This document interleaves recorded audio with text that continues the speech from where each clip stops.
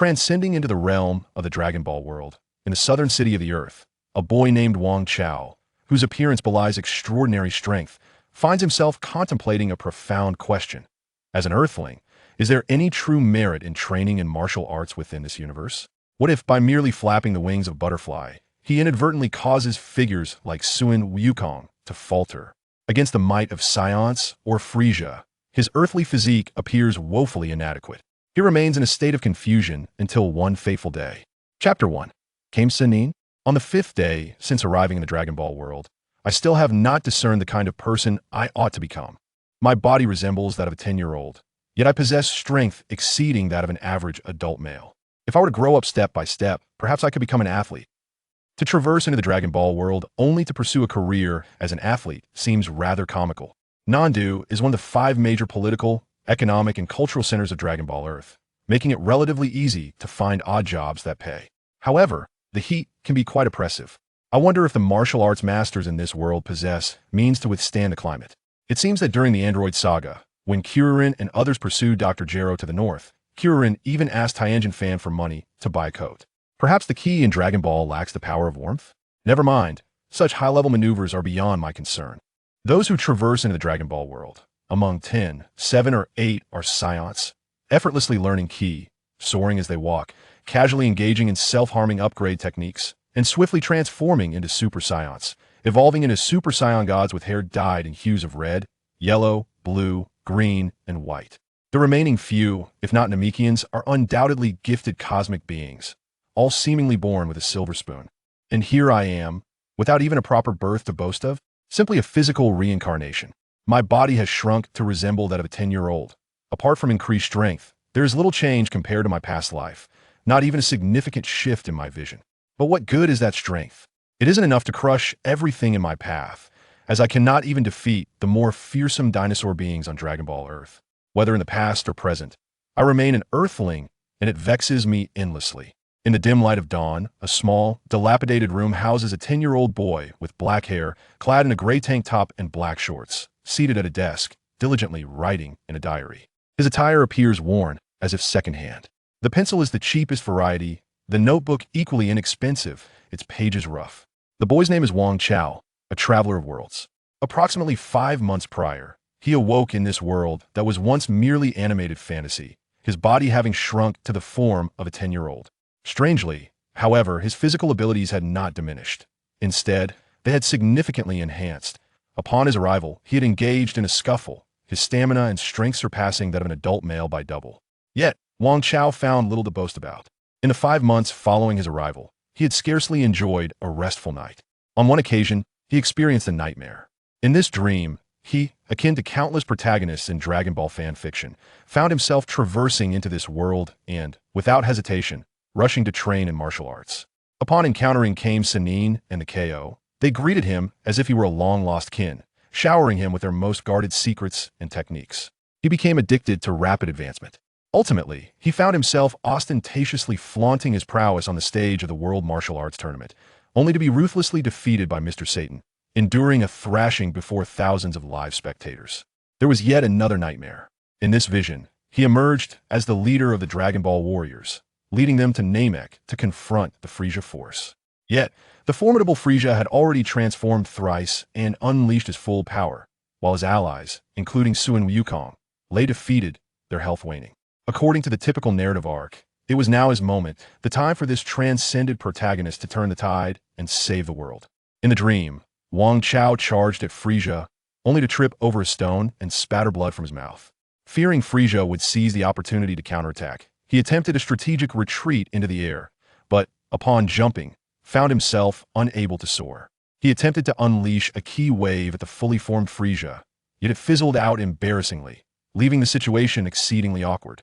This fright sent him into a realization that he was undoubtedly dreaming, and he turned to the complete form of Frieza to utter a begrudging, "Well done," before awakening abruptly. In the dead of night, he awoke in a cold sweat. This nightmare was utterly humiliating and terrifying. It struck at the core of his vulnerabilities, feeding into his myriad anxieties and insecurities. Who among them had not watched Dragon Ball? Thus, he was well aware that in this universe, the truly formidable beings were far from ordinary. Apart from the overpowered Saiyans, Other Dragon Ball warriors either serve as mere background figures or devolve into comedic reliefs. As a former reader of the manga, Wang Chao had once found humor in the plight of Kiririn, Tianjin Fan, and Bike, mocking their gradual descent into mediocrity. Yet now, as part of this world, he realized he might not even match their prowess, leaving no room for laughter.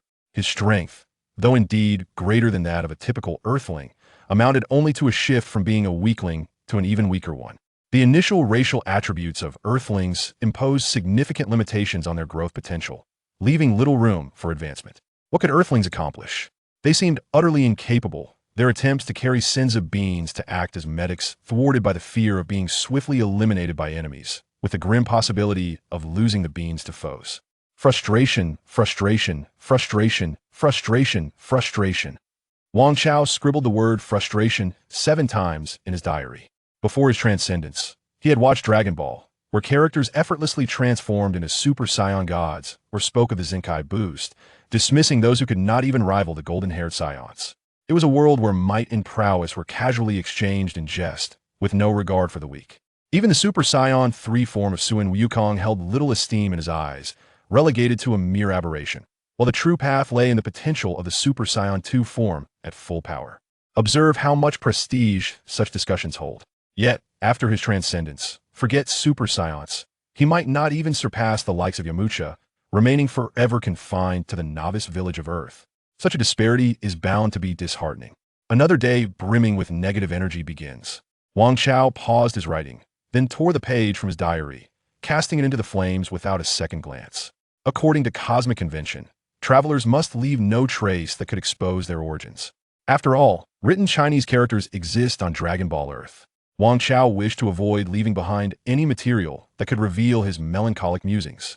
If someone were to discover his notes, it would spell trouble. Thus, he burned such writings as soon as they were penned. The flames consumed the paper, reflecting in Wang Chao's eyes. "Burn, burn, let all burn," he muttered. He longed for the weaknesses and fears nestled in his heart to be incinerated alongside the pages. As the flames licked the paper, reaching the characters for Saiyan, Wang Chao couldn't help but cast a deathly glare, filled with envy for this extraordinary race. As the flames danced over the single character, for Chi, Wang Chao found himself pondering that perhaps, deep down, he still yearned for something. Indeed, who among them had not whimsically attempted to execute a Kamehameha in their youth? He tossed the burning paper into a bowl of water, which hissed and emitted a cloud of white smoke, transforming into a half-bowl of ash-laden water. "Ed," Wang Chao mumbled, pushing open the window and discarding the bowl's contents. The dawn light outside brightened, and the air felt refreshing. He set the bowl down and noticed a poster pressed beneath his desk. It was a relic from over 5 months ago, a fortuitous find amidst the refuse while he scavenged for a living. The poster heralded the 17th World Martial Arts Tournament, showcasing a familiar scene from the animated series. It depicted an entrance to the martial arts temple on Muwa Island, adorned with the calligraphy of World Martial Arts Tournament. The poster was worn, a product of years past, riddled with creases and stains. Yet, for reasons unknown, Wang Chao could not bring himself to discard this poster. Whenever he felt disheartened, contemplating a life of mediocrity on Dragon Ball Earth, this poster would invariably catch his eye, as if mocking him. "Wang Chao, you truly are a mere fish out of water." What fish out of water? Can the affairs of Earthlings be deemed fishy? At best, when Earthlings collectively perish and are resurrected, I'll silently cheer a few times, and that would suffice. At least it wouldn't be a wasted trip into the realm of Dragon Ball. Wang Chao's hand rested on the poster, fingers tracing the faded image of the tournament's grand entrance. He pouted, returned the poster to its place beneath the notebook, and donned a weathered red jacket before stepping out. In his youthful guise, standing at approximately 1.23 meters, he possessed remarkable agility, and as he approached the door, he effortlessly leaped, grasping the lower edge of the window frame with both hands. Wang Chao speculated that perhaps due to some unknown reason during the process of his transmigration, his body had been compressed, reverting to a 10-year-old form while simultaneously enhancing his physical abilities. Yet it could also be that, akin to certain web novels he had perused, the differing world systems meant that an ordinary Earthling's physical prowess in another world might equate to that of a superhero. After all, it is not entirely implausible that a transmigrated Earthling could be stronger than the Earth inhabitants depicted in Dragon Ball. Huff, huff, huff. Wang Chao effortlessly performed pull-ups, quenching his thirst with a few sips of water after completing more than 10. Although he held various grievances towards his Earthling lineage, in reality, Given his current physical strength, if he were to return to his past life on Earth, he could easily dominate several streets, neighborhoods, and public squares. However, the situation would be entirely different on the Dragon Ball Earth. With his Battle Zero strength, he could easily be dispatched with a single hand by countless pure Earthlings. Take, for instance, the first martial arts tournament depicted in the comics. The character Nam, resembling an Indian stereotype, had a lethal move called the Sky Cross Slash, which could launch him skyward. Perhaps several dozen meters? Wang Chao had desperately attempted to jump in place, and managing to leap 5 or 6 meters would have been an incredible feat. In other words, even pedestrian experts like Nam could easily outmatch the current Wang Chao. This implies that while his initial attributes might appear formidable, in truth, they were rather mediocre. More than sufficient to surpass the lower tier, but woefully inadequate against the upper echelon. On Earth in the Dragon Ball universe, there were undoubtedly many who could easily overpower him. Even Bulma, Gohan's girlfriend in the comics, could likely pin Wang Chao to the ground with a single hand. Not to mention, the comics' portrayal of Mr. Satan, who, despite being depicted as a mere slacker, possessed a battle power comparable to that of Master Roshi, even exceeding the martial arts god in certain aspects. Just how many ordinary experts like Mr. Satan, who had never appeared in the comics, existed? Heaven knows. Thus, Wang Chao never truly regarded his current strength as anything significant. Whether one deemed his concerns as overly pessimistic or simply fretful, the reality remained. Although Wang Chao had transmigrated to the Dragon Ball world, he had been meandering in Nandu for over 5 months, still lingering there. At times, he could not help but indulge in daydreams. On the other side of the Earth, Inshidu had the second daughter of the Capsule Corporation, Bulma, already been born. She was 4 years older than the story's protagonist, son Goku, who landed in the year 737 of the Age of Earth. Thus, this year, 735, meant Bulma was already 2 years old. Yet, the thought of those chaotic nightmares made him hesitate. He could not guarantee that he was some overpowered protagonist from a Dragon Ball fanfiction. If he recklessly interfered with the plot and caused chaos that led to the destruction of Earth, or even the universe, wouldn't that be a grave sin? Consequently, his heart felt somewhat unsettled. While he yearned to witness the real-life version of Bulma, the distance between Nandu and Shidu was substantial, separated by a bay and half a continent. He could hardly afford the transportation costs. Nandu was situated on an island south of the equator on Earth's map, making the distance to Shidu exceedingly far. Moreover, Bulma did not know him, Wang Chao. What would he even discuss if he ran to her house? Would he talk about her future husband's tragic fate? The very thought felt awkward. If my transmigration experience is the creation of some fool writing a Dragon Ball fanfiction, then I am undoubtedly the most unambitious protagonist in such tales. Wang Chao felt a surge of frustration, prompting him to exert even more effort in his pull-ups. Refreshing. He completed no fewer than 60 or 70 in one go before landing and releasing a deep breath. People tend to become negative and pessimistic when confined to their rooms for too long. Stepping outside and seeing the open sky significantly improved Wang Chao's mood. Striding along like Xing Yi from Shaolin Soccer, he mimicked martial arts moves as he walked, convincing himself he was a martial arts expert. His residence was a dilapidated little house on the outskirts of Nandu, several dozen kilometers from the city center. The area was sparsely populated, and any further out would lead to the countryside. Glancing at the second-hand digital watch on his wrist, it was precisely 5 in the morning. Like an old man, going to bed early and rising early, Wang Chao self-deprecatingly mused. The Dragon Ball Earth lacked internet, and he was currently unable to afford television. Furthermore, due to cultural differences, he found it difficult to appreciate most forms of entertainment in this world, such as movies, television series, or novels. There was a palpable sense of alienation, as if experiencing something that seemed impressive but failed to resonate with him. After a brief stretch, Wang Chao commenced his morning run. He maintained a steady pace along the dirt road in the suburbs, heading toward the heart of Nandu. His running form was quite amateurish, as he had never trained in his past life. Nevertheless, after several months of perseverance, his speed had significantly improved, and he had gained a rough understanding of stamina distribution. Combined with the enhancement of his physical abilities post-transmigration, running several dozen kilometers in the morning was no longer particularly exhausting.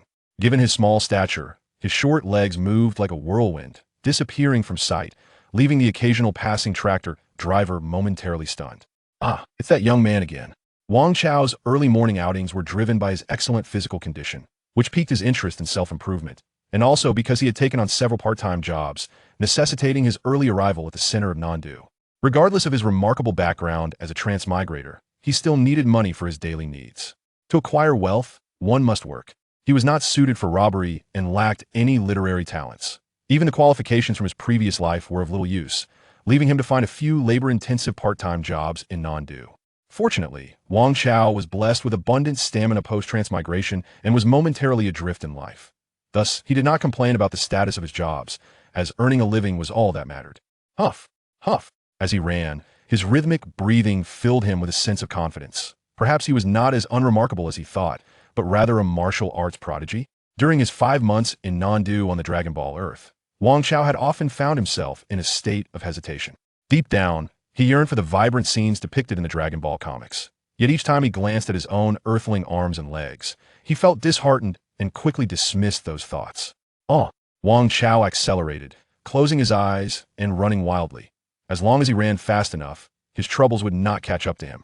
An hour and a half later, the spherical, dumpling-like architecture characteristic of Dragon Ball became increasingly dense along the roadside, and the streets grew more level and spacious, with more intersections and overpasses emerging. Vehicles, crowds, and the cacophony of urban life filled the air. Wang Chao had run from the suburbs to this point, breaking a light sweat and feeling a bit fatigued. Exhaling deeply, he gradually slowed his pace, his red jacket tied around his waist, wearing a gray tank top and black shorts, while sporting a pair of worn-out sneakers reminiscent of Xing Yi as he walked along the bustling streets of Nandu.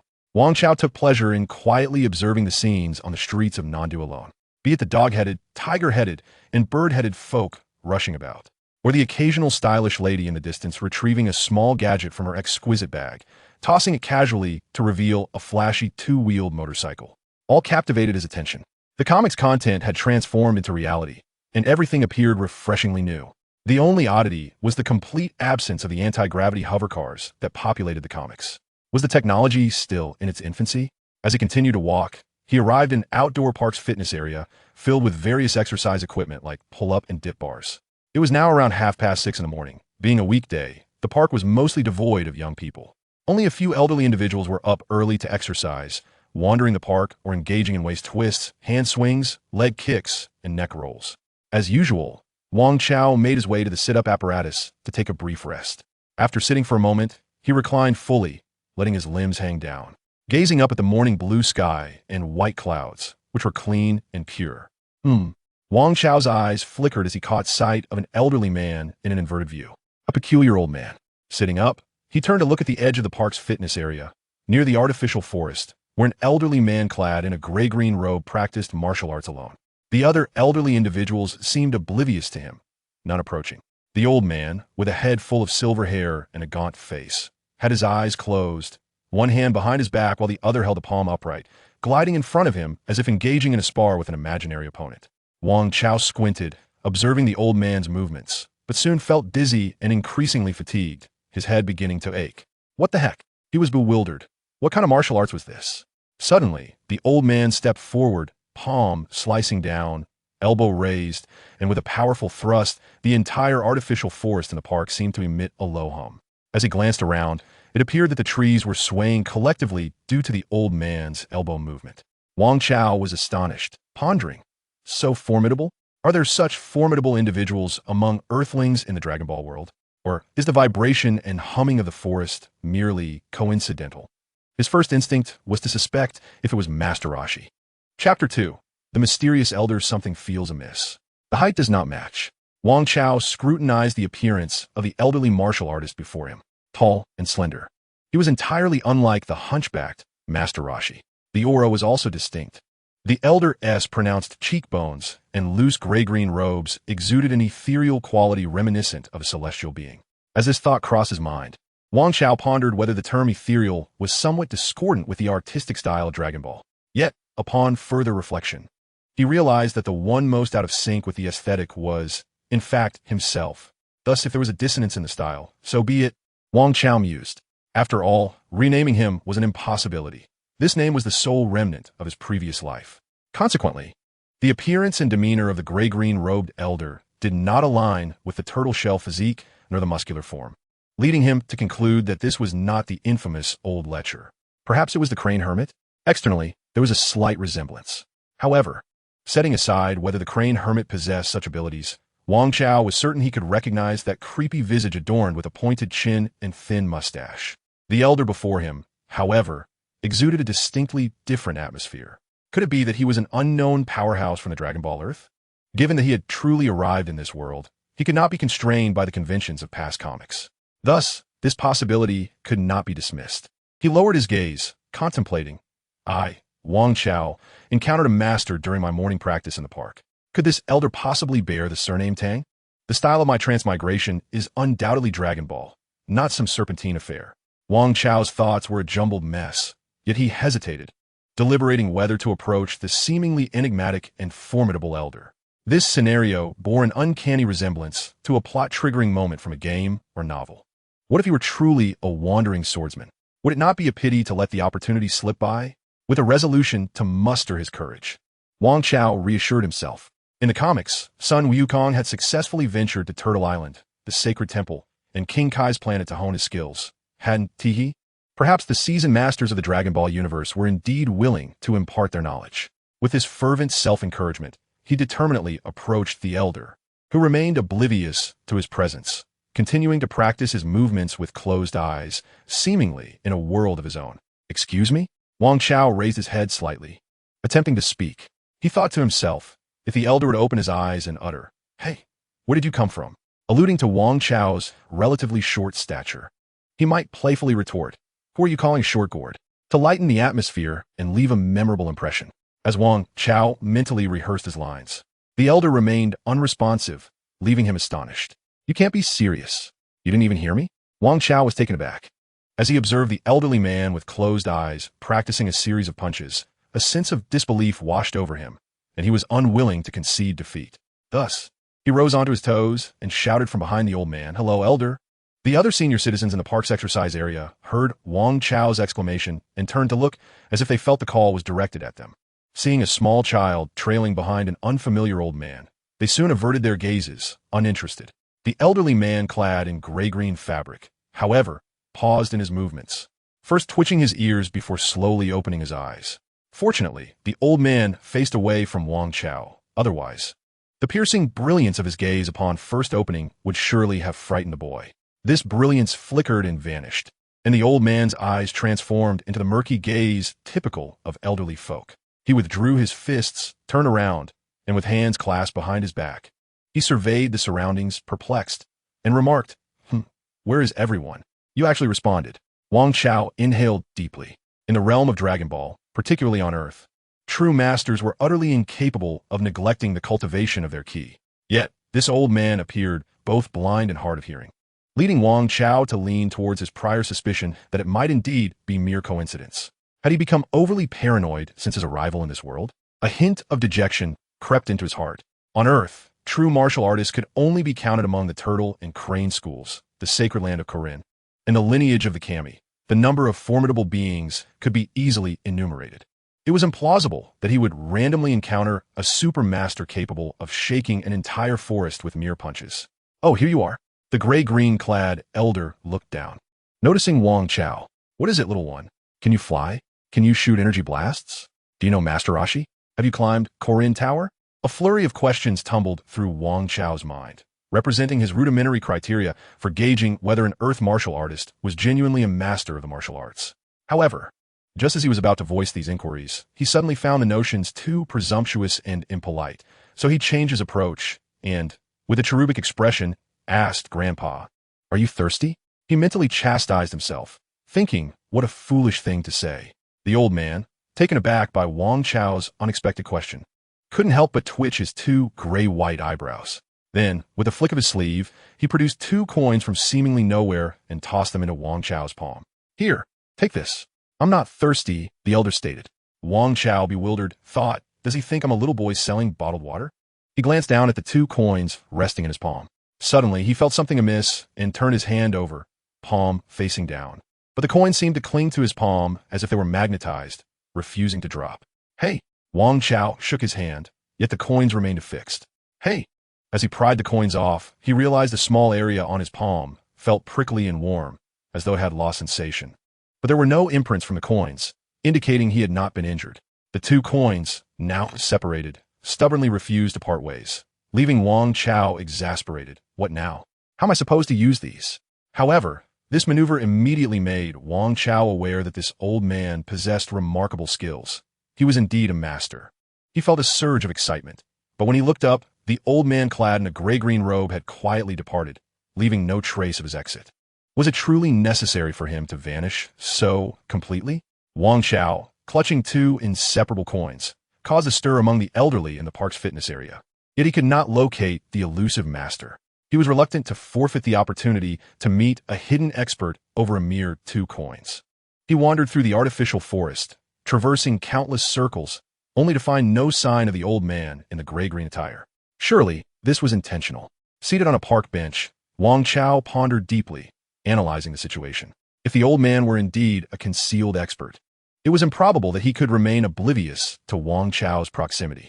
Thus, he must have deliberately ignored him. Wang Chao concluded that even had he approached with a different introduction, the old man likely would not have engaged with him. Reflecting on it, the old man frequented the park for exercise, maintaining a distance from others, clearly preferring solitude and avoiding interaction with a passerby who appeared to be a mere child. Such behavior was entirely reasonable. Yet, why would he reveal genuine skill after mistaking Wang Chao for a boy selling bottled water? Suddenly, a realization struck Wang Chao as he pondered the underlying nuances of the situation. He recalled that the early narrative of Dragon Ball was inspired by Journey to the West, with Sun Wukong at its center.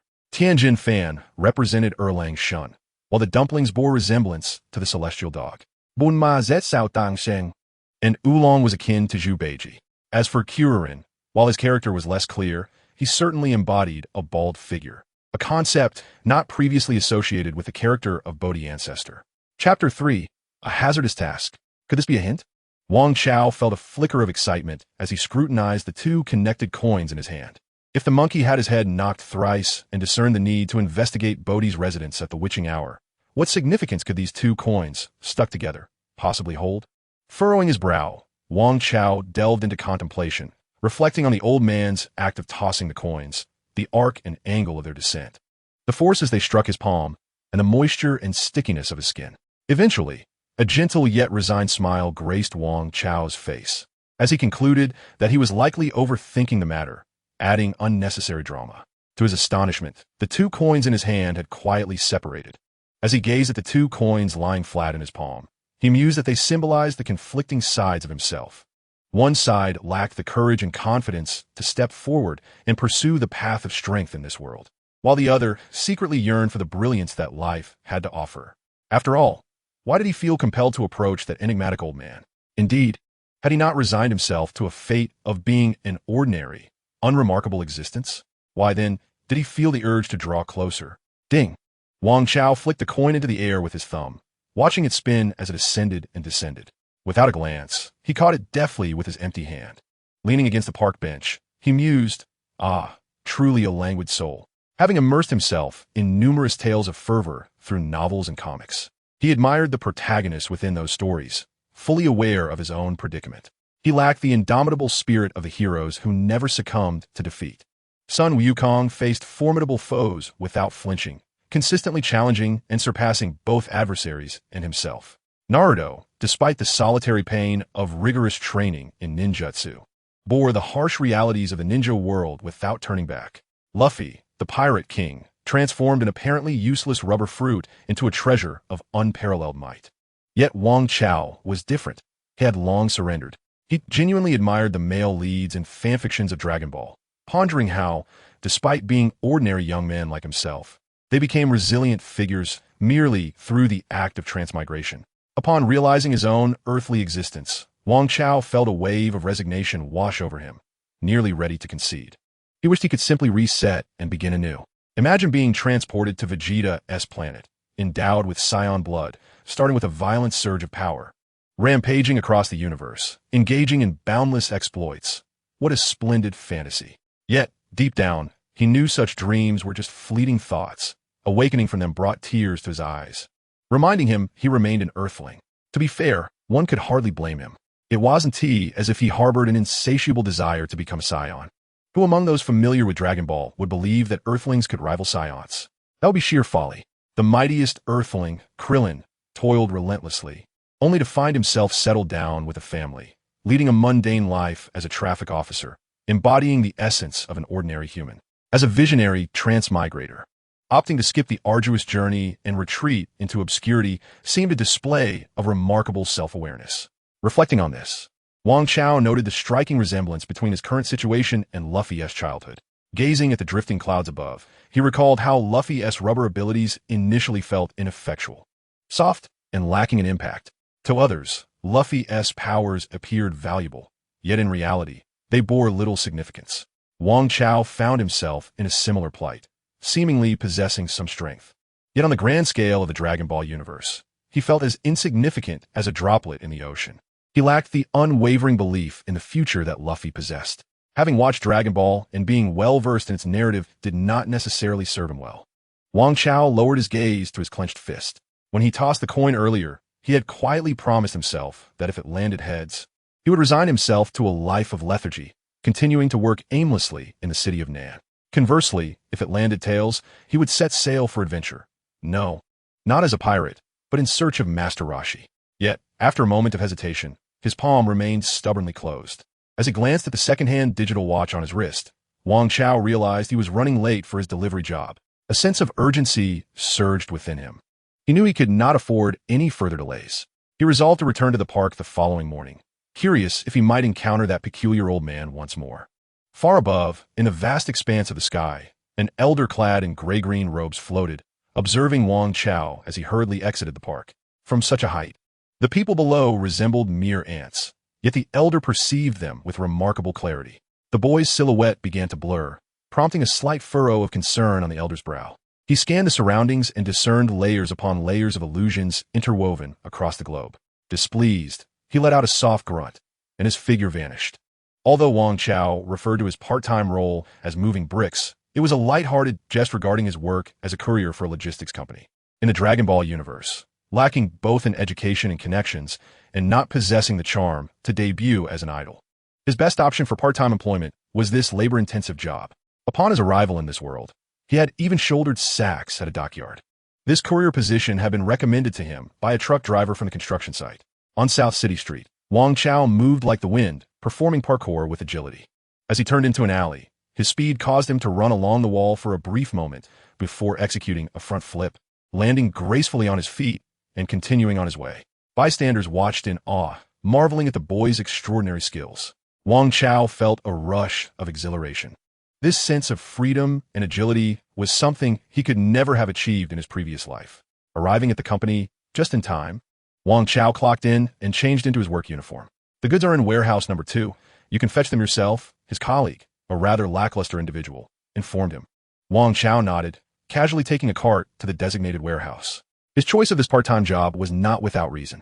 Although physically demanding, it was manageable for him, and the working hours were relatively short. His morning shift ran from 8 a.m. to 2 p.m. Furthermore, the pay was commendable, offering 400 currency units for 4 hours of work.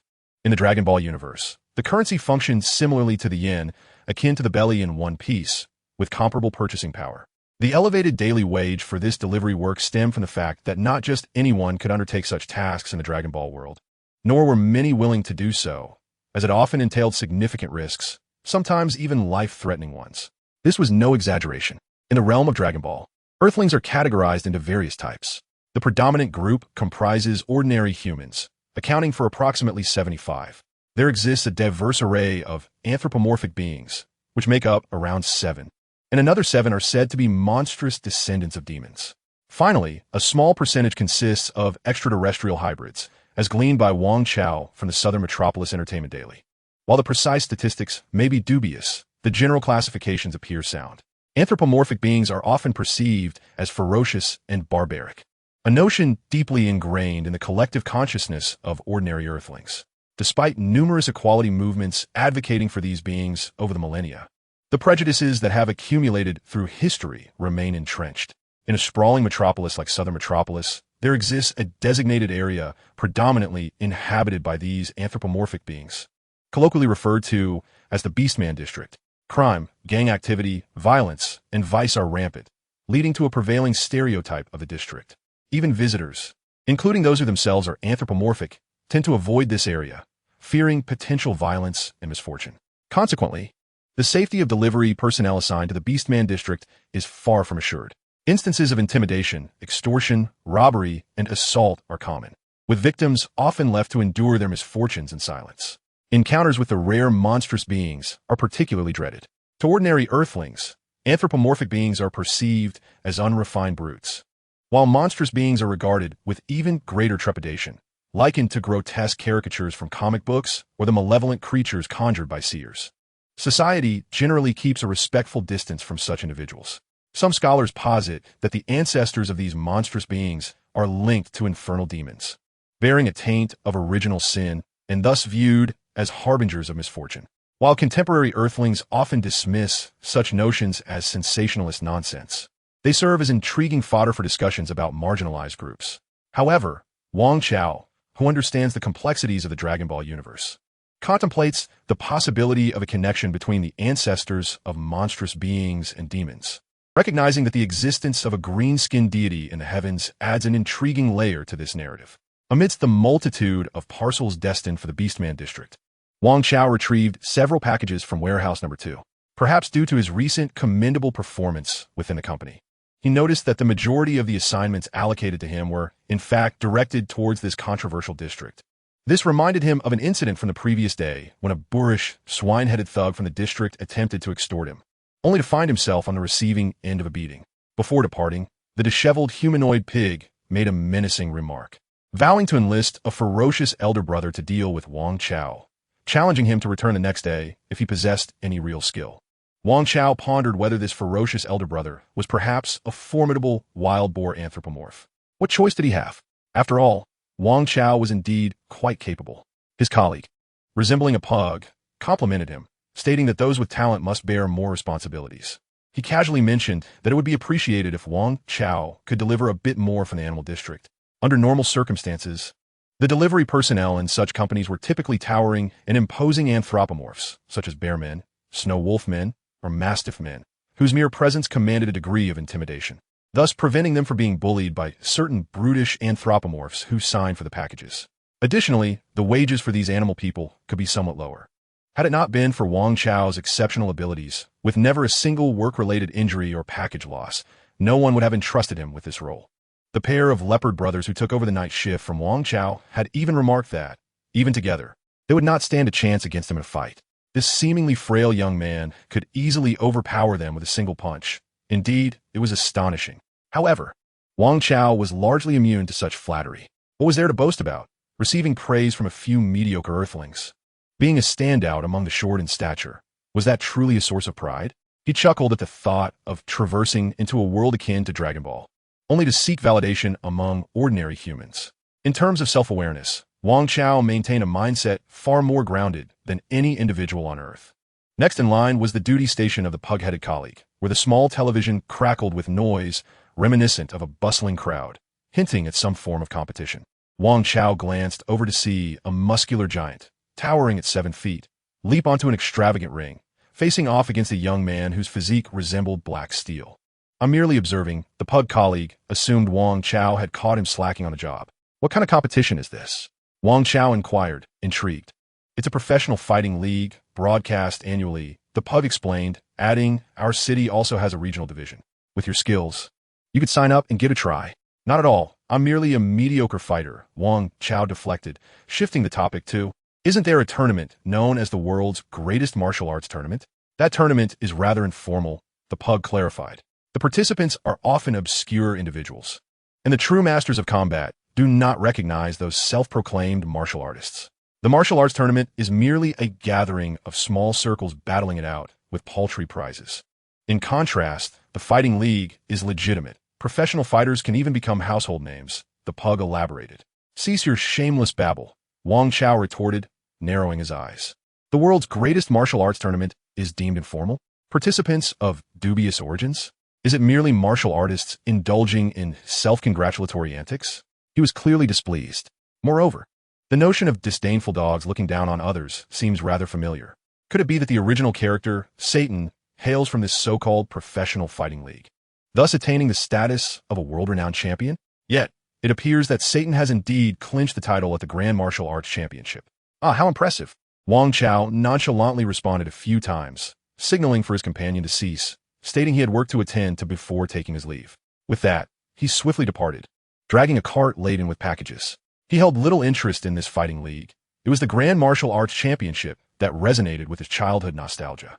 Upon arriving at the roll-up door at the back of the company, Wang Chao retrieved a company-issued transformation capsule from within his work uniform.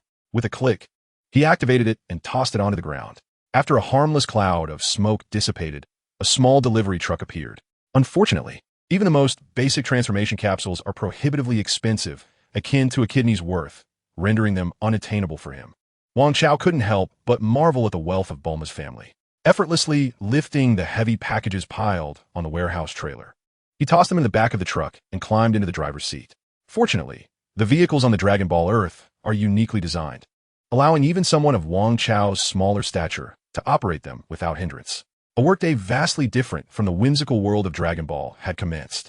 As Wang Chao drove, resting his elbow on the window, he hummed a melody from his past life that lingered in his memory. The heat of South City wafted in, and the streets were bustling with noise. Suddenly, he recalled the peculiar old man he had encountered that morning. The 2 coins still rested in his pocket. Heads, he would continue to idly pass the days.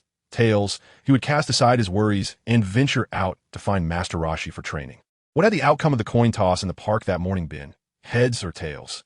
Wang Chao pondered idly. Before long, he reached the streets of the Animal People District. The faces of ordinary humans grew increasingly scarce, while those of anthropomorphic beings, such as giraffe and crocodile folk, proliferated, making the area resemble a zoo. 2 imposing minotaurs stood at the street corner, their height matching that of Wang Chao's small truck, and they cast unfriendly glances as the vehicle slowly passed by. Wang Chao remained oblivious, maintaining a leisurely pace. Gata 3, Gata 77. Wang Chao scrutinized the list of packages to be delivered, methodically approaching each door. With a thud, he parked the truck and leaped out, effortlessly vaulting onto the mountain of packages stacked in the back. He extracted a parcel larger than his own body, hoisting it onto his shoulder with a grunt. It was quite heavy, and he felt the strain as he jumped down from the truck, landing with a muted thump. After slightly bending his knees, he ambled over to the doorstep of the intended recipient, unceremoniously dropping the enormous package onto the ground with another resonant thud. Not far off, around the street corner, the 2 hulking minotaurs who had been following the truck witnessed this spectacle and simultaneously dropped their jaws in disbelief. How could such a diminutive figure possess such strength? Their eyes nearly bulged out of their sockets.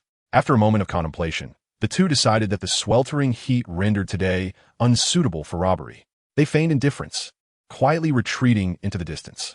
Wang Chao made several deliveries, circling around a few streets in the animal district, yet he did not encounter the boisterous pig-headed creature from yesterday. Did he not promise to return today? He muttered to himself while driving. Meanwhile, in a nearby alley, a 5-meter-tall, shaggy creature resembling a gorilla pressed itself against the wall, as if fearful of being discovered. It cautiously sniffed, harboring resentment. Who would have thought that little brat possessed such brute strength? No wonder he inflicted so much pain on me yesterday. The 2 bull-headed bullies at the street corner dared not provoke him. It seems my master Luo Cha's transformation magic did not intimidate that kid after all. Fortunately, I did not venture out just now. With a sudden thud, the towering gorilla transformed into a diminutive pig-headed creature, complete with pig snout and ears, its face reflecting sheer dread, appearing almost adorably foolish at first glance. Chapter 5. Wang Chao takes a chance. However, given this kid's impressive prowess, perhaps he could in the alley. The pig-headed Luo Cha stroked his chin, an idea forming in his mind, which then morphed into a sinister grin, transforming into a series of lascivious chuckles that revealed his pig-like features. From seemingly nowhere, he produced a portable camera, his upper body extending into the alley as he stealthily snapped photos of Wang Chao, who was in the midst of making a delivery. At that moment, Wang Chao was handing a package to an exceedingly large, slothful elephant man, towering at least 6 to 7 meters, resembling a small mountain. As Wang Chao rang the bell for him to collect the package, the elephant man was already inebriated. Wang Chao exerted considerable effort to catch the drunken giant's attention. As the elephant man leaned down, his staggering movement caused him to trip, his massive form lurching toward Wang Chao. Damn it, Wang Chao thought, eyes wide open. The feeling of being enveloped by such a colossal shadow was visually overwhelming. For a fleeting moment, panic set in, but then he realized that he was in fact quite formidable now. His thoughts raced, demonstrating his quick thinking and calmness in the face of danger. With both palms raised, he braced himself as the Elephant Man came crashing down, completely engulfing him. This is the end. Even if you are strong, there's no way you could crush me to death like this. The pig-headed Luo Cha screamed internally from his hiding place in the bushes. Yet, in the next moment, the drunken elephant was suddenly lifted. Beneath his bulging belly, which threatened to burst from his clothing, Wang Chao, his face flushed, gritted his teeth while firmly assuming a deep stance, gradually lifting the Elephant Man, who weighed as much as a small mountain. Hey, Wang Chao squinted, his arms taut with bulging muscles, trembling slightly as incomprehensible syllables reverberated within his chest. His knees straightened, and his back began to straighten. Even if I am merely a somewhat aimless time traveler, I cannot allow myself to be crushed to death by this slothful giant. A surge of inexplicable fury welled up within Wang Chao, feeling as though he might transform into a Super Saiyan. He bellowed, "Do not underestimate others." With a vigorous throw, he cast aside the intoxicated, rotund Elephant Man, who tumbled to the side and, astonishingly, fell asleep with a loud snore. Behind the bushes, the camera held by the pig-headed man, Luo Cha, slipped from his grasp. Not far away, on a rooftop, two bovine bullies, sipping on ice soda, inadvertently witnessed Wang Chao's act of tossing the elephant. One of them murmured, "Brother, isn't that the drunken fatso?" The other nodded in agreement. "Indeed, brother. We could hardly budge that rotund fellow, yet this human lad managed to do so effortlessly." They exchanged glances and continued to sip their drinks, both thinking, what a delightful feeling is not to engage in robbery. If it were someone else, they would have been crushed underfoot. Meanwhile, Wang Chao glared furiously at the slumbering Elephant Man at the entrance. The more he thought about it, the angrier he became. He marched over and kicked the hefty figure, who, with his tough skin and resilient flesh, merely rolled over and resumed his slumber. In contrast, Wang Chao felt a jolt of numbness in his toes from the impact. What a remarkable specimen! At the corner of Animal Street, a muscular man resembling a fitness instructor, with sunglasses reflecting the scene of Wang Chao tossing the elephant and subsequently kicking it, exclaimed in astonishment, "Such strength at such a young age. Truly a natural talent. With a few years of training under my guidance, he could potentially enter a professional league." "What do you think, Mark?" Beside the muscular man stood a small boy with naturally curly black hair, intently savoring an ice cream. "How should I know?" The boy named Mark replied in a youthful voice, somewhat disgruntled, "I'm only 2 years old. But you are a genius, Mark. You are destined to become a champion fighter," the muscular man, known as Mata, said with a smile, though his expression turned serious as he added, "And how many times must I remind you not to call me Mata?" "Okay, Daddy," little Mark continued to lick his ice cream, relishing the treat that he was allowed only once a month. "It's so delicious." "And do not call me Daddy," Mata replied earnestly. "Before we are father and son, we are first and foremost teacher and student, Mark." Oh, little Mark did not fully comprehend, but responded, "I understand, master." Sighing, Mata knelt down to pat the boy's head, a gentle smile gracing his face as he said, "This is the first time I've taken you away from home, and it will also be my last participation in a fighting tournament. Mark, regardless of the outcome of this competition, I will have no regrets. From now on, you will be my sole hope. I will devote myself entirely to training you until you become a world champion." "A world champion?" little Mark exclaimed, his mouth full of ice cream. "Huh." Mata chuckled heartily. "Mark, did you know that our dojo's supporters bestow the title of Mr. Satan upon formidable fighters? This title will be your first step toward becoming a world champion." "Oh, Mr. Satan, the first step," little Mark replied absent-mindedly while licking his ice cream, thinking to himself that nothing could compare to the delight of ice cream. He mused that once he claimed the world champion title, as his master promised, he would indulge in ice cream daily, abandoning the exhausting practice of fighting. Mata was pleased with his son's response, pondering to himself, perhaps I am not destined to be a champion, but rather a cultivator of champions. To have a son with such remarkable fighting talent. We could travel and compete, and who knows, I might even encounter a promising young talent along the way. Indeed, I am a genius. With that thought, he eagerly followed little Mark, who was chasing after Wang Chao, still delivering goods. Fighting league? Wang Chao, about to get into his car, looked bemused at the two who approached him. One sported a large black afro, while the other had a small head of natural curls, an amusing sight indeed. "With an eye for talent," Mata remarked, "I've been observing you. Within your petite frame lies an astonishing explosive power, young one. You may very well become a champion one day." Little Mark paused, glancing up at his father in confusion. Wasn't it he who was destined to be the future champion? A fighting champion? "I'm not interested." Wang Chao ultimately shook his head. Mata enticed him further. "Are you truly uninterested?" Becoming a champion means you could become a household name. However, he noticed the boy at the car door regarding him with a look reminiscent of someone eyeing a dried fish. Is this kid foolish? A muscle-bound simpleton? Mata thought, recalling his own son, and continued to tempt. Once you become a champion, you'll have more money than you can count. You could buy anything you desire. Go to amusement parks or eat ice cream whenever you wish. He spoke slower as he doubted the boy's intelligence, feeling as if he were being regarded as a fool. You've got the wrong person. I have no interest in fighting, Wang Chao murmured. Winning the championship of the world's greatest martial arts tournament is more my style. With that, he entered the car and drove off with a swift maneuver. Hey, don't be in such a hurry. Mata was taken aback by the boy's decisiveness. Stomping his foot in frustration, that foolish kid. Master, what is the world's greatest martial arts tournament? Little Mark, reluctantly finishing his ice cream, which he could only savor once a month, wiped his mouth and inquired of his father and teacher. He had also noticed Wang Chao's remarkable strength and secretly found the boy impressive. Curious about the tournament, he wondered if its champion was even more formidable than a fighting champion. What a ridiculous tournament.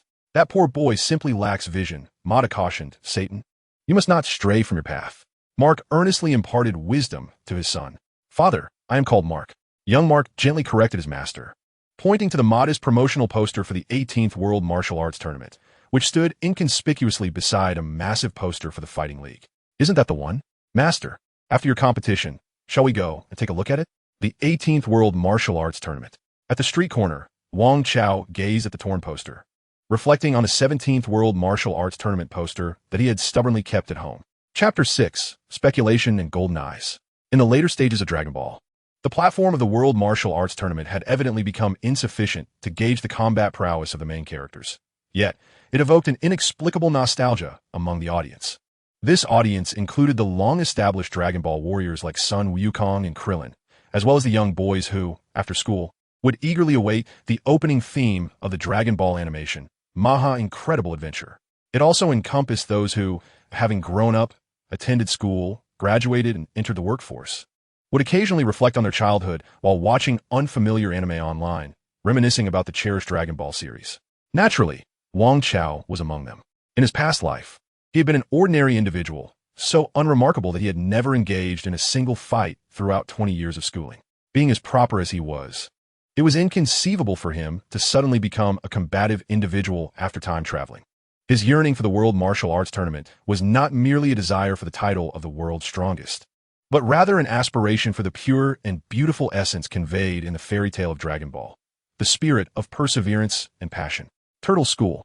Wang Chao folded the poster and tucked it into his pocket, a smile gracing his lips as he raised his palms, pressing the bases together with the palms outward, gesturing towards the windshield of the car while murmuring the names of techniques. Suddenly, he halted. A pig-headed figure emerged, brandishing a camera, blocking the front of Wang Chao's vehicle. Wasn't this the pig who had boasted ominously the previous day? So, he had come looking for trouble. Wang Chao noticed the pig seemed to be saying something, initially dismissing it as meaningless banter. After some consideration, he decided to step out of the car. Hey, pighead Luocha, the pig exclaimed as Wang Chao exited the vehicle. You want to fight, right? Just wait a moment. I'll put my car away first. Wang Chao raised his hand to halt the pig's approach, hurried to the back of the car, and unloaded the remaining heavy packages. He then pressed a button on the side of the small delivery truck, a company vehicle that would incur costs if damaged. With a sudden sound, the small truck transformed back into its original capsule amidst a cloud of smoke. Wang Chao extended his hand, skillfully catching the capsule that fell from the quickly dissipating smoke, a feat he had accomplished only after much practice, having struggled previously to catch it, often letting it drop to the ground before retrieving it, which lacked any coolness. The transformation capsules came in various specifications and models, and Wang Chao's small truck capsule belonged to a category with a rigidly defined weight limit. Specifically, when recycling into capsules, the excess weight in the small vehicle must not exceed the original factory weight by a significant margin. Otherwise, the recycling will fail, and it cannot revert to a capsule. This realization dissuaded Wang Chao from the frivolous idea of casually purchasing a transformation capsule to serve as a storage bag. Perhaps the Villa model capsules used by Bulma could accommodate more weight, allowing for the inclusion of items like refrigerators, sofas, or electric scooters. However, the price of such capsules would undoubtedly be astronomical. All right, where is the formidable older brother you mentioned? Wang Chao organized his package, secured the capsule, and glanced at the electronic watch on his wrist, reminding himself that he still had to go to work. Brother, I was just joking yesterday. Ha, Luo Cha said, clinging to Wang Chao's arm with a playful grin. The fiercest drunken elephant on this street has been toyed with by you. So how could I possibly know anyone more formidable than you? You saw that too? Wang Chao asked in surprise, recalling how he had just delivered goods when this pig had been secretly observing. I accidentally caught a glimpse, Luo Cha replied obsequiously. After your enlightening critique yesterday, I have recognized my mistakes and will never dare to rob or extort again. Critique? Wang Chao pondered, bemused. I was merely venting my frustration on you yesterday. Is that what you call critique? To bear witness to your transformation and my redemption. Shall we take a picture together? Luo Cha looked at Wang Chao with eager eyes, gripping his arm tightly while retrieving a camera with the other hand. Wang Chao felt somewhat bewildered but acquiesced to the idea of taking a photo. All right, go ahead and be quick about it. With a gleeful bounce, Luo Cha stood next to Wang Chao, capturing a close-up selfie. Click, click, click. Luo Cha frantically pressed the shutter, changing poses. Due to the shortness of his limbs, they had to huddle close, which made Wang Chao feel quite uncomfortable, suggesting an overly intimate camaraderie. Thank you, brother.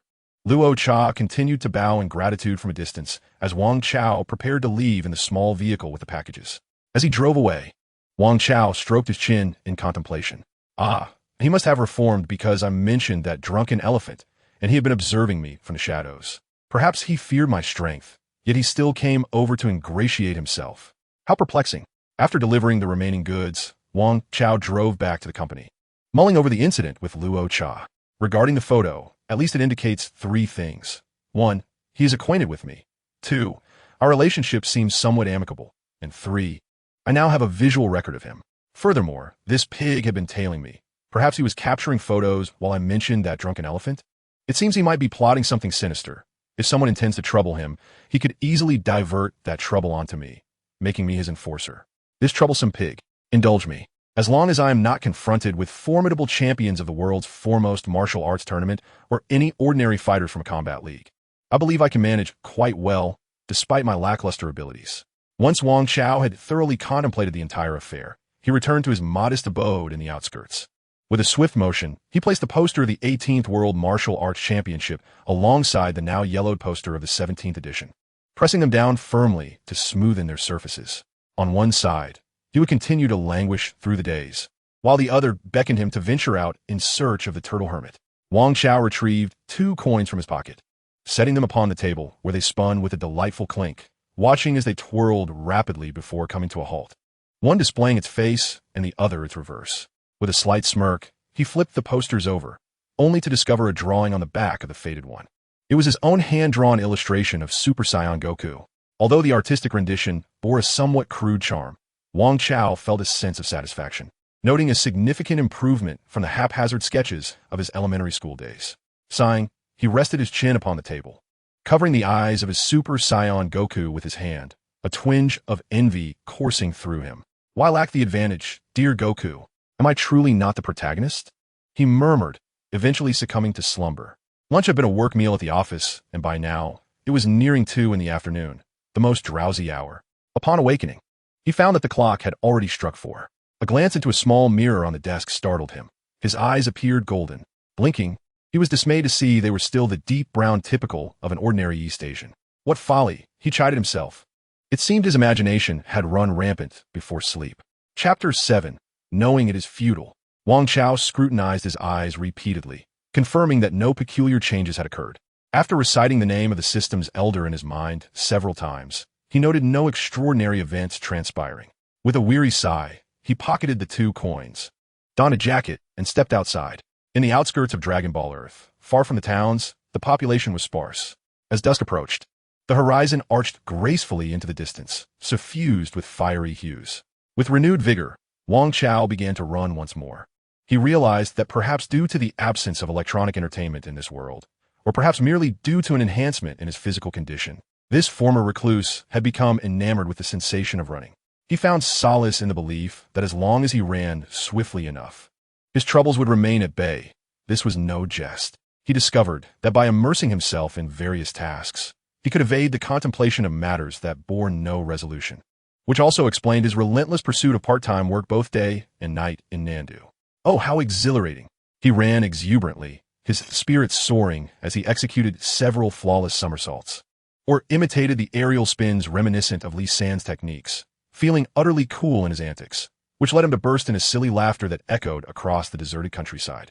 An hour later, Wang Chao dashed into the city of Nandu, breathlessly chuckling as he slowed his pace, lifting his sweat-soaked tank top to cool off. Glancing at his wristwatch, he laughed. "I've come in nearly 20 minutes faster." Now approaching 6 in the evening, the sky dimmed, and Nandu's nightlife began to awaken. As he strolled along the bustling streets, the neon lights of towering buildings flickered vibrantly, while the cacophony of various vehicles' headlights and horns melded into a blur of sensory overload, momentarily causing Wang Chao to feel as if he had returned to an ordinary Earth, were it not for the sight of a peculiar individual with a rat-like head swaying past him. With a grin, he noted he wouldn't start work until 7, allowing him to meander leisurely. He delighted in observing the world around him.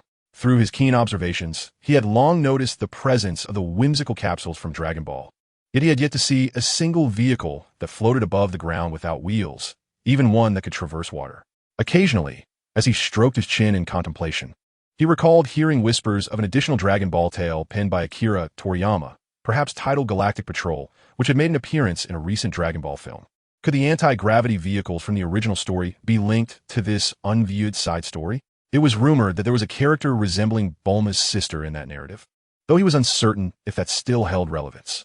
As Wang Chao ambled along, lost in thought, he aimlessly scanned his surroundings. He observed that the subtle discrimination among the people of Dragon Ball's Earth was indeed pervasive. Strolling through the streets, it was easy to discern that among those holding respectable jobs, 8 out of 10 were ordinary humans.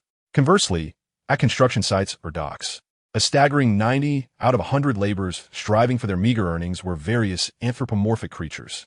A casual visit to a newsstand, purchasing a newspaper, and flipping through its pages would inevitably reveal an article the size of a tofu block, predominantly featuring incidents occurring kilometers from Nandu, detailing brutal robberies by suspected bearmen or wolfmen, emphasizing their savage nature and cautioning citizens to be wary while traveling. In essence, it was a collection of negative reports. The prevailing societal atmosphere remained unchanged. Regardless of truth or falsehood, animal people were invariably the target. Strangely enough, neither ordinary humans nor animal people perceived anything amiss. Even more astonishing, several years prior, some mainstream military and political journals speculated that the notorious leader of the illegal Red Ribbon Army might indeed be a vicious animal person. Enraged, the diminutive leader of the Red Ribbon Army personally funded a newspaper to publish a self-exonerating article, vehemently denouncing the accusations as slander and demanding an explanation from the king. However, Wang Chao was not particularly affected by the biases or prejudices he observed. After all, he had once lived in a realm devoid of discrimination and injustice. Engaging in such observations was, for him, a personal interest. Moreover, the minutiae of life provided him with a genuine sense of reality, allowing his occasionally restless spirit to find tranquility. After wandering about, Wang Chao returned to the park he had visited that morning, only to find the peculiar old man absent, which left him feeling somewhat disappointed. In the evening, he worked part-time as a waiter in a restaurant, laboring for several hours before trudging back to his dilapidated house in the suburbs under the starlit sky. The day had entailed 2 arduous trips to and from the city, each spanning several dozen kilometers. Even though Wang Chao's physical condition exceeded that of the average person, he was utterly exhausted. Upon returning home, he took a cold shower in the yard, glanced up at the moon, and pondered whether the moon on planet Vegeta was full or waning. It was the year 735. He wondered if the Saiyans had engaged in battle with Frieza, as it seemed only 2 years remained until the arrival of Mr. Kakarot. Silently, he contemplated this, kneading his sore muscles before collapsing onto his bed, quickly succumbing to sleep, murmuring in his dreams about his parents. The following morning, his biological clock awakened him precisely at 4:44 a.m. He opened his eyes, took a moment to gather himself, and felt around on the ground for 2 coins. No wonder he had dreamt of sleeping on a pile of rocks. It was quite uncomfortable. Wang Chao sprang up, feeling that the aches from the previous day had nearly vanished. He sat at the table, placing the coins aside, grabbed a pen, and unfolded a cheap notebook with half its pages torn out. As he prepared to write, he found himself at a loss for words. No, he suddenly admonished himself, pressing his lips tightly together. Writing such negative thoughts will only lead to self-deception. He resolved to write something more positive and uplifting, even if it was fabricated. like declaring himself the greatest in the universe after diligently training in martial arts. However, that seemed a tad arrogant. Perhaps he would settle for being the best on Earth. Still, that too felt somewhat presumptuous. Wang Chao found himself spiraling back in his self-doubt, exclaiming in frustration, "Ah, come on." He buried his hands in his hair, scratching and ruffling it in agitation. "I'm not writing this for anyone else. Who could I possibly fool with such nonsense?" He buried his head in his arms upon the table, feeling utterly fatigued. Why on earth did the heavens choose someone with such a lack of traverser qualities as me to embark on this journey? Each day, upon awakening, during those fleeting 15 or 16 minutes between 4:44 a.m. and 5 o'clock a.m., he struggled to find a reason to sustain his motivation to continue living in this world. Wang Chao took a deep breath, straightened his back, and slowly wrote on the paper, knowing full well it is unachievable. A glimmer of gold flickered in his eyes. Yet his pen hesitated. He wanted to add, "Why suffer for it?" But he was reluctant to inscribe such a phrase. Thus, Wang Chao ultimately did not complete the sentence. Nor did he notice the golden glimmer in his eyes gradually fading away. He set aside his pen and paper, donned a jacket, and stepped outside. Another day devoid of distinction, yet again filled with the same youthful runners, while the middle-aged man driving a tractor, puffing on a cigarette, lamented, "Ah, the vitality of youth is truly remarkable." In the southern city park, Wang Chao encountered the enigmatic old man once more. He fiddled with the 2 coins in his pocket and approached him. Chapter 8. Indifference and Motivation. The scene bore a striking resemblance to that of the previous morning. The old man remained distant from others, leisurely practicing his punches with closed eyes. However, this time, as Wang Chao approached, the old man had already ceased his movements. The elder opened his eyes and exhaled gently. Wang Chao, filled with suspicion, glanced towards the nearby woods, pondering if the old man's breath could somehow make the trees sway. Yet, during the brief moment he diverted his gaze, the old man had already turned and departed, not sparing him a second glance. Wang Chao hastily attempted to follow. The old man moved with remarkable swiftness. Although he appeared to be walking, his pace was astonishingly brisk. Wang Chao transitioned from a quick jog to a full sprint, trailing behind the old man's figure as they meandered through the park. But he was unable to close the distance. Despite his fervent pursuit, the old man's silhouette only grew more distant, vanishing around a corner until he was entirely lost from view. Breathless, Wang Chao collapsed onto a bench, gasping for air. This seasoned long-distance runner, accustomed to covering dozens of kilometers daily, found himself utterly exhausted after merely a few laps around the park in pursuit of an old man. A mix of embarrassment and exhilaration surged within him. This elder was truly no ordinary person. What remarkable speed! What impressive old man! As Wang Chao's breath gradually steadied, he fiddled with the 2 coins, letting them dance between his fingers. Was it customary for masters to remain indifferent to others? Or had he simply been dismissed? He muttered to himself, though his heart raced, and a faint golden hue shimmered in his eyes. Unbeknownst to him, a subtle smile graced his lips. He was certainly no Saiyan, yet he felt oddly powerful. Next time, he vowed to catch up to that old man. Yes, tomorrow shall be the day. Wang Chao inexplicably felt a surge of motivation for life, tightly grasping the coins before pocketing them. After exercising in the park for a while, he made his way to the logistics company for work. What was that competition he was watching? Wang Chao changed into his work uniform, moved a few packages, and noticed his colleague, the ever-watchful Pug, fixated on the small television in the duty booth, where faint cheers from the audience echoed once more. Wang Chao cast a fleeting glance at the television screen and observed 2 unarmored fighters engaged in a frenzied, sparring match in the ring. Among them, one fighter, sporting a black afro and bearing the marks of a brutal confrontation, struck him as oddly familiar. His daily routine of deliveries continued, with most parcels destined for the same streets in the Animal People district as the previous day. Though Wang Chao was not particularly tall, he possessed considerable strength and stamina. This job, which could exhaust others with its loading, unloading, and transporting, also involved the risk of assault in the Animal People area. However, Wang Chao regarded it merely as a means of physical conditioning. After all, Master Rashi still had Goku and Krillin laboring on construction sites, so delivering goods seemed quite manageable in comparison. As for the threat of violence, despite his self-deprecating attitude, Wang Chao had yet to encounter a human on Earth who could compel him to unleash his full strength. Indeed, when Goku first ventured out with Bulma to gather the Dragon Balls, his combat prowess was likely comparable to Wang Chao's current abilities. Yet, during their extensive travels, they failed to encounter anyone who could match Goku, aside from the desert bandit Yamcha, who could only hold his own for a brief exchange after Goku was well fed. This illustrates that while there are indeed many skilled fighters on Earth, the vastness of the land means that encounters are relatively rare. Icons of martial arts, like Master Roshi, have secluded themselves on far-off islands, making it nearly impossible for an ordinary person to find the legendary figures from the original narrative, who seemingly practice their craft in solitude amidst the wilderness. Likewise, Tien, Yamcha, and Krillin often retreat to remote and inhospitable locations to hone their skills. It is evident that these masters prefer to immerse themselves in rigorous training rather than seeking out opportunities for display or confrontation. In the 5 months since Wang Chao arrived in the Dragon Ball world, he had meandered primarily around South City, making any clash with a true master exceedingly unlikely. Perhaps many adept fighters resided among the competitors of the Professional Fighting League. Wang Chao halted his small delivery truck and glanced at a massive poster plastered on a wall, advertising the Professional Fighting League.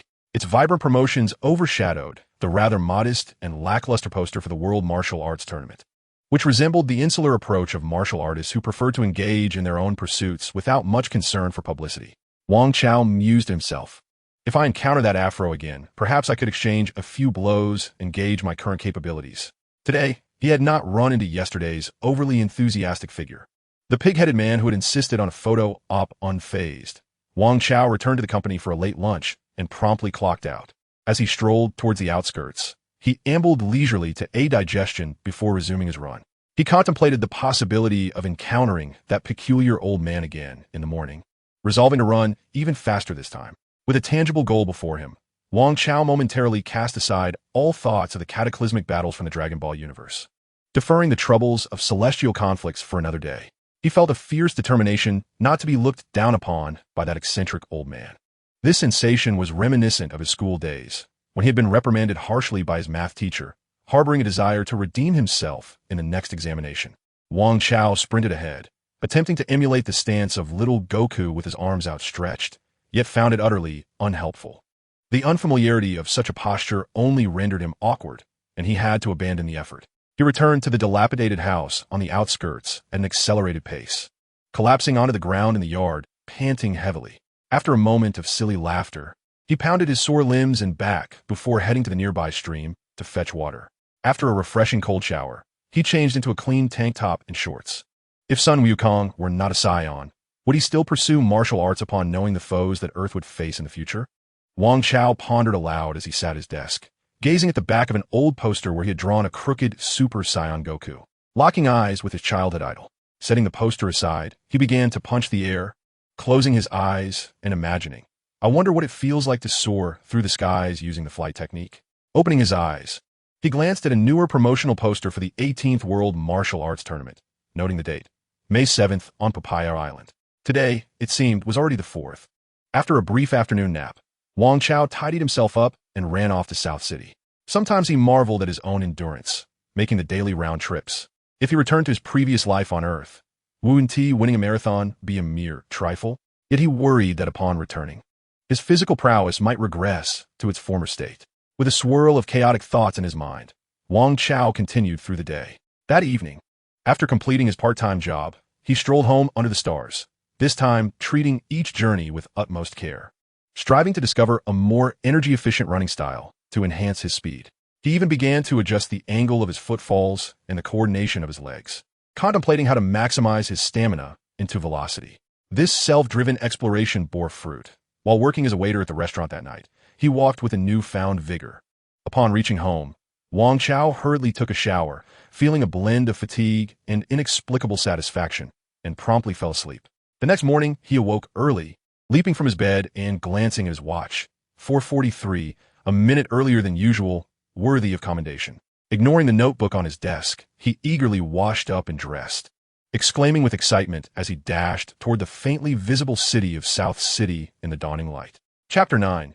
Deliberate. He was undoubtedly deliberate.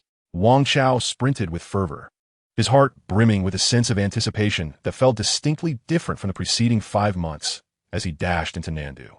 He navigated the streets, which were relatively devoid of vehicles and pedestrians in the early morning, and arrived at the park, rushing towards the area adorned with various exercise equipment, such as parallel bars and pull-up bars nestled beside artificial woodlands.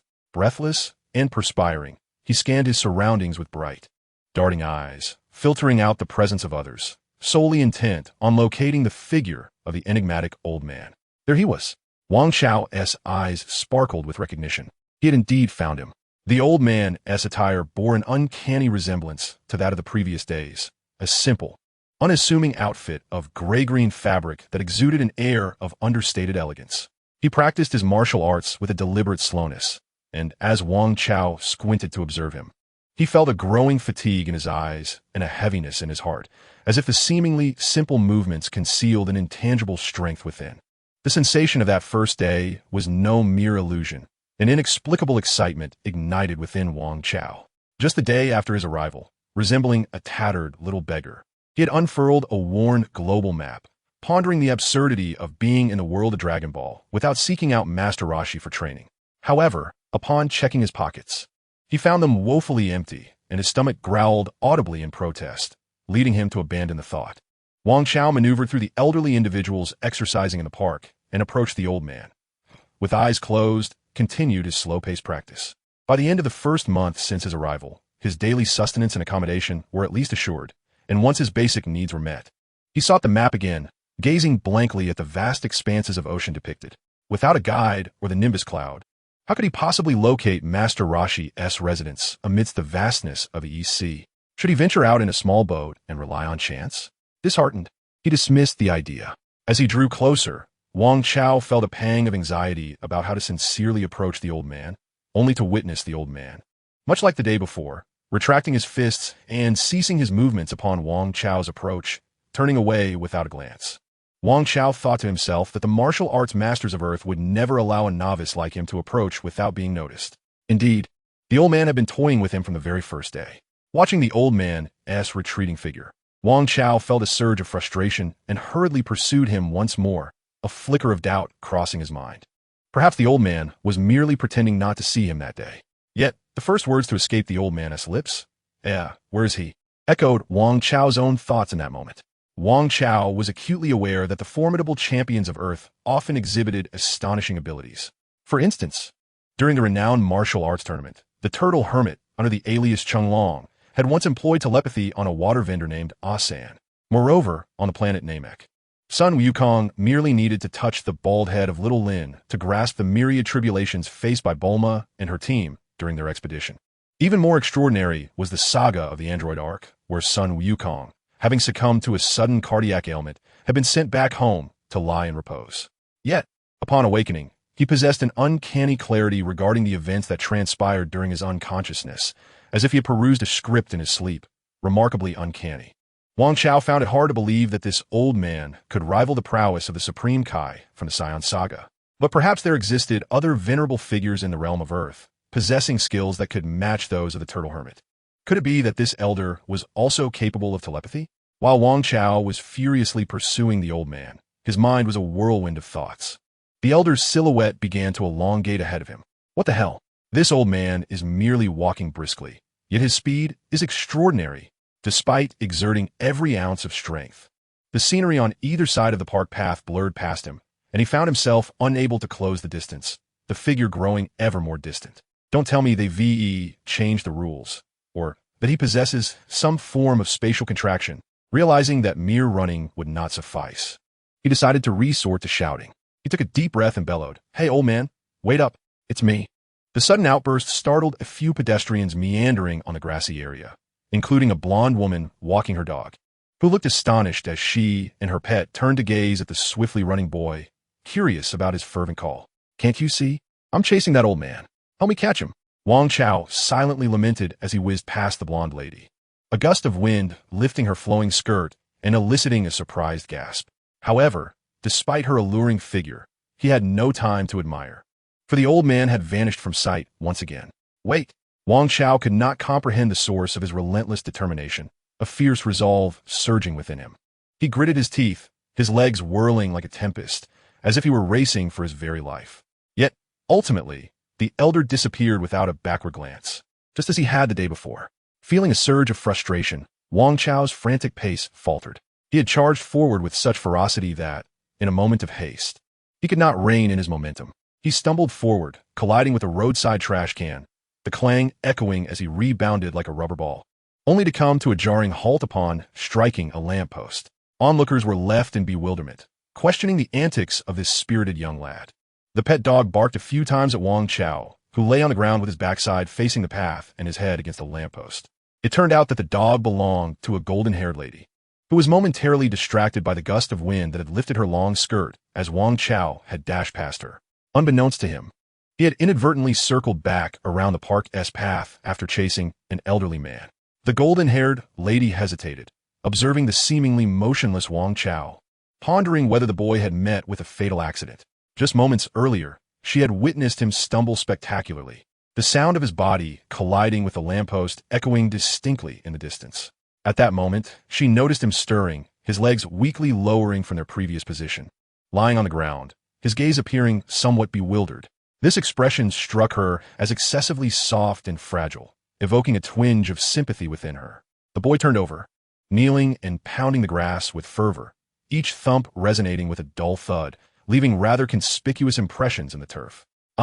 That old man must have done it on purpose, he growled under his breath, his frustration spilling forth as he continued to strike the earth. The pet dog barked again at Wang Chao, wagging its tail excitedly. "Shut up," Wang Chao snapped, turning abruptly to glare at the dog. Overcome with annoyance and not entirely aware of his own behavior, he growled back, as if ready to unleash a flurry of punches.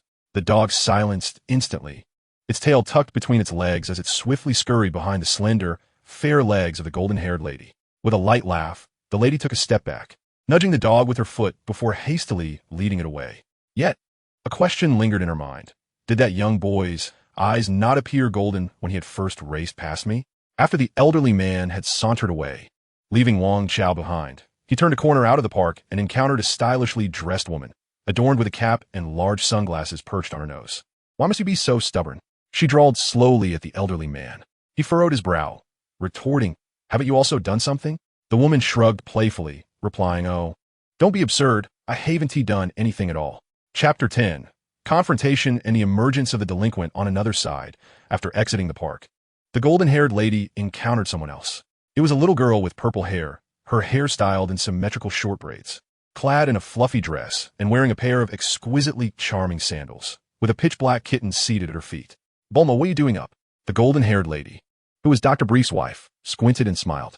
"Is your father still at the hotel?" "He went out. He has to inspect that school tomorrow and needs to review some materials." The precocious 2-year-old Bulma responded, her maturity far surpassing that of her age. She was speaking with remarkable composure, swinging her little arms and legs as if engaging in morning exercises, casually commenting on her father. "Honestly, it's a school funded by a capsule company, yet Dad is scrambling to catch up on materials at the last minute. How unreliable." With a soft chuckle, Dr. Brief's golden-haired wife covered her mouth, amused by her daughter's observations. "Mother, have you ever encountered someone with superpowers?" young Bulma asked, stretching her arms and tilting her head upward. "No, I haven't, which is why I'm also quite eager for tomorrow. I wonder how many charming individuals with extraordinary abilities I will meet at that school, Mrs. Brief replied softly, her thoughts drifting to the boy she had just encountered, whose eyes had suddenly sparkled with a golden light. Could that be a form of superpower as well? Out of nowhere, young Bulma produced a capsule, clicked it open, and casually tossed it aside, revealing a gadget resembling a toy gun in her hands. With a mischievous smile, she declared, My light wave gun is surely far more powerful than any superpower." After all, Bulma was a genius. "Come on, let's go shopping, Mom. Do you know where your sister has gone?" She continued. "Tiz is off traveling to become a light novel author, but I have no idea where she currently is, Mrs. Brief responded. The mother and daughter duo gradually walked away, accompanied by a cat and a dog glaring at each other. After venting his frustrations, Wang Chao realized that his head ached tremendously. Upon touching it, he discovered a small bump that throbbed painfully. If this were an anime, it might resemble a grotesque lump atop his head. As he grimaced and rubbed the swollen area, he inadvertently noticed the golden glow in his eyes fading once more. The park was not overly crowded, and Wang Chao climbed onto a bench, sitting in a daze for a while. He pulled out a couple of coins from his pocket, examining both sides before pressing them together. If that old man truly possesses telepathy, Wang Chao mused, recalling the moment when the elderly man had tossed the coins into his hands. At that time, he had been pondering, if it lands heads, he would continue to linger here. If tails, then, with the two coins stuck together showing one head and one tail, or just heads, Or perhaps only tails? Wang Chao tightened his grip on the coins, gazing toward the direction where the old man had vanished. His fists clenched harder, and his brow furrowed. Was he to remain a mere driftwood, or strive to be a driftwood with dreams? The golden light in his eyes flickered, as two conflicting voices erupted in his mind. One voice argued, how much fighting power can dreams truly yield? The stage of Dragon Ball is not set for mere Earthlings.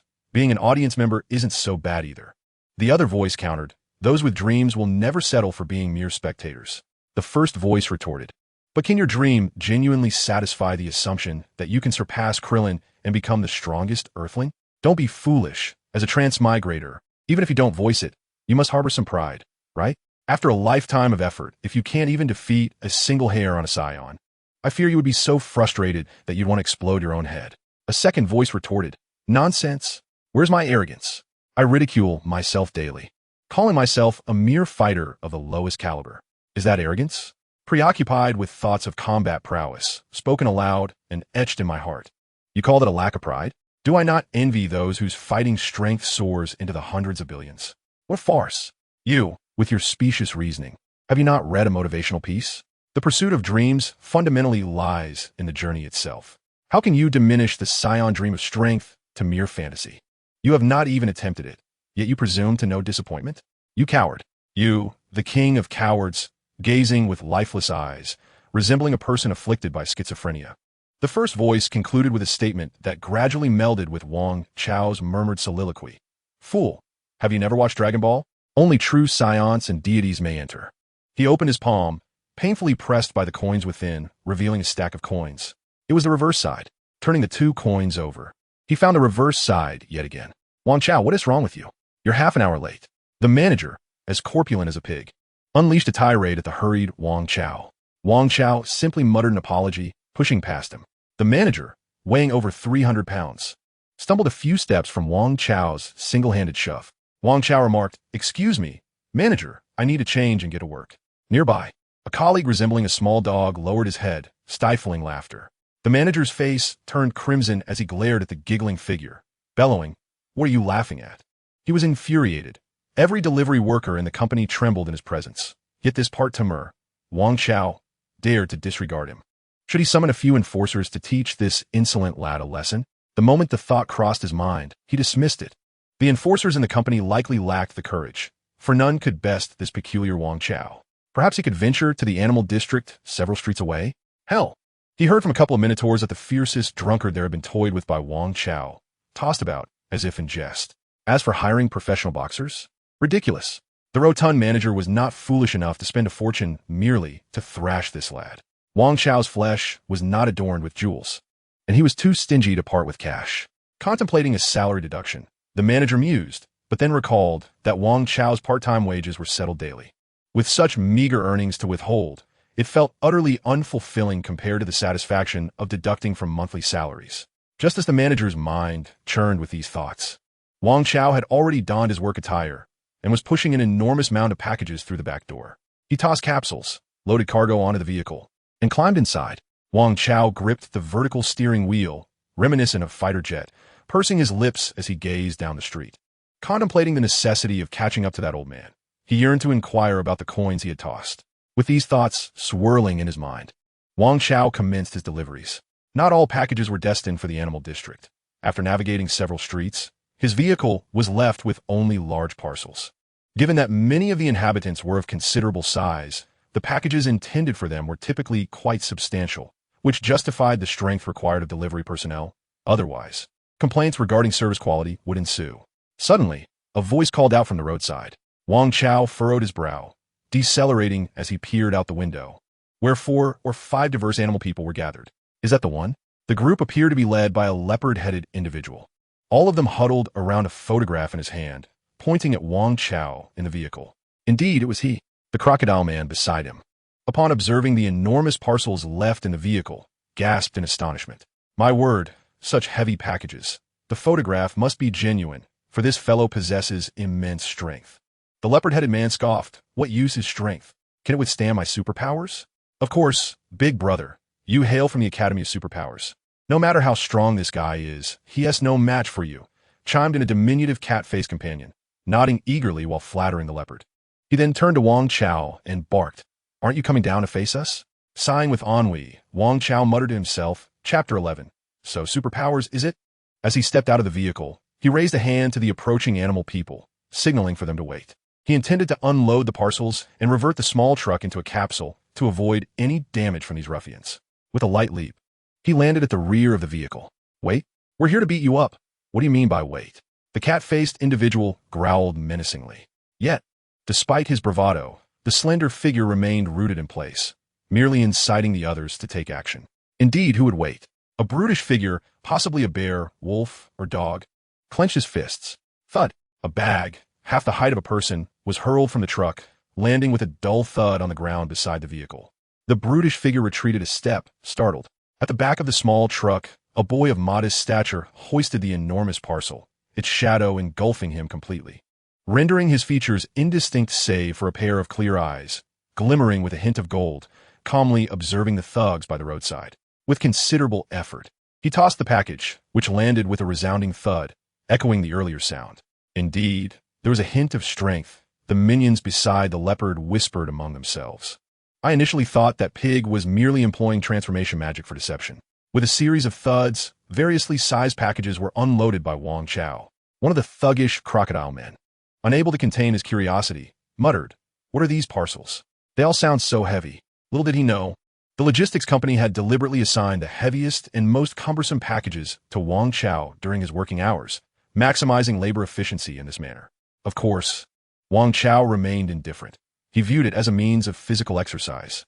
Nonetheless, the visual impact of unloading was indeed quite striking, as the thugs maintained a steady watch over him. With a clap of his hands, Wang Chao concluded the task, retrieving the empty delivery truck and stowing it away like a capsule in his pocket. He then turned to the imposing animal-headed thugs and inquired, "So, that pig sent you? Did it?" The leader, a leopard-headed creature, merely sneered, clearly unimpressed by Wang Chao's audacity to step out of the vehicle. Well, you have quite the nerve," he remarked. Wang Chao, however, had no interest in wasting words with these street delinquents. "Are you coming one by one, or all at once?" he challenged. Such bravado elicited a fiery response from the thugs, igniting their tempers with a mere spark. Among them, a brutish figure, uncertain if he was a bear, wolf, or dog, lunged at Wang Chao.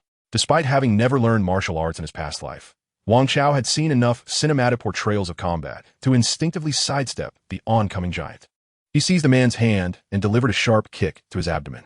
His physical prowess surpassed that of an ordinary person by a significant margin, allowing him to respond with remarkable agility, unlike the clumsy displays often seen in martial arts films. The brute fell to his knees, clutching his stomach and gasping for breath. "You scoundrel!" he cried. "Let us all take him down together." Wang Chao turned his head, noting that the remaining animal men were converging on him, encircling him completely. The weight of their combined mass forced him to crouch down. He yearned to unleash a mighty roar that would send these ruffians sprawling, but upon testing his strength, he found it lacking. Thus, he took a deep breath and targeted the most deserving of a beating among those pressing down on him, delivering a headbutt to the thug's nose. The thug recoiled, blood streaming from his nostrils as he toppled to the ground. With an opening created, Wang Chao swiftly maneuvered himself free. "Get him!" shouted the thug who had remained by the leopard-headed leader. The crocodile man charged at Wang Chao, who deftly crouched and swept his legs, sending the crocodile man tumbling to the ground, almost having his long snout scrape against the earth. "You all, one by one." Wang Chao wiped his nose, relying purely on his physical prowess to overpower his opponents. With a punch or a kick, or simply by charging into them, he knocked down all those seeking to provoke him. A groaning beast man lay sprawled on the ground. Wang Chao's ears perked up. Who dared to insult me? With a furrowed brow, he turned to locate the source of the taunt. Not me. With a swift motion, Wang Chao delivered a punch, bestowing a shiner upon the speaker. Who dares to call me short? Not me. Wang Chao seized that person and executed a shoulder throw. Who? We truly haven't said anything. Wang Chao, slightly regretful, clapped his hands and turned his gaze to the motionless leader among the beastmen, a leopard-headed figure, and inquired, "Aren't you going to join in? Is he really that formidable?" The leopard-headed man wore an expression akin to that of a devil peering at a martial arts tournament, and upon hearing Wang Chao's words, he hastily cleared his throat and scoffed, "With your limited skills, I only need.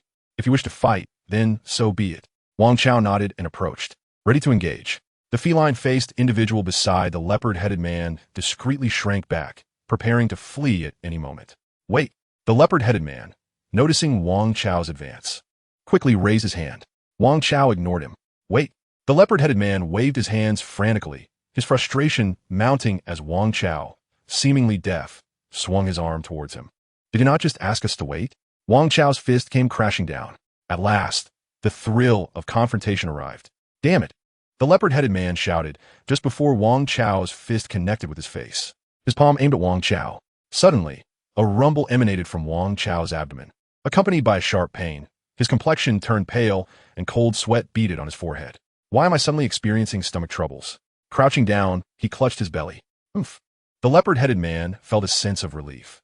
He was merely the underperformer of the class, his powers neither here nor there.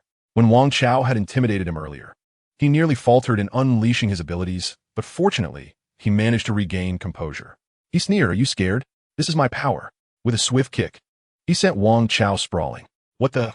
Wang Chao rolled on the ground, his insides churning as he nearly lost control, his face turning green as he stood up, drenched in sweat, his eyes ablaze with fury. You are doomed. There is no one above or below who can save you. Ha, still defiant? The leopard-headed man felt confident of victory and burst into laughter. One by one, the beastmen whom Wang Chao had previously knocked down began to rise. In that moment, as Wang Chao rolled on the ground, he unexpectedly grasped a stone. Seizing the opportunity while the foolish leopard-headed man laughed, he hurled it with all his might, striking the leopard's gaping maw, causing two sharp teeth to fly out amidst a spray of blood. The leopard-headed man let out a pained cry, clutching his bloodied mouth. The pain in his abdomen had subsided.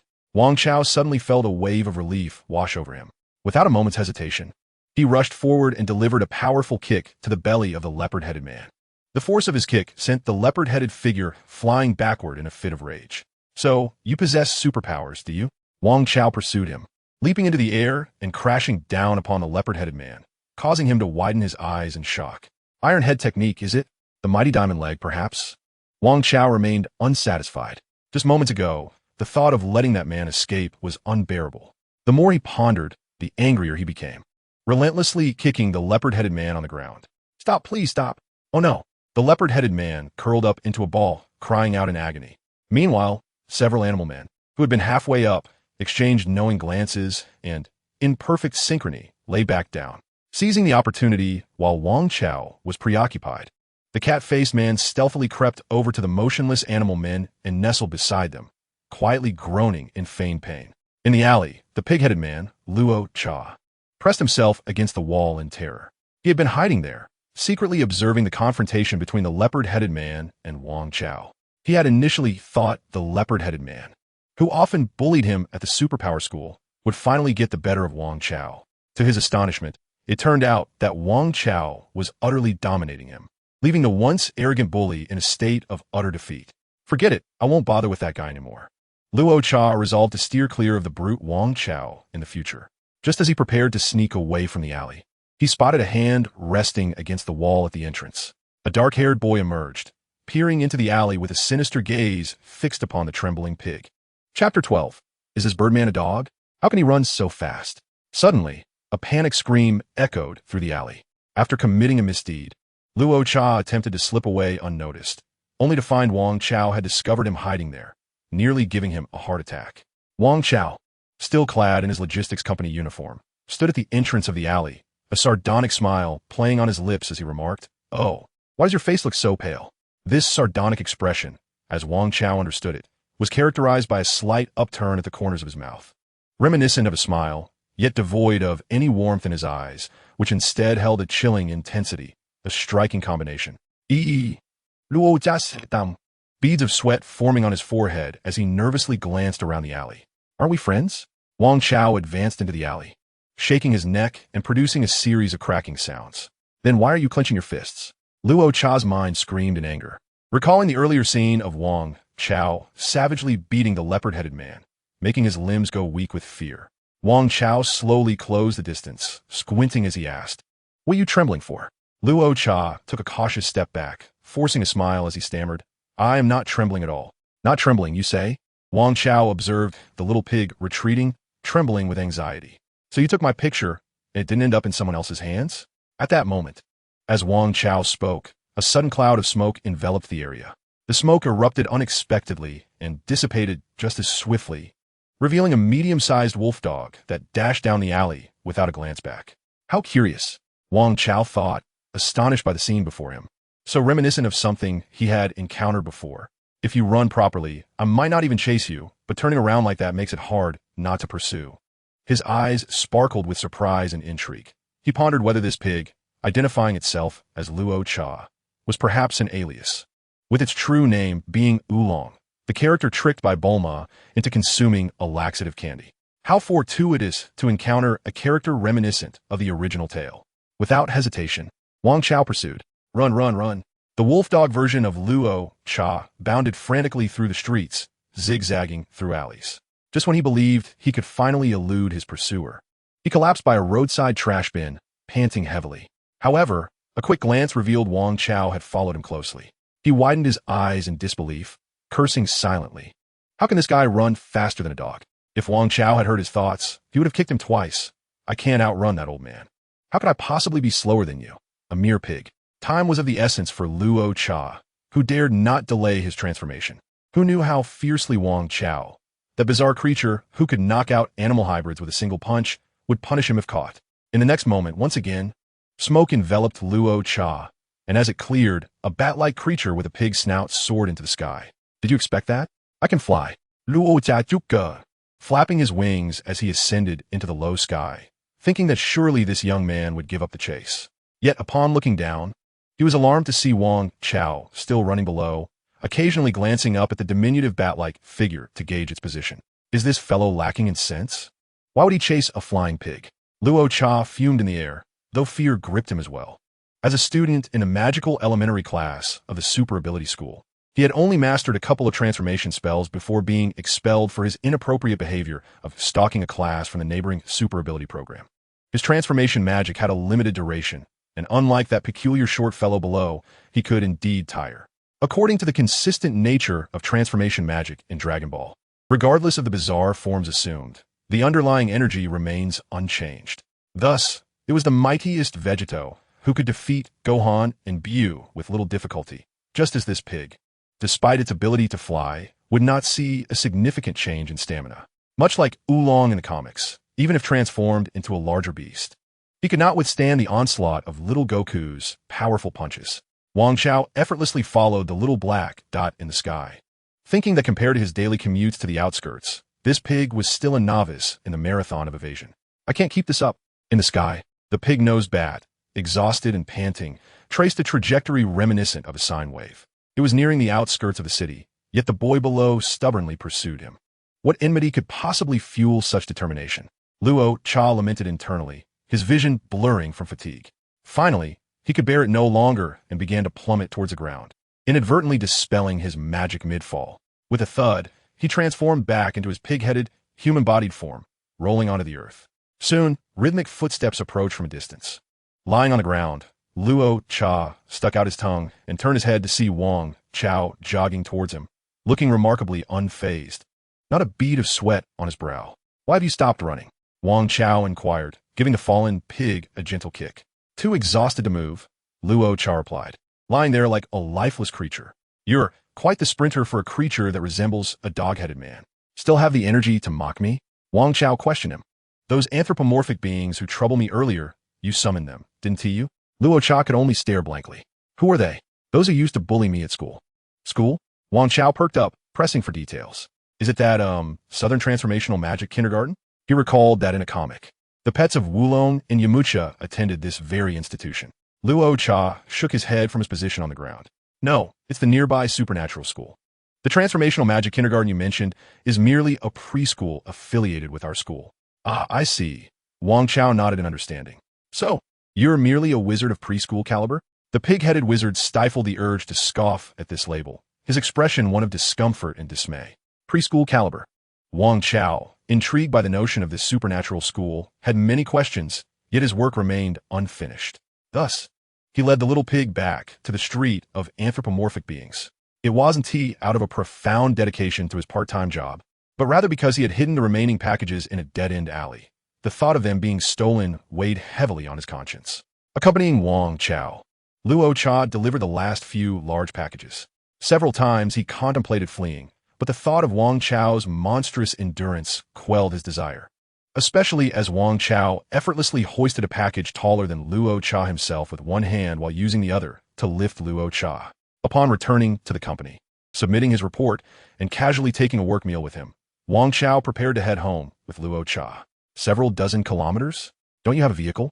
Luo Cha exclaimed upon hearing Wang Chao's intention to run home, initially believing Wang Chao resided in the city center of Nandu. To his surprise, it turned out he lived in the far outskirts quite a distance away. What need have I for a bicycle? Wang Chao retorted, nudging the sluggish, pig-headed creature. Running is sufficient. Life thrives on movement. Luo Cha silently scoffed. What kind of movement? You're simply poor after all. No wonder this fellow, named Wang Chao, pursues me with such ease. Damn it, this guy runs 100 kilometers every day, even if I transformed into a dinosaur. I cannot keep pace with him. You can run, but I am utterly exhausted from your relentless chasing. Luo Cha complained, pulling a capsule from his pocket, and, with a reluctant expression, tossed it onto the ground. With a bang, smoke dissipated, revealing a double-decker bus. Wang Chao couldn't help but chuckle at the sight of the bus. Wasn't this the very vehicle from the comic? In that bus, the clumsy character nearly succeeded in a nighttime ambush on Bulma. Chapter 13. Be serious. I never imagined you were quite affluent.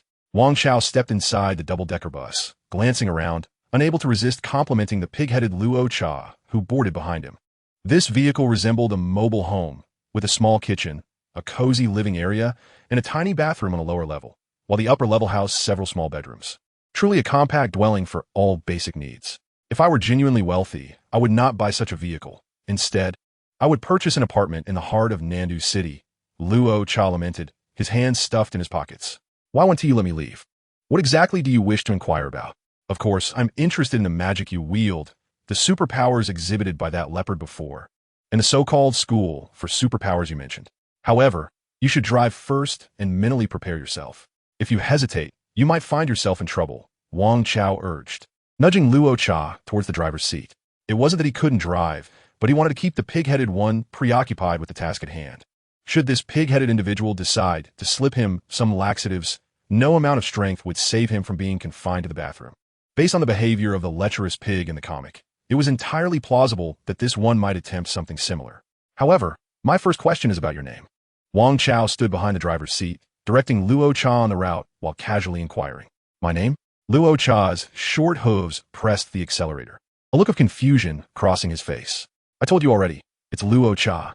Your real name? Oh, is it truly your real name? Wang Chao asked skeptically. Why would I choose a false name? Luo Cha found this puzzling. Wang Chao pondered for a moment before asking, how old are you? Sometimes older, sometimes younger, depending on whether I transform or not. I'm at your age, Wang Chao replied, exasperated by the act. 8 years old, Luo Cha pouted. You are actually 8? Wang Chao was astonished, circling around to assess the pig-headed creature's stature. With your build, we seem quite similar. Look at my face and say that again. Luo Cha Zito, Evita. I'm a pig. How could I be the same as you? Is it strange to have a difference in height? I was born this way. It's none of your concern. Fair enough, Wang Chao nodded. Suddenly, Luo Cha became even more irate, honking the car horn in frustration. Given his age, it seems that this is indeed not that clumsy pig. Wang Chao himself is uncertain of his current feelings. If one were to call it regret, it would stem from not encountering the comic's lecherous pig. What is there to truly regret? He never had a particular fondness for that foolish creature. However, to assert that it is entirely inconsequential feels somewhat disingenuous. If this pig before him were indeed the one from the comic, it would mark Wang Chao's first encounter with a character from the original work since arriving in this world. Contemplating this, it takes on a rather commemorative significance. After more than half an hour, the double-decker bus gradually came to a halt in front of Wang Chao's modest abode on the outskirts. Luo Cha disembarked and, surveying the desolate surroundings devoid of any nearby establishments, could not help but sneer, how impoverished and remote. It's not too bad. It's all the same to me, Wang Chao replied, seemingly unfazed by Luo Cha's disdain. He was, in fact, telling the truth. For someone like Wang Chao, who felt as though he lost half his life upon leaving his past world, the distinction between residing in a city or a rural area in this Dragon Ball Earth, lacking internet, acquaintances, or any aesthetically pleasing entertainment, was negligible. What an admirable character he possesses. Wang Chao sometimes found himself in awe of his own disposition. Having traversed into this new realm, he embodied an unparalleled sense of detachment. Yet this very detachment, this indifference to everything, seemed to stem from the absence of any life goals, which inevitably sparked a pang of sorrow within him. What a peculiar individual. Luo Cha mused silently as she observed Wang Chao's retreating figure. Upon entering Wang Chao's humble dwelling, Luo Cha felt it was exceedingly shabby. The minuscule room contained merely a desk, a rickety chair, and a small wooden bed. Isn't that a poster for the World Martial Arts Tournament? Luo Cha's keen eyes spotted the poster on Wang Chao's desk. Oh, so you have an interest in this? You know about the tournament? Wang Chao inquired casually. Not in great detail. I've heard it's a rather chaotic competition open to all sorts of characters. Luo Cha shrugged. Even beastmen and monsters can participate, so it lacks prestige. But you're a beastman yourself, Wang Chao replied, exasperated. Is a competition that excludes beastmen considered prestigious? Why not? Luo Cha retorted matter-of-factly. Many beastmen and monsters possess immense natural strength. Such combat competitions should certainly limit their participation. In professional fighting leagues, there's a notable aversion to beastman competitors. Even if they achieve success, audiences do not tend to favor them. He chuckled and spread his hands, adding, the champions of fighting must undoubtedly be pure-blooded humans. Like that Mr. Satan from the comic? Wang Chao pondered. Perhaps the reason why characters like Sun Wukong, champions of past world martial arts tournaments, lack prominence is due to the mixed bag nature of the tournament itself, which does not garner societal favor. Satan, the individual rumored to have once claimed victory in the martial arts tournament, possesses an immense level of fame that Wang Chao can only attribute to two primary factors. Firstly, prior to securing the championship title, Satan had already established himself as a champion in the professional fighting league, inherently radiating a star-like allure. Thus, following his triumph in the martial arts tournament, he inadvertently elevated the event's visibility and recognition. Secondly, it is plausible that subsequent reforms were instituted in the martial arts tournament after Satan's participation. For instance, during the Bu Saga, the scale of the tournament significantly expanded, and the proportion of anthropomorphic competitors noticeably diminished. Wait, why am I reminiscing about the World Martial Arts Tournament? Wang Chao suddenly realized. In this moment of distraction, the pig-headed individual had managed to rummage through the two posters of the tournament, particularly flipping to the back of an old poster, which showcased Wang Chao's own drawing of Super Saiyan Goku. What are you doing? Please refrain from carelessly flipping through things. Wang Chao exclaimed as he snatched the poster from the intrigued pig and returned it to the table. What a remarkable piece of art. Quite impressive, Lacha praised. Far more handsome than you. Isn't that a rather obvious statement? Wang Chao thought to himself. If I were more handsome than a Super Saiyan, I would have long since been defeating Frieza with a punch and kicking Majin Buu, enjoying jovial conversations with deities and angels, rather than engaging in this nonsensical banter with you. Right now, you are in my custody, and I intend to interrogate you, so please maintain a serious demeanor. Wang Chao warned the pig-headed individual. Out here in the wilderness, I could easily steam you or cook you, and no one would be the wiser. Even the police would hardly care. Chapter 14. Does this constitute a superpower? In another direction of the southern city, there lies a school of moderate size, known as the Southern Supernatural Academy. Established several decades ago, this unique institution was founded through the initiative of the Southern City government, with financial backing from several global superconglomerates, including the Transforming Capsule Group. This school was created specifically for individuals possessing supernatural abilities, allowing them to enroll free of charge. There are speculations that the establishment of this special school was prompted by numerous articles published by experts, which indicated that the likelihood of individuals with supernatural abilities emerging among animal-like and monstrous humans was significantly higher. Consequently, to mitigate the potential disruption and hazards posed by such unique individuals to societal life, the government designated land for the school. However, among the students who later enrolled were not only anthropomorphic and monstrous beings, but also a considerable number of ordinary Earthlings, inadvertently helping to alleviate some of the prejudice against the former groups. There is also a theory suggesting that the original name of this institution should have been the Department of Supernatural Abilities and their practitioners. The experimental teams of high-tech conglomerates, including the Transforming Capsule Group, collaborated with the kingdom's government to establish this special school in the southern region of Earth, where supernatural powers and magical influences are most prevalent. I require all the necessary materials. Prepare everything for me. At this moment, deep within an obscure building of the Southern Supernatural Academy, A balding researcher clad in a white lab coat was bellowing. Tomorrow, the chairman of the capsule group will arrive for an inspection. If we fail to present the necessary data, we shall all be dismissed. Prepare comprehensive comparative data on superpowers, including documentation on the magical and spell-like aspects of these abilities, as well as experimental records. Ensure that materials on the non-learnability of superpowers and the learnability of magic are well organized. Dr. Brief, the chairman, possesses an intellect that far surpasses the collective minds present here. Do not even think of attempting any deceitful tricks. We must work overtime. Failure to comply will result in extended hours for all of you.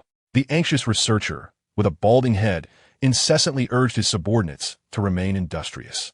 Meanwhile, at the entrance, the principal, who was about to check on the progress, hesitated, contemplating it would be best not to interfere. The principal, a panda-headed anthropomorphic figure with a round face and belly, exudes kindness and is regarded as a gentleman with a gentle disposition by the entire faculty and student body. The reputation of Dr. Brief is indeed well-deserved. The principal murmured to himself, feeling a twinge of nervousness as he prepared to welcome the school's most significant benefactor. Soon, the principal departed the laboratory building with his secretary. At this inopportune moment, Dr. Brief's arrival coincided with the emergence of several sneaky figures from the nearby bushes. They varied in appearance. Some were pure-blooded humans, others anthropomorphic beings, and among them was a creature with sharp teeth and a green visage. The sole commonality among them was the red emblem resembling a bow tie embroidered on their attire, accompanied by letters on either side, revealing them to be members of the infamous Red Ribbon Army. The leader of the Red Ribbon Army expressed his frustration. Security has tightened significantly. There are numerous guards stationed throughout the school and laboratory. We have not brought any elite members from our ranks this time, which means we may not be able to acquire many superpowered individuals. Alas, it seems we're simply out of luck, one of his companions remarked. But on the bright side, we have already secured one. That individual is an exceptionally talented student from this institution. Indeed, his superpower is formidable, and he is inclined to join our ranks. He may very well become a general within the army in the future. The leader, recalling the already negotiated superpowered individual, smiled. Let's go seek out Brew. I suspect he is still indecisive, swaying back and forth. The group stealthily made their way toward the dormitory area of the school. Upon arrival, they encountered an array of peculiar anthropomorphic beings and creatures, all possessing unusual superpowers, alongside ordinary-looking pure-blooded humans. The leader of the Red Ribbon Army gazed enviously at the lively superpowered individuals, imagining the potential of recruiting them into their ranks. They approached Brew's dormitory and paused outside, overhearing animated conversations within. Brother, you cannot imagine how arrogant that fellow is. It infuriates me. His voice is rather coarse, and from my experience leading the Red Satin Brigade, such a voice likely belongs to a beast man. It is merely your own weakness that has led to this situation. Who else can you blame? Spare me your grievances about it. A different man's voice emerged, delicate and somewhat effeminate.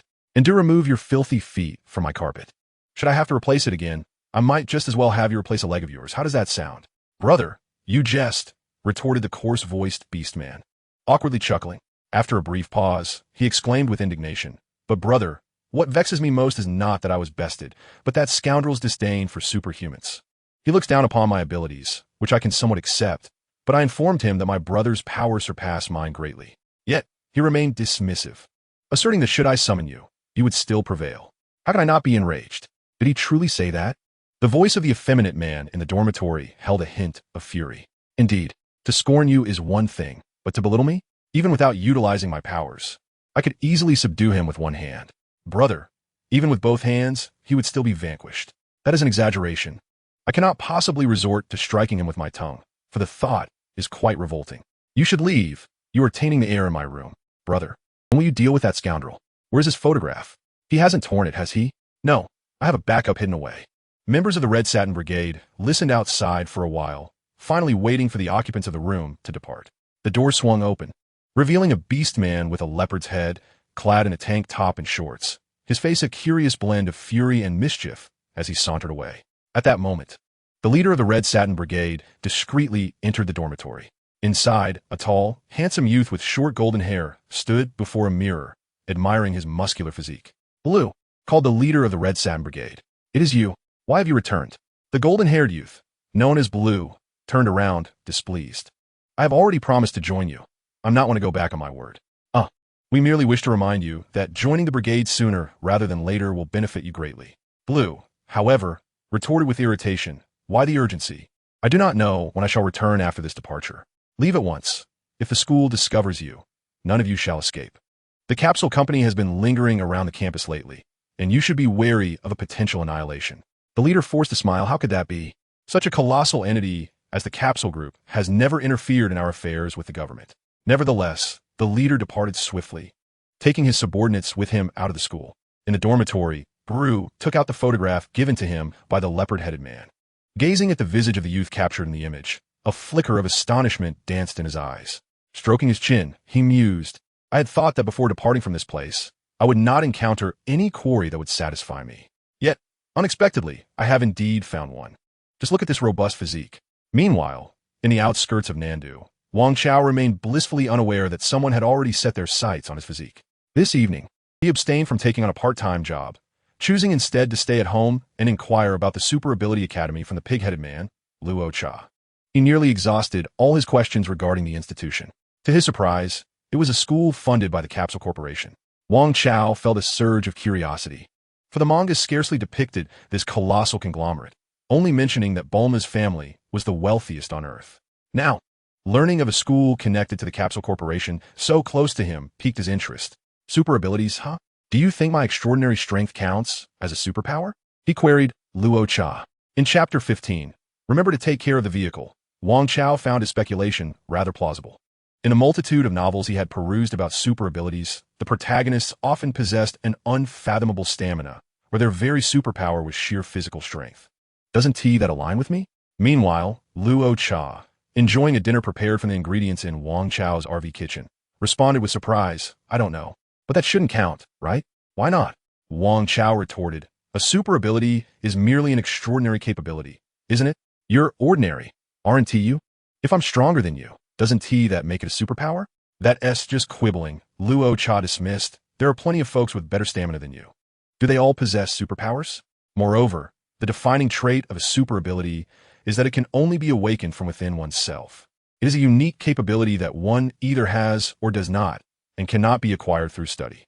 As Luo Cha elaborated, he gestured animatedly. "Otherwise, why do those with super abilities enjoy free admission? If anyone could simply train themselves to gain strength, the school would be overrun. But I really haven't trained much. It seems I was just born this strong." Wang Chao insisted, speaking the truth of his situation. This strength was not cultivated. "You run 100 kilometers daily, don't you? How can that not be considered training?" Luo Cha expressed skepticism. "True, but it doesn't count as training," Wang Chao replied, shaking his head with a slight frown. "Perhaps you haven't reached that level yet, so you can't fully grasp it. When one's stamina surpasses that of the average human by more than double, it becomes impossible to enhance it further through mere trial and error. Over the years, while I have maintained my exercise regimen, I have merely been unfolding my inherent strength. Fundamentally, it hasn't increased much. Is that really true?" Luo Cha questioned, doubt evident in his voice. "Could it be that mystical?" Wang Chao, exasperated, retorted otherwise. "Why do you think the disparity between martial artists and ordinary individuals is so vast? They possess ancestral techniques passed down through generations. I find myself somewhat perplexed. Yet if you insist, I shall acquiesce." Luo Cha ultimately shook his head. "Moreover, even if physical strength does not constitute my superpower, you mentioned a school for the supernaturally gifted. It stands to reason that they would have procedures in place to help applicants harness their intrinsic abilities, does it not?" Wang Chao blinked, realizing that this was indeed his intention. There was no harm in trying. After all, what if he discovered a superpower? That would be a boon. Otherwise, it would be intriguing to explore the magic taught at that institution. Without a superpower, merely learning magic would be exorbitantly costly, Luo Cha retorted. "You could hardly afford it, so perhaps it is best to reconsider." Wang Chao countered, "Is that why you left the school? Because you couldn't pay the tuition?" Luo Cha replied, "No, I'm not nearly as impoverished as you. I was expelled." "Wait, you weren't expelled for stealing a female teacher's underwear, were you?" Wang Chao scrutinized you too with a doubtful gaze. "Do not slander me," Luo Cha exclaimed, his anger palpable. "I was expelled for tailing a teacher. Who would be foolish enough to steal a female teacher's underwear and get caught? That would be utterly ridiculous. Is being caught while tailing a teacher not equally foolish?" Wang Chao retorted, incredulous. "There's no distinction between the two. Both are rather lecherous. Do you not realize this?" "You do not understand." Luo Cha's face flushed crimson. "Tailing Elizabeth is hardly lecherous. She is simply too beautiful. Is it not entirely normal for a man to follow her? I will tell you, the moment I laid eyes on her, I even envisioned names for our future children. What sort of warped perspective is that? Just because she is beautiful, she should be followed? That is a pig's perspective, Wang Chao exclaimed, delivering a swift kick to the foolish pig. A child born to a pig like you would undoubtedly be a lecherous pig as well. It is better not to bring any into the world. Oomph. With my and Elizabeth's genes, our offspring will undoubtedly possess formidable superpowers from birth. You are merely envious of my son, Luo Cha declared, assuming an air of superiority as he pointed disdainfully at Wang Chao, despite the imprint of Wang Chao's shoe still visible on his face. Am I being overly courteous? What do you mean by offspring? Wang Chao pressed, his fists poised against Luo Cha's head, vigorously rubbing it, only to suddenly halt. The name for my future son. Luo Cha seized the opportunity to escape, rubbing his head. A fellow like you, devoid of superpowers, must be quite envious. Good heavens. This pig might genuinely win over the school he speaks of. Wang Chao inhaled deeply, pondering how blind that institution must be to consider pairing with such a pig to produce a lecherous child. Is it possible that the Elizabeth you speak of is merely a sow? Wang Chao inquired. I mean, a female pig human? Get lost, you pig-headed fool. Luo Cha zita li, attempting to kick Wang Chao, but the latter easily caught his hoof, lifting it effortlessly. Given their similar heights, Wang Chao brought Luo Cha's head down to the ground, causing him considerable discomfort. Yet, the pig continued to protest. You shall not insult Elizabeth. To call her a pig human is an affront. At least you possess some self-awareness. The following day marked the 5th month of the year 735 in the era of AI. Zhutu Luo Cha was roused from his slumber by the commotion of Wang Chao rising early. Rubbing his eyes in discontent, he muttered, "Goodness. Must we rise at such an early hour? Are you still here?" Wang Chao sat at his desk, not bothering to turn around. Your tone seems off. Are you experiencing morning grumpiness? Luo Cha stretched lazily and yawned, puzzled by Wang Chao's words. Had a nightmare, Wang Chao replied flatly, closing the notebook on the desk. The words knowing it cannot be done remained unaccompanied by new thoughts. What nightmare? Did your wife run off with someone? Luo Cha scoffed, retaliating against Wang Chao's earlier affront to his goddess. No, I dreamed of those I might never see again. Wang Chao pressed his lips together. For me, the most undesirable dream is this one. You sound as if you miss them. Why call a nightmare? Luo Cha queried, unable to comprehend. Wang Chao tucked away the notebook. Sometimes forgetting is for the best. That's rather cryptic, Luo Cha remarked, noticing the poster on Wang Chao's desk. With your fighting prowess, have you considered participating in the Grand Martial Arts Tournament? Wang Chao offered no reply. Honestly, I think if you found a combat dojo and trained for a few years, you might even qualify for professional fighting leagues. It would surely be more fulfilling than your current job delivering goods, Luo Cha suggested. I'm heading out. You should return as well. Wang Chao dismissed him, finishing his preparations as dawn approached, ready to embark on his morning jog. My home is right at your doorstep. Where am I supposed to go? Luo Cha gestured towards the double-decker bus parked outside. I also wish to return to school. Perhaps I might encounter Elizabeth. Suit yourself. Wang Chao inhaled the fresh air and began a series of warm-up exercises. This fellow seemed considerably more aloof after a night's rest. Luo Cha followed him out of the courtyard, TSK, such a severe case of morning irritability. Prior to their run, Wang Chao called out to Luo Cha, who had slipped into the RV. By the way, when you have children, remember to take care of this vehicle. What do you mean? Luo Cha's head poked out of the window, perplexed by Wang Chao's comment. Be wary that your little piglet doesn't abscond with the vehicle. Wang Chao thought better of saying such a thing, as the child had not yet been born, and it would be inappropriate to curse the offspring with thievery. Forget I said anything. Wang Chao shook his head and took a deep breath, setting off at a brisk pace. Today, he wondered if he might encounter that old man again in the park. Luo Cha, igniting the vehicle, followed Wang Chao into the city, questioning if he was merely boasting. After 10 minutes, Luo Cha was left astounded. Goodness, this fellow is a freak. His speed surpasses that day when he chased me. How can he not be weary after such a long run? 30 minutes later, Luo Cha began to doubt his own existence. Nearly an hour after their departure, Luo Cha drove the double-decker bus into the city, while ahead, Wang Chao's pace remained unyielding. Perhaps he truly possessed superhuman abilities? Luo Cha found himself questioning this notion. As Wang Chao sprinted into a park, Luo Cha exited the vehicle, retrieving his capsule, and followed suit. In less than half a minute, the figure of Wang Chao vanished from sight. Running at such a speed, one might wonder if he were a werewolf. Exasperated, he took a seat on a bench beside the pathway. However, before he could catch his breath, he noticed an elderly man in simple attire gliding past him along the path. The old man moved like a specter, and by the time Luo Cha raised his head, he had already covered several dozen meters. Was it a trick of the eyes? Luo Cha was astonished. Was there someone faster than that young man? He rubbed his eyes, only to find that the old man had continued to distance himself further. At that moment, he heard Wang Chao's voice approaching from afar. Could you help me stop him? The first half of the sentence grew louder, while the latter diminished in volume, as Wang Chao hurried past Luo Cha, racing after the retreating figure of the old man. What on earth was happening? Luo Cha's face was a canvas of confusion. Had he known, he would have opted for that pig's vehicle, conserving his energy. Wang Chao gritted his teeth, desperately propelling himself forward in pursuit of the old man's silhouette. Yet deep down, he understood that there was little difference between running at full capacity and merely 10%. The distinction lay solely in the duration of his exertion. Based on recent experiences, he knew that before his stamina dwindled completely, the old man would have already left him far behind. As he pondered, the old man's figure gradually faded from view.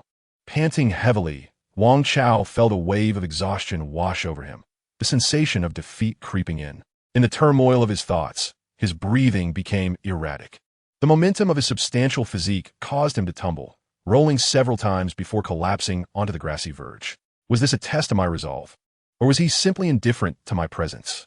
Lying amidst the verdant blades, Wang Chao gazed up at the overcast sky, his chest heaving violently. It was easy to sit in a dilapidated little house and critique the world. Self-deprecation over one's shortcomings was simple as well. Yet, when faced with the overwhelming realization that he could not reach his goal despite his utmost efforts, he thought he would surrender swiftly. Had he not always considered himself just an ordinary young man? Had he not dismissed the notion of being the protagonist of a so-called fanfiction? Yet, why did this sense of dissatisfaction linger so profoundly within him? In the face of reality, it was still disheartening. Lying on the grass, one hand tightly grasping a tuft of grass, he lamented the presence of that mysterious old man by the roadside, whom he was unable to catch up to. The frustration welled up within him unexpectedly. Perhaps it was this very fear of unfulfilled aspirations that had kept him from embarking on a journey. Whether embarking on a quest to find Master Rashi or stepping onto the path of martial arts, perhaps it is his fear of failure, his dread of ultimately achieving nothing, that leads him to resist taking the plunge. Even if he were to fortuitously stumble upon Master Rashi's abode, he remains unconvinced that Master Rashi is the sort who could be easily swayed by a few trivial tomes. The fact that Shaolin could become an esteemed disciple of the martial arts deity must surely stem from some exceptional quality within him.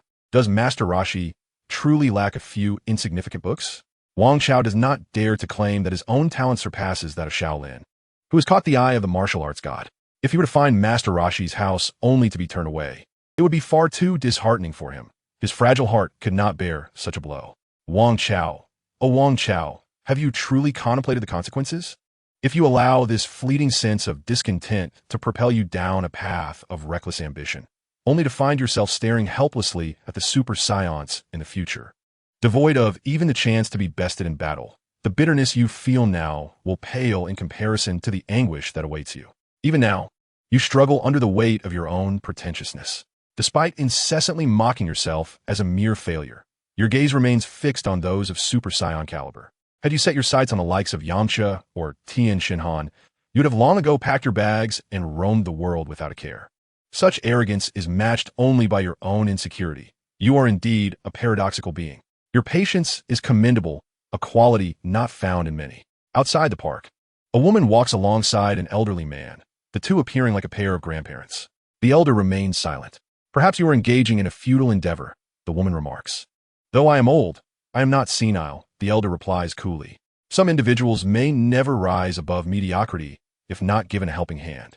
Moreover, who can say that my current actions do not align with your grandfather's expectations?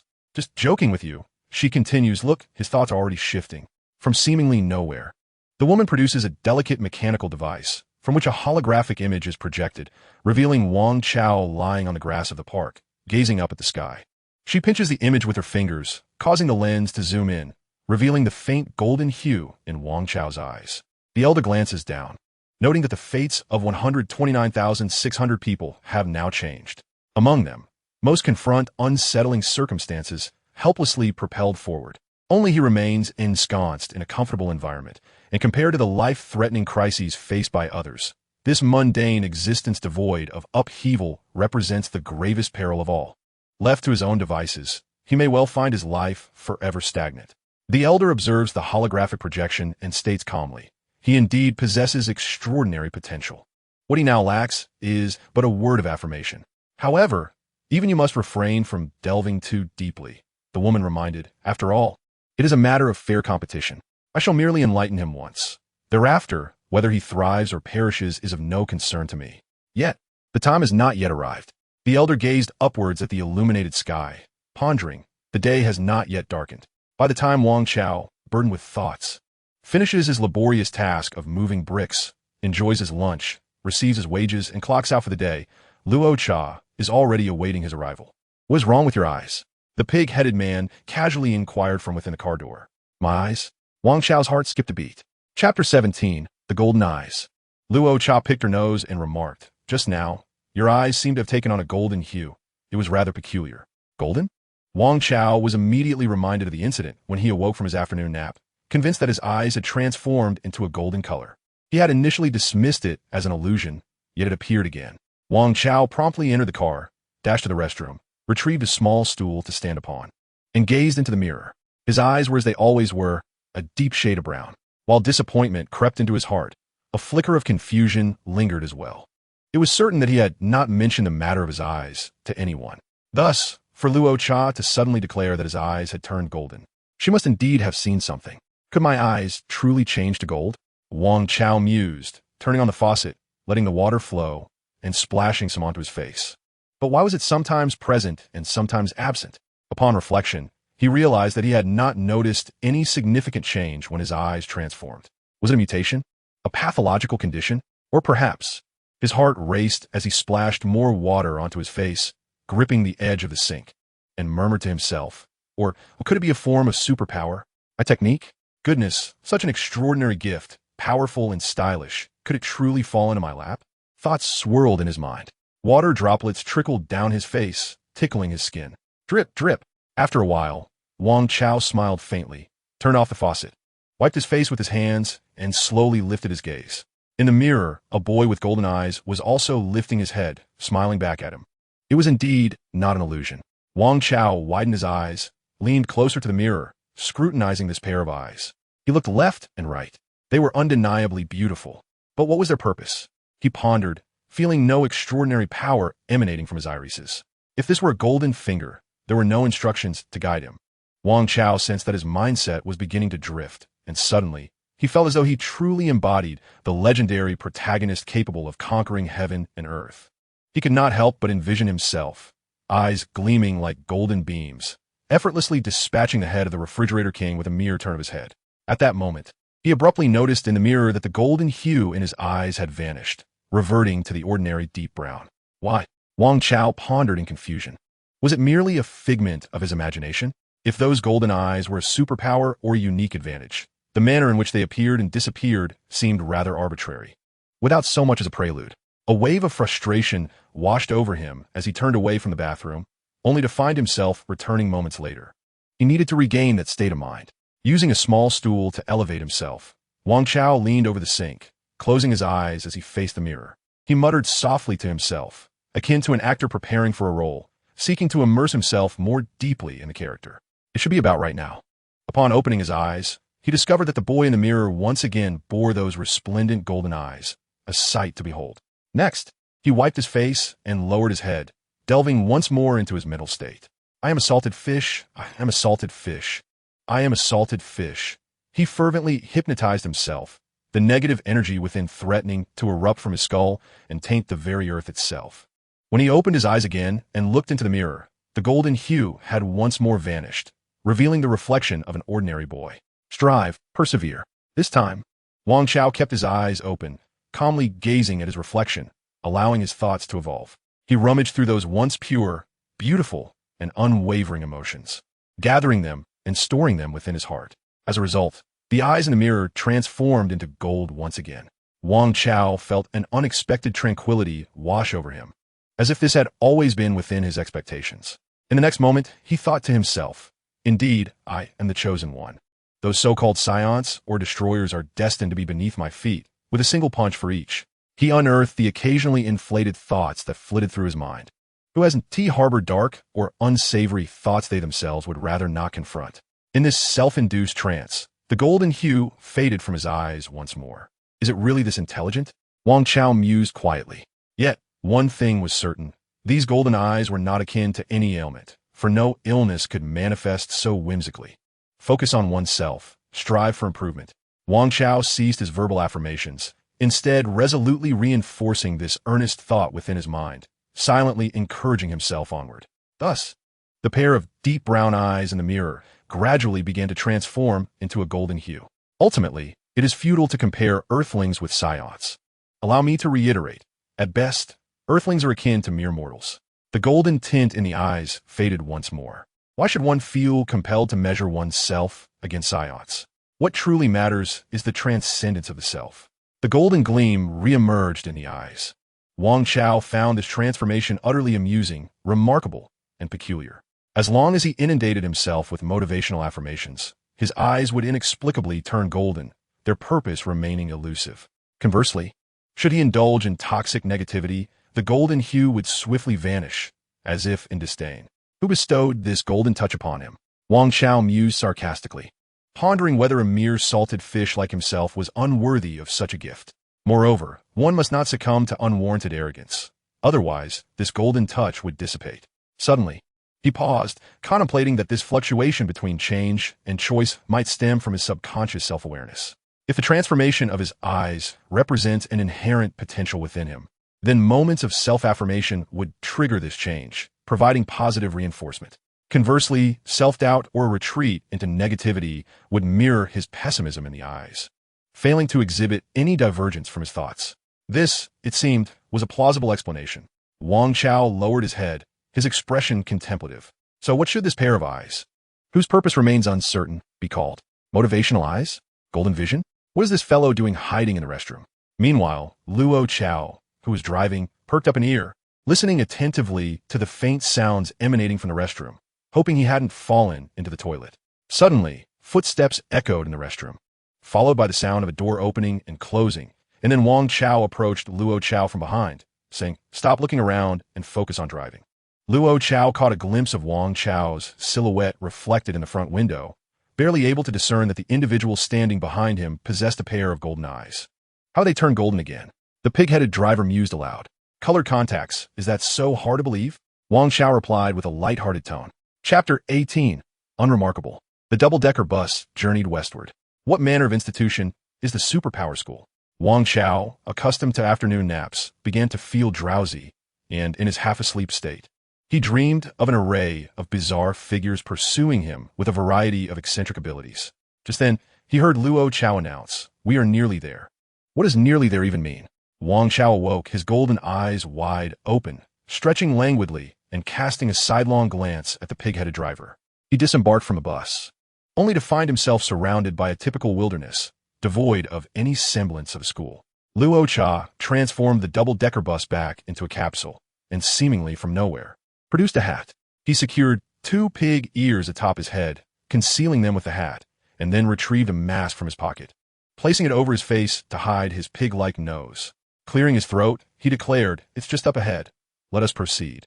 "Are you so furtive that you fear being seen?" Wang Chao inquired, stroking his chin. "I'm afraid you might weep over my handsomeness," Luo Chao retorted with a huff. Concealing his pig features, Wang Chao followed closely behind, chuckling, "Ah, I remember now. You were the one-tailing that expelled student. What's the matter? You were quite bold then, but now you feel embarrassed?" "Embarrassed? Nonsense. I'm merely concerned that Elizabeth might catch a glimpse of me and fall hopelessly in love," Luo Chao replied without turning around. "By the way, what about that leopard-headed fellow?" Wang Chao mused leisurely, cradling the back of his head. "You've mentioned how they often bullied you. Last time, you even tricked them into finding me, resulting in a good thrashing for them. You must be quite apprehensive about encountering them again. Perhaps that leopard-headed individual is not the only former classmate who enjoys tormenting you." The pig-headed individual fell silent, simply trudging along. Wang Chao, not wishing to tease him further, began to ponder the significance of his own eyes. Firstly, as long as he maintained a positive, resolute, and tranquil mindset, his eyes would remain golden, seemingly the key to unlocking their potential. However, the moment self-doubt or thoughts of giving up crept in, the golden hue would fade away. Wang Chao found solace in this pattern, reminiscent of a clear-cut reward and punishment mechanism, akin to the vows and constraints in Hunter x Hunter. If his golden eyes possessed any special ability, it was undoubtedly bestowed upon the steadfast Wang Chao, propelling him forward, rather than being a mere gift to the complacent version of himself. Yet, he had yet to discern the true purpose of these golden eyes. If they were a form of ocular technique, did they enable him to replicate martial arts, bestow extraordinary insight, or perhaps reveal the fatal flaws of his opponents? Realizing he was once again indulging in fantasies of possessing an awe-inspiring ocular prowess, reminiscent of scenes from the Dragon Ball universe, Wang Chao hastily refocused his mind.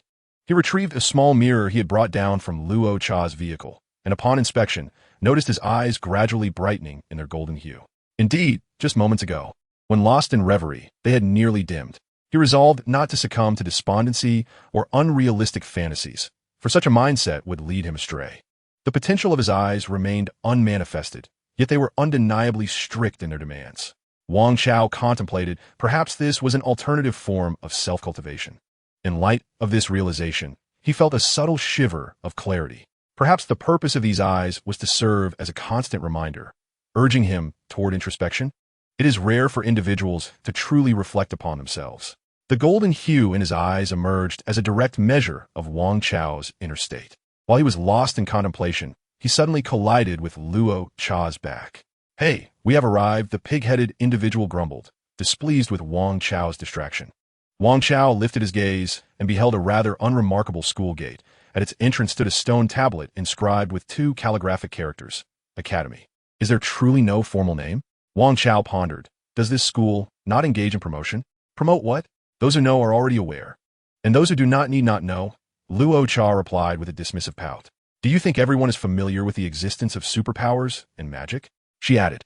After saying this, Luo Cha dashed away, her arms crossed, tiptoeing into a secluded patch of grass, where she let out a series of wolf howls. Wang Chao watched in astonishment, fidgeting with his arms, utterly perplexed by how Luo Cha's monkey-like posture could facilitate running. Suddenly, a wolfman donned in a mask leaped from the underbrush, embodying the very essence of a ruffian, brandishing a stone and hurling it at the school gate, cackling with unrestrained glee. As several security personnel in uniforms emerged from the entrance, some wielding rubber batons, others clutching walkie-talkies, they followed the sound, only to catch a fleeting glimpse of the wolfman disappearing into the distance. The guards pursued, but upon spotting 2 short figures by the roadside, they inquired, "Hey, have you seen a wolfman?" "Yes, he ran that way, claiming the people from this school are fools." Luo Cha pointed in the indicated direction. "What? How outrageous! He must be a troublemaker expelled from a school." The guards exclaimed angrily, rushing off in pursuit of the direction Luo Cha had indicated. Did they fall for that ruse? Wang Chao observed the entire scene, his expression one of utter disbelief, sensing a whimsical absurdity akin to a Dragon Ball episode. Meanwhile, within the confines of the school, at a window of a towering building, a little girl with purple hair styled into 2 braids boldly perched on the ledge, peering through a sophisticated, electronically illuminated telescope. She was keenly observing the commotion at the school gate. "There's something amiss," she murmured, setting aside the telescope, which transformed back into a capsule that she tucked into a specially designed pocket in her skirt, already filled with various transforming capsules. After rummaging through, Bulma finally retrieved the capsule containing a light-wave gun, giggling, "Time to deal with the bad guys." Luo Cha made a face in the direction the guards had departed, her expression obscured by her mask, leaving Wang Chao puzzled. "Let us sneak in," Zhu Tu declared, leading the way toward the school gate. Wang Chao followed suit. Along the way, he questioned, "Wait a minute. I came here to test for superpowers. If I'm going to meet the school officials, why must we sneak in?" "Are you foolish?" Luo Cha retorted, "You don't need to, but I do. If they recognize me, they won't let me in." Wang Chao followed the familiar pig-head man through the campus, where a multitude of individuals passed by. They ranged in age from small children, even shorter than Wang Chao, to youths twice his height, predominantly anthropomorphic animals, though there were also a fair number of ordinary humans. Regrettably, these individuals seemed to lack the habit of displaying their superpowers while walking, and Wang Chao perceived nothing particularly remarkable about them. The students laughed and chatted as they walked, and it was impossible to recognize everyone in the school. Consequently, they largely ignored Wang Chao and Luo Cha. "Where are you leading me?" This does not seem like a place to test superpowers, at least not a location to apply for testing with the school authorities. Wang Chao remarked as he halted beside a fence adjacent to a large playground. He was tempted to grab the pig head and execute a shoulder throw. For this sneaky creature was crouched there, fixated on a certain direction within the playground. Elizabeth is practically drooling over there, the pig head exclaimed. How vulgar.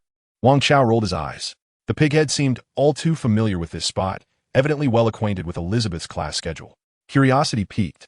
Wang Chao followed the pighead's gaze and saw a crowd gathered around a woman who was warming up in a short-sleeved shirt and shorts, seemingly preparing for an outdoor physical education class. I must see how beautiful she is, he mused, shielding his eyes with his hand to catch a distant glance. Perhaps due to the distance, he found the woman, who received star-like treatment, to be rather unremarkable. Her features were neither strikingly attractive nor particularly appealing. Do you have a problem with your taste, you pig? Wang Chao kicked the pighead's rear. Chapter 19. I am the Cosmic Disruption Star. What are you doing? Luo Cha grumbled, nearly burying his nose in the ground as he rubbed his backside, clearly displeased. It should be me asking you that, Wang Chao retorted, grabbing the collar of the pighead's shirt and lifting him up. Can you stop dawdling? Take me to the teacher responsible for admissions at this school. Luo Cha zponde. You're not really planning to attend school here, so why the rush? Wang Chao replied with curiosity. I indeed have no intention of studying here. But how do you know that? Luo Cha shrugged. Just a hunch. I get the feeling you don't care much about how you live. Wang Chao fell silent momentarily, when suddenly a cold laugh pierced the air. Well, if it isn't Pighead Luo. What? Daring to disturb Elizabeth again. Startled, Luo Cha trembled at the sound and turned to see a tall youth standing on the opposite side of the playground fence.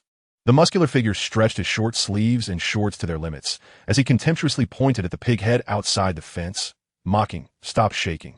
You're not about to wet your pants, are you? Ha! What a joke. Wang Chao glared at the muscular youth. An ordinary human. Yet since he was in this school, he must possess some superpower. What could it be? Let us go, Luo Cha said, tugging his hat down and turning to leave. Wang Chao followed closely behind him. Don't leave. Aren't you just sneaking a glance at Elizabeth? He exclaimed as she approached. The muscular youth, with an air of joviality, trailed along the outer side of the fence, continuously mocking Wang Chao and Luo Cha. Turning around, Wang Chao indeed spotted Elizabeth, who had been surrounded by a crowd on the playground, making her way toward them. Luo Cha lowered his head further and quickened his pace. What happened? The girl named Elizabeth inquired as she neared, casually addressing the muscular youth, who then noticed the two boys hastening outside the fence. With a grin, the muscular youth pointed at the disheveled Luo Cha, sharing his amusement with Elizabeth and her entourage. Wang Chao observed Elizabeth closely, perplexed once more. Was it merely a disparity in aesthetic appreciation between himself and this world? Elizabeth's round face and flat nose hardly seemed beautiful to him. At best, she had slightly fairer skin. Suddenly, Elizabeth caught the gaze of the boy behind Luo Cha, his golden eyes sending shivers down her spine. An unsettling flutter gripped her heart. Did this boy possess some extraordinary power? No, she had never seen him at school before. Why do you look so flustered? Wang Chao had intended only a fleeting glance, but noticing Elizabeth's unusual demeanor, he lingered a moment longer. Since there's nothing amiss, shall we depart?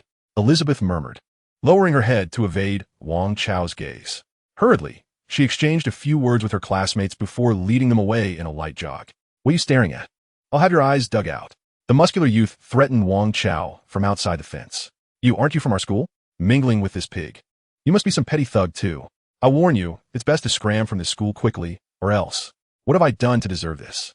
Wang Chao found the hostility utterly bewildering, further convinced that the people at this school shared the same flawed aesthetic as Luo Cha. Just then, he came upon a small gate in the playground fence, turned sharply, and pushed it open to enter.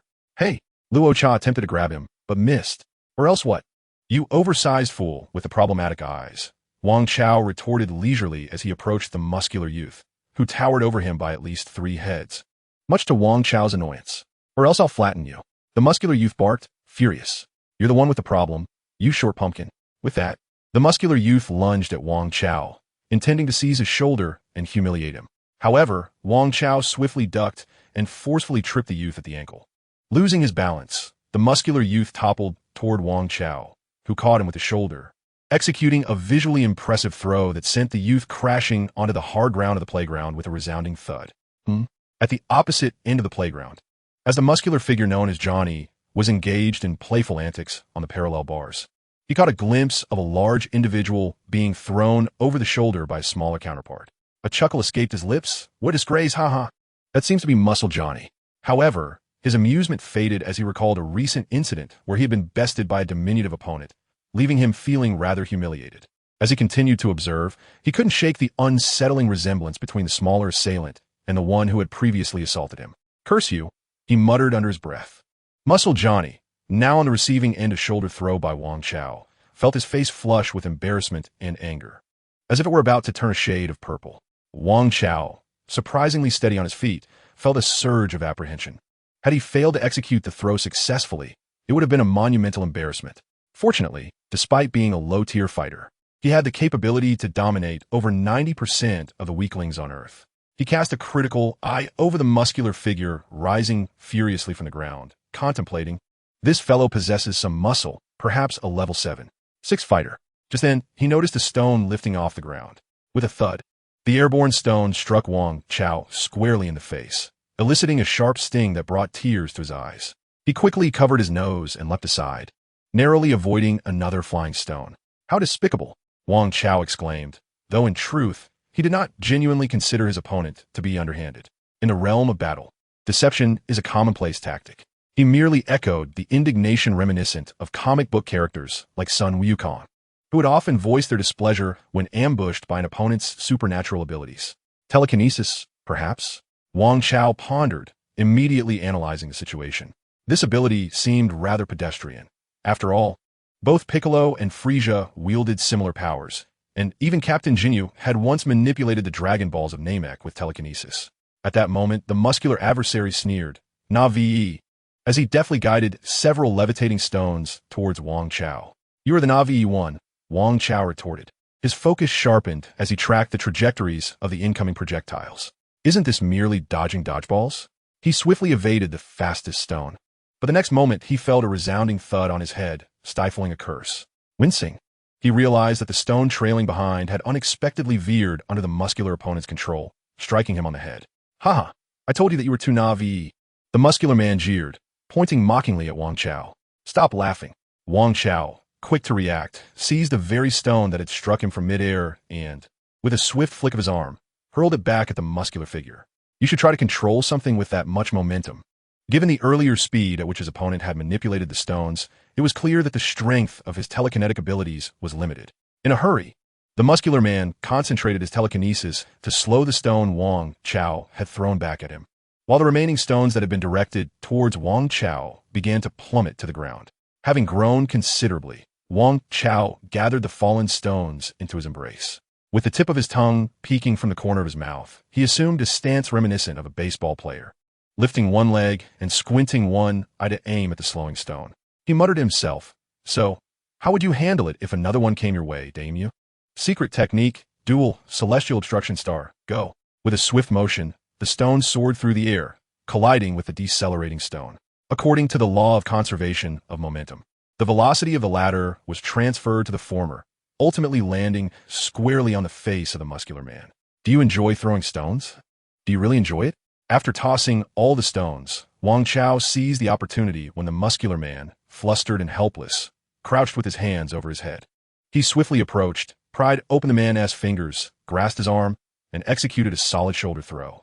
What a rush, he thought to himself. It seemed that ever since his transformation, he had developed a penchant for shoulder throws in combat, perhaps due to feeling unbalanced in his smaller physique. Wang Chao clapped his hands and noticed someone approaching, quickly dragging the pig-head man, who had been lurking in the corner to watch the spectacle. Away in the blink of an eye. I can walk by myself, protested Luo Cha, feeling quite dissatisfied. Now I can move. Where were you when I was being attacked? Wang Chao sprinted a considerable distance before tossing the pig head down. You can transform, right? Just become a monster and crush him. If I could do that, the first one I'd squash would be you, Luo Cha thought indignantly, but replied, that's impossible. My transformation magic isn't like superpowers. The overall mass doesn't change significantly.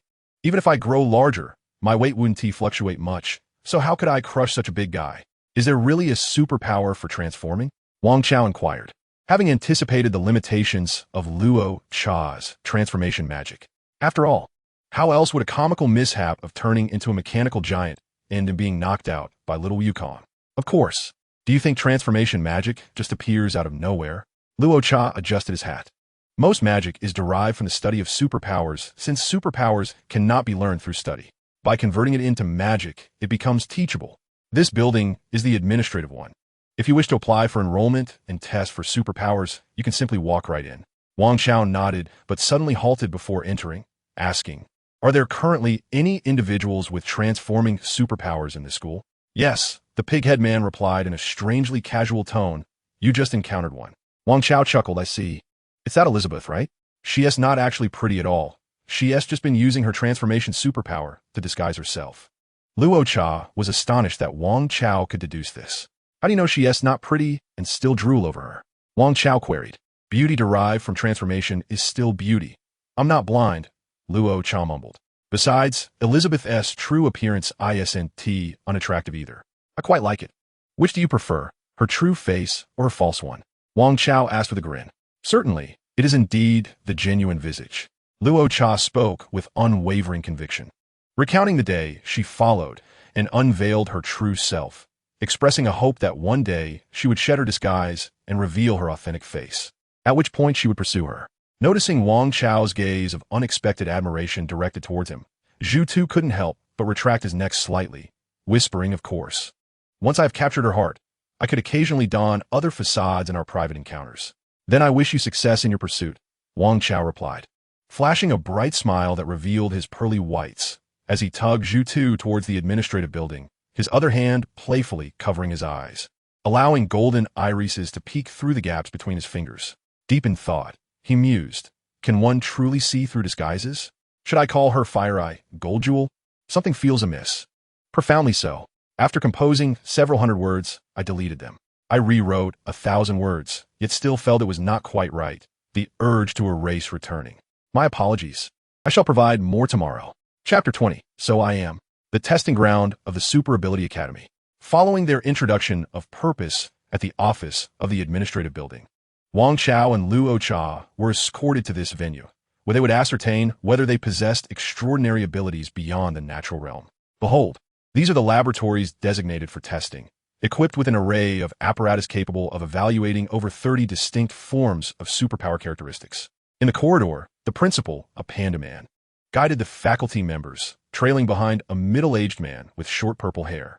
The man was of modest height, sporting black-framed glasses, a cigarette dangling from his mouth, and clad in a white lab coat reminiscent of a typical researcher, with a small, pure black cat perched on his shoulder, curiously observing the surroundings. The principal, accompanying the world's wealthiest Dr. Brief, felt a tinge of anxiety, repeatedly dabbing his forehead with a handkerchief to absorb the profuse sweat hidden beneath his thick fur. He endeavored to embellish the school's circumstances within reasonable bounds, aiming to garner greater financial support from the Capsule Corporation. Dr. Brief nodded noncommittally, exhaling a plume of smoke. At that moment, two children emerged from a nearby room. One had black hair and golden eyes, while the other, wearing a hat and mask, engaged in conversation. The masked child appeared perplexed, while the boy with black hair smiled. They approached Dr. Brief and his entourage. "Are those two students?" Dr. Brief pondered, inadvertently locking eyes with the golden gaze of the black-haired boy. "Oh, does this child recognize me?" Though Dr. Brief had risen from humble beginnings to oversee the sprawling Capsule Corporation, he had long since retreated from the public eye to devote himself to his scientific passions. Only the youth of West City could identify him at a glance. This journey, ostensibly a business inspection, but in reality a family outing to the south, had seen Dr. Brief and his family wandering the streets, rarely encountering anyone who could recognize him. Speaking of which, where did Bulma's child slip off to? Where's she? Luo Cha tugged at Wang Chao's sleeve, and the two sidestepped, hastily exiting the building as they bypassed Dr. Brief's inspection team. That must be Bulma's father, without a doubt. Upon exiting the building, Wang Chao felt a tumultuous shock within him. The encounter with Dr. Brief in the hallway had already left him reeling, and now he was experiencing an aftershock. "What are you thinking about?" Luo Cha inquired with curiosity. "Earlier, I asked you why you were unwilling to allow them to conduct a blood test, yet you remained silent. I simply wished to ascertain whether I possessed any extraordinary abilities. I did not come here to be a guinea pig for them," Wang Chao replied nonchalantly. "Blood samples are a profoundly private matter. Can one merely give them away?" In truth, Wang Chao's reluctance to undergo blood extraction stemmed from his belief that he had traversed dimensions in his physical form, rendering him particularly sensitive to such procedures, making it improbable for him to consent easily. His refusal to participate in the blood test also extended to concealing his ability to see through transformations during subsequent examinations of his vision. Reflecting on the earlier scene, where Wang Chao had tossed a plethora of testing equipment around before being subjected to various assessments of his visual acuity and dynamic sight, Luo Cha could not help but be speechless. "So you wish to have free tests while refusing to divulge any information? That is quite cunning," she remarked. "Since you can see through transformations, why bother with their tests? If there is no need for testing, why should I inform them?" Wang Chao said casually, as he and Luo Cha strolled toward the school gate, his mind pondering the peculiar encounter with Bulma's father. This Academy of Superpowers, backed by the Magic Capsule Corporation, must have been established as a unique research facility dedicated to the study of extraordinary abilities and their magical applications. Wang Chao paused to admire the scenery of this institution for superhuman talents. Students, both anthropomorphic and ordinary, meandered along the paths, engaged in conversations, or gathered on the athletic fields, creating a scene reminiscent of earthly campuses from his previous life. He speculated that many fantastical technologies from the Dragon Ball universe might indeed be influenced by superpowers. For instance, he had yet to encounter a single anti-gravity hover vehicle despite his efforts to procure the cheapest one in South City after earning his first sum of money, resulting in profound disappointment.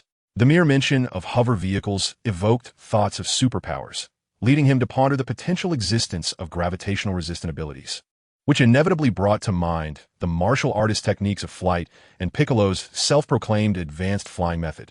A smile crept across Wang Chao's lips as his golden eyes sparkled with anticipation toward the azure sky. "I wonder when I shall soar among the clouds. Surely, that day will come." Just prior, upon confirming that his newly transformed golden eyes could penetrate disguises, a certain chord within him had been struck. It turns out, I too can be extraordinary. Wang Chao cherished this feeling, this sense of being unique. The last time he felt such a profound sense of self was during his middle school days, perhaps when he was in the second year. After the high school entrance examination, particularly upon entering a prestigious senior high school, one begins to encounter those extraordinary individuals who either effortlessly secure top ranks while indulging in leisure or casually engage with teachers for additional guidance. Wang Chao back then observed himself amid his ordinary classmates, realizing he was just as unremarkable as they were. So I too am so ordinary. Wang Chao learned to embrace his mediocrity. Even if he were to traverse into the realm of Dragon Ball, possessing strength that transcends the ordinary, he still could not convince himself that he had become different. While it was true he had surpassed the commonplace, the notion of what constituted a common Earthling, specifically a Dragon Ball Earthling, was ingrained in his mind. Wang Chao yearned to be reborn as a Saiyan, fully aware of their limitless potential. Even if he were born with a low battle power, he would not be disheartened. For the very mention of Saiyans instilled in him a conviction that he had already diverged from his past self. Alas, he remained an Earthling, still bearing the body he once had. He was still the former Wang Chao. Had it not been for the sudden appearance of that peculiar old man, awakening a sense of discontent within him that he had not even recognized, Wang Chao would not have rummaged through his pockets for the 2 coins he had stubbornly retained. If not for the old man in the park, he would not have ignited the instinctive emotions of stubbornness amid the despair of his relentless pursuit. This serendipitous spark of discontent was akin to a spark ignited in the stagnant waters of Wang Chao's heart, illuminating his eyes with newfound brilliance. He understood that even if these golden eyes were a gift, without that mysterious old man, he likely would never have had the opportunity to reveal them in his lifetime. "Hey, what are you thinking about?" Luo Cha sensed a peculiar shift in the atmosphere surrounding the boy beside him, who appeared strangely different.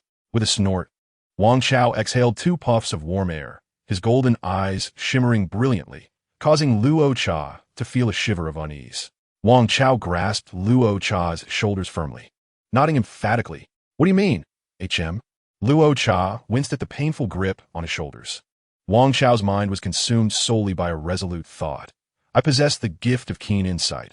I am exceptional, and I aspire to become even more formidable. I shall train in martial arts." Boom! The azure sky above him abruptly darkened, transforming into an inky blackness. Chapter 21. Doubts and Ambushes. The sudden darkness enveloped the sky with alarming swiftness, as if someone had yanked away the clear sky like a canvas, revealing a deep, dark underlayer. Crack! A golden dragon-like lightning bolt surged skyward at the horizon, indicating a location in the distant northwest of the southern city. Wang Chao was momentarily stunned. Anyone familiar with Dragon Ball would have recognized this scenario without hesitation. Luo Cha, still rubbing his shoulder, expressed his confusion. What is happening? Why did the sky turn dark so suddenly? He continued, visibly irritated. What are you doing? Suddenly acting all strange. I'm not like you. My body is delicate. How absurd. Don't you find it repulsive to say that? Wang Chao gazed at the pig-headed individual with an expression of utter disbelief. The mask he wore was taut, clearly revealing the outline of his pig-like nose. Moreover, he seemed to have heard Luo Cha utter two sentences almost simultaneously, which piqued his curiosity. Yet, the pig-headed creature urged him, let us go. Since you have no intention of studying here, we should return quickly. There are many eccentric superhumans in this school. It's best not to invite trouble. Return? The sky has turned dark. Wang Chao initially wanted to retort that he had no intention of going back. He yearned to closely observe the Dragon Balls. However, as he took a step, he was met with a clear blue sky, radiant and devoid of clouds. Where was the darkness that loomed? Rubbing his eyes, he stared in confusion at the bright sky above. Was it merely an illusion? Or had the one who summoned the dragon already made their wishes? Yet, it was only the year 735 of the AD era. How could anyone have gathered all 7 Dragon Balls? Wang Chao was quite certain of this. It was only in 749 AD. That Sun Wukong and Bulma's team managed to collect the 7 Dragon Balls, one of which was acquired from Master Roshi. What had Master Roshi said? That particular Dragon Ball had been found many years ago in the sea, though he couldn't recall the exact duration, whether it was a century or 2. But it certainly wasn't within the mere span of 14 years. Without the influence of Gohan's disciples and Bulma's generous offerings, who on earth possessed the capability to obtain a Dragon Ball from Master Roshi? What's wrong with you? Luo Cha tugged at the contemplative Wang Chao, but he remained unyielding. Frustrated, she transformed into a gigantic dinosaur, attempting to grasp the hem of Wang Chao's clothing, yet still failed to budge him. Instinctively, Wang Chao grasped the dinosaur's jaws and pulled, causing Luo Cha's dinosaur form to stumble forward, ultimately reverting to her original state. With his enthusiasm waning, Wang Chao tightened his grip on the 2 coins in his pocket, pondering that if he possessed even the most basic combat prowess, if not the level of a Super Saiyan, he could have swiftly flown to the outskirts of the city where the dragon was summoned to discern the truth. As he exited the school gates with Luo Cha, preparing to retrieve the capsule for the double-decker bus, he suddenly inquired, "Don't you find it strange that the sky abruptly turned dark and then bright again?" He had anticipated a casual response from Luo Cha, perhaps something along the lines of who cares, but to his surprise, the pig-headed individual instead questioned him, "What are you talking about?" A wave of suspicion arose within Wang Chao, but before he could delve further, he heard a voice calling from not far ahead, "Hey, kid, stop right there." Furrowing his brow, Wang Chao turned to see several individuals of varying stature clad in peculiar uniforms blocking their path. Suddenly, he noticed the red satin insignia on their chests, which left him bewildered. How do we encounter members of the Red Ribbon Army? This is indeed Nandu, and although it lies on the outskirts, the Red Satin Brigade boldly flaunts its presence near one of the 5 major cities, seemingly disregarding the authority of the Earth government.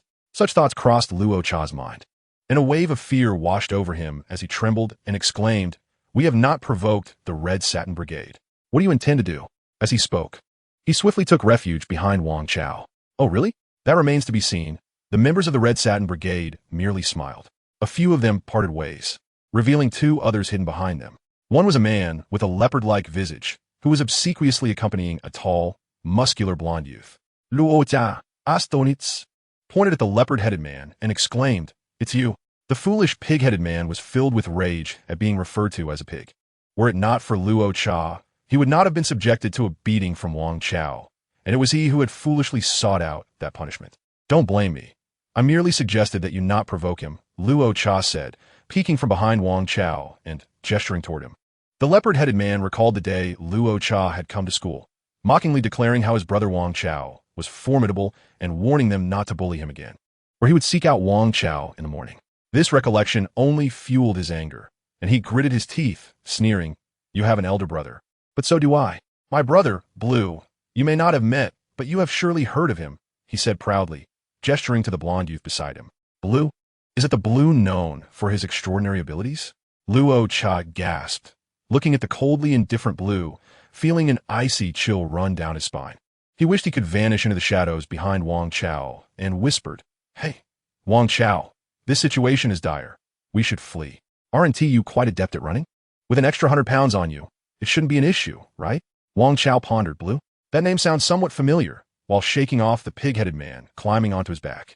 You have bullied my little brother, which is tantamount to provoking me. The blonde youth Blue spoke in a soft, almost effeminate voice, matching his flawless appearance.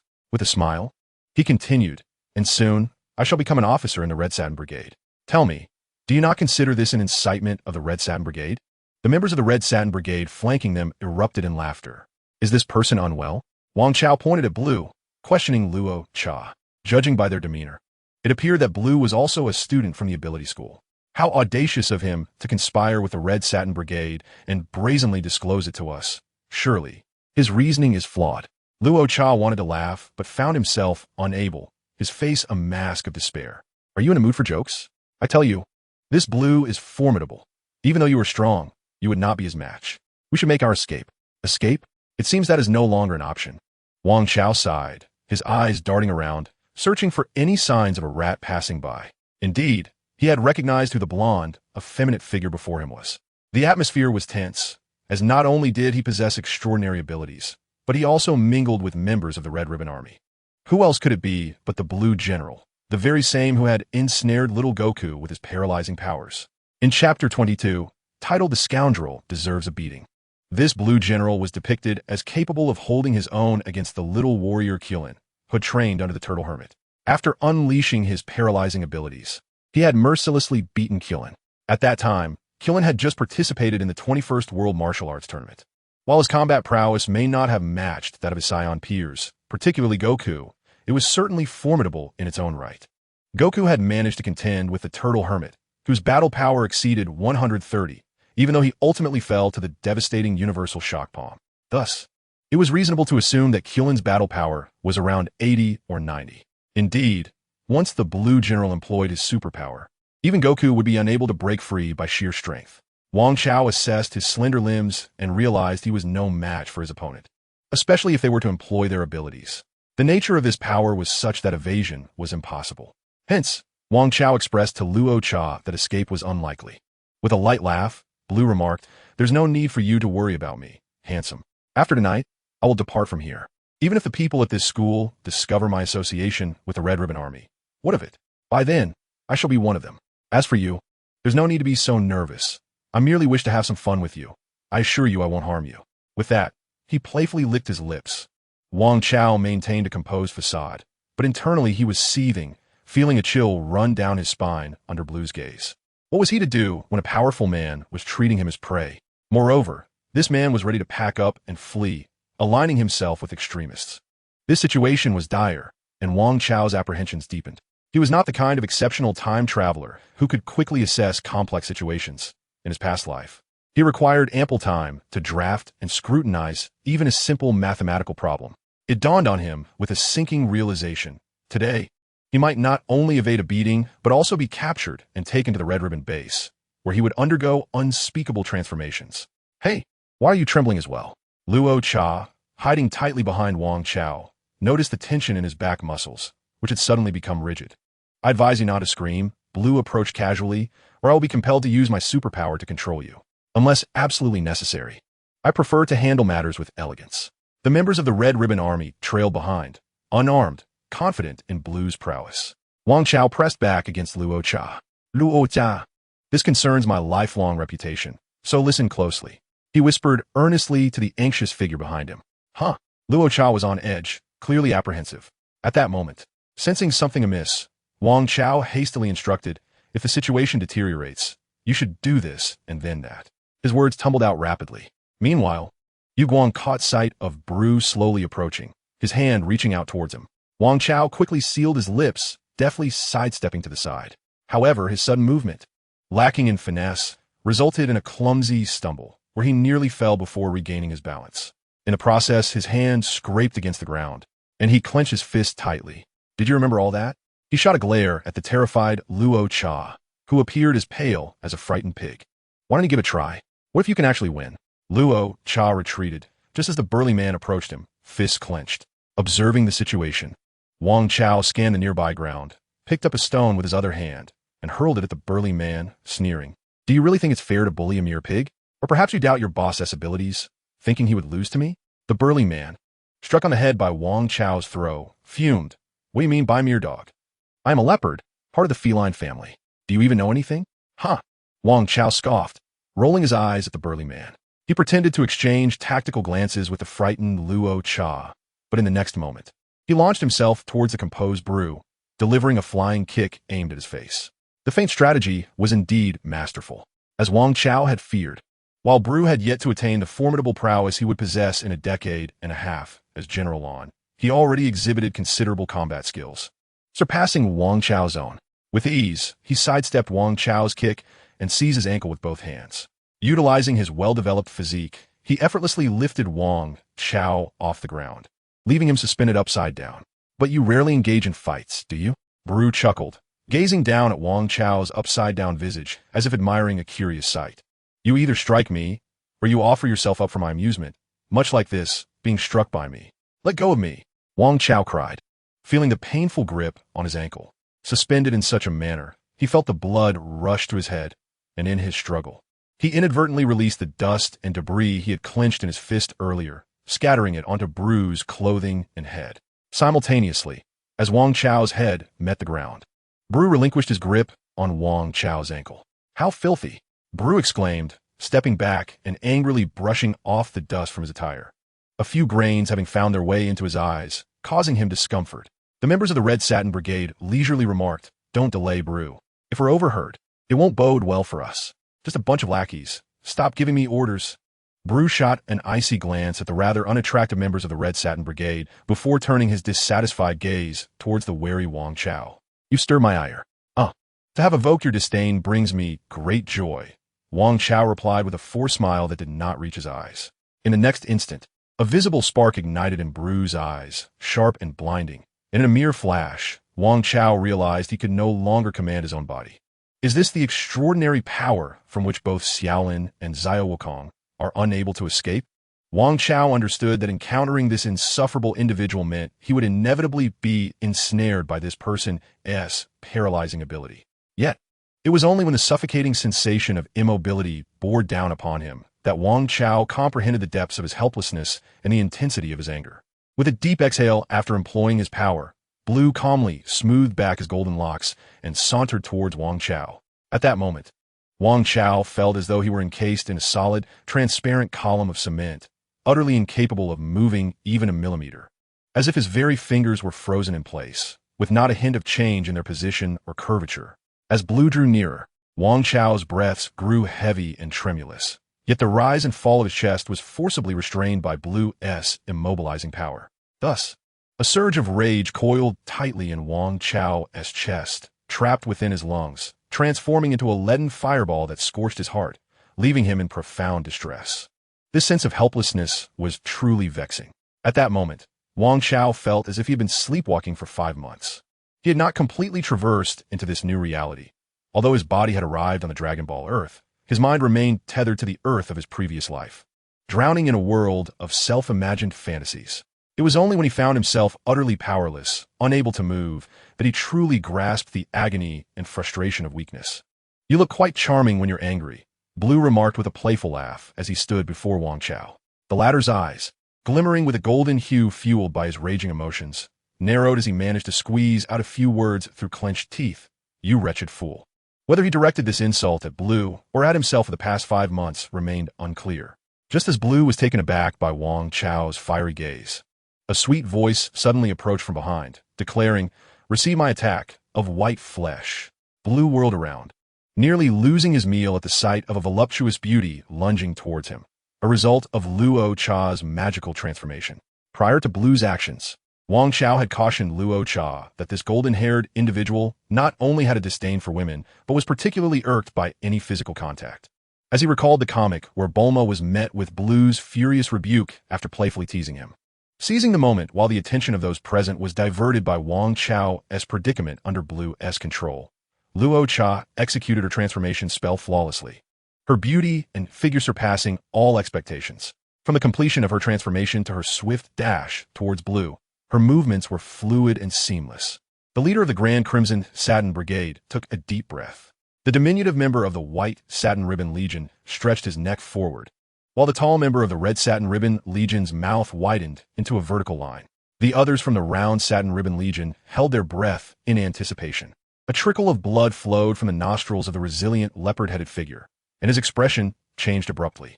How did Luo Cha transform into someone so reminiscent of Elizabeth? The unexpected turn of events sparked a flicker of confusion among the onlookers. How many times had this pig transformed into a beauty to be so adept at it? How could the transformation be so flawless and executed with such swiftness? The woman next to Bru, whose chest was jostled by 2 lumps of dead pig flesh, felt as though her eyes had been tainted.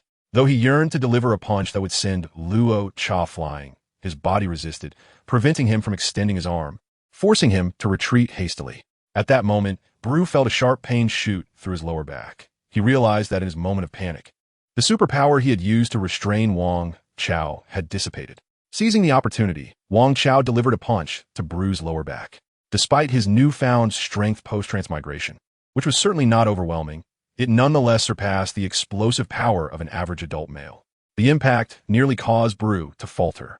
Damn it, Bru seethed, one hand clutching his aching lower back while the other, disregarding his aversion, swung to slap the one who was too close for comfort. The blow sent Luo Cha spinning before crashing to the ground at Bru's feet, leaving her sprawled with her round, white posterior in the air, motionless.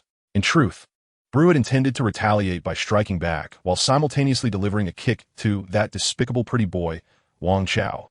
However, the pain in his waist hindered his ability to execute the kick, which only fueled his embarrassment and frustration. Wang Chao took a step back. "You hesitated just now, didn't you?" Bru remarked, rubbing his lower back with a cold smirk. "You possess some strength. No wonder you can make a Bao cry for help. Huh, given your appearance, it seems you were born with great power. Perhaps you have never truly unleashed your full potential in a fight, which is why you hesitated when targeting my vital points." Wang Chao remained silent, stepping back cautiously while casting a glance at the motionless figure with its rear and sticking up from the ground. He mused that since the transformation spell had not been lifted, the pig should still be alive. Simultaneously, a wave of shame washed over him.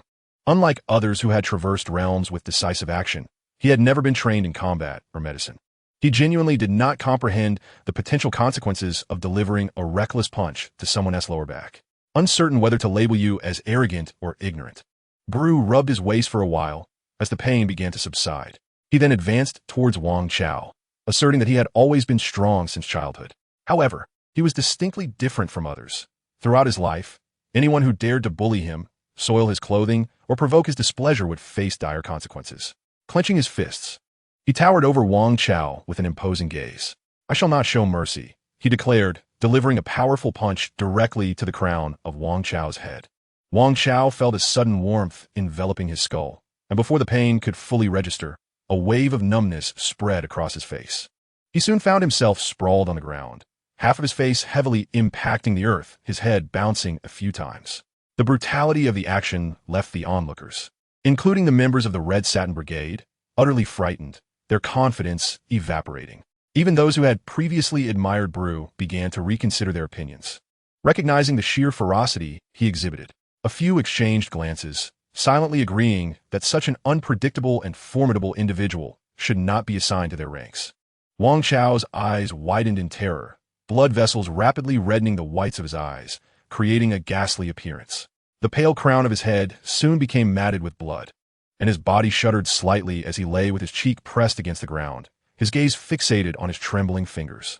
He envisioned those quivering digits as reminiscent of Shaolin's last moments after being assassinated by the minions of the old short flute player, or of Yamcha lying in a pit after being killed by a vegetable explosion, or even of Sun Wukong witnessing Raditz fall. Yet, none of them had ever experienced the pitiful sensation of being so utterly lost after being struck down by a soul as unassuming as a peach-colored spirit.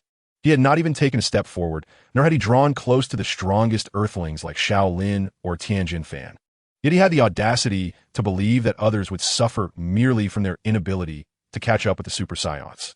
Only when he stood shoulder to shoulder with figures like Shaolin would he earn the right to lament that Earthlings could never surpass Saiyans. The tales of Dragon Ball were mere conversation fodder for him in his previous life. He could have effortlessly reigned as the happiest and mightiest king. Yet, after his reincarnation, clinging to the same mindset seemed excessively arrogant. As Wang Chao's fists gradually clenched, he inhaled sharply, and an oddly comical smile crept onto his lips. Oh, he can still move? Bru was somewhat taken aback. Wang Chao, prostrate at Bru's feet, braced himself against the ground, blood trickling from his hairline and pooling on the hard earth in a dark stain. He swayed precariously, attempting to rise, but Bru delivered a swift kick, sending him rolling several times. What? Bru felt a warm splash on his cheek. When he reached up to wipe it away, he discovered it was a droplet of blood from Wang Chao's head, causing an involuntary shiver to race down his spine. He instinctively wanted to wipe it off on his clothes, but was overwhelmed by disgust, momentarily at a loss for what to do. He shook his blood-stained fingers vigorously. Meanwhile, Wang Chao had once again struggled to his feet, swaying unsteadily. Bru's voice turned icy as he commanded, "Did I permit you to move?" With that, his eyes ignited with a brilliant light, and his immobilizing power bore down on Wang Chao like a mountain. What if I insist on moving? Wang Chao felt once more the sensation of being encased in a concrete pillar, unable to budge. Yet, amidst this formidable force of restraint, he slowly lifted his head, his face smeared with blood, but his eyes gleaming with a golden radiance that was dazzling. Tilting his head slightly, he chuckled. It's been 5 months. Staying stagnant is simply unacceptable. How could you possibly resist my psychic abilities? Bru's disbelief was palpable. Wang Chao, who had appeared as a puppet frozen in time, suddenly twisted his shoulders and raised his right foot. After hovering for 2 seconds, as if shattering the chains that bound him, he stepped forward. At that moment, it seemed as though darkness was swiftly dissipating from the night sky. What on earth is that? On the school wall, Bulma observed the distant outskirts through a telescope. The distance was too great for her to discern clearly, but she glimpsed a dragon-like figure transforming into a burst of golden light soaring into the sky. She lowered her telescope, astonished to see the sky return to clarity. It appears that the villains are bullying someone. From a school wall, Bulma trained her telescope on a nearby scene, where she witnessed Bru, with golden hair, delivering a powerful punch to Wang Chao's head, sending him crashing to the ground. As she adjusted the magnification, she spotted several members of the Red Satin Brigade observing the altercation. Upon seeing their insignia on the uniforms, she realized the gravity of the situation. My sister said the villains are about to be punished. Bulma tucked away her telescope and retrieved the light wave gun she had crafted, striding purposefully toward the unfolding confrontation. Chapter 24. The fish dies and the grand scheme falters. Wang Chao astonishingly managed to forcibly overcome Bru's psychic powers, laboriously making his way toward Bru. The onlookers were utterly astonished. The members of the Red Satin Brigade, who had initially targeted Bru for his formidable abilities and personal strength, were particularly taken aback. The leopard-headed man, who had long trailed behind Bru as a subordinate, had far more faith in Bru's powers than in his own unreliable abilities. Witnessing Wang Chao's defiance against Bru's psychic control felt like witnessing a supernatural event. And as for who harbored the greatest confidence in Bru's powers, it was undoubtedly Bru himself. Ever since awakening his gaze-activated abilities in childhood, he had enjoyed unbroken success. Whenever he unleashed his powers, the battle would invariably reach its conclusion. Even those stronger than him, if they inadvertently fell into his trap, would find themselves utterly paralyzed, incapable of movement, and left at Bru's mercy. Is there truly an adversary in this world that his extraordinary abilities cannot conquer? Had anyone suggested such a notion to Bru mere minutes ago, he would have scoffed in disbelief. Yet now, Wang Chao, clearly ensnared by his powers, was not only moving but advancing towards him, a fact that undoubtedly sent shockwaves through Bru's mind. In truth, Wang Chao was equally astonished. What on earth? Why am I able to move? Am I, at this moment, more formidable than Sun Wukong? Wait. Did I not utter that statement about defying movement in a moment of impulsive bravado? Wang Chao himself was in a state of confusion. Reflecting on his thoughts, he realized that his mind had been devoid of distractions, fixated solely on a singular, uncomplicated, and profoundly earnest idea. The pain was unbearable, and he refused to remain a passive bystander any longer. He would not succumb to the indignity of being a mere fish out of water. Wang Chao had never endured such a beating in his lifetime. The severity of the blows had left him bloodied and bruised, and the pain was all too real. To be frank, he had genuinely panicked for a fleeting moment, questioning whether his skull had indeed been shattered. Could it be that this was how he would meet his end? While he had contemplated the notion of becoming a fish out of water, he had never imagined it would happen so silently and without fanfare. Moreover, His desire to retreat into a passive existence stemmed from a wish to distance himself from those superhuman beings. The closest he had envisioned to his demise was decades away. During the Bu saga, the very essence of wanting to become a fish out of water was rooted in the desire to lead a stable and vibrant life, not to face unexpected calamities. Who would willingly adopt such a diminished role only to be subject to unforeseen misfortune? Was this not a form of bullying against the honest? Even if he were to meet his end, he would prefer to do so in a manner that retained some semblance of dignity. Perhaps even at the hands of a Dragon Ball character, providing him a small consolation. Born not a Saiyan, what could he do? If fate decreed his demise, it should at least be in battle. Furthermore, to inexplicably perish at the hands of such a minor character would mean missing out on the collective resurrection of Earth's inhabitants. Death, in that sense, would be utterly meaningless. In essence, Bru's punch was far more straightforward and brutally effective than that of the enigmatic old man in the park. It not only left Wang Chao in a daze, but also jolted him into reality. This was no longer the Earth he once knew. Wang Chao awakened. You have traversed 5 months into this world, where there are creatures, monsters, and villains far more powerful than you. Whether one meets death in the depths of the ocean or amidst grand schemes, does it matter? Is it not a fool's errand to wait for death? Even in the absence of action, calamity invariably follows in quick succession, and I have no desire to be the hapless victim unable to resist. The excruciating pain, as if my very brain were on the verge of exploding, vividly imparted a lesson to Wang Chao. It was with such profound self-reflection that he rose from the ground. Yet, after being ensnared once more by Blue's supernatural abilities, Wang Chao astonishingly managed to break free from the paralyzing grip that rendered him immobile. A feat that even he had not anticipated. The naked woman, Luo Cha, feigning death, cautiously opened a narrow slit of her eyes. Through the gap beneath Blue's legs, she caught sight of Wang Chao, bloodied and battered, and amidst the crimson, a pair of radiant golden eyes shone brightly. How striking his eyes appeared, almost as if they had intensified in brilliance. Luo Cha found herself mesmerized, and suddenly, she sensed that Wang Chao might be signaling to her. What would he possibly want to convey? She widened her gaze, and Wang Chao's golden eyes seemed to speak, clear, luminous, and vibrantly animated. A mere glance evoked a surge of unspoken understanding within her. Blue, that wretched pervert, not only feared contact with women, but also had an aversion to rodents. Hey, boss, the leopard-headed man remarked, observing Wang Chao's steady progress with growing concern. The cursed fellow, Blue, seethed with rage. The pride he took in his supernatural powers had been compromised, a sensation akin to having one's most treasured possessions sullied by another's foot. Wang Chao's countenance began to look increasingly detestable in Blue's eyes. Once more, the light in Blue's gaze flickered as he unleashed his powers, causing Wang Chao's body to stiffen momentarily. With a low growl, Blue charged forward and delivered a punch to Wang Chao's abdomen. The impact left Wang Chao gasping, his insides feeling as though they had been violently churned, and as dizziness overtook him, he fought to remain upright, biting down on his lip. Dragging his shoes against the ground, he swayed precariously but managed to stay on his feet. With a defiant lift of his gaze and a stubborn smile curling at the corners of his mouth, he met Blue's eyes. Still smiling? What's there to laugh about? Blue felt a chill creep over him as he was scrutinized by Wang Chao.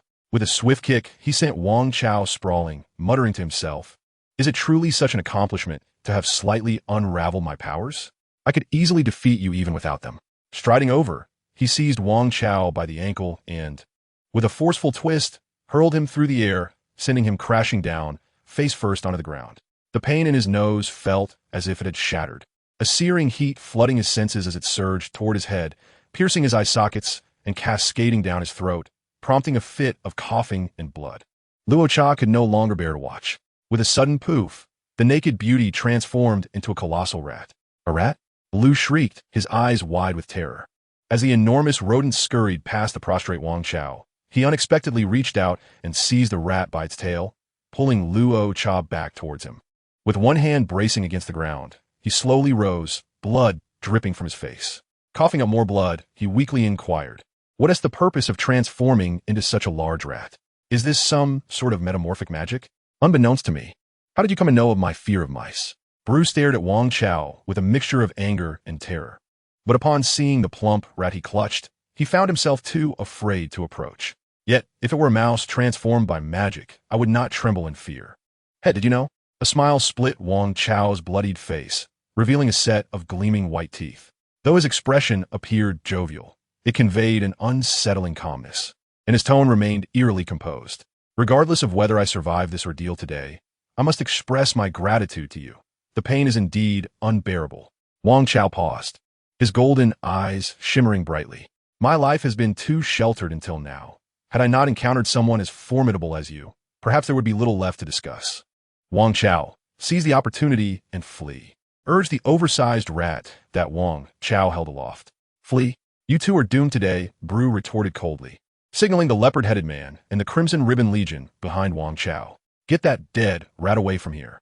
The leopard-headed man hesitated, recalling how Wang Chao had left him unrecognizable in their last encounter, and fear gripped his heart, especially when Wang Chao, bloodied and holding the fat rat, turned to face him with eyes that radiated a fearless ferocity, instilling dread within the leopard-headed man. Come on, Wang Chao muttered, spitting out a mouthful of blood. Charge! Bru shouted at the members of the Crimson Ribbon Legion, disregarding any remaining reservations. Draw your weapons and kill him. I will follow you. And what about me, big brother? The leopard-headed man innocently glanced at Bru. Very well. The members of the Crimson Ribbon Legion exchanged glances and reluctantly retrieved their weapon capsules. With a series of sharp sounds, an array of weaponry appeared in their hands, some brandishing machine guns, other submachine guns, and even one large figure hoisting a rocket launcher. Hey! The transformed rat, Lacha, struggled in vain, its small eyes filled with terror. Sighing, Wang Chao released his grip, allowing the transformed rat to scurry away. He slumped to the ground, his eyes reflecting an unquenchable golden flame, calmly observing the weapons raised against him by the Crimson Ribbon Legion. Having been lost on this path for 5 months, perhaps this is my penance. He produced a blood-stained coin from his pocket, flicked it with his thumb, and watched it spin. The sky behind him alternated between brightness and the swift encroachment of darkness as the coin spun downward. Chapter 25. A startling awakening amidst mortality. The members of the Crimson Ribbon Legion stared, astonished that this young man, facing imminent death, was still playing with a coin. Their awed nonchalance towards life and death caused them to pause momentarily. Hey, you lot, stop bullying others. Suddenly, a youthful voice rang out from a distance. It bore little anger, but resonated with an impressive authority. Bru and the members of the Crimson Ribbon Legion turned in surprise to see a little girl with purple hair, brandishing a toy gun at them. Ha! Little girl, do not seek your demise. The fierce man with a leopard head glared at Bulma. Discover, deal with her. A few members of the Red Ribbon Army furrowed their brows. Do not underestimate me. I possess a firearm. Young Bulma, still untouched by the whims of adolescence, retained a certain seriousness characteristic of scientific prodigies. She earnestly warned the nefarious figures before her, asserting the potency of her weapon, urging them not to compel her to use it. A formidable gun, you say? Ha! Laughter nearly brought tears to the eyes of the Red Ribbon Army member, who scoffed. Little girl, what you hold pales in comparison to what rests upon my shoulder. Boom! Bulma assessed the situation, realizing her adversaries clearly doubted her words. Thus, she decided to demonstrate her capabilities. Aiming at the adjacent open field, she pulled the trigger, and astonishing waves of light erupted from the muzzle of her toy gun. Resembling a Kamehameha wave, a brilliant beam instantaneously shot forth, carving a path several hundred meters long into the earth. Lacha, transformed into a mouse, scurried far away. Panting as he crouched down, musing, Wang Chao, it's not that I lack loyalty. It's just that we're all doomed anyway. If I can survive, that is a blessing. He glanced back and beheld the earth-shattering light beam unleashed by Bulma, causing every hair on his mouse body to stand on end. Crash! The members of the Red Ribbon Army transformed into grotesque figures, their noses dripping and eyes nearly bulging out of their sockets. See? I did not lie, Bulma stated earnestly. Do not come any closer. The Red Ribbon Army members retreated in fear, perceiving this little girl as a demon. What kind of weapon is that? Only mad scientists within the army could possibly create such a thing. Bru, feeling a chill run down his spine, dared not face the wrath of that toy gun. Yet he shouted defiantly, what are you afraid of? That gun may be impressive, but you still have to hit me. The latter part of his taunt was directed at Bulma, but he was astonished to see Wang Chao, who had been sitting on the ground awaiting his fate, had somehow approached the purple-haired girl. You've lost quite a bit of blood, Bulma remarked, holding the gun and looking up at Wang Chao. At merely 2 years of age, she was but a tiny figure, doll-like in stature, significantly shorter than Wang Chao. Wang Chao found himself at a loss for words, pondering his emotions. Why was he encountering Bulma here? Oh, right, he had just seen her father at school. But how did Bulma come to possess a weapon akin to a Kamehameha? What was certain, however, was that Wang Chao was remarkably calm, even surprising himself. Perhaps his mindset had shifted. If it had been yesterday, or even when he first traversed here, seeing Bulma would have sent him into a frenzy for an autograph. Bulma, may I borrow that gun for a moment? Wang Chao requested, acutely aware of the blood staining his hands, thus keeping a respectful distance from the young girl. Your hands are so dirty, Bulma observed, glancing at Wang Chao's bloodied hands. Wang Chao wiped his clothes. All right, here you go, said Bulma as she handed the energy wave gun to Wang Chao. Just like that? Just like that? The members of the Red Ribbon Army, watching this scene, were nearly driven to madness. Little girl, do you even realize what you were doing? She might miss, but I certainly won't. Wang Chao raised the gun, glancing back at Blue and the others, particularly aiming the gun at Blue, and asked with a smile, Are you willing to risk your life to find out? Blue, his face darkened, hesitated, retracting his foot that was poised to dash forward and snatch the gun from the girl's hands. He spat angrily. Then why don't you pull the trigger? Oomph. I see you lack the strength to aim and hit me, don't you? Perhaps it's because of my kind heart, unwilling to take a life unless absolutely necessary. Wang Chao replied, Do you see my eyes? This is my superpower. I just completed a test in the school behind us. I call it the Sharingan. These eyes not only reflect your superpower, but also possess unparalleled dynamic vision and insight. Tell me, is it your speed that allows you to escape? Or is it my sight that is quicker? Blue fell silent, though he'd been fixated on Wang Chao's eyes since earlier. The golden hue was not a typical eye color, but rather luminescent and strange. Upon hearing Wang Chao refer to it as Sharingan, he was uncertain whether it was genuine or mere boasting. Hey, Blue, let's retreat, urged a member of the Red Ribbon Army as they moved closer. Even though Blue was powerful enough to dodge gunfire, the rest of them were mere mortals and had no chance of outrunning a bullet. Their lives were at stake. At that moment, Bulma pulled out another capsule from her pocket, and with a pop, a seemingly ordinary handgun appeared in her hands. She looked up at Wang Chao, mirroring his stance perfectly as she aimed the gun at Blue and the members of the Red Ribbon Army. Damn it. Ultimately, Blue dared not risk his precious life and retreated in defeat, fearing that a vehicle would make it easier for Wang Chao to shoot. He ran far away before daring to pull out a capsule to release an off-road vehicle. They sped away at full throttle. Meanwhile, Wang Chao, as if deflated, could no longer hold the gun, which clattered to the ground. Little Bulma clapped her hands excitedly, seizing the energy wave gun and stowing it back in her pocket. How do you know my name? Bulma, a genius, had not forgotten this detail, recalling how Wang Chao had called her name upon approaching. As Blue and the others departed, Wang Chao felt a wave of relief wash over him, collapsing backward and gazing at the sky, murmuring, Morning has come. I wonder what wish that unknown person who gathered the Dragon Balls made. Hearing Bulma's question, he smiled and replied, Because I just met your father at school. Oh, Bulma nodded. He must be looking for me. At that moment, Lacha came running back, tumbling. What happened, Wang Chao? Are you all right? You're such a coward, Wang Chao retorted. Little Bulma gazed at the pig-headed man and offered her critique. The pig-headed man smiled awkwardly. I'll have my father contact the medical team. Little Bulma instructed Lacha. You stay here and don't wander off. I won't run away, Lacha replied, a hint of irritation in her voice. Ugh. Little Bulma expressed her disdain for the greasy pig head, retrieving a capsule from her plump little skirt pocket, which surprisingly contained a miniature electric vehicle, complete with a helmet. The little girl meticulously donned the helmet, seated herself upon the minuscule electric bike, and before starting, turned back to remind, Don't run away again. He might just die alone. Hurry up, Lacha retorted, annoyed.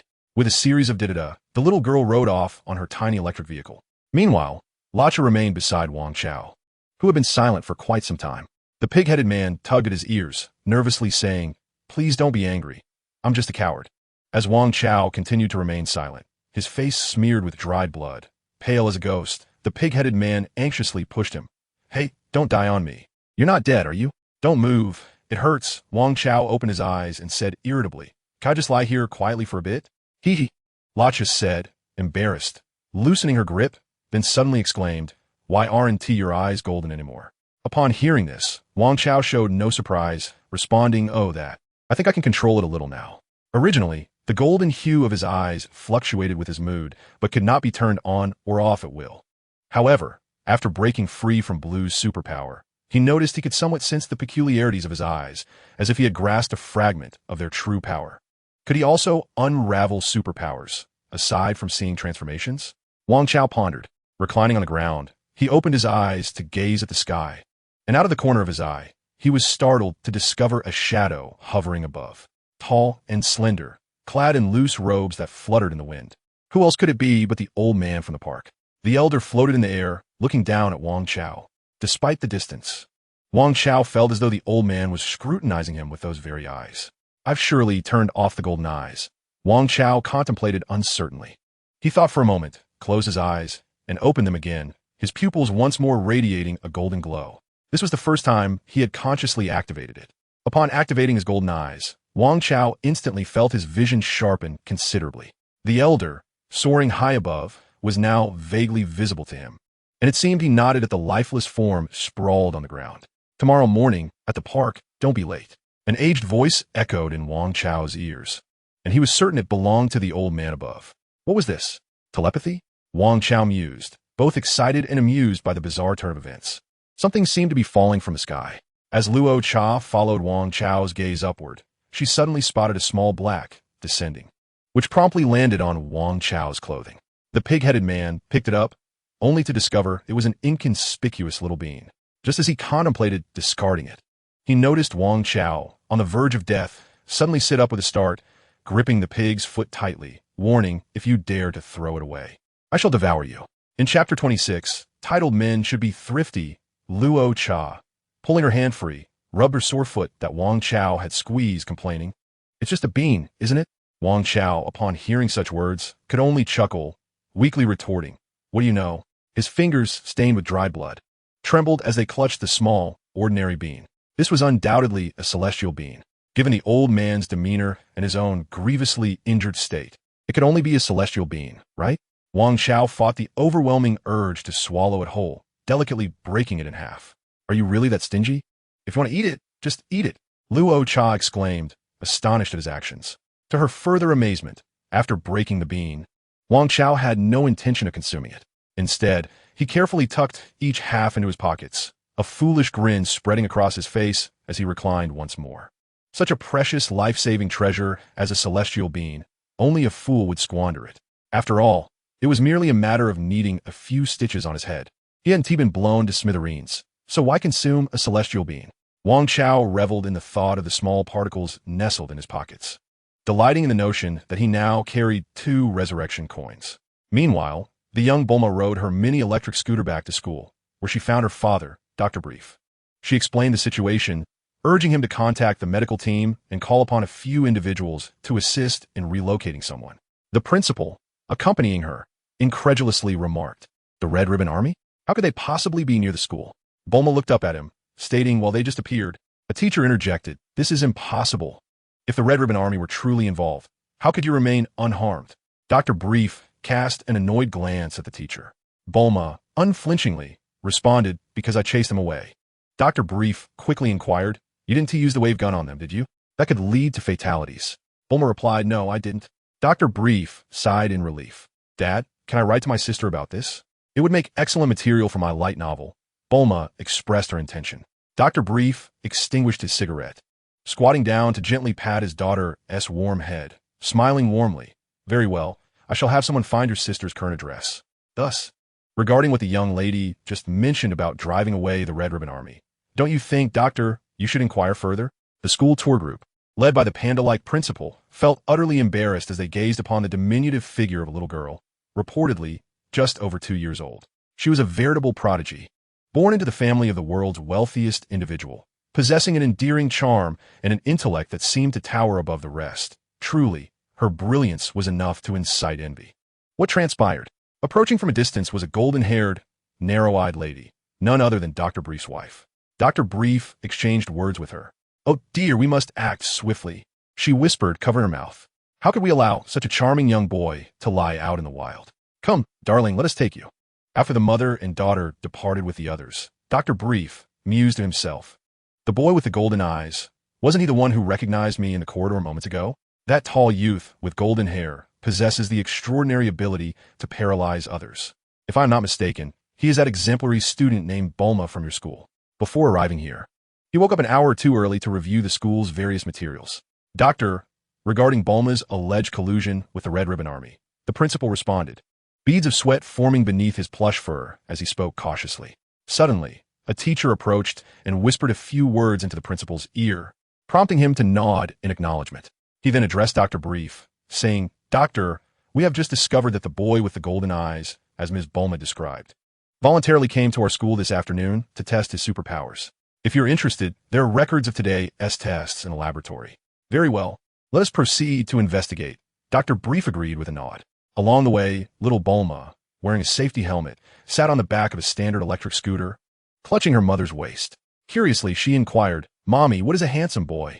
"It refers to a good-looking young man," replied Mrs. Brief. Oh, Bulma elongated the vowel sound.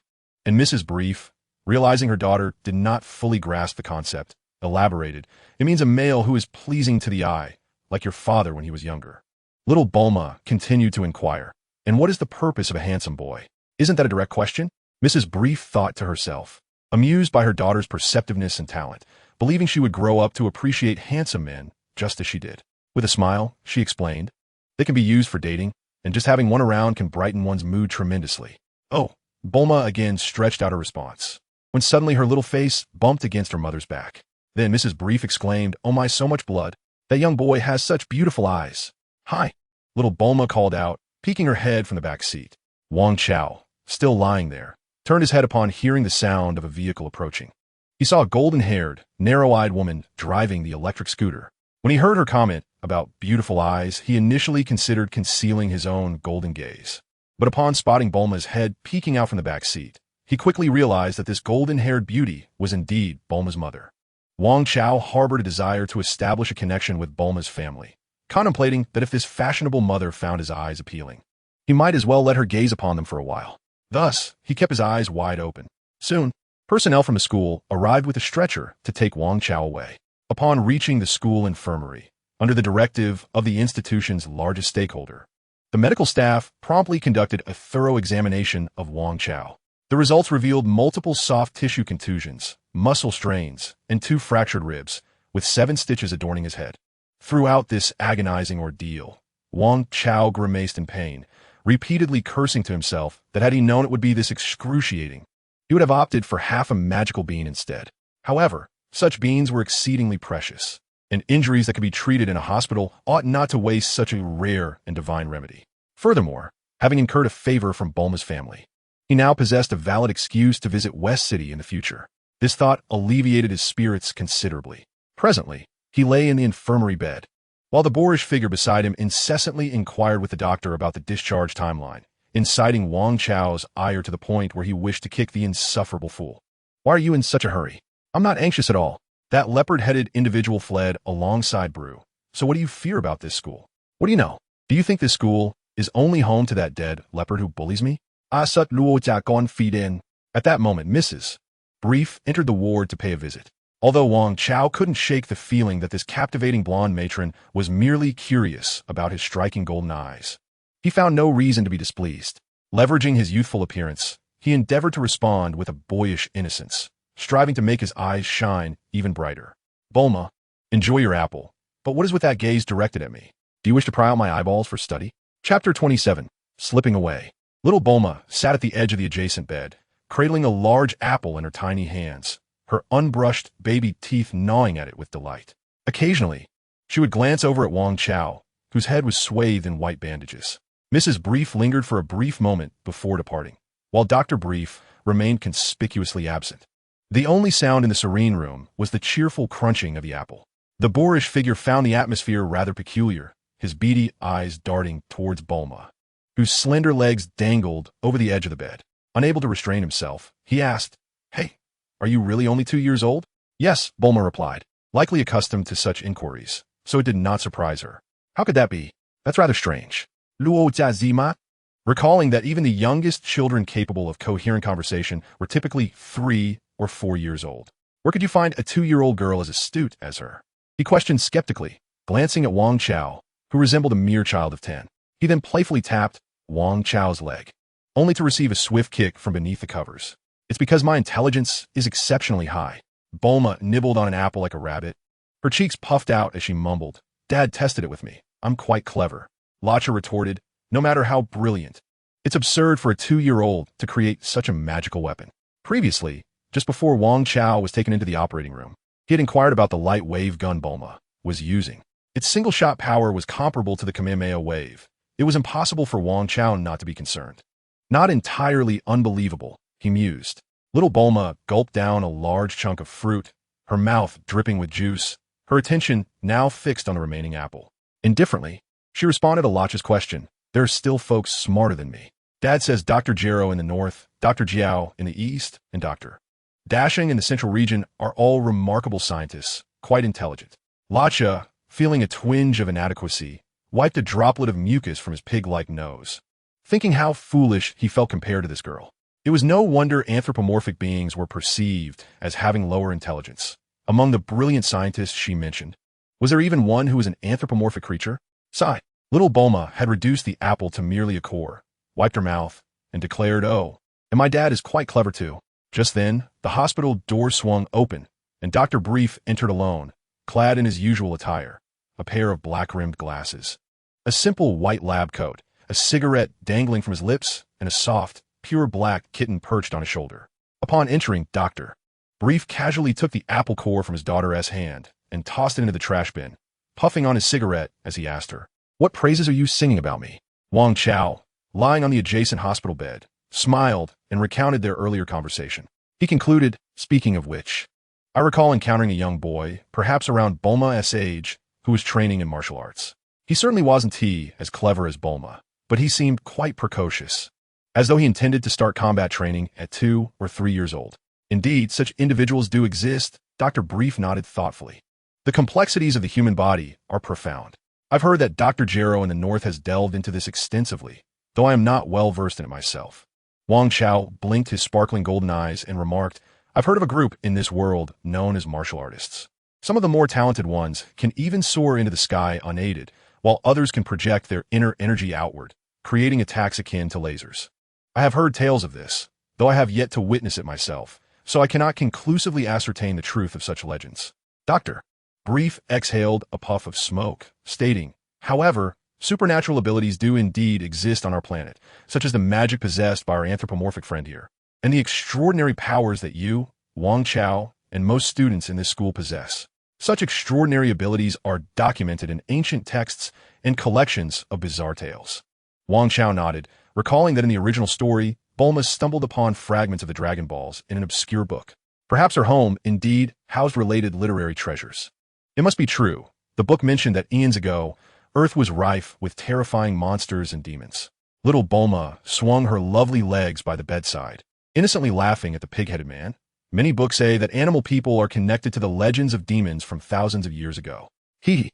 No wonder you all look so grotesque." The foul-mouthed girl Lacha was visibly offended, her pig-like snout wrinkling in displeasure, retorting, "As a scientist, how can you believe in such superstitions? That's rather absurd. Who said I wanted to be a scientist?" Little Bulma leapt off the bed, stabilizing herself with a determined stance and brushing off her fluffy skirt. "I have no intention of becoming a scientist." Lacha found this hard to believe. "You are so intelligent, yet you don't plan to follow in your father's footsteps?" Dr. Brief's technological achievements were well known, even to someone as illiterate as Lacha. The Capsule Corporation's various technological marvels had woven themselves into every aspect of life on Earth. Bulma found Lacha's remarks peculiar and preferred to ignore him, especially since pigs were indeed quite unappealing. Dr. Brief merely smiled gently. Seeing Lacha's bewilderment, he remarked, "After all, this is Bulma's personal matter, and we should not interfere." "Exactly." Bulma nodded in agreement, standing by her father. Wang Chao, lying on a hospital bed, felt a pang of envy for Bulma's brilliance and her nurturing family environment. Finally, unable to contain his curiosity, Dr. Brief inquired about Wang Chao's eyes, stating, "Did you intentionally conceal certain traits during the testing?" "Conceal is perhaps too strong a word. I hadn't anticipated the immunity to Bulma's abilities," Wang Chao candidly explained, satisfying the scientist's curiosity. "It was merely luck." "I see," Dr. Brief replied, taking a puff from his cigarette. "Perhaps your superpower is just good fortune?" Little Bulma raised her hand, her voice laced with curiosity. Wang Chao chuckled inwardly, pondering why that fellow wasn't born in a Saiyan enclave. But then he reflected on his own good fortune, being healthy and awakened with seemingly extraordinary eyes. Indeed, he was quite lucky. With this thought, A sense of peace washed over him, and he continued to smile, saying, "Perhaps so." Before Dr. Brief departed with Bulma, Wang Chao said, "Regardless, I owe this to Bulma. Had it not been for her, Lacha and I might have found ourselves in grave danger. And the medical expenses. I'll be sure to visit Drive West City to express my gratitude." Lacha scoffed inwardly, thinking he had no interest in traveling all the way to West City. "Take care and rest well," Dr. Brief said warmly, leading his daughter away. The hypocrisy is palpable as Luo Cha watches Wang Chao leave, openly deriding him. With all that wealth, do you really need to bother with such trifling medical expenses? Such insincerity. His affluence is his own affair. My debts to him remain mine. Wang Chao dislodged the blanket from his hospital bed, grasping Luo Cha by the ears with a disgruntled tone. "How dare you look down upon me? Have you forgotten how I turned you into a pig's head? Well, I might as well be a pig's head," Luo Cha retorted, rising on his toes in pain. Wang Chao released his grip, shedding his hospital gown for his freshly laundered clothes, free of bloodstains. "What are you doing? Are you leaving the hospital already?" Luo Cha inquired, noting the bandages adorning Wang Chao's head. "Not like I'm dying." Wang Chao rolled his eyes, pulling open the window of the ward. A gust of wind rushed in. "Let us part ways here. I'll make my own way home." With that, he stepped onto the windowsill and leaped out. "Hey, wait a minute." Luo Cha leaned out the window, catching a glimpse of Wang Chao's figure disappearing into the bushes below. "Are you really planning to go to the West Capital?" Wang Chao offered no reply. After rolling on the grass, he bolted forward without looking back, giving Luo Cha a rude gesture as he ran, his steps growing lighter until he vanished around the corner of the school gate. Chapter 28. Reflection. By the time Wang Chao reached home, dust had settled in. He carried 2 wild rabbits, a fortunate encounter on his journey, having skillfully dispatched them with 6 stones after a chase of several hundred meters. His stomach grumbled as he clumsily skinned and bled the rabbits, then gathered some sticks to construct a makeshift roasting rack. Darkness enveloped the surroundings, the stars twinkling overhead. The rabbits, stripped of their fur, were skewered on a stick, glistening with golden oil that Wang Chao had applied. "Oh no, I'll miss my evening shift," he realized, remembering his part-time job as a waiter in the South City. However, glancing at the time, he deemed it too late and abandoned the idea. In the stillness of the night, within a radius of several hundred meters, Wang Chao found himself alone in his small courtyard, the only sound being the gentle crackling of the firewood in front of him. As he waited for the rabbits to roast, he found himself lost in thought, occasionally rubbing his bandaged head, a smile flickering across his face before turning into a frown. "I'm such a novice, getting beaten so badly by a juvenile blue general," he mused, turning the roasting rack while reflecting on the afternoon's battle. "But I can't take all the blame. That little Ling guy was also taught a lesson by Brew, wasn't he? And as for Sun Wukong, had that lucky mouse not interrupted Brew's powers, Sun Wukong might have met a grim fate." With this thought, a sense of pleasure washed over him once more. However, as he contemplated this, Wang Chao suddenly felt the latent power within his eyes. The sensation of being able to unlock something at will was slipping away from him. He pouted in dissatisfaction and remarked, "What kind of golden finger is this? It's far too stringent, isn't it? Am I not allowed even a slight expansion?" With a sigh, he vigorously poked the campfire with a wooden stick. Today's battle could wait. It was better to fill his stomach first. After all, even a Saiyan would find it difficult to fight on an empty stomach. Wang Chao was quite tempted to pull out half a senza bean from his pocket to test whether it truly could sustain him for 10 days with just 1 bean, or if half of it would only suffice for 5 days.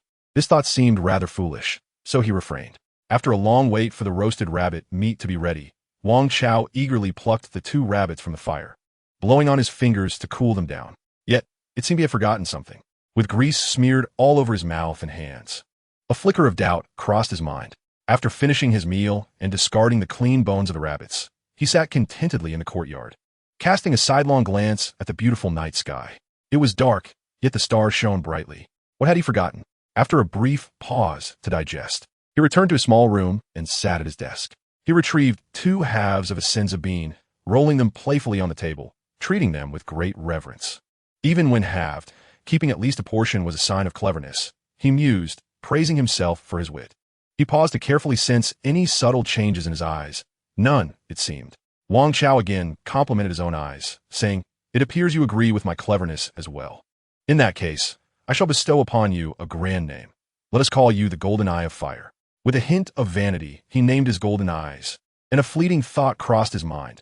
If he ever had the opportunity to merge with Sun Wukong, wouldn't he that result in a Sun Wukong with the Golden Eye of Fire? Upon further reflection, this seemed quite a challenging notion, not in terms of the merger itself, but in qualifying to merge with Sun Wukong without diminishing the combined fighting prowess, given that Sun Wukong was destined to be a formidable Super Saiyan god, while he, Wang Chao, it seemed he was once again delving into such thoughts. A shiver ran down his spine. He hastily grabbed a small mirror, closed his eyes, took a deep breath, and opened them. The reflection revealed deep brown irises. In the next moment, with a mere thought, his eyes shimmered with a brilliant golden hue. He pursed his lips, reflecting on his recent experiences, and finally spoke earnestly to himself. Be true to oneself, and strive for self-improvement. I no longer wish to feel as powerless as I did today. As for attaining the fighting power of a Super Saiyan, it is a matter of fortune if achieved, and fate if not. Wang Chao, after all, you have read countless fantasy novels. Don't you understand the nature of inner demons? Do not allow such thoughts to become your bane. Facing the golden-eyed youth in the mirror, Wang Chao smiled one last time, thinking, why does it feel as if I have gained a personal political advisor? The fluctuations of my mindset serve as reminders, prompting me to conduct self-reflective lessons in thought. Nonetheless, it is not without its merits. He set aside the mirror and began to contemplate the afternoon skirmish. Indeed, it could be aptly described as a battle, exuding an air of sophistication. Reflecting upon the events, I recall emerging from a school only to be intercepted by a group of individuals. It was then that I swiftly recognized the leader among them, a rather effeminate character, and my heart sank, knowing that the situation was dire. I engaged my clever mind, recalling how Luocha, that foolish creature, could transform. I hastily advised him to seize an opportunity to morph into a woman, ideally adorned in scant attire, possessing an exquisite figure and beauty, and to launch himself at that effeminate leader. Yet before I could finish my counsel, that insufferable brute, Bru, initiated a surprise attack. Wang Chao sketched on a cheap notebook, crafting rudimentary yet spirited illustrations. In one drawing, a stick figure with circle eyes, representing Bru, struck a stick figure of Wang Chao. He grinned while drawing, muttering to himself, fortunately, I possess agility, and due to the crisis, I have remained wary of this effeminate fool, thus avoiding his ambush. However, being a novice in combat, I clumsily stumbled while trying to evade, my heart racing with panic. Yet, I quickly regained my composure. Rolling on the ground and seizing a handful of dirt, I remembered that Bru not only had a penchant for men, but also harbored a peculiar aversion to filth. Throwing that dirt upon him would be akin to him plunging into a cesspool. Wang Chao swiftly illustrated a larger stick figure grasping the ankle of a smaller one, suspended upside down in a vivid representation. As anticipated, my formidable flying kick was thwarted, but in a moment of desperation, I flung dirt at his face. It seemed rather underhanded. How did I conceive such a tactic? Ah, yes, it flashed through my mind. Reminiscent of that tragic encounter where the Tower of Tragedy had thrown sand into Shangbo's eyes.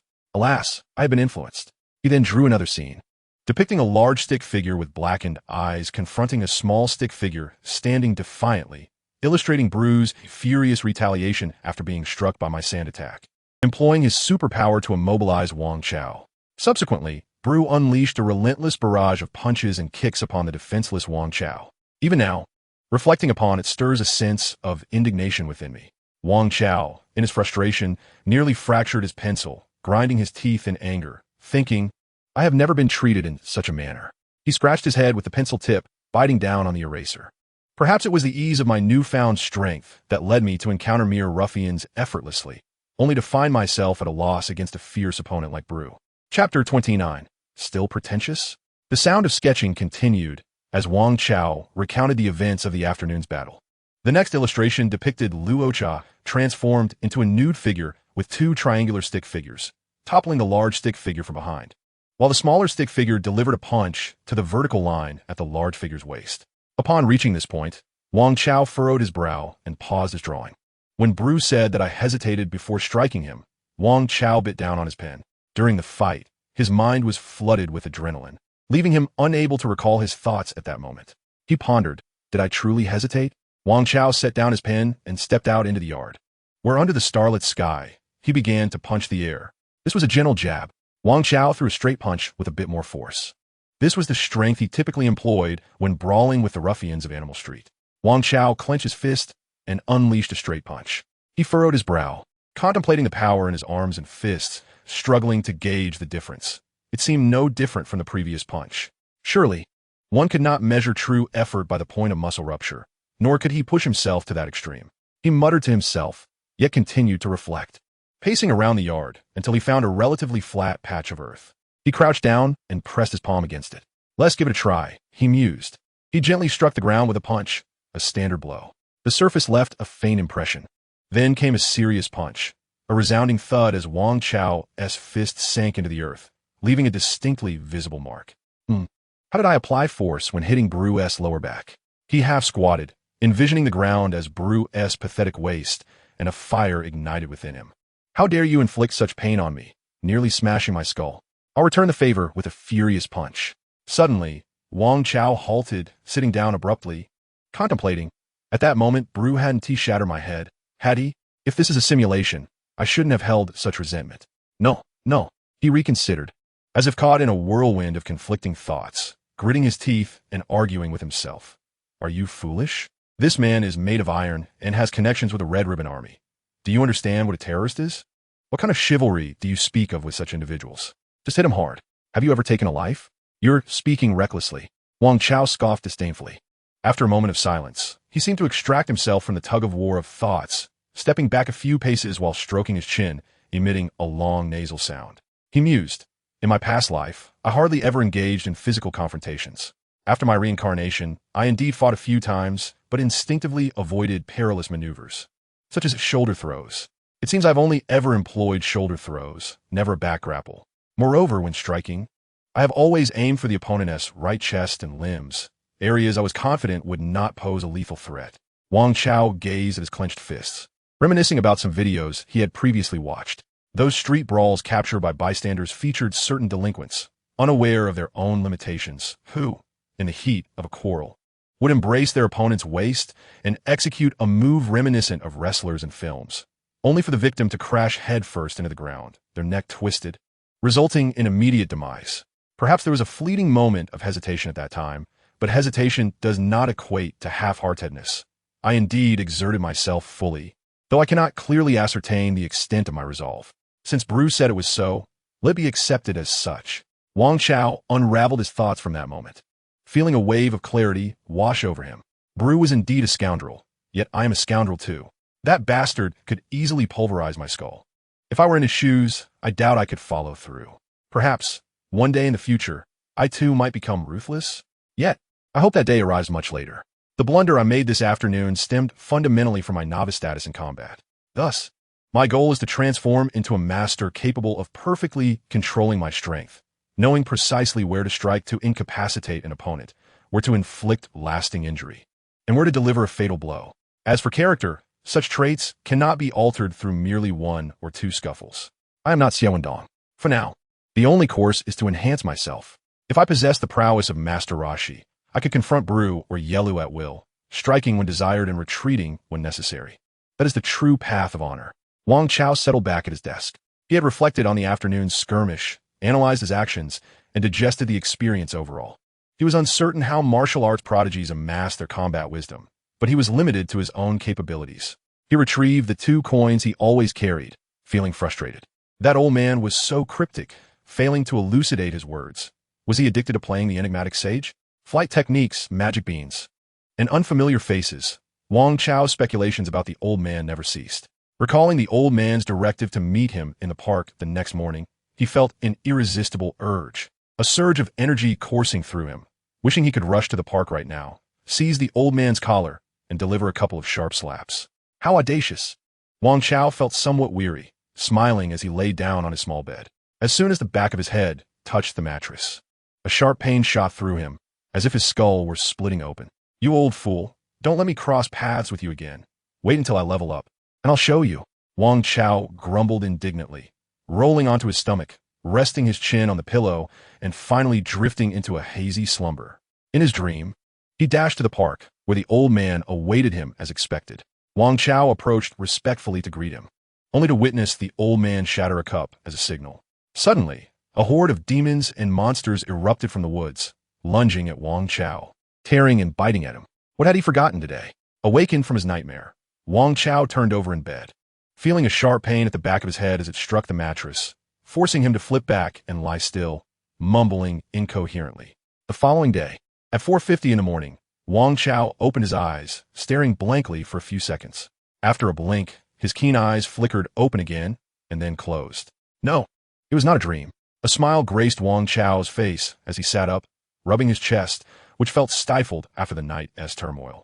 His chin tingling as well.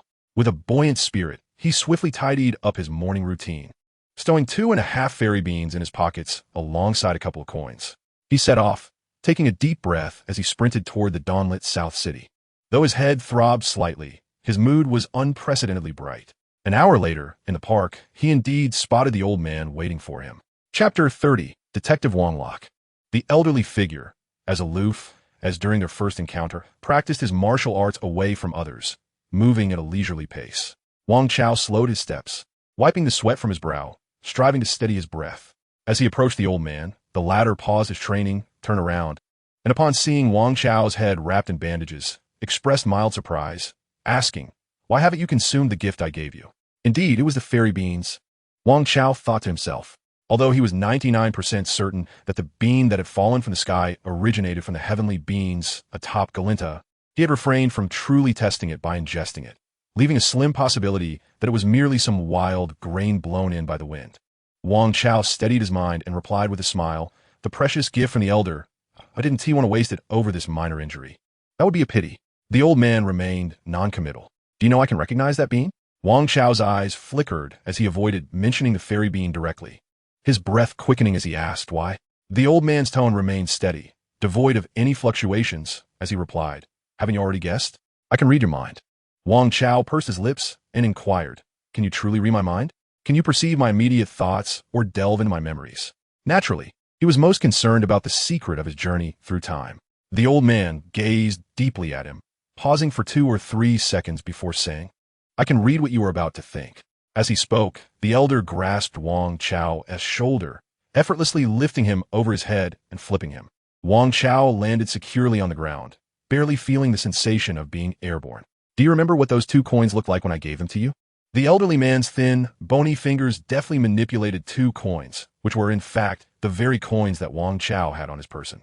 As Wang Chao absent-mindedly patted his pockets, he realized they were indeed missing, having been pilfered by the old man. Faced with the elder's inquiry, Wang Chao hesitated, pondering the underlying intention behind the old man's words. He claimed to possess the ability to read my thoughts and had taken my coins, prompting a question regarding the state of the coins when they were first given to me. This premonitory mind reading stirred something within Wang Chao, and he suddenly recalled the events of that day. After the old man had departed, Wang Chao sat on a park bench, contemplating the identity of his mysterious interlocutor while unconsciously tossing the coins. He mused that if the coin landed heads up, he would resign himself to a mundane life, content to drift through his days working in Nan Capital. Conversely, if it landed tails up, he would set sail, seeking out the turtle immortal. However, when the coins fell into his palm, he did not bother to check their orientation, instead concocting an excuse to leave for work, hastily pocketing the coins and departing. In a moment of reflection, Wang Chao mentally commanded the scene to pause. He continued to reminisce, urging the memory to rewind. The hasty figure of Wang Chao vacated the park, only to reverse his course, retrieving the coins from his pocket and placing them on the back of his hand. The coins soared into the air. Indeed, I did not observe whether the coins were heads or tails at that moment. Even with clarity in my recollection now, I cannot fabricate memories that were never formed. Wang Chao observed the youth on the park bench, tossing the coins. Regardless of how fervently he recalled the moment, the coins, upon their descent, transformed into an indistinct blur, rendering the distinction between heads and tails unrecognizable. This was due to Wang Chao's failure to glance down at the coins in the first place, thus leaving him devoid of any memory regarding their orientation. Were the coins given to me by the old man when they were still joined together? Wang Chao strained to remember, and the surrounding scenes rapidly receded. The youth on the bench retreated, wandering through the park in search of the enigmatic elder. He walked backward, returning to the outdoor fitness area, retracing his steps to the moment he first encountered the old man. Wang Chao followed suit, desperately attempting to recall the minutiae of that encounter, and the images before him grew increasingly vivid. He watched as the youth approached the elder, hesitated for a moment, tilted his head slightly upward, and inquired, "Excuse me?" The old man appeared not to hear, continuing his leisurely practice of martial arts. "Hello," the youth called out, standing on tiptoe to project his voice. "Sir, At last, the elder acknowledged him, turning to look around in confusion, exclaiming, where did he go? It was at that moment that Wang Chao, the observer, mused to himself. The boy before him, who was once himself, had initially pondered what he would say if the old man were to open his eyes and utter, "Oh, where is everyone?" This would subtly hint at his current shorter stature, leading him to wonder if he should playfully retort, "Who are you calling a short pumpkin?" to lighten the mood and perhaps earn a favorable impression in the elder's mind. Was it at this juncture that he began to perceive the elder's ability to read his thoughts? The old man glanced down and saw the anxious boy who had approached him, exclaiming, "Ah, there you are, little fellow. What brings you here?" Wang Chao recalled the hesitant movements of his younger self's lips, struggling to find the right words, ultimately managing to stammer, "Sir, are you thirsty?" In retrospect, Wang Chao found it difficult to look back on that foolish moment. The elder, equally surprised, paused briefly before producing 2 coins from his pocket and tossing them into Wang Chao's palm. Ceasing his reverie, Wang Chao circled around the frozen image of his younger self, closing his eyes and pacing back and forth, murmuring, those 2 coins were stuck together, inseparable. As he recalled the details, the scene around him began to animate. The coins that had been tossed from the elder's hand struck the boy's palm, as if time were reversing, retracing their path back. Time slowed, and the 2 closely bound coins spun gracefully in the air. Wang Chao's face pressed against the trajectory of the spinning coins, his golden eyes snapping open wide as the 2 coins came to a standstill in midair.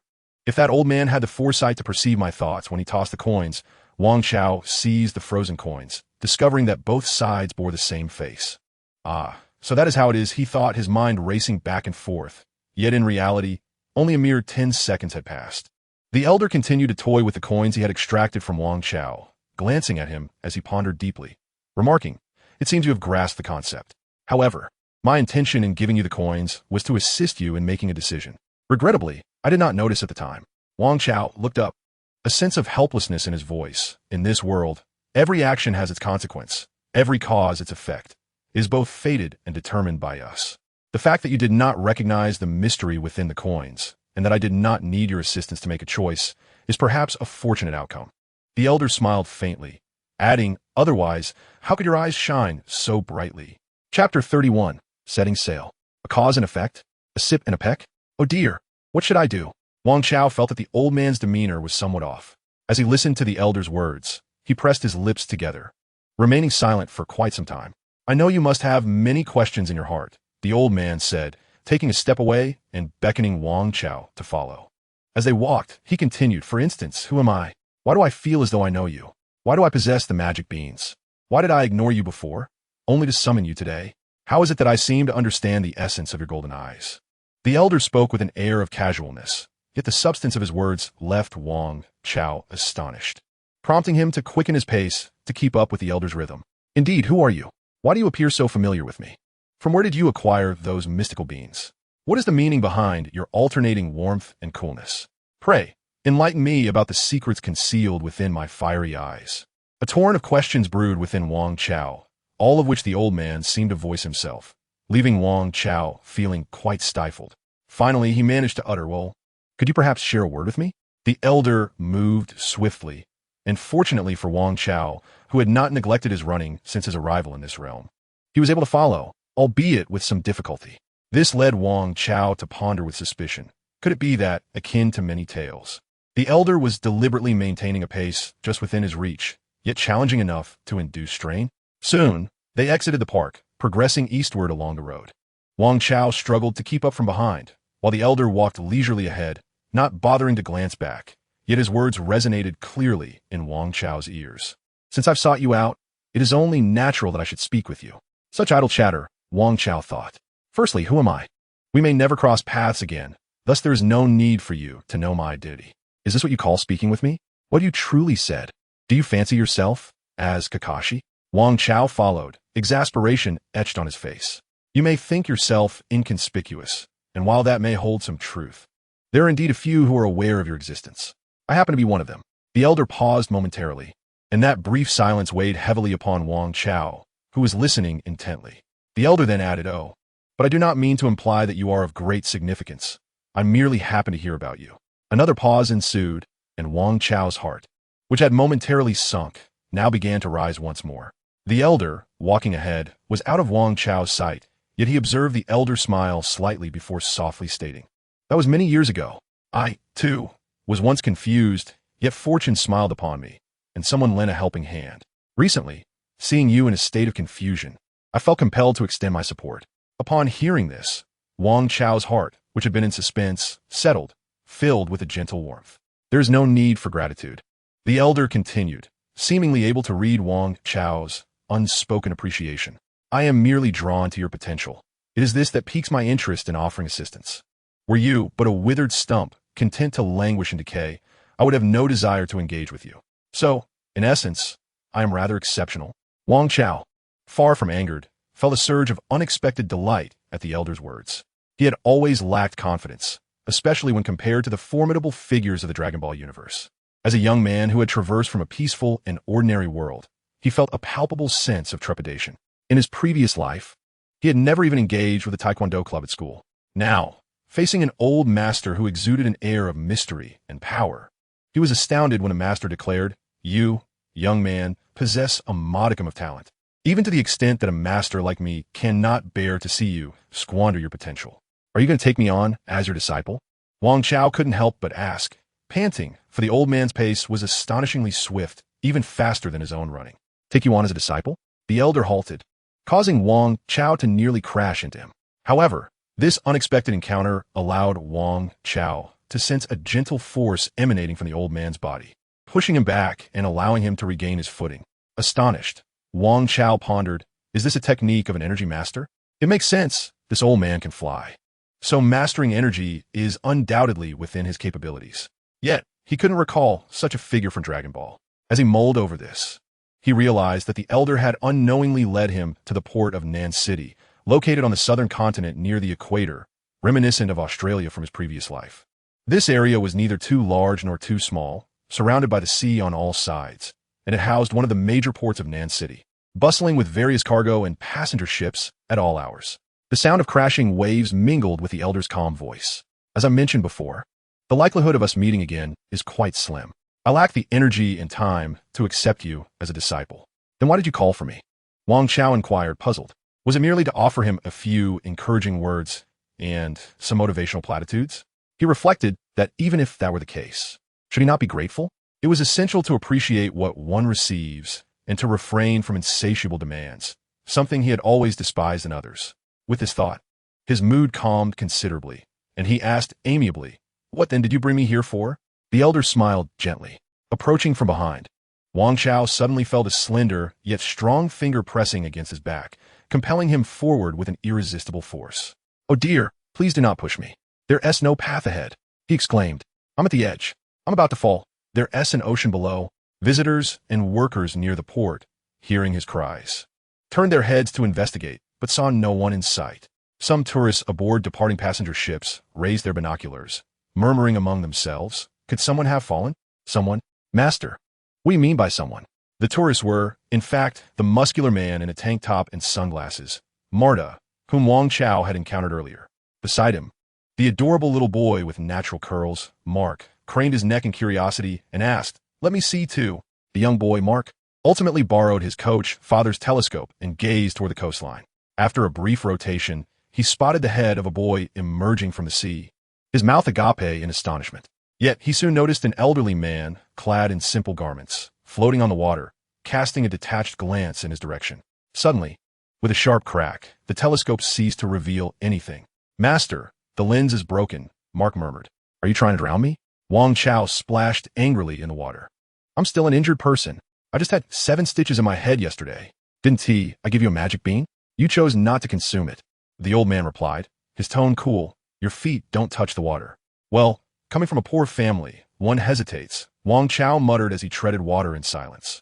Then he heard the old man instruct, "Open your mouth." Wang Chao instinctively complied, and with a plop, a hard, grainy object fell into his mouth, nearly lodging in his throat. Cough, cough. Wang Chao felt a rush of delight. He had refrained from consuming the 2.5 magic beans in his pocket, and now he had unexpectedly received another. Savoring his fortune, he crunched the second magic bean the old man had provided and swallowed it. Almost instantaneously, the throbbing pain from the wound on his head vanished, and his strength was fully restored. Truly remarkable. Is this the power of the magic bean? Wang Chao marveled inwardly. Don't get too distracted by your good fortune. Your energy has returned, hasn't it? The old man's voice grew fainter. Look back. Floating on the sea, Wang Chao turned to see a shark's fin slicing through the water like a cleaver, rushing directly toward him. Chapter 32. The Race. That night, the stars were scattered across the sky. So cold, Wang Chao stood barefoot on the beach. The night sea breeze and the water lapping at his ankles felt frigid and piercing. At that moment, his clothing resembled the tattered garb of a beggar, reminiscent of a character from a kung fu film. Clutching a map, which flapped noisily in the wind, he discerned a conspicuous area circled on it. He turned to gaze upon the dark and boundless ocean, scratching his chin, deeply pondering a singular question. How did things spiral into such a predicament? Rewinding to that morning, Wang Chao had been pushed into the sea by the old man's finger, subsequently pursued by a creature that seemed to leap from a horror film featuring a great white shark. Why are there sharks near the harbor? Is this old man mad? Did he release the sharks here? Doesn't he fear they will devour me? Could he be a demon? Though filled with indignation, there was no time for contemplation. Instinct propelled Wang Chao, and he instinctively flailed his limbs, desperately swimming through the water, creating towering waves of 3 to 4 meters in height with his powerful strokes. The white waves surged forth like arrows released from a bow, swiftly carrying him away from the shore by dozens of meters, nearly 100. Why did he not swim back to the land immediately? Because that was a vertical concrete embankment, towering at least 10 meters high. Even if Wang Chao attempted to swim back, ascending would be a formidable challenge. He had no choice but to plunge deeper into the ocean. Amidst the crashing waves and the splashing surf, his golden eyes remained fixed intently on the elder ahead, who steadfastly advanced through the tumultuous waters. If he intended to orchestrate my demise, there would be no need for such convoluted tactics, Wang Chao pondered anxiously, exerting himself to swim as his heart raced in trepidation. Reflecting on it, this was his first encounter with death since his transmigration, experienced so intimately. Bru's punch had caught him off guard. He had merely felt pain, not fear of death. Moreover, Bru, despite his menace, could not compare to the bloodthirsty shark that loomed behind him, reeking of decay. Yet, it seemed illogical that with his current abilities, he could outswim a true shark, unless the shark was incapable of unleashing its full speed. Or perhaps it was simply a weakling among sharks. A more plausible thought was that the elder had orchestrated this situation, using the shark as a means to spur him onward. As he swam, deep in thought, a realization struck him. Why should he be paralyzed with fear? The moment he relaxed his pace, a colossal wave surged from behind him. Slowing down, he dared to glance back, only to witness a great white shark breaking through the surface, its cavernous maw agape, casting a formidable shadow over him, causing his golden eyes to shine ever brighter. Indeed, it was about to bite. A shiver ran down Wang Chao's spine as, in a moment of desperation, he unleashed an incredible strength. He thrashed, paddled, and kicked with fluid grace, plunging beneath the surface and propelling himself several meters forward in an instant. Regardless of whether this was orchestrated by the elder ahead, Wang Chao dared not slacken his pace. Though filled with anxiety, he curiously found himself in a state of calm, akin to sitting for a critical examination.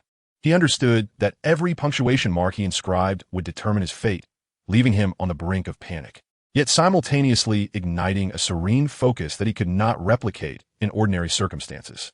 As the bell signaled the start of the exam, his trembling hands steadied.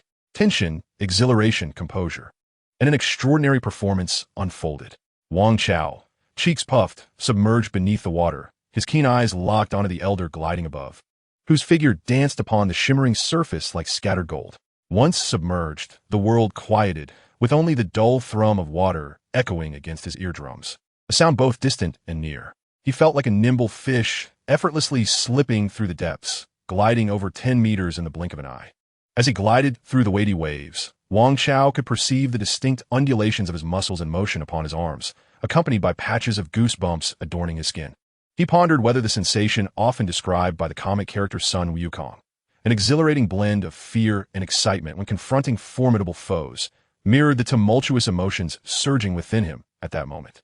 It was reminiscent of the training in the turtle hermit style depicted in those stories. Amidst the dim sea, a pair of golden eyes glanced back at the relentless shark pursuing him. Wang Chao twisted his waist with vigor, breaking the surface of the water. Gasping for air without losing a moment, and immediately unleashed a torrent of white waves, propelling himself forward with renewed fervor. His speed escalated, a result of gradually discovering more efficient swimming techniques. His limbs moved in ever greater harmony, allowing him to swim faster with less exertion. His innate understanding was evident, explaining why he had drawn attention. The elder, flying close to the water's surface, did not turn back, but murmured to himself, acknowledging that his intervention had not been in vain. It would indeed be a pity to let matters unfold unchecked. Suddenly, a furrow formed on his brow. As doubt crept in, might my involvement have been part of that old demon scheme? Am I merely a pawn in this lad's destiny? He shook his head, dismissing the thought. Upon glancing back, he noticed Wang Chao fervently swimming, already nearing him. The elder remarked, "You must accelerate your pace. If you do not reach the shore before lunch, you shall return whence you came." With that, he quickened his own speed. Wang Chao felt a pang of frustration as he watched the elder soar away.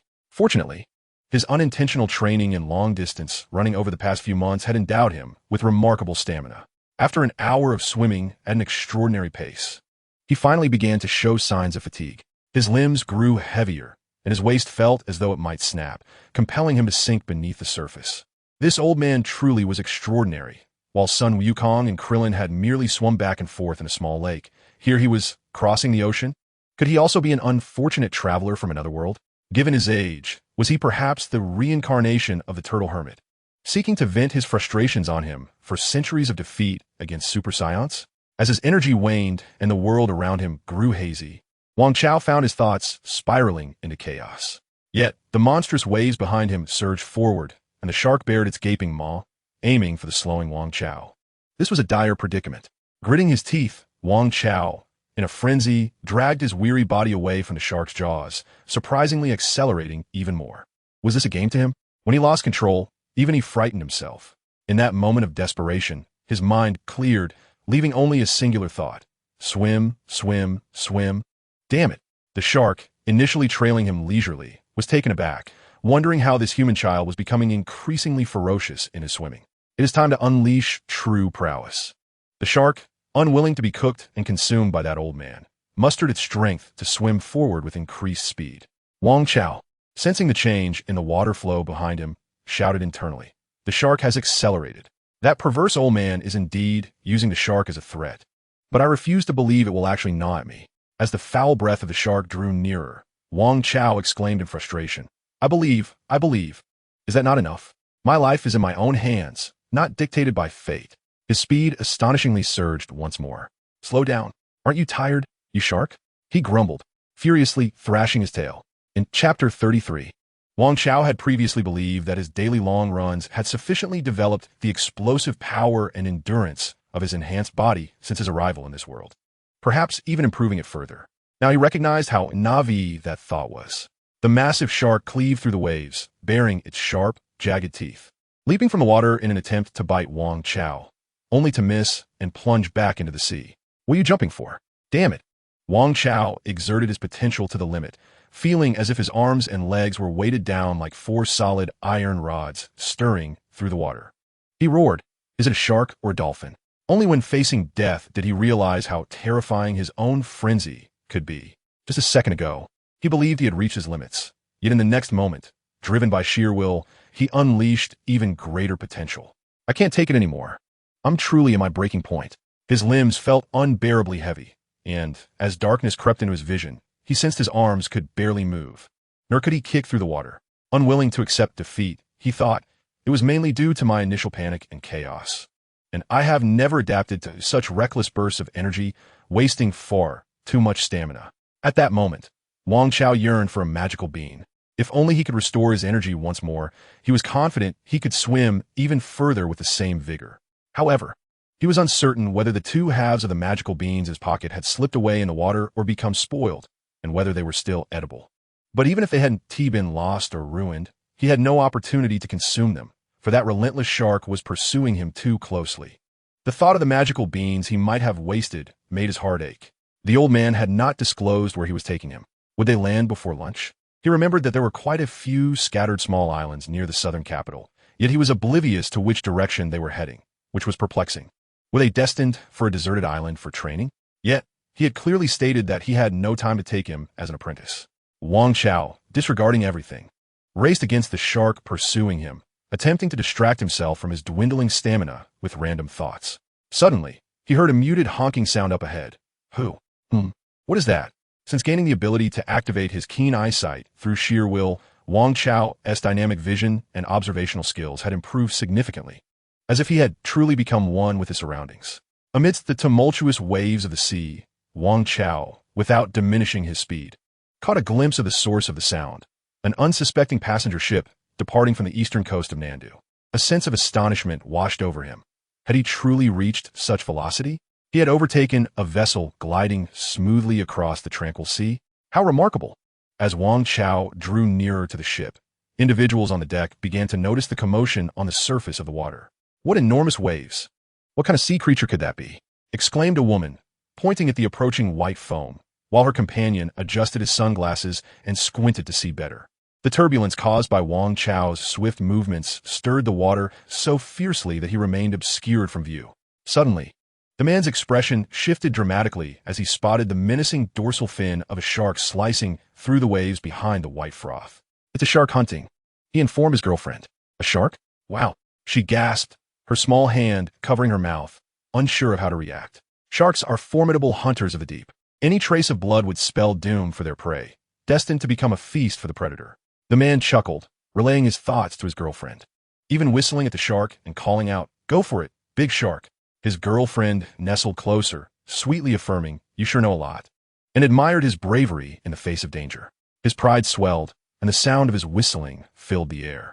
Soon, others on the deck were drawn to the spectacle, influenced by the couple's excitement, and began to assume the fleeing creatures in the waves were merely fish.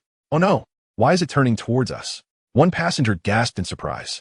Others soon followed suit, noticing the conspicuous high waves that, having once run parallel to the ship, now veered towards it. "The shark is coming too." The woman clutched her boyfriend's arm in fear. "Don't worry, it's just a shark," he reassured her, naively believing that a shark could not possibly ascend the metal ladder affixed to the ship's hull. "I've never heard of a shark climbing aboard." Suddenly, a terrified shout erupted from beside them. "My goodness!" Someone screamed. "How is that possible?" The man leaned over the railing, and as the white froth subsided, he was stunned to see a figure clambering up the iron ladder, a human being fleeing from a shark. In his desperate attempt to grasp the ship's iron ladder with the assistance of the current, Wang Chao found his mind surprisingly clear, devoid of the chaos that had accompanied his battle with Blue. It seemed that, after the life-and-death race with the shark, Wang Chao's spirit had been elevated, and the calm within him had been tempered, emerging stronger than ever. As the passenger vessel drew near, with keen perception, Wang Chao swiftly assessed its height, his gaze fixated on the fifth rung from the bottom. In his mind, he envisioned how to exert his strength moments later, harnessing the current's force and determining the optimal angle to grasp the ladder. At that instant, the water splashed around him.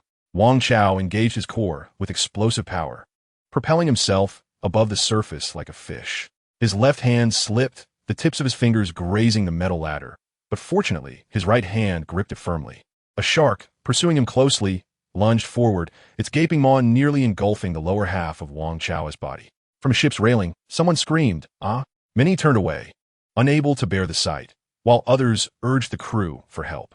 "Look, the shark didn't bite him," someone exclaimed. "How is that possible?" "I saw half of his body in the shark's mouth." With arms that were surprisingly muscular, as if forged from iron, Wang Chao clung to the ladder horizontally, his determination unwavering. In that fleeting moment, he burst forth with reckless abandon. He had no desire to perish. Ignoring the pain in his muscles, he found himself suspended against the ship's welded ladder. His brain felt as if it were vibrating, the exhilaration of life and death coursing through him, his heart racing as if it might explode. The shark, having missed its target, circled below, seemingly reluctant to depart. Wang Chao glanced at the sea not far from the ship, noticing that the elderly man had slowed down, standing on the water surface, silently observing him from a distance. Regaining his focus, Wang Chao took a deep breath, his trembling arms pulling him up the ladder like a monkey. Were the unfortunate souls pursued by the shark? Two lifeguards clad in life jackets burst forth from the deck. Passengers exchanged anxious glances, some pointing downward. "He seems to be almost there." Just as one passenger began to speak, a shadow surged up from beneath the railing, crashing onto the deck with a thud, releasing a strong scent of seawater and an almost palpable male vigor. Was a boy. Could he be a monster, swimming as swiftly as a shark? I've heard that in moments of life-threatening peril, humans can unleash incredible potential, murmured the well-dressed man who had called for help. Wang Chao, drenched, rolled onto the deck, his muscles cramping from exhaustion, yet he could not suppress his laughter. He shouted towards the azure sky, "Wang Chao is amazing." After his exclamation, he burst into laughter, feeling an exhilarating rush, a delightful foolishness that was entirely genuine. Others stepped back, exchanging bewildered looks. Two lifeguards, feeling a profound sense of insignificance, could not restrain themselves from approaching. Please wait a moment. I need to take some medicine to regain my strength." The boy, lying on the ground, trembling, raised his hand to interrupt the lifeguard's advance. The crowd watched as he shakily searched through his soaked trousers, ultimately extracting half a bean. Remarkably, it had not succumbed to decay or spoilage. Wang Chao, elated, suddenly pondered, "Doesn't tea that mean he can't make nourishing soup from it? Nor can it be crushed to concoct elixirs?" With a crunch, he tossed it into his mouth and chewed. Revitalized, Wang Chao's eyes sparkled with excitement. He grinned widely and sprang to his feet, splashing seawater onto the onlookers. The couple who first noticed Wang Chao spat out the salty water that had splashed onto their lips, exclaiming how salty it was, feeling quite nauseated. The man suddenly realized that the boy who had just stood up was now approaching him directly, and panic set in. "What do you want to do? You're just going to watch someone drown? Aren't you?" Wang Chao cracked his knuckles ominously. Despite his small stature, he intimidated the man into retreating. Chapter 34. Burp. At that moment, witnesses on the crew's deck, having seen Wang Chao escape the jaws of a shark and swiftly climb aboard, then spring back to life after consuming an unknown being, formed a collective understanding of the extraordinary. Thus, when Wang Chao energetically approached the couple, the gathered crowd hesitated to move closer. The world is not devoid of bizarre and supernatural occurrences. Many aboard this vessel were seasoned travelers, familiar with a variety of tales. For instance, among the crowd was a teacher who had recently passed through a place called Cool Scenery Mountain, where a fearsome figure named the Bull Demon King resided. With just a single finger, he could crush a 2-meter-tall man. The teacher contemplated incorporating this tale into his curriculum to prevent overly zealous students from falling victim to the demon's clutches. In comparison, the boy who had just boarded the ship was not yet beyond comprehension, so the onlookers found him more acceptable. "What do you intend to do?" The male half of the couple retreated, positioning himself protectively in front of his companion, with his back against the railing, having nowhere to escape. "Just now, I was being chased by a shark in the sea." Burp. Wang Chao initially questioned with a stern expression, but his overly full stomach betrayed him, causing an unexpected belch that shattered the tension. He felt both embarrassed and irritated, reflecting on the potent effects of the magic bean that had filled him up so rapidly. "I was being pursued by a shark in the sea. Were you not aware of that? Did you not even whistle? How was I to know someone was being chased by a shark?" Though intimidated by Wang Chao's presence, the man remained defiant, asserting that any normal person would have been devoured by the shark by now. "Who are you calling abnormal?" Wang Chao feigned anger. He swiftly leapt onto the railing beside the man, steadying himself. It would be quite embarrassing if he were to fall. Wang Chao reached out and grasped the man's collar, and the onlookers were astonished to see his slender arms, seemingly infused with an inexplicable strength, effortlessly lifting the full-grown man off the ground. "I never called you a pervert. Please do not slander me." The man, slightly panicked, wondered how this unfortunate boy, who was being pursued by a shark, possessed such formidable strength. He grasped Wang Chao's hand that held his collar, but to no avail. Upon hearing the man's words, Wang Chao was momentarily taken aback, realizing something was amiss. Why was he feeling so impulsive? Standing on the railing, hoisting the man, he caught sight of the pitiable urban woman beside him and glanced at the crowd of spectators, who were clearly intimidated by his mysterious yet formidable presence.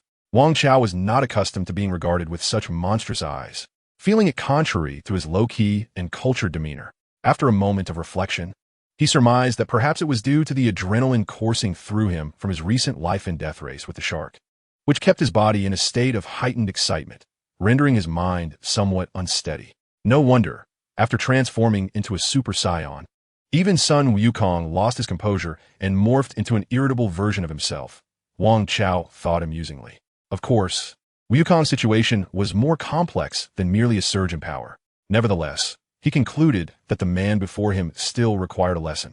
In the next moment, the man felt an unsettling sensation of weightlessness as Wang Chao single-handedly lifted him over the railing, positioning him above the sea, which lay a daunting 20 meters below, where the shark swam in synchrony. The man's face turned pale with fear, yet he heard Wang Chao command, "I ask, you answer." The man nodded frantically as Wang Chao inquired, "Where is this vessel headed?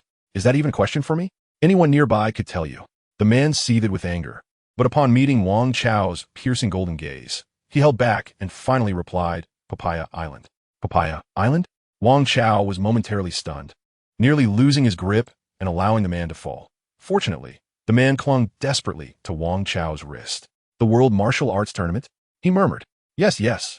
Many aboard this ship are headed to Papaya Island to witness the tournament," the man hurriedly confirmed.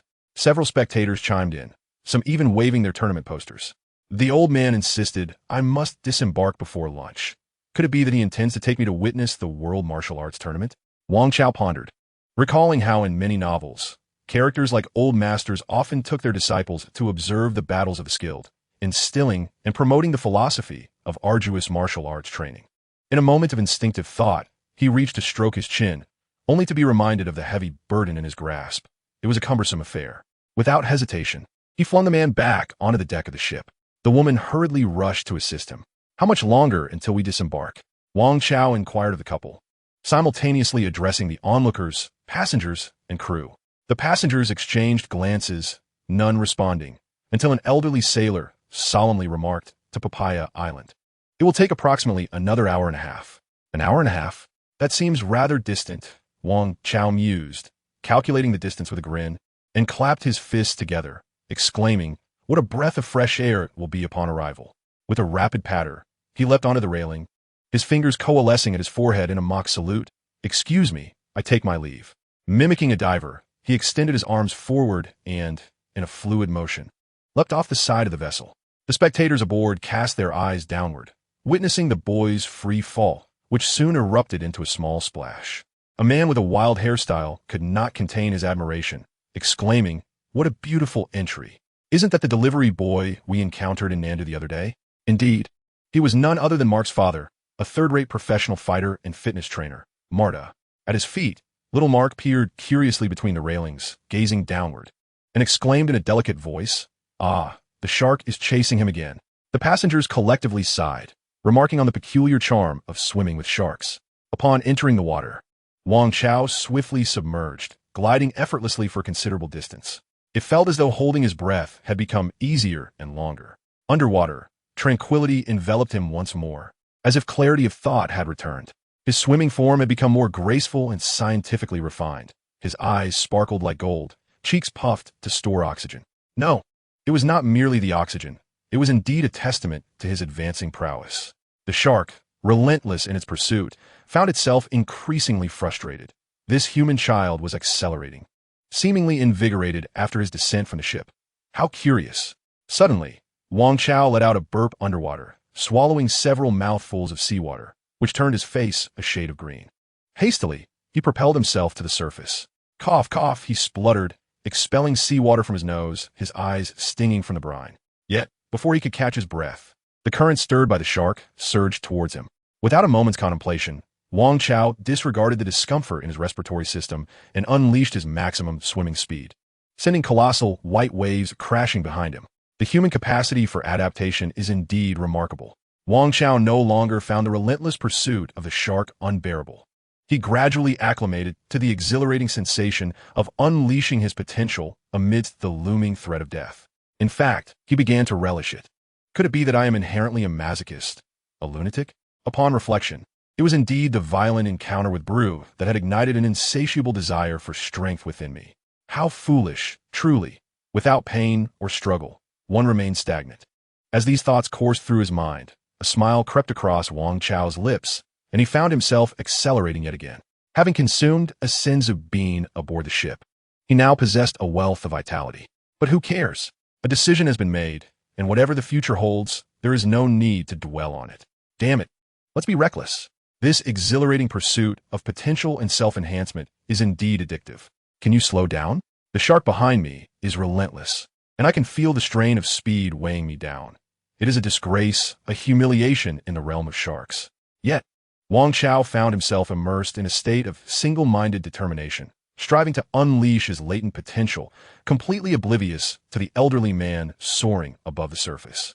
Every individual harbors boundless potential, often obscured by layers of dust that prevent self-recognition.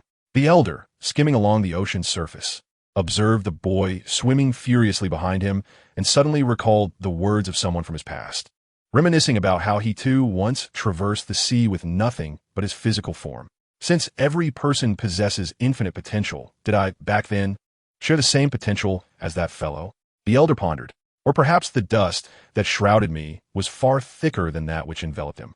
As the elder flew, lost in thought, Wang Chao furiously swam beneath him, while the shark trailing behind was panting and struggling to keep pace. After more than an hour, Wang Chao felt utterly exhausted, wishing he could sever his arms and legs. His back ached as if it might snap. How much longer? He screamed internally, glancing through the splashing waves ahead, but seeing no sign of Papaya Island. Surely this elder must be distracted and leading them astray. Huh, why haven't we arrived yet? The flying elder snapped back to reality, sensing something amiss. He maintained his composure while swiftly assessing the nearest densely populated islands, slightly adjusting his flight path, contemplating further adjustments in a few minutes, and repeating this process until he was finally oriented towards Papaya Island. You truly are distracted, aren't you? Wang Chao wished he could transform into a dolphin, leap out of the water, and bite this elder. After another half hour, just as Wang Chao felt he might sink beneath the surface, they finally reached the shores of Papaya Island. Chapter 35. How did he end up here? Wang Chao's claws latched onto the slick stones at the water's edge, and he sank his head beneath the surface, floating for a moment like a corpse. He was utterly exhausted, reluctant to move.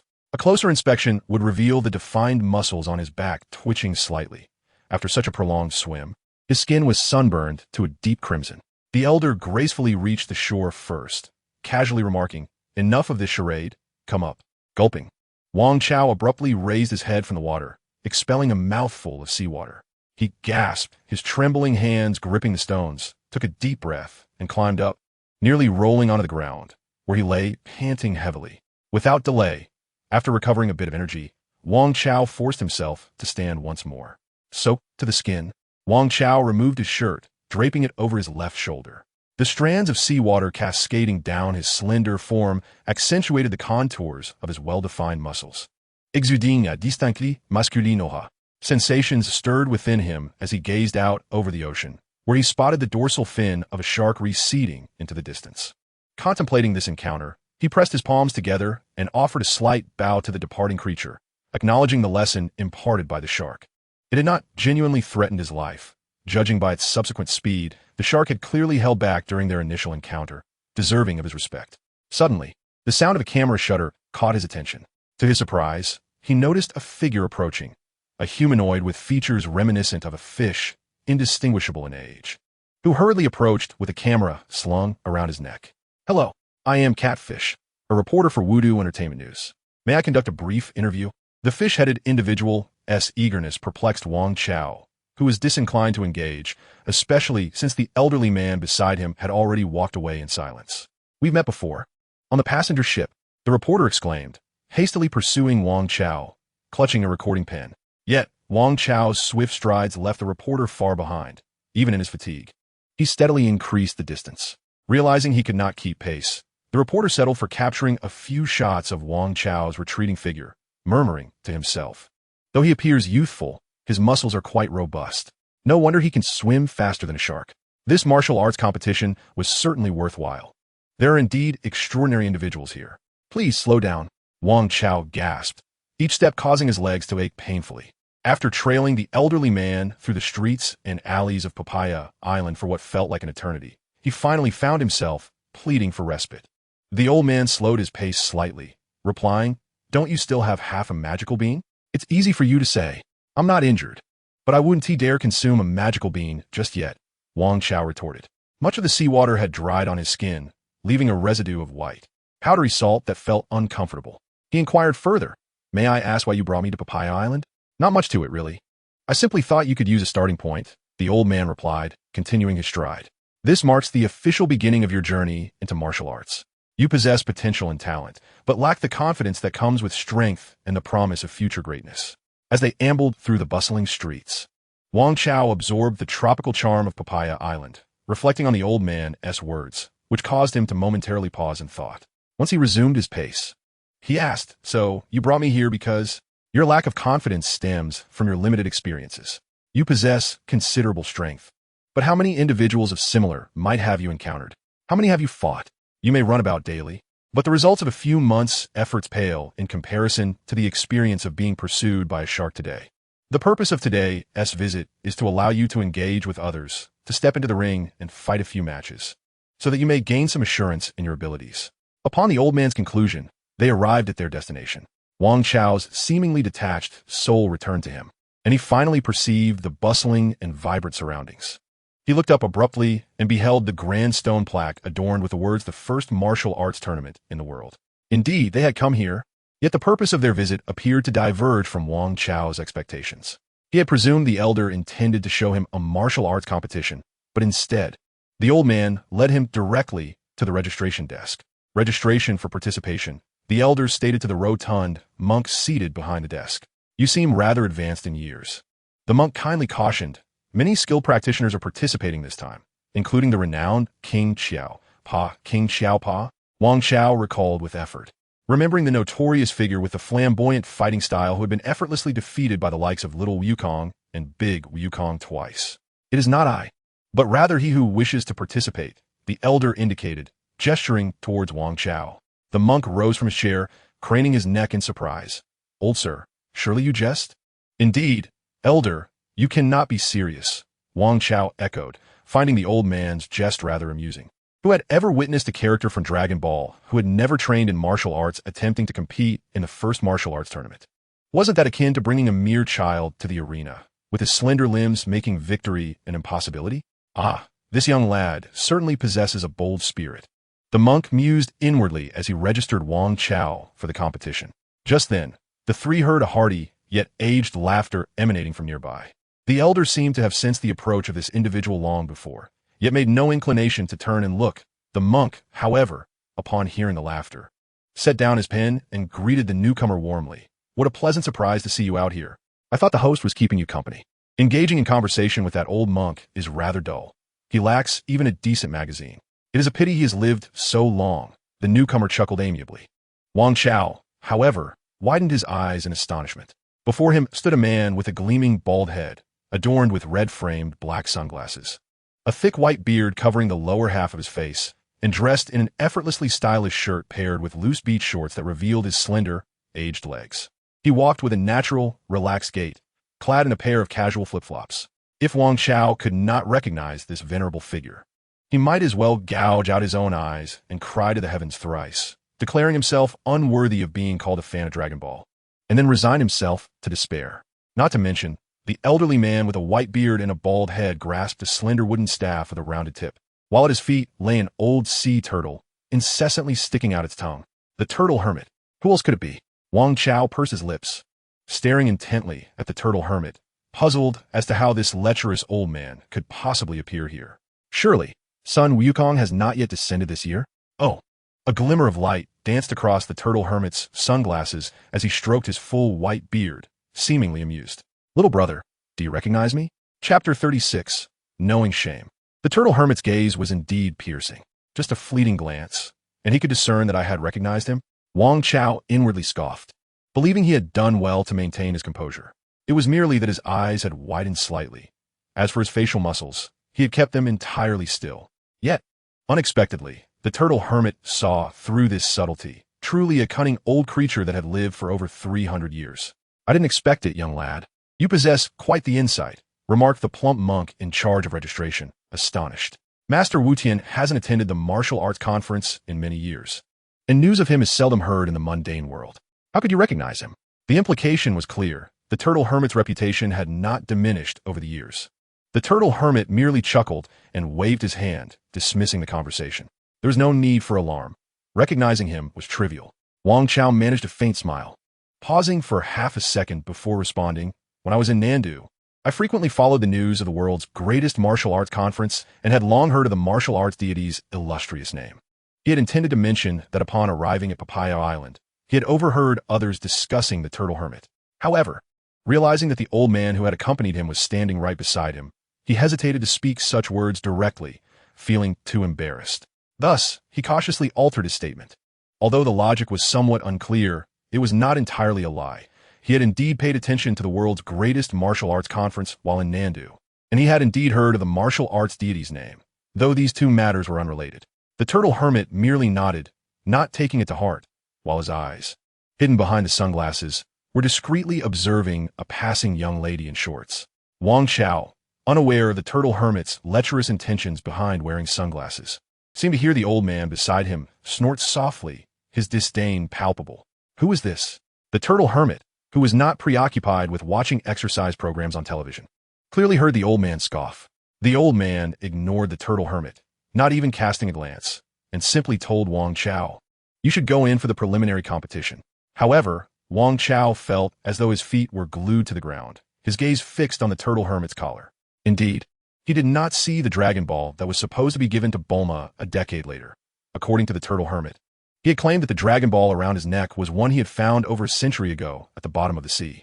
It is evident that the old turtle not only enjoys perusing Riscom magazines, but also partakes in diving to maintain his physique and scavenging. Could it be that the source of his livelihood stems from rummaging through the depths of the sea? Wang Chao, however, seemed rooted to the ground, his gaze fixated on Master Roshi's collar, where a bulging, orange-hued orb peeked out. A Dragon Ball. This was, without a doubt, the closest Wang Chao had ever been to such an artifact since his arrival in this world. What was he dawdling for?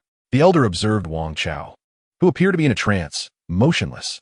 In truth, Wang Chao was deeply contemplating a question. If he were to immediately kneel and bow before the old master, might he be granted the opportunity to become a disciple of the Turtle School? This thought was irresistibly alluring, causing his heart to race. The figure before him was a martial arts maestro, one of the finest on earth. Seeking to learn from Master Roshi would surely be the optimal path for his martial arts foundation. After all, the old man who had brought him here had explicitly stated that he would not take on disciples. This enigmatic elder had brought him to witness the world's foremost martial arts tournament. Who could fathom his true intentions? Even if, by sheer luck, Wang Chao were to triumph in this tournament, what would it matter? Without a solid foundation in martial arts, he would still need to find a master to train under. Ah, young man, your intentions are impure and your thoughts too scattered. I shall not accept you. Master Roshi's deep, steady voice interrupted Wang Chao's reverie. Startled, Wang Chao thought to himself, I was merely pondering this in my mind. I hadn't even voiced it yet. Do I lack dignity? Can you read my thoughts? He inquired. It is because, my child, your desire is exceedingly strong, Master Roshi replied with a hint of exasperation. At such a close proximity, it is difficult for me to overlook it. The rotund monk chuckled. Master, you are indeed the god of martial arts.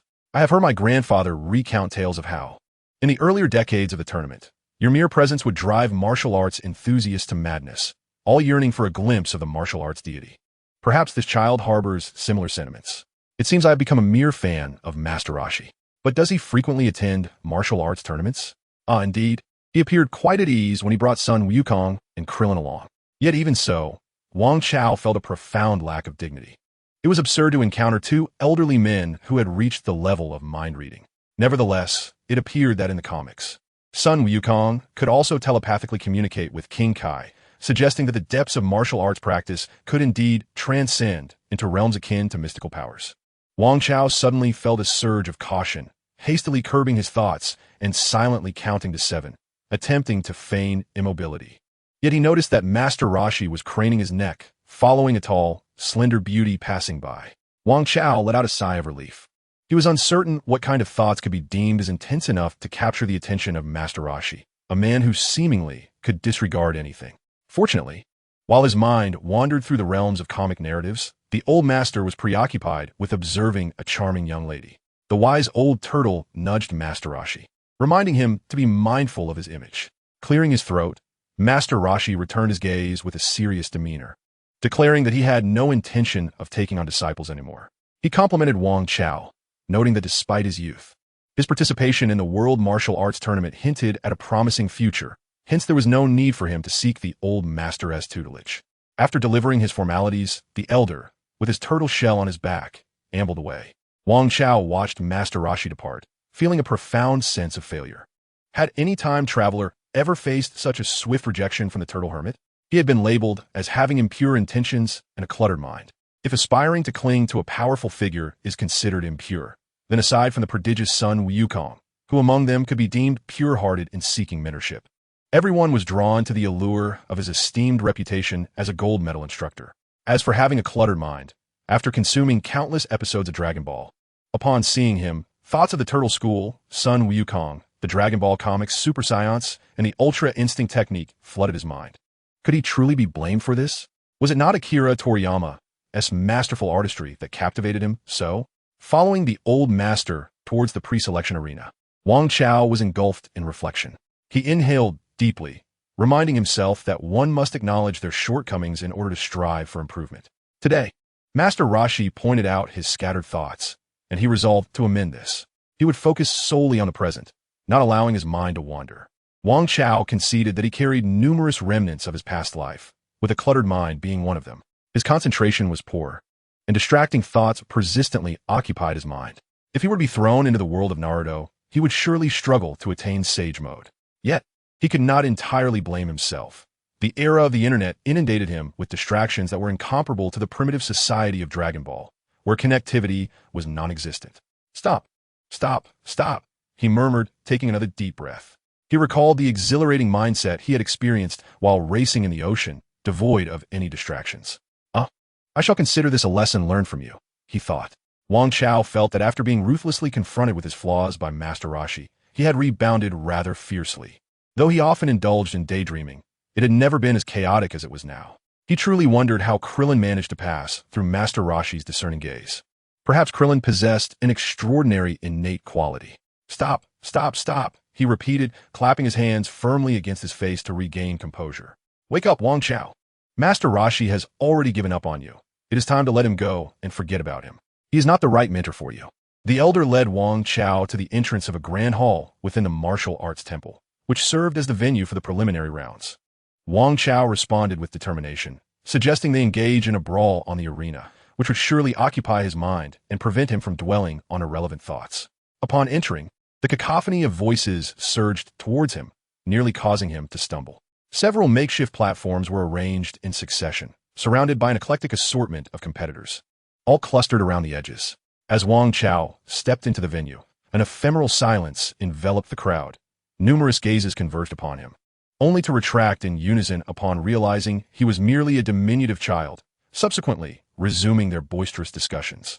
A venerable monk, distinguished by his white eyebrows and beard, ascended the central platform to elucidate the rules of the preliminary rounds.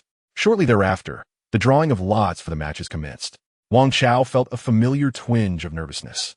He recognized this sensation well, having experienced it previously while presenting in class, his heart racing and his hands tingling with apprehension. Thus, he took a moment to compose himself before hastily participating in the draw. Hello there. A voice called out to him from below. Wang Chao glanced down, unaccustomed to looking down at others since his arrival in this world. The voice belonged to a boy with curly black hair, whose face bore a semblance of familiarity. It's you. Aren't you the one who was with your master father at that professional fighting tournament in the South City? Wang Chao inquired. The master is too weak. He lost in the first round. The boy, Mark, replied in a hushed tone. But don't tell him I said that. At that moment, Wang Chao noticed a towering figure making his way towards them, a muscular man with an explosive hairstyle, clutching a draw slip. Indeed, it was Mark's father, Mata, the very individual who had previously approached him in the South City, eager to recruit him for professional training. Wang Chao pondered how this little rascal had managed to enter, as the elder had only escorted him to the entrance. It's simple. I signed up for the competition. Mark beamed proudly, his youthful face alight with mischief. Then I came in and forfeited. Is that even allowed? Wang Chao mused, bemused by the boy's inventive approach. Mark then asked, Are you doing the same? No, I intend to compete, Wang Chao replied, gently flicking the boy's forehead before ambling towards the draw. Soon enough, he completed the draw and squeezed his way out to the wall displaying the matchups, eager to discover his assigned platform and opponent. Mata approached, inquiring about the draw. I drew number 23, platform 1, Wang Chao announced. Mata chuckled. It seems fate has deemed it so. I shall guide you. He raised his slip, revealing number 24. Wang Chao exchanged a glance with Mark, who playfully hushed him with a finger to his lips. Ah, the serendipity of fate is ineffable. Wang Chao chuckled softly to himself, reflecting on his earlier encounter with the turtle hermit, only to be turned away. Truly a vexing predicament. Chapter 37. The thrill of the arena, the preliminary rounds of the world's foremost martial arts tournament, are conducted across 4 arenas simultaneously, each hosting combatants who engage in fierce duels, vying to emerge victorious and secure a place among the 8 finalists. Only those who claim a spot in the top 8 earn the privilege to compete on the grand outdoor stage before a live audience of spectators and visitors. Wang Chao drew number 23, positioning him for the 12th match in the first arena. A glance at the schedule revealed that to qualify, he must triumph over 4 adversaries in succession. 4 indeed. Wang Chao pursed his lips. Since coming ashore, he had been acutely aware of the necessity to replenish his stamina. He was unaware of the methods employed by other martial artists or fighters, but apart from the initial journey he undertook with the old man to the tournament venue, he had endeavored to keep his movements deliberate and measured. Even his breathing was slow and rhythmic, drawn out in long, deep inhalations. With no mentor to guide him, Wang Chao had relied solely on his own intuition. Yet he was cautious not to indulge in reckless experimentation, for bad habits, once formed, could be exceedingly difficult to rectify. Should he later seek a master to impart wisdom, a mere glance at his numerous flaws and detrimental habits might dissuade a potential mentor from investing the effort to correct him. Who would he turn to in times of despair? Thus, after his transition, he approached his training with utmost care, an attitude he had cultivated through introspection. Yet, the absence of guidance left him with unanswered questions. What constitutes correctness? What is erroneous? As an Earthling, is there even a necessity to engage in martial practice? And, specifically, did he possess the aptitude for such endeavors? Would his unrefined training lead to injury or further complications? Wang Chao was at a loss.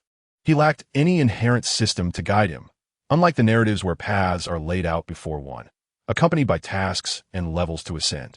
During his initial days in this new realm, he had found himself utterly isolated, grappling with loneliness, depression, and a longing for home, for his parents, for the thrill of playing League of Legends, for the comforting taste of instant noodles.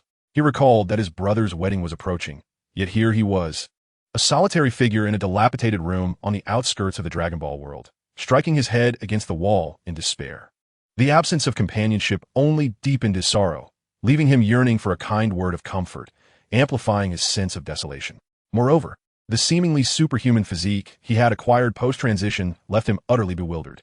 How was he to navigate the capabilities of such an extraordinary body? In his previous life, he had been an ordinary individual who had spent 2 decades in education and a few years in employment, yet had never even lifted a dumbbell. How was he to comprehend the intricacies of physical training? This was not a fictional narrative where one could boast of invincibility after a few hundred push-ups over the years. For Wang Chao, this was the reality of life unfolding before him, and he had no intention of trifling with his physical well-being. Regardless, it's never too late for Yamcha to practice martial arts at his age. After all, he couldn't defeat the newly emerged son Wukong despite being of the same generation as Bulma, yet he still managed to become a disciple of Master Roshi. Upon his arrival in this world, Wang Chao found himself in the body of a 10-year-old, so there was no need to rush. Thus, he pondered extensively and concluded that the only thing he could excel in was long-distance running. Running is certainly a reliable option, isn't it? After all, even the turtle school must deliver milk, right? Leaning against the wall, he closed his eyes in contemplation, allowing his body to relax naturally and attempting to dissipate the fatigue. Although he had half a senzu bean remaining, he was reluctant to consume it. Given the slim chance of advancing, he decided not to waste the senzu bean and instead treat it as a form of weighted training, which could be considered a type of cultivation. A voice announcing the next match jolted him back to reality. On stage, please welcome contestants number 23 and 24 for the next round on Arena 1. Wang Chao opened his eyes. Not too shabby. He estimated he had about 60 to 70% of his stamina left. In an instant, his dark pupils transformed into a brilliant gold, shimmering with luminosity. The day had finally arrived, though he hadn't anticipated it would come so swiftly. Here he stood, devoid of any martial arts skills, yet on the stage of the world's premier martial arts tournament. How amusing. With a spring in his step, he propelled himself off the wall, striding confidently toward the arena. The thought was rather entertaining. He leaped, effortlessly soaring onto the platform, which stood over half a meter high. Below, the muscular man in a tank top, Marta, had been observing Wang Chao since the first match, resting in a corner. He noted that this young man seemed peculiar. It appeared he did not regard the other competitors as adversaries at all, seemingly uninterested in watching their performances and solely focused on his own adjustments. Marta had encountered such individuals before, in fighting leagues, Those who neglect to study their opponents prior to a match are either true masters or utter fools.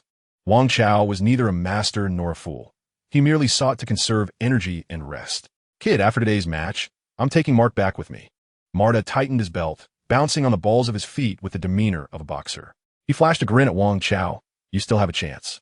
If you agree to train with me, you might just become a professional fighter.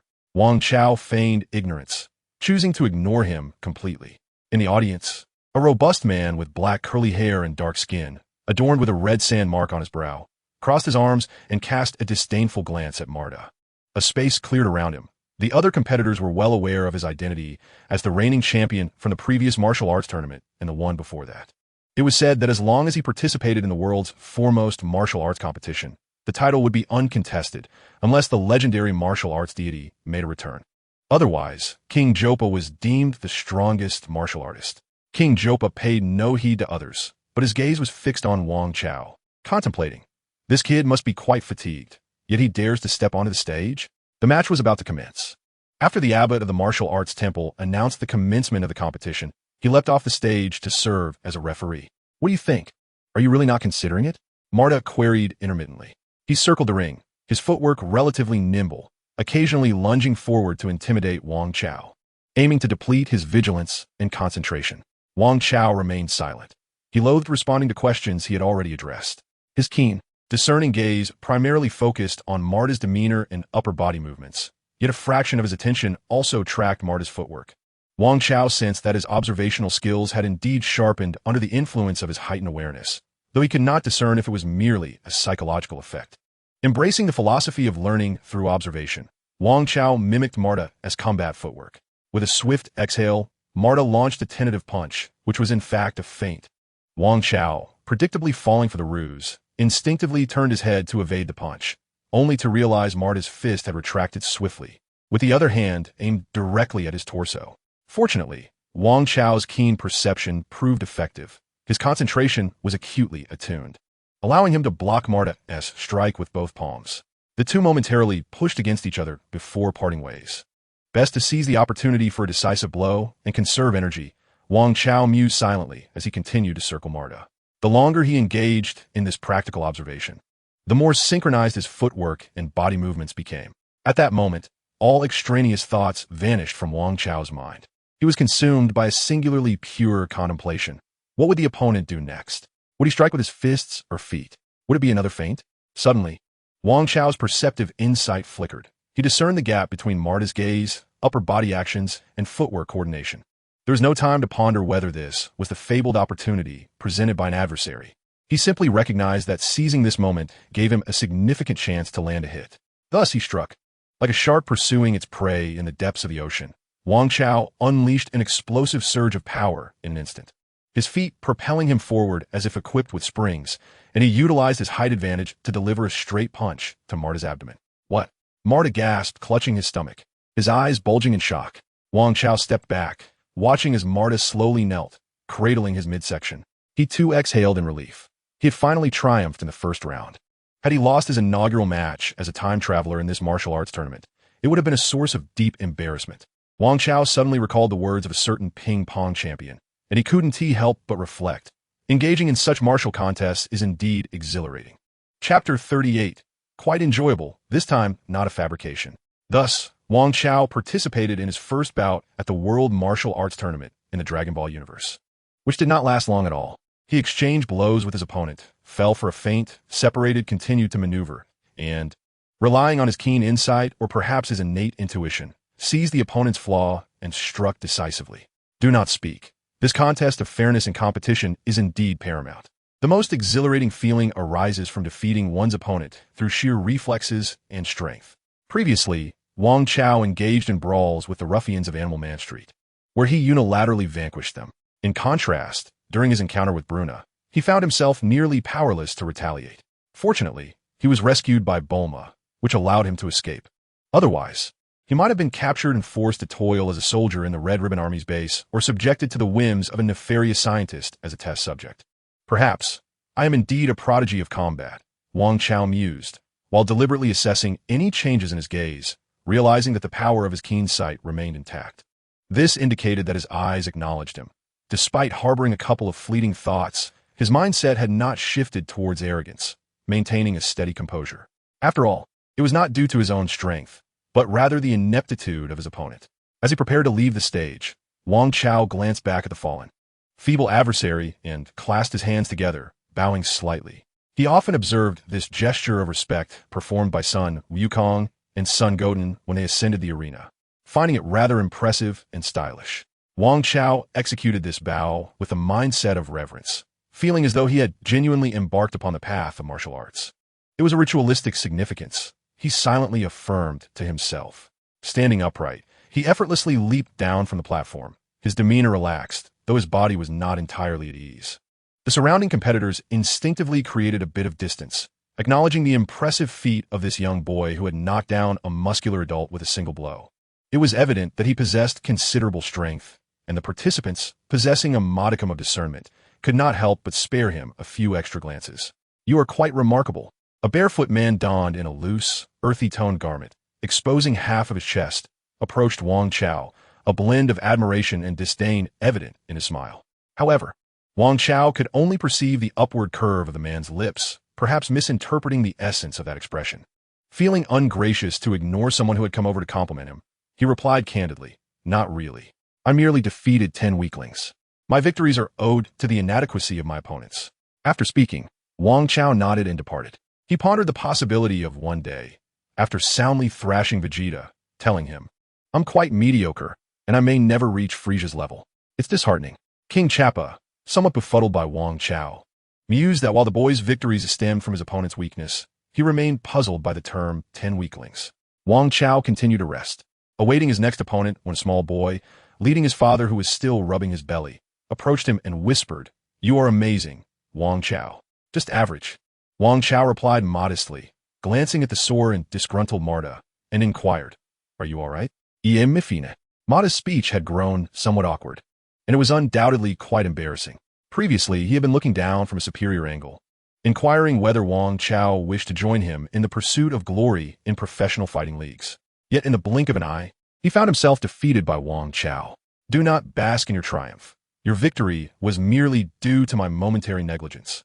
Had I maintained a greater psychological vigilance, even if struck by your identical blow, I would not have found myself incapacitated for such a length of time." Mata defended himself. He spoke the truth. Although he had been struck, he had since regained his composure. Alas, in the arena, victories and defeats are irrevocably sealed. Who could blame him for not recovering before the referee declared the outcome? Wang Chao nodded. "I understand. I am still quite weak, which is why I must continue to practice and strive for improvement." Mata's spirits lifted slightly, and he smiled. "So you agree? Please do not misconstrue my words." Wang Chao hastily interjected. How could this gentleman be so oblivious to his own capabilities? Casting a glance at the small mark beneath Mata's feet, Mark returned a rather helpless expression to Wang Chao. With a sigh, Wang Chao spoke up, "I believe that since you are convinced your son possesses a talent for combat, it will be prudent to seek him another mentor." Mata's expression darkened immediately. He felt that Wang Chao, having won by mere chance, was becoming overly confident. Wang Chao, however, paid him no mind, for they were not well acquainted. He stepped aside to await the commencement of his next match. This time, as Wang Chao ascended the stage, his mindset was considerably more relaxed, and his muscles felt liberated.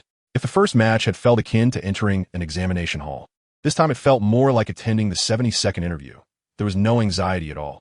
"I appreciate your guidance," Wang Chao said with a bow, acknowledging that victory was uncertain, but emphasizing the importance of adhering to the ceremonial aspects, thus distinguishing this from mere street brawling. His opponent this time was a rotund figure resembling a wild boar, complete with a fearsome visage and tusks extending over 2 feet. Should he face an ordinary Earthling, the sheer mass of the wild boar man would suffice to send his adversary sprawling out of the ring. As the match commenced, the large monk announced the start and then slipped off the stage, positioning himself at the edge to observe the duel, awaiting the verdict. "Little brat, encountering me is your misfortune," the wild boar man chuckled ominously. His bulk occupied 1/5 of the ring's space, thus he saw no need to contemplate tactics. He simply charged toward Wang Chao. However, the wild boar man was not a typical fool. His ability to win the first elimination round indicated a modicum of intelligence. As he barreled towards Wang Chao, he restrained some of his force, wary of being outmaneuvered by Wang Chao's agility and inadvertently propelling himself out of the ring due to inertia. He was confident that should he make direct contact, even with diminished strength, he could easily send the boy flying. What he did not anticipate was that Wang Chao would not evade. Faced with a challenge, he stood his ground. Wang Chao's eyes gleamed with determination as he confronted the approaching mass. Drawing a deep breath, he resolved, "I have retreated long enough. I do not wish to retreat any further." With a sharp sound, Wang Chao pressed his seemingly youthful palms against the knees of the boar man. The boar man's strength was indeed formidable. Despite Wang Chao's vigorous effort to lower his center of gravity and lean forward, he was still pushed back, the soles of his worn-out sneakers screeching against the arena. His muscles ached intensely. It felt as if 8 steel plates were embedded in his abdomen, and his arms and legs were similarly heavy and swollen. The boar man, equally astonished, mused to himself, "This kid possesses great strength." After a moment's contemplation, he resolved to unleash his full power, intending to knock Wang Chao out of the ring the instant he was caught off guard. Initially, Wang Chao had planned to endure and wait for an opportunity to conserve his strength, allowing the boar man to send himself flying. However, he realized that if he lessened his effort even slightly, he might be directly hurled out. This tactical approach seemed overly simplistic in the current situation. In that fleeting moment, Wang Chao's keen instincts kicked in. His body was pressed against the boar man's robust thigh, and an odd sense of foreboding arose within him. He sensed that the boar man was about to unleash his strength, attempting to force him out. With widened eyes, Wang Chao prepared himself. The boar man, determined to exert his brute force, aimed to throw Wang Chao out. In a split second, Wang Chao, propelled by a desperate surge of energy akin to a shark in pursuit, managed to push the massive boar man back by a few millimeters. The boar man was taken aback, and with his initial momentum, he retaliated with even greater force. Yet his explosive power met with empty air, and he realized too late that he could not control his own weight. He toppled off the stage with a loud, anguished cry. Breathless, Wang Chao collapsed onto the ground, trembling as he raised his fist in victory. "What am I so thrilled about? I haven't even won the championship of the martial arts tournament." He chastised himself internally, feeling as though he was inexperienced and naive. Yet, a smile crept onto his lips. Indeed, it was the thrill of having outmatched an opponent on his own merit that felt exhilarating. Without that push, the boar man would not have fallen. Below, Xiao Pa glanced at the furious boar man before shifting his gaze to the grinning boy on stage, pondering whether this was a mere accident or a calculated anticipation. Chapter 39. With a thud, Wang Chao nearly rolled off the stage, utterly exhausted. His spirit was fulfilled, yet his 639 muscles felt as if they were on the verge of bursting with blood. Wang Chao suppressed the devilish thought tempting him to consume the half of the celestial being left in his pocket. Surely, the opportunity to advance in the martial arts tournament far outweighed the significance of that half being. Wang Chao harbored no lofty expectations for his unprepared debut at the martial arts competition, nor did he anticipate that the enigmatic old man would generously provide him with celestial beings. Therefore, it was prudent to conserve these precious resources. After all, one could never know when he might inadvertently suffer a grievous injury, an arm lost or a leg severed. Half a celestial being could very well save his life. Striving to recover his stamina in a short span was a quality that any martial artist should possess. Wang Chao resolved to hold himself to the standards of a martial artist from this moment forward. Surely, this was far better than relying on celestial beings at the slightest hint of fatigue. If that were the case, why even engage in combat? They might as well simply compare who possessed the most celestial beings. Reclining against the wall, Wang Chao patted his well-developed muscles, kneading here and pinching there, and he felt a profound sense of accomplishment. The weight of his muscles, if compared to his former self, would have been overwhelming. A faint smile graced his lips as he consciously suppressed his wandering thoughts, emptying his mind to rest and recalibrate. "You truly are impressive," young Mark exclaimed as he returned with his father. "How could you possibly be so exhausted?" Marta furrowed his brow, incredulous. "You didn't actually swim all the way from the South City to this island, did you? Were you also on that ferry?" Wang Chao, seated on the ground, tapped his arms and pounded his legs. "Yes, utterly drained. I nearly became shark bait. What an exhilarating experience." "Remarkable," young Mark murmured as he crouched down, poking at Wang Chao's taut calf muscles. The firmness of the muscles reacted with involuntary twitches, reminiscent of a soldier still haunted by the battlefield, clutching his weapon in a state of perpetual vigilance. Marta, however, found himself pondering what sort of madness would compel someone to be pursued by sharks and swim across an entire bay. But why did you jump back in after boarding the ship? Marta inquired.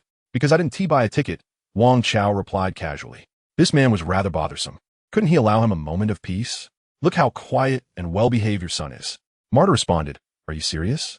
Losing to such a naive and foolish lad is quite intolerable. Before long, Wang Chao's next match was about to commence. The monk on stage called out his name. During his initial appearance, he was merely referred to as contestant number 23. However, after winning 2 rounds, the monk had remembered his name. To have consecutively triumphed over the muscular adversary, the rotund boy, certainly left a lasting impression on the venerable monk of the martial arts temple. Wang Chao leaped onto the stage, emulating Bruce Lee's iconic pose, fist clenched, arms oscillating downward, neck swaying, and ankles twisting, attempting to loosen the tension in his muscles. He inhaled deeply, then exhaled forcefully. At that moment, his opponent ascended the wooden steps. Wang Chao opened his golden eyes and beheld yet another large, corpulent figure before him. This was no beast man, but an ordinary human.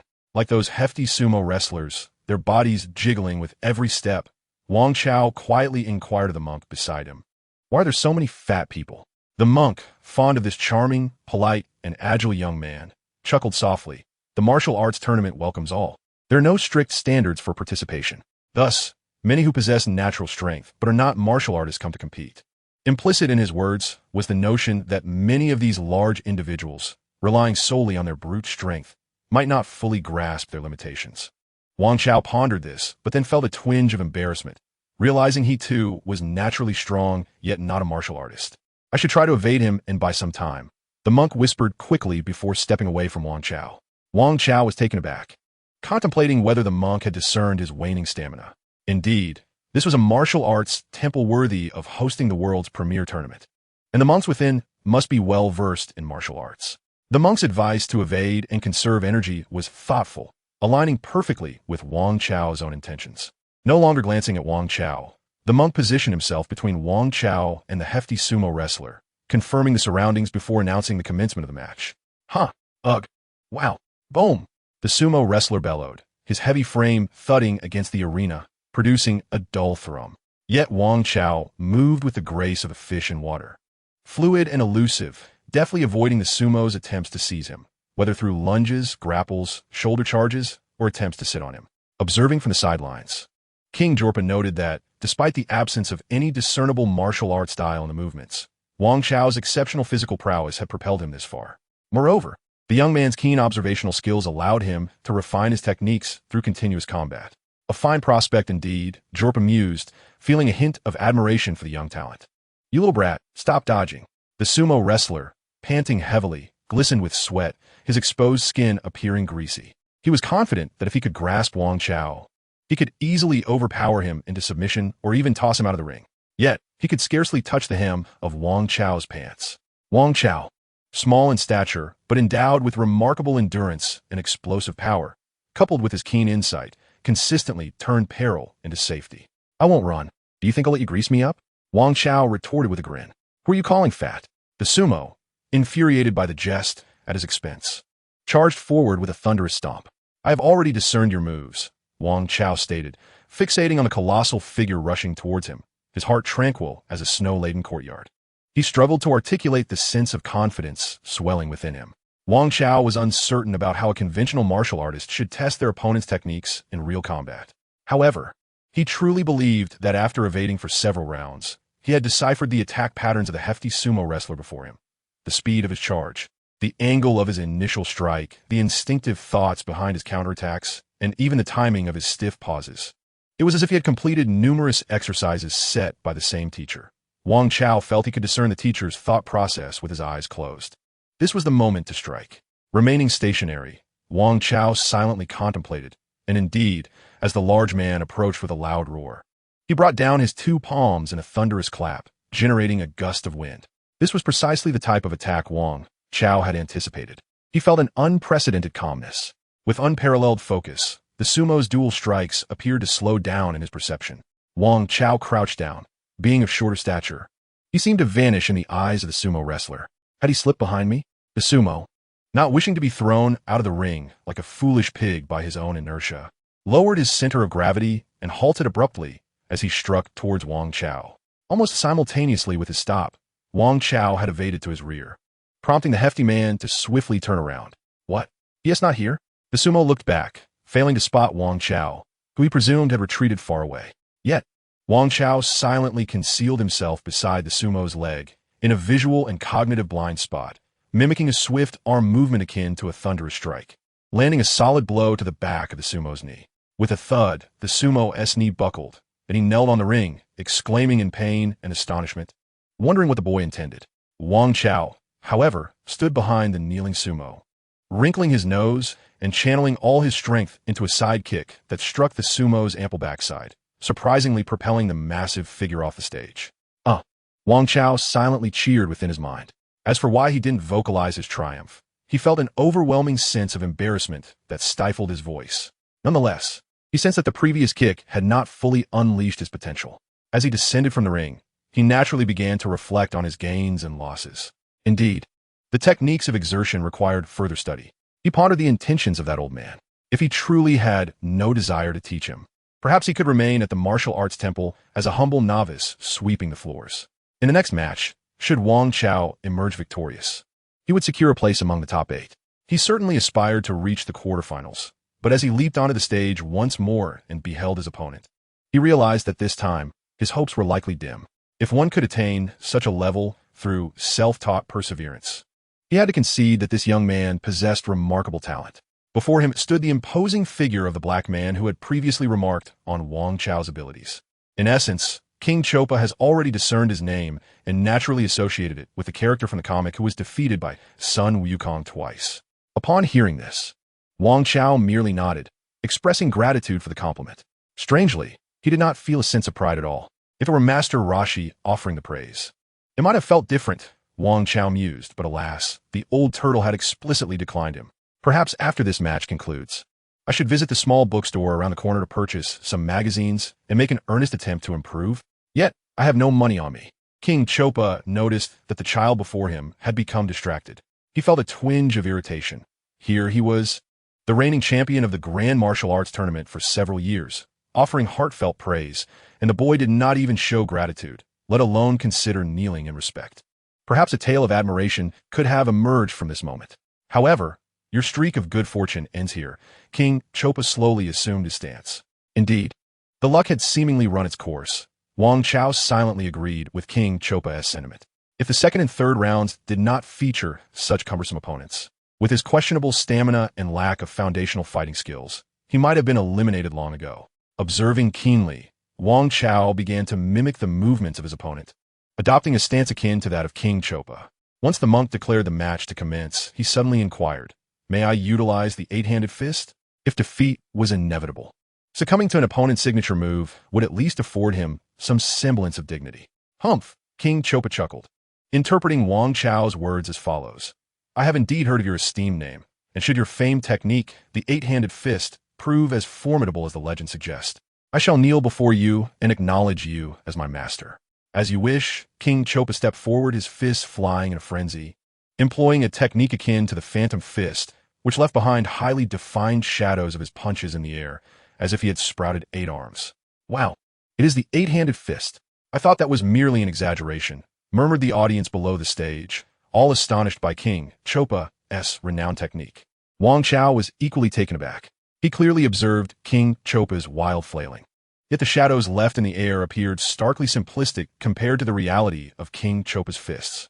As he pondered this, he noticed the shadows gradually fading until they vanished entirely, leaving only the tangible movement of King Chopa's actual fists. Is it my keen vision that allows me to see through the illusion? Wang Chao reflected, feeling pleased that his golden eyes had lived up to their name. He was joyfully propelled out of the ring. Though he had predictably lost, an inexplicable joy filled him. The fiery golden eyes were indeed magnificent. Wang Chao's match had concluded. After King Chopa secured a spot in the top 8, he descended from the stage and sought out Wang Chao amidst the crowd, smiling broadly as he inquired, "What do you think of my 8-handed fist?" He would never directly suggest that Wang Chao should become his disciple. It was not his intention to have this young lad as his apprentice. Rather, it should be the other way around. Wang Chao should be the one pleading to him to take him on as a student. It was a different matter altogether. Do you even possess 8 hands? Is that truly what you call 8 hands? Wouldn't the Phantom Fist then be dubbed the Shadow Clone Technique? Wang Chao silently scoffed, while outwardly he feigned praise, saying, "You truly are impressive.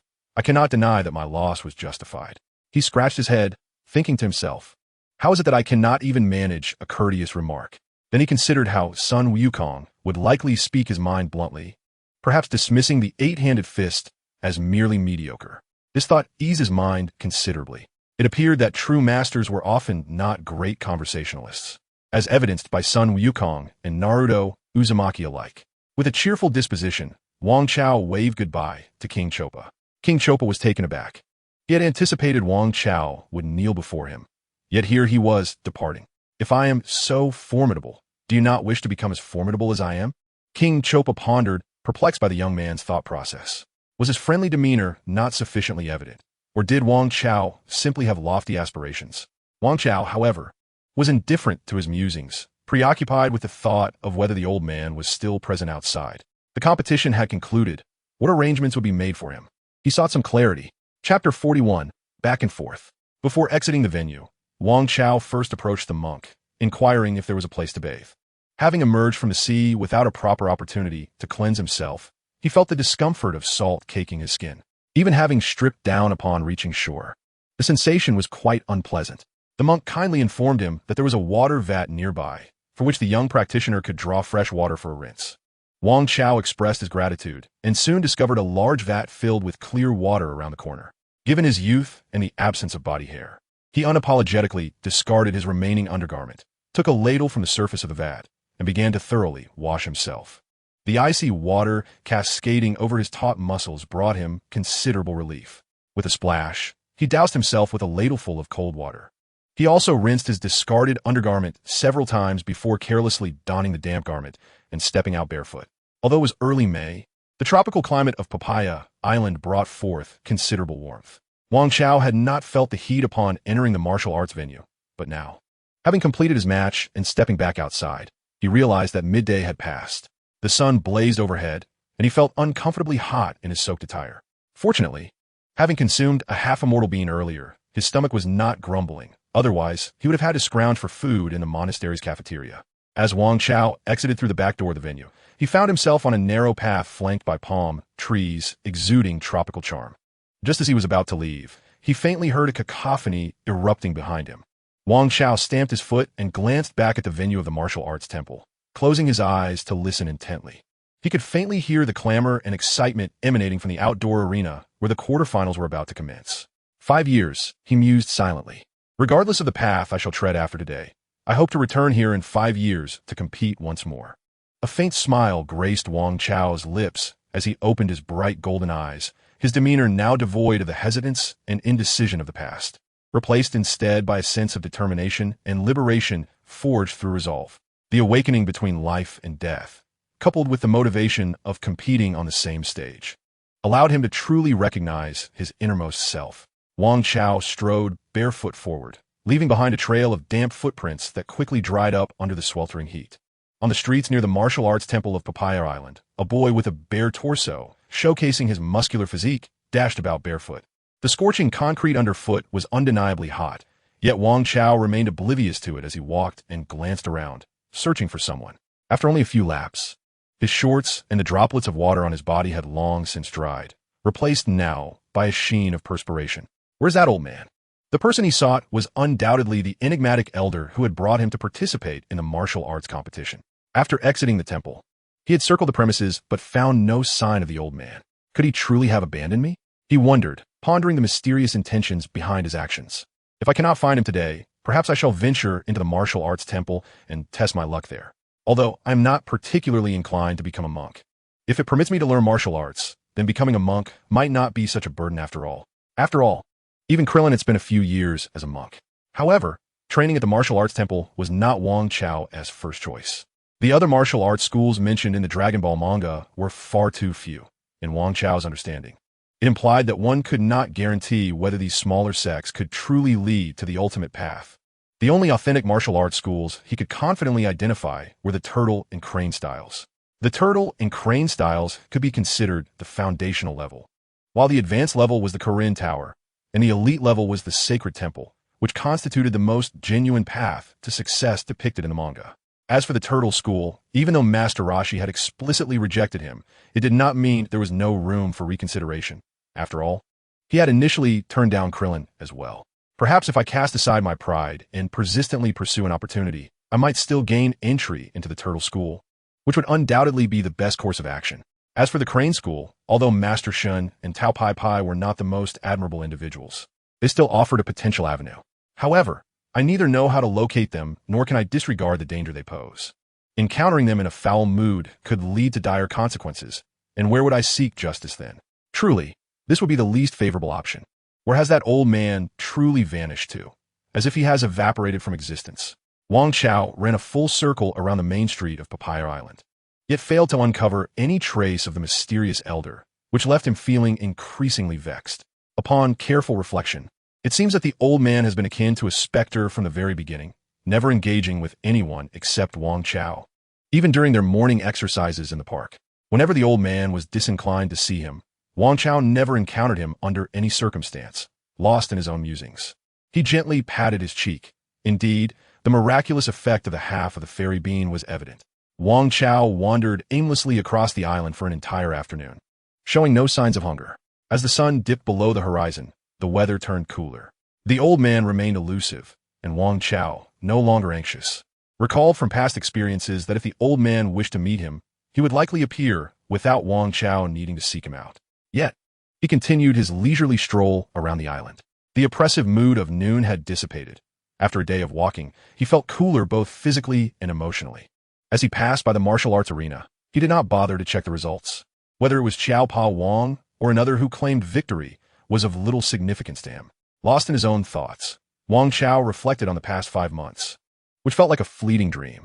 Alone, his elongated shadow stretched behind him in the setting sun. He held a map, purchased with the last of the old man's coins. Barefoot, he ambled along the ground, which had cooled from its earlier heat, offering a refreshing sensation. Suddenly, Wang Chao found himself at the northern coast, seated upon a rocky outcrop, studying the map in his hands. Where exactly was Galinta? The map offered no indication. As the sea breeze tousled the map, he decided to fold it away.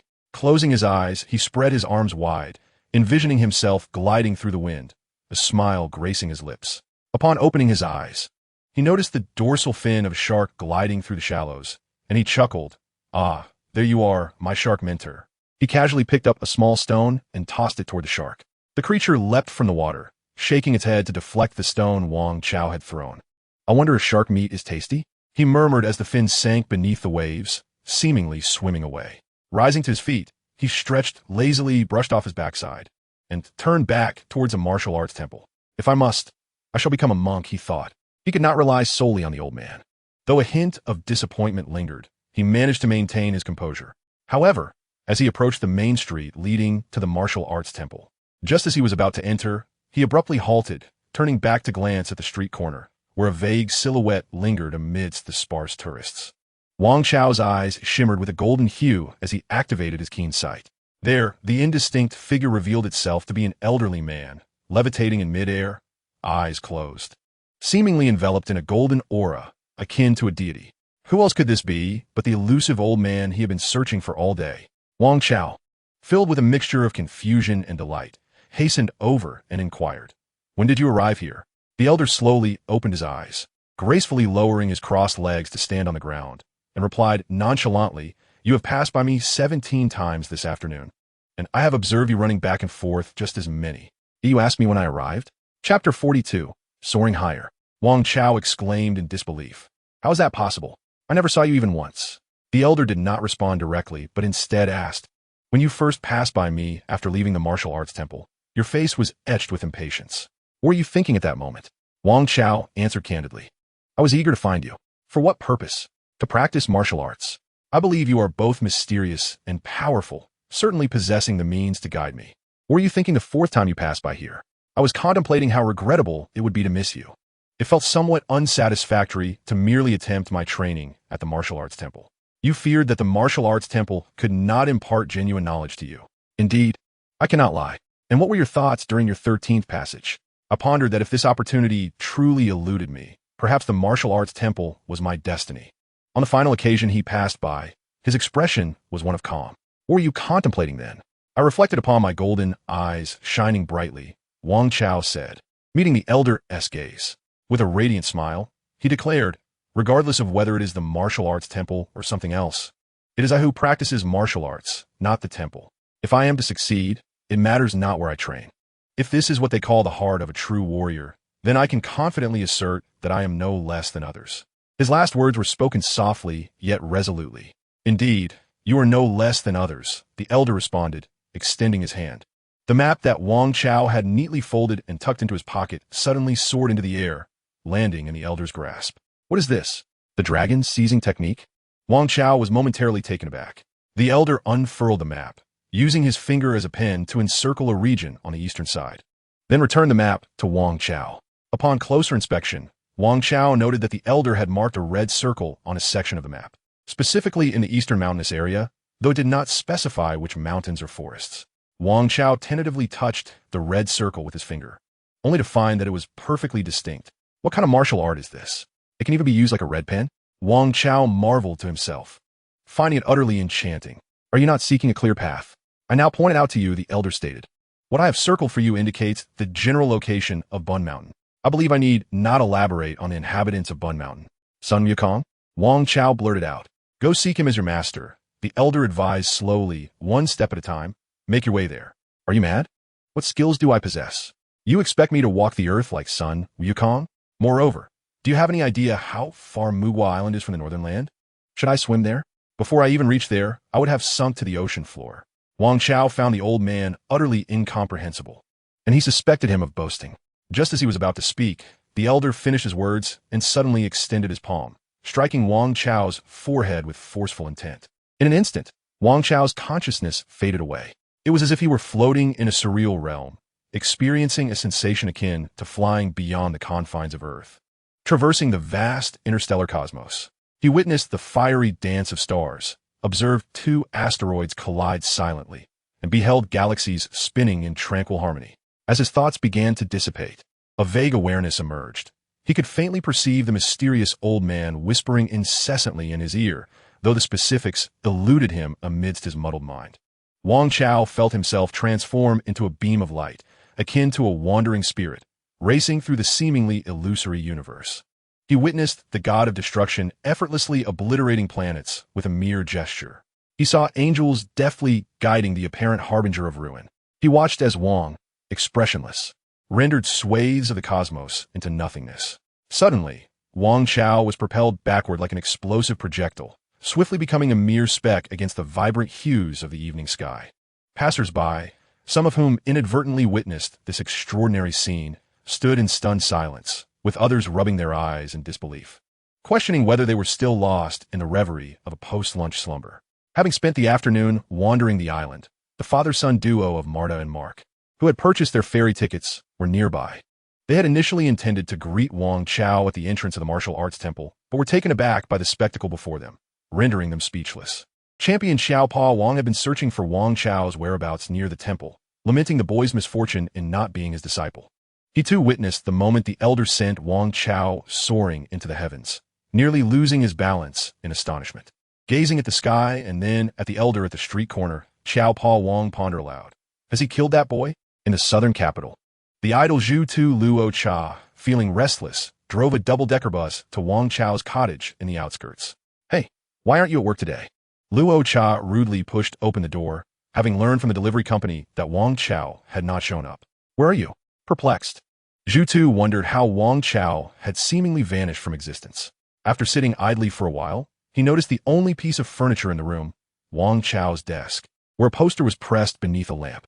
Curiously, he took it and accidentally noticed the reverse side, which featured Wang Chao's drawing of Super Saiyan Goku. How splendid. What is this? A comic? Luo Cha mused, stroking his chin, when his gaze fell upon a small notebook that had been hidden beneath the poster. With a mischievous grin, he remarked, a diary? Let me take a look. Upon opening it, he discovered that many pages had been torn out, and the first page bore a single line, knowing it is unachievable. A series of ellipses followed, clearly indicating the hesitance of the pen's tip. Amidst the incomprehensible characters that vexed him, Luo Cha lamented his inability to recognize them. He meticulously returned his notebook and poster to their original positions, adjusting their angles with care. "Where has that fellow gone?" he muttered, as the boar-headed man closed the door behind him, raising his gaze to the star-studded night sky. A sudden sense of finality washed over him, as if Wang Chao would never return. Before the martial arts temple, the elder withdrew his hand and sighed deeply. At that moment, a voice resonant and authoritative, reminiscent of the king of the realm, echoed through the evening sky, reaching the elder's heart. "Junior brother, have you gone too far?" The elder heard the words, but offered no reply or explanation, turning instead to merge with the crowd, his figure gradually fading away, leaving Mata, Xiao Pa Wang, and others unable to trace his presence. Return first, he thought, as a silent, transparent void appeared before him. Shaking his head, he stepped forward into the emptiness, vanishing completely from this earth, from this world. Splash! Wang Chao was awakened by the chill. As he opened his eyes, he found himself sprawled on a beach, his legs submerged in the frigid sea, almost succumbing to rheumatism. Bewildered, he rose, spitting out the sand, clinging to his lips, and brushing off the grains that covered his bare torso, feeling an undeniable chill. It was then he noticed that the only remaining piece of clothing, his pants, hung in tatters, reminiscent of a character from a kung fu film, pitifully resembling a beggar. As he looked up, the moon shone dimly above, and the stars twinkled like a chessboard. Clutching a map, which rustled in the sea breeze, he turned to face the dark, boundless ocean, scratching his chin as he pondered a pressing question. How did matters escalate to this point? Especially after being struck by that elder. Was his dreamlike experience merely a dream? Wang Chao found himself questioning whether he had been rendered foolish by that old man's slap. How could he possibly encounter some angelic destroyer? And what was this version of the tale? What was his true fighting power? After standing in a daze for a moment, the biting sea breeze jolted Wang Chao back to reality. He unfolded the map, examining the mountainous region circled by the elder. Baobao Mountain? It should take over a year since Sun Wukong landed. A daunting distance indeed. A pilgrimage? In the dimness of the seaside night, a pair of golden lights flickered into existence, only to vanish in an instant, as their owner turned and began to walk steadily toward the shore. Chapter 01. The Wild Man Wang Chao. Wang Chao did not venture far. After leaving the beach, he intended to seek the nearest populated area to inquire about the location to which that old man had sent him. As a result, after merely walking a couple of 100 meters, he unexpectedly stumbled upon a dense thicket. In the darkness of night, the forest loomed ominously. Wang Chao stood at the edge of the woods, staring intently with his keen eyes, feeling as though countless predatory gazes were fixated upon him from within the shadowy depths. He retreated, settling back onto the beach. Under the faint glow of the stars, he scrutinized the terrain of the forest marked in red on the map, envisioning an elderly master with a white beard residing within, who, after a year, would serendipitously acquire a plump grandson from the heavens. Accompanied by the distant ebb and flow of the tides, Wang Chao unwittingly drifted into slumber. The following day, he was roused by the biting cold. Fortunately, his constitution was robust. Otherwise, he might have succumbed to illness. Upon opening his eyes, he found himself nestled in a pile of sand, a crab scuttling before his nose. Startled, he sat up, realizing he was still clutching the map, and he breathed a sigh of relief. Losing it would have been akin to a novice trainer misplacing their Pokemon Pokédex upon departing from Pallet Town. Utterly absurd. His stomach grumbled with hunger. Wang Chao stowed the map carefully and brushed off the sand, resuming his journey. As dawn broke, the foreboding forest appeared less intimidating. Though he had never ventured into a jungle during his time in Nandu, he had encountered wild beasts while living in the wilderness. Initially terrified, he lost his fear after having killed an old wolf with his own foot. After all, beasts are beasts. They cannot match human cunning. Wang Chao exhaled deeply and resolutely stepped into the thicket. Could he truly traverse the vast expanse of the map to reach a place called Baozi Mountain? Hidden deep within the forest? He felt uncertain. The old man had said that if he could make it there, limitless potential awaited him. Wang Chao had read numerous novels and consumed his fair share of motivational wisdom, and he understood the essence of the old man's words. The crux lay in the journey itself, taking one step at a time from the southern part of the map to the northern and eastern regions. The path ahead was fraught with peril and hardship. If Wang Chao could persevere, he would undergo a profound transformation. The trials and tribulations of this journey would become his invaluable treasure, forming the foundation of his future. However, the prerequisite was that he must make it through. The journey was long, shrouded in uncertainty about how many thousands of miles he would traverse, how many days and nights he would endure, and what challenges awaited him. Just contemplating the potential hardships made the hairs on his neck stand on end. Was his current strength lacking? Indeed, it was woefully inadequate. Even without considering masters like Master Roshi, he would not rank among the majority of Earth's formidable fighters. King Chappa could easily overwhelm him. Yet was he strong? Yes, he was.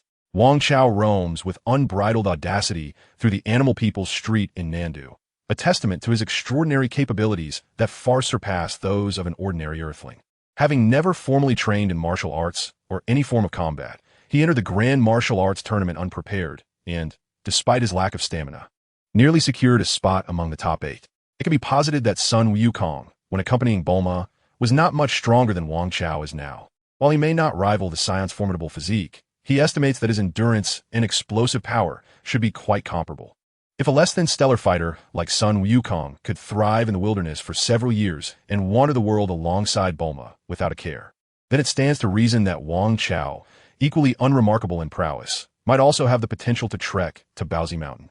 Thus, he engages in a form of self-hypnosis. After all, he is already on his journey, and a positive outlook is always beneficial. As he traverses the jungle, he remains vigilant of his surroundings, while fleeting thoughts of the mysterious old man and the disorienting experience of being struck by him occasionally invade his mind. Who is this enigmatic figure? Among the characters I am familiar with from Dragon Ball, none seem to match his description. This persistent uncertainty plagues Wang Chao, yet without any clues. No amount of pondering will yield answers. The old man's sporadic appearances suggest a power that Wang Chao is currently unable to comprehend. He harbors several audacious theories, but they must remain unspoken for now. Engaging in a web of speculation alone serves no purpose. Conspiracy theories are merely the musings of the restless. Taking a step back, if he were indeed entangled in some unfathomable scheme, it would imply that he possesses value worth scheming over. Regardless of the circumstances, self-improvement is always a worthy pursuit. With this pressure, he feels a spark igniting within him. As he reflects on his experiences, he simplifies his focus to a singular goal: to reach Baozi Mountain. The mysterious yet powerful old man instills in Wang Chao a sense of self-worth. In this world of science, he is capable of making a mark. After all, why would such a formidable elder waste his time on him if he were not of significance?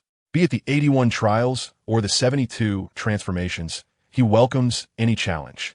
Retreating even a single step would render him a fool. Wang Chao feels invigorated, and for the first time since his arrival in this new realm, he senses a promising future ahead. The natural environment of Dragon Ball Earth is splendid. Navigating through this dense forest brings him a sense of comfort. Suddenly, out of the corner of his eye, he catches a glimpse of a shadow darting towards him with incredible speed. With keen perception, he swiftly reacts, not opting to evade, but instead reaching out to grasp the shadow, which turns out to be a gray serpent. Breakfast has quite literally arrived at his doorstep. Wang Chao chuckled as he grasped the head of the long snake and with a swift twist, severed it. For the moment, he had no interest in drinking the snake's blood. Instead, he walked on, allowing the blood of the headless serpent to drain while discarding the gallbladder, which he found unappetizing. He then fashioned the snake's body into a circle and surprisingly managed to tie a knot. With a powerful push from his feet, he took a running leap and ascended to a branch. Utilizing his remarkable agility, explosive strength, and flexibility, Wang Chao embodied a modern-day Tarzan. His purpose was clear, and his mind was free of worries. Despite the scarcity of material comforts, his spirit felt immensely fulfilled. Wang Chao sensed that his happiness had surged by at least 92%, while his anxiety index had plummeted by 69.53%. After a considerable time of performing as a Tarzan, he finally located a suitable clearing. Wang Chao leapt again, and upon landing, he applied his weight, breaking the branch beneath him. He then collected several twigs and skillfully constructed a roasting rack, skewering the headless snake in a sinewy arc. After several attempts at creating fire by friction, Wang Chao's strength ensured success. The aroma of protein wafted through the air. Patiently, he awaited the snake meat to roast, his hunger intensifying. Chapter 02, Gradual Growth. Wang Chao savored a hearty meal. When one is famished, even half-cooked snake meat is exceedingly fragrant. He resumed his journey, relying on his rudimentary sense of direction, leaping through the jungle like a ninja, heading northward. However, after nearly half an hour of bounding, fatigue overcame him, and he fell. Wang Chao ultimately abandoned this approach. Without the legendary enhancement of chakra, such a method appeared rather foolish and wasteful of energy. He pondered whether activating his inner ki in a Dragon Ball universe would ease his burdens. Wang Chao sprinted through the jungle's underbrush, envisioning himself reaching Baozi Mountain, where he could apprentice under Sun Wukong, learn the impressive Kamehameha, and subsequently, through his own cleverness, self-develop techniques akin to the Shunken ID. It is said that in times of material hardship, one must cultivate a rich spiritual life to find fulfillment.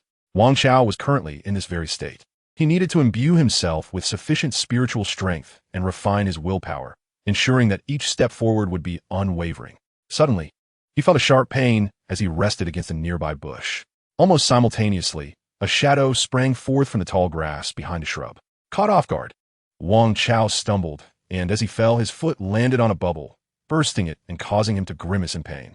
Glancing back, he was met with the sight of a large wolf, its eyes gleaming with a green glow, pinning him to the ground.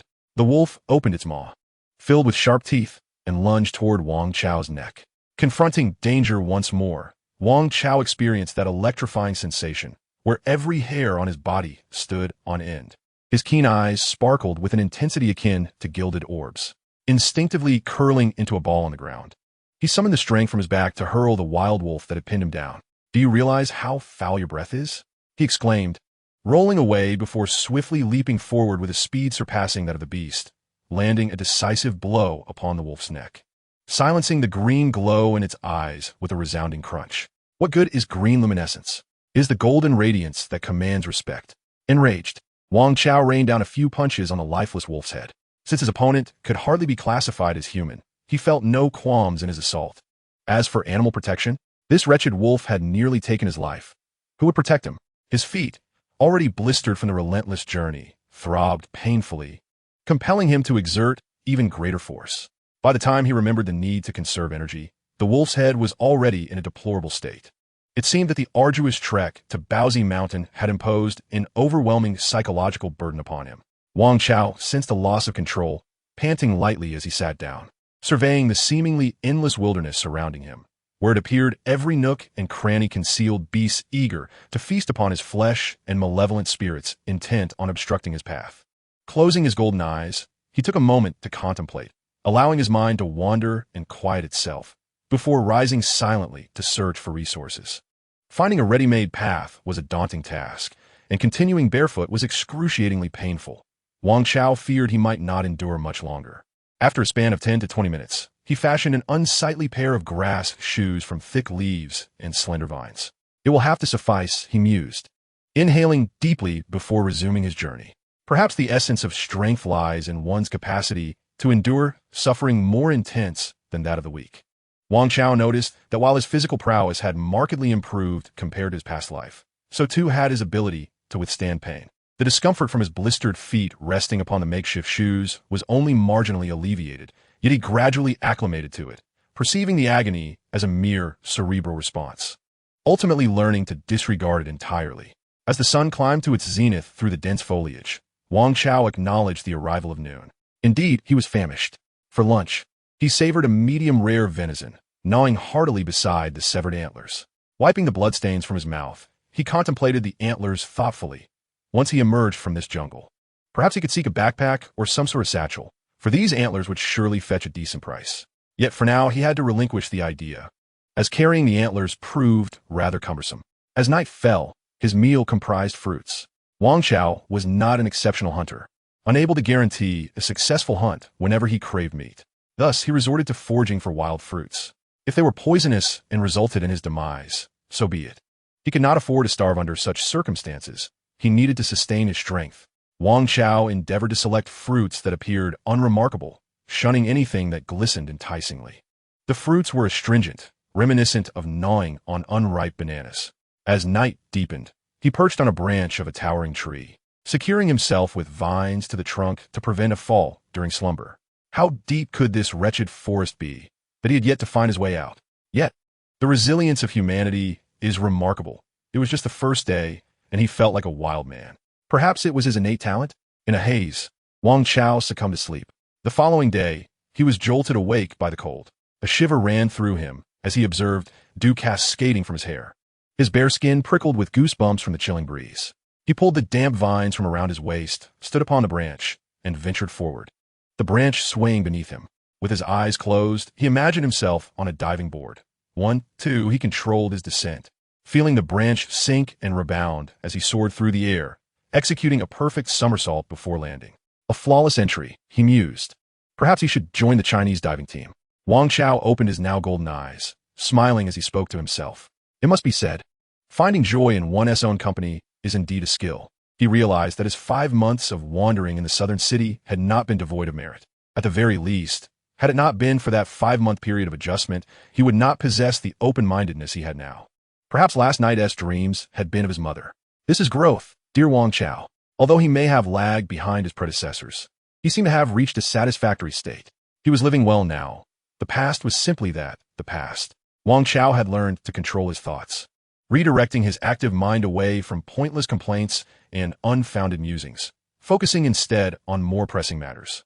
For instance, he contemplated the speed at which he was traversing the terrain, pondering how he would handle encounters with bandits or formidable beasts.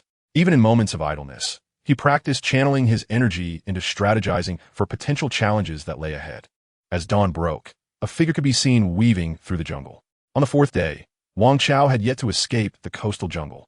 Aside from eating, drinking, finding a stream to bathe, and resting, he spent most of his time on the move, only pausing to recuperate when he sensed his strength waning in the face of unforeseen circumstances. Though this jungle may be more arduous to traverse than the smooth roads of the plains, I do not consider my pace to be sluggish. In the outskirts of the southern capital, I could cover 50 kilometers in an hour. Here, I could reasonably maintain a speed of over 20 kilometers per hour. With a travel duration of 6 hours a day, over the course of 4 days, I should have traversed at least 480 kilometers from the coastline. How is it possible that I have yet to escape? It is absurd upon calculation. There are no forests marked as vast as this. Taking advantage of a moment's respite, Wang Chao continued to scrutinize the map in his possession. He was mindful that this map could be lost or ruined by rain, or even burned for warmth in this frigid environment. So he endeavored to memorize it, especially the region where the old man had circled the location of Dumpling Mountain. Uncertain of how he had been flung to this shore by the old man's slap, Wang Chao studied the lands surrounding Papaya Island from all directions. To the north lay the main continent where Dumpling Mountain was situated, while the south and east were dotted with scattered tourist isles. To the west, separated by a bay, was the southern continent housing the southern capital. Wang Chao examined the islands to the south and east of Papaya Island and studied the coastline of the southern capital as well as the southern coastline of the main continent to the north. He found no trace of a forest extending over 480 kilometers from the shore. A painful conclusion emerged. I am utterly lost. With a somber expression, Wang Chao folded the map away. He thought it would be fitting if a crow were to fly overhead, enhancing the atmosphere of this seemingly cartoonish world. Yet, the reality around him remained indifferent to his whims, the surrounding dark jungle silent as a grave, with lurking prey and hunters alike treading cautiously. Only he, the oblivious human, had blundered through this perilous jungle for days, carelessly wandering.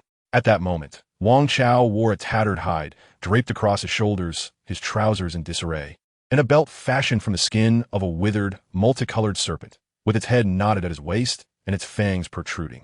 He donned a pair of rudimentary, hand-woven grass sandals reminiscent of a primitive style, evoking the spirit of Monkey D. Luffy. Aside from the cleanliness of his face, the exposed skin of his arms and calves was grimy, presenting the image of a wild man. However, Wang Chao paid little heed to such matters. After his traversal, concerns about personal appearance and emotions had taken a back seat, and he had yet to contemplate them. Regardless, he must continue onward. This time, however, he must proceed in a straight line, resolutely following one direction. Even if the path ahead appears less than suitable, deviating is not an option. If I continue to meander in this accursed place, I may as well have faced the Demon King with Sun Wukong and still find myself unable to escape. Wang Chao engaged in self-deprecating humor, yet his gaze remained resolute, embodying neither despondency nor complaint. Confronted with challenges, he resolved to find solutions. He continued along the path he had previously traversed, albeit at a significantly reduced pace, for he wished to avoid altering his course, even by the slightest degree. Due to chaotic obstacles, the journey had become more arduous, necessitating frequent glances back at the trajectory he had inscribed in the earth with a branch, ensuring its straightness and integrity. Thus, he walked alone for another day. It was time to discard the branch. Wang Chao cast aside the tool he had used to trace his path, unwilling to rely on such aids for gauging his sense of direction. He sought to maintain a clear mind, to judge with acumen, and to trust the assessments of his own intellect. Upon closing his eyes, then reopening them, a steadfast resolve glimmered in his golden gaze. He had previously heard of an experiment where a person, eyes closed, attempts to walk in a straight line, only to discover, upon opening their eyes, that they have veered off course. Concerned that he too might unknowingly spiral in circles, he recognized that this had, in fact, begun to occur. Yet he was determined to overcome this. Triumphing over oneself is the essence of what a martial artist, or indeed, a true warrior, ought to achieve. With a self-encouraging smile, he took purposeful strides forward, albeit not overly large, yet earnest in his intention to progress. The endeavor to reach Baozi Mountain, upon awakening on the beach, was anticipated to be fraught with trials. However, he had not foreseen the profound transformation he would undergo by merely the 5th day. The metamorphosis of his spirit seemed unparalleled, surpassing anything he could have experienced even after 5 months, or perhaps 5 years, in Nandu. Perhaps this was the very rationale behind the Elder's counsel for him to undertake the journey on foot to Baozi Mountain. The silhouette of this traveler, navigating through the dense thicket, grew increasingly resolute. As he planted his foot down, an unsettling sensation coursed through him. He gradually widened his keen eyes, and in a flash of insight, recalled the dim scene he had glimpsed while surveying his surroundings. The faint light illuminated a chaotic tangle of wild grass. In a moment of urgency, he hesitated, his foot barely touching the ground. The disarray of the underbrush made coordination challenging, compelling him to instinctively lower his heel. Below, concealed within the earth, lay the edge of a rusted iron trap. When he glanced down, he discovered that the tip of his foot was precariously poised upon the unexposed section of the trap. With a determined hand, he cleared away the wild grass before him, unveiling the rusted contraption, an animal trap, upon which his foot fortuitously rested in a narrow safe space. Luckily, given his slight stature and small feet, even the tip of his foot had not triggered the device. Had he succumbed to the temptation of dropping his heel moments ago, he would undoubtedly be wailing while clutching his foot at this very moment. A cold sweat suddenly surfaced on Wang Chao's forehead, a sense of dread washing over him. If he were to sustain an injury out here in the wilderness, he would be left with no choice but to deplete the remaining half of his precious celestial being. Cautiously retracting his foot, a flicker of joy ignited within Wang Chao. The presence of an animal trap signified that he was not far from escaping this accursed forest. Mindfully placing his feet, he advanced by parting the wild grass with his hands, and before long, he emerged onto a narrow path between the trees, the first man-made trail he had encountered in this wretched woodland. Beside the path stood a wooden sign. As Wang Chao approached, he discerned 2 crooked characters inscribed upon it, "Trap." This was likely a warning from a hunter to others, or perhaps a reminder to himself, for beasts are illiterate. Wang Chao instinctively pondered this, then glanced around, finding a stick which he smeared with some mud. He began to scratch on the back of the sign, and with a determined shove, he managed to wedge the stick into it at an angle. Satisfied, Wang Chao strode purposefully along the path leading out of the forest. The stick lodged within the sign, now pointed directly at the animal trap he had almost stepped upon, while beneath it, the back of the sign bore a large, muddy depiction of a middle finger.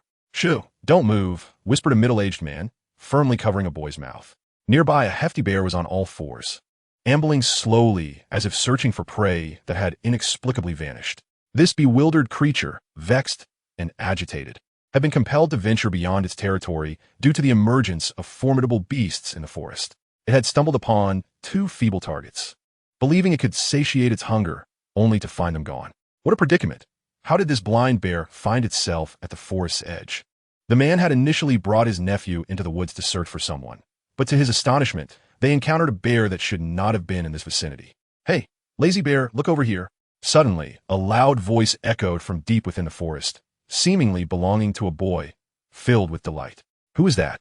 Both the middle-aged man and the boy he held in his arms were filled with curiosity, yet they remained still, stifling their movements. "How did you end up here?" "Ha! Are you surprised to see me? Isn't it a delightful surprise?" "Don't run away, stop." "I said stop. Did you hear me?" The man felt the ground reverberate with thuds, likely the bear charging, which only deepened his bewilderment. Given the context of the boy's voice, he could no longer resist peeking in the direction of the commotion, and upon glancing, he was rendered speechless. "Are you running or not? Are you still going to run?" Before them stood a boy adorned in animal hide, his raven black hair cascading down as he gleefully perched upon the neck of a bear, playfully striking its nape. With just a few vigorous pounds, The bear swayed unsteadily before crashing to the ground with a resounding thud. This fierce display of strength startled the middle-aged man nearby, causing him to inadvertently make a noise. Wang Chao, his ears pricked, abruptly turned around, questioning what was that. The middle-aged man felt a shiver run down his spine as he perceived the boy on the bear turning to fixate his gaze upon him. Resembling a formidable beast cloaked in youthful guise, his golden eyes gleaming with an unsettling brightness. The mere sight of those luminous orbs tightened the man's composure, prompting him to hastily retreat with his nephew, kneeling on the ground with raised hands, pleading for mercy. Please spare us, benefactor. Chapter 4. The City of Slob. After witnessing the boy's formidable prowess and animalistic vigilance, the middle-aged man realized that escape with his nephew was futile. Thus, he chose to surrender entirely, kneeling down in submission. He hoped this gesture might elicit some semblance of goodwill from the wild youth, praying he would not meet the same grim fate as the bear, which had been mercilessly beaten to its demise. The boy with the golden eyes had, moments ago, been riding the bear, laughing heartily as he struck it. Was this not the very definition of madness? We mean no harm, the middle-aged man implored, pulling his nephew down to kneel beside him, hands raised in surrender. They were in a desolate wilderness, miles away from the nearest village, which itself was a remote hamlet, over 100 kilometers from the larger city of Slob. In this forsaken territory, devoid of any law enforcement or means of communication, it was certain that if they were to be slain here, their demise would go unnoticed, their bodies left to rot in silence. However, Wang Chao's reaction startled the middle-aged man anew. Upon spotting the two figures, Wang Chao felt a surge of relief. At last, he had encountered living souls. With exuberance, he leapt down from the bear's carcass and rushed towards them, grasping one of the man's hands and shaking it vigorously. The middle-aged man, taken aback by the boy's animated demeanor, found himself momentarily speechless. The disparity in their heights made Wang Chao's exuberant gestures feel somewhat dizzying to him. Is he out his mind? Thought the nephew, who remained dutifully kneeling with hands raised. Suddenly, Wang Chao's expression shifted, and he paused his handshake, inquiring, "The trap in the forest, along with the warning sign, was not set by you, was it? Even if I were the one to set it. Looking at your face, that seems to demand a response. Do you truly think I would confess?" The middle-aged man observed Wang Chao's rather unattractive visage and could not suppress the urge to mentally hurl him to the ground with a shoulder throw. However, the numbness in his wrist, firmly grasped by Wang Chao, restrained him from acting rashly. He believed that, although he could not compare to his missing elder brother, he was still a half-decent hunter, boasting a considerable amount of muscle within his 160-pound frame. To his astonishment, he found himself easily subdued by Wang Chao's casual grip on his arm, a testament to the latter's prowess in unarmed combat against formidable beasts. The middle-aged man quickly denied. "No, what trap? I know nothing." With that, Wang Chao relinquished his hold. Both the man and his young nephew exhaled in relief, as did Wang Chao, albeit quietly. In truth, witnessing the slight trepidation on the faces of the middle-aged man and the boy left Wang Chao feeling somewhat embarrassed. Initially, he had intended to express, albeit exaggeratedly, his excitement at finally encountering another person after aimlessly wandering through the woods for 5 days. Such a simple intention, yet it seemed his extraordinary physical attributes, coupled with the fierce aura he exuded upon emerging from the dense forest, and his beast-like speed had inadvertently instilled fear in the duo. Had Wang Chao possessed a combat power exceeding a mere 10, he might have inadvertently terrified them to death. Still holding onto the middle-aged man's wrist, Wang Chao felt a sense of helplessness. This was not the persona he wished to embody. Was it truly so alarming that he had single-handedly slain a harmless bear? Wang Chao thought indignantly that this was excessive. "Do not be afraid. I am not a villain," he assured them, attempting to wear a gentle smile, though he noticed a slight itch in his gums as he grinned. He attempted to dislodge the food lodge between his teeth with his tongue, but to no avail. Raising his hand, he signaled for the duo to wait. Using his fingernail, he vigorously picked at the stubborn morsel until he finally freed the strand of flesh caught between his teeth and gums. The middle-aged man held his breath, aghast at the sight of the bloodied morsel Wang Chao had extracted. Does this boy consume raw meat? He wondered. Wang Chao flicked away the partially cooked remnants and explained, Given the circumstances, I was quite famished during my last meal, so I may have rushed it and realized too late that the meat was not fully cooked." The boy, kneeling on the ground, shifted behind his uncle, peeking at Wang Chao with one eye. The middle-aged man regarded him with a mixture of suppressed curiosity and disbelief. a youth clad in animal skins, emerging from the perilous depths of the forest, having just obliterated a bear's skull, and seemingly unconcerned with the prospect of consuming raw flesh. Wasn't that inherently dangerous? Wang Chao was left utterly speechless. Why are these two so afraid of him? Is he truly the type of bully who intimidates others? Wang Chao certainly does not wish to embody such a persona, nor does he desire to be perceived as such by others. He would rather starve or dehydrate along the way than adopt an image so devoid of sophistication. Yet, how to gracefully extricate himself from his predicament? If he were to revert directly to his courteous and charming demeanor, would he not risk being labeled as capricious? In the end, both parties, of course, resolve their misunderstandings. After all, humanity is inherently capable of communication and mutual understanding. Wang Chao, adhering to the conventions of a time traveler, fabricated a tale of being lost by the seaside, suffering from amnesia, awakening on the beach with no recollection of his whereabouts. Clad only in a pair of shorts and possessing a marked map, drawing upon his scant memories of common sense, he bestowed upon himself the name Wang Chao. As for the inexplicable brightness of his eyes and the extraordinary strength of his physique, he had no answers. At this moment, Wang Chao pondered that aside from the fabricated amnesia, the rest of his story appeared strikingly authentic. It was quite pitiful. Whether due to the simplicity of Dragon Ball Earthlings or the unpretentiousness of the villagers in this remote area, for the duo, one large and one small, believed every word he uttered. The younger one even expressed envy, exclaiming, "If only I could have amnesia too, then I might possess strength like yours. That way, I could find my father and sister." The middle-aged man felt a tinge of embarrassment at his 9-year-old nephew's naivety. Wang Chao then mentioned that he had been wandering aimlessly in the forest for several days, and only recently managed to find his way out. He hoped the middle-aged man and the boy could assist him by indicating his current location on the map and advising him on the direction to take toward the marked spot. He offered the bear he had just defeated as a token of gratitude. Lastly, he inquired about the boy's comment regarding finding his father and sister. Since Wang Chao was not a wild man of the forest or some beastly creature, the middle-aged man was more than willing to assist him. "We are likely here," he stated, as he unfolded the map on the flatbed of a pickup truck parked outside the forest. He quickly pointed out Wang Chao's location. Upon inspection, Wang Chao noted that the man's finger rested upon a point along the southern coastline of the main continent. Lowering his gaze, he saw the vast ocean across which lay Papaya Island, where he had participated in the Grand Martial Arts Tournament just days prior. Remarkably, that old man had indeed directed him to the northern continent. "How fortunate! That saves me the cost of a boat," Wang Chao mused. As for the circled area, the middle-aged man glanced around and pointed in a direction, indicating it was likely to the northeast. Wang Chao looked up and thought he discerned the outline of mountains in the distance. However, if you seek greater accuracy, or if you can hire a long-distance vehicle, venturing to the nearest city of Shrub might be a more prudent choice. The middle-aged man lowered his gaze once more, his finger tracing a point on the map along the southern coastline, slightly shifting northward and westward until it rested upon a marked city. He tapped it lightly, stating, "This is Shrub, approximately 200 kilometers from our current location." I find myself in a perplexing state of insomnia, having not closed my eyes since yesterday noon. As I typed, reaching around 00 words, my concentration drifted away, fleeting images from the fragmented novels I perused during the day flitting through my mind. This experience is rather peculiar. My fingers continued to dance across the keyboard while my thoughts wandered, almost causing me to forget I was typing. Yet moments later, I returned to the screen only to discover I had been recording the disjointed musings from my daydreaming. In essence, it seems I have yet to produce the requisite 2,000 words. Today's second update has regrettably fallen through, and I shall postpone it until tomorrow. I shall take a brief respite.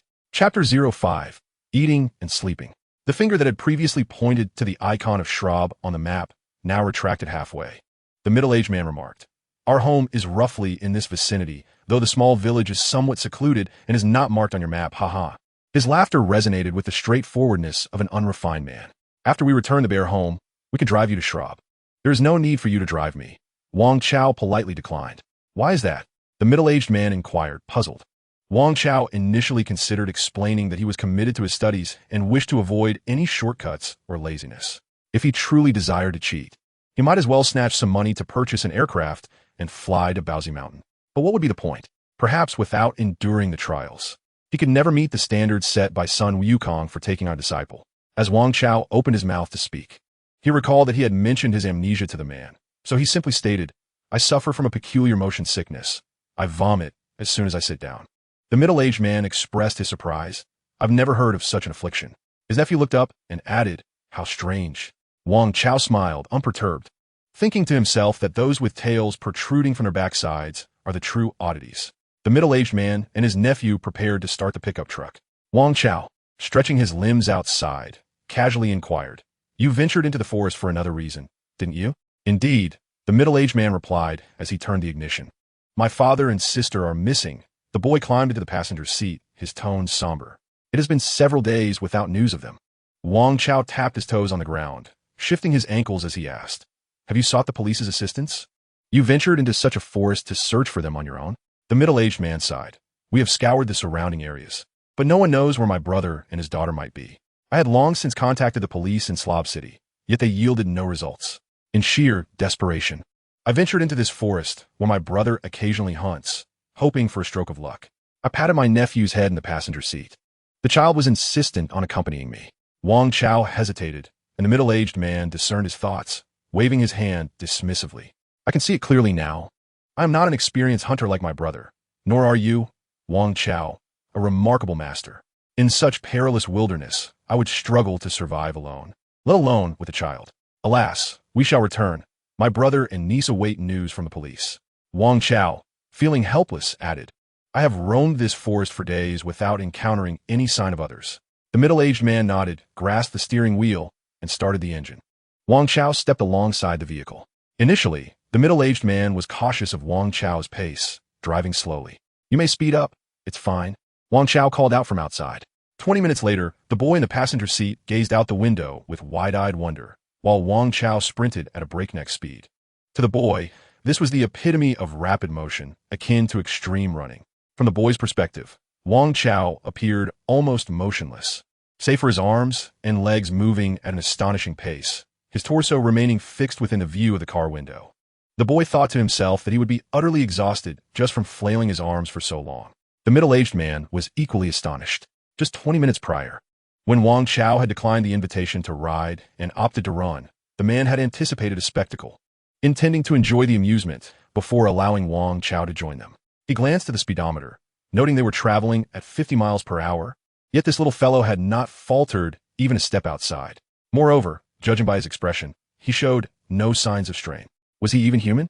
All right. A 10-year-old capable of bare-hand-to-bare fighting certainly did not conform to typical human standards. The middle-aged man felt perpetually deceived by Wang Chao's appearance. This seemingly harmless boy concealed within him explosive strength surpassing that of a bear, and he could run like the wind. Truly remarkable, the man mused. Just go ahead without me. There's no need to accommodate my pace, Wang Chao shouted rhythmically from outside. I'll follow in your tire tracks. He maintained his own tempo, making no effort to disrupt others. The middle-aged man called out to Wang Chao as he ran alongside the passenger window. No need to turn. Just go straight through a village, and you'll find my car parked there, which is our home. Upon seeing Wang Chao nod, the middle-aged man pressed the accelerator, gradually increasing the distance between them. Wang Chao did not force himself to accelerate. Long-distance running differs fundamentally from short-distance sprints. Recklessly increasing speed would only disrupt his rhythm and squander his energy. The pace he maintained was one he was accustomed to and comfortable with. As he ran forward along the tire tracks left by a middle-aged man's pickup truck, his thoughts began to wander once more. Wang Chao consciously gathered his focus, reminiscent of those days spent in the forest, deliberately training himself to concentrate. He recalled a similar experience from his younger years, when his casual approach to studying led to an inability to focus once he finally picked up a book after a long hiatus. Just a few lines in, his attention would wane, and he would find himself lost in thought, often succumbing to drowsiness if he persisted. In his past life, he could afford to drift aimlessly, but now, every opportunity for self-improvement would serve as a foundation for his future strength. Though he currently lacked the knowledge of martial arts training, striving to better himself was undoubtedly a wise endeavor. Panting, Wang Chao moved with the speed of a human motorbike, yet from a higher vantage point. He resembled a small ant trudging through the wilderness. The journey was long, but he persisted, slowly yet steadily advancing. The middle-aged man and his nephew returned to the village with the bear carcass, which belonged to his elder brother. They gathered various tools, and the middle-aged man exerted great effort to prepare the bear, carefully skinning it while ensuring the pelt remained largely intact, neatly arranging the bear meat into piles, and attending to the bones and internal organs. While not an adept hunter, he often assisted his brother in processing game, proving to be quite a skilled cook. After nearly an hour of laborious work, the middle-aged man was drenched in sweat. His nephew jested, "That big brother who killed the bear wasn't as exhausted as you." The middle-aged man chose not to engage in banter with his nephew, knowing that in time, the boy would understand that some individuals are simply exceptional, far beyond comparison. A while later, the uncle and nephew spotted Wang Chao approaching at a swift pace from the village entrance. "Incredible," the middle-aged man murmured, adopting a slight devil-may-care demeanor. "At such a young age, he can run and fight, and he'd rather walk than ride. Truly a peculiar child." It seemed as if he was singing. The boy, whose ears were pointed, found that by the time he heard Wang Chao, the latter had already reached their doorstep. The boy instinctively took a couple of steps back, gazing in astonishment at Wang Chao, exclaiming, "You're so sweaty and hot." Wang Chao was gasping for breath, his chest heaving rapidly. His lips had turned pale, and beads of sweat cascaded down his face as if he had been caught in a downpour.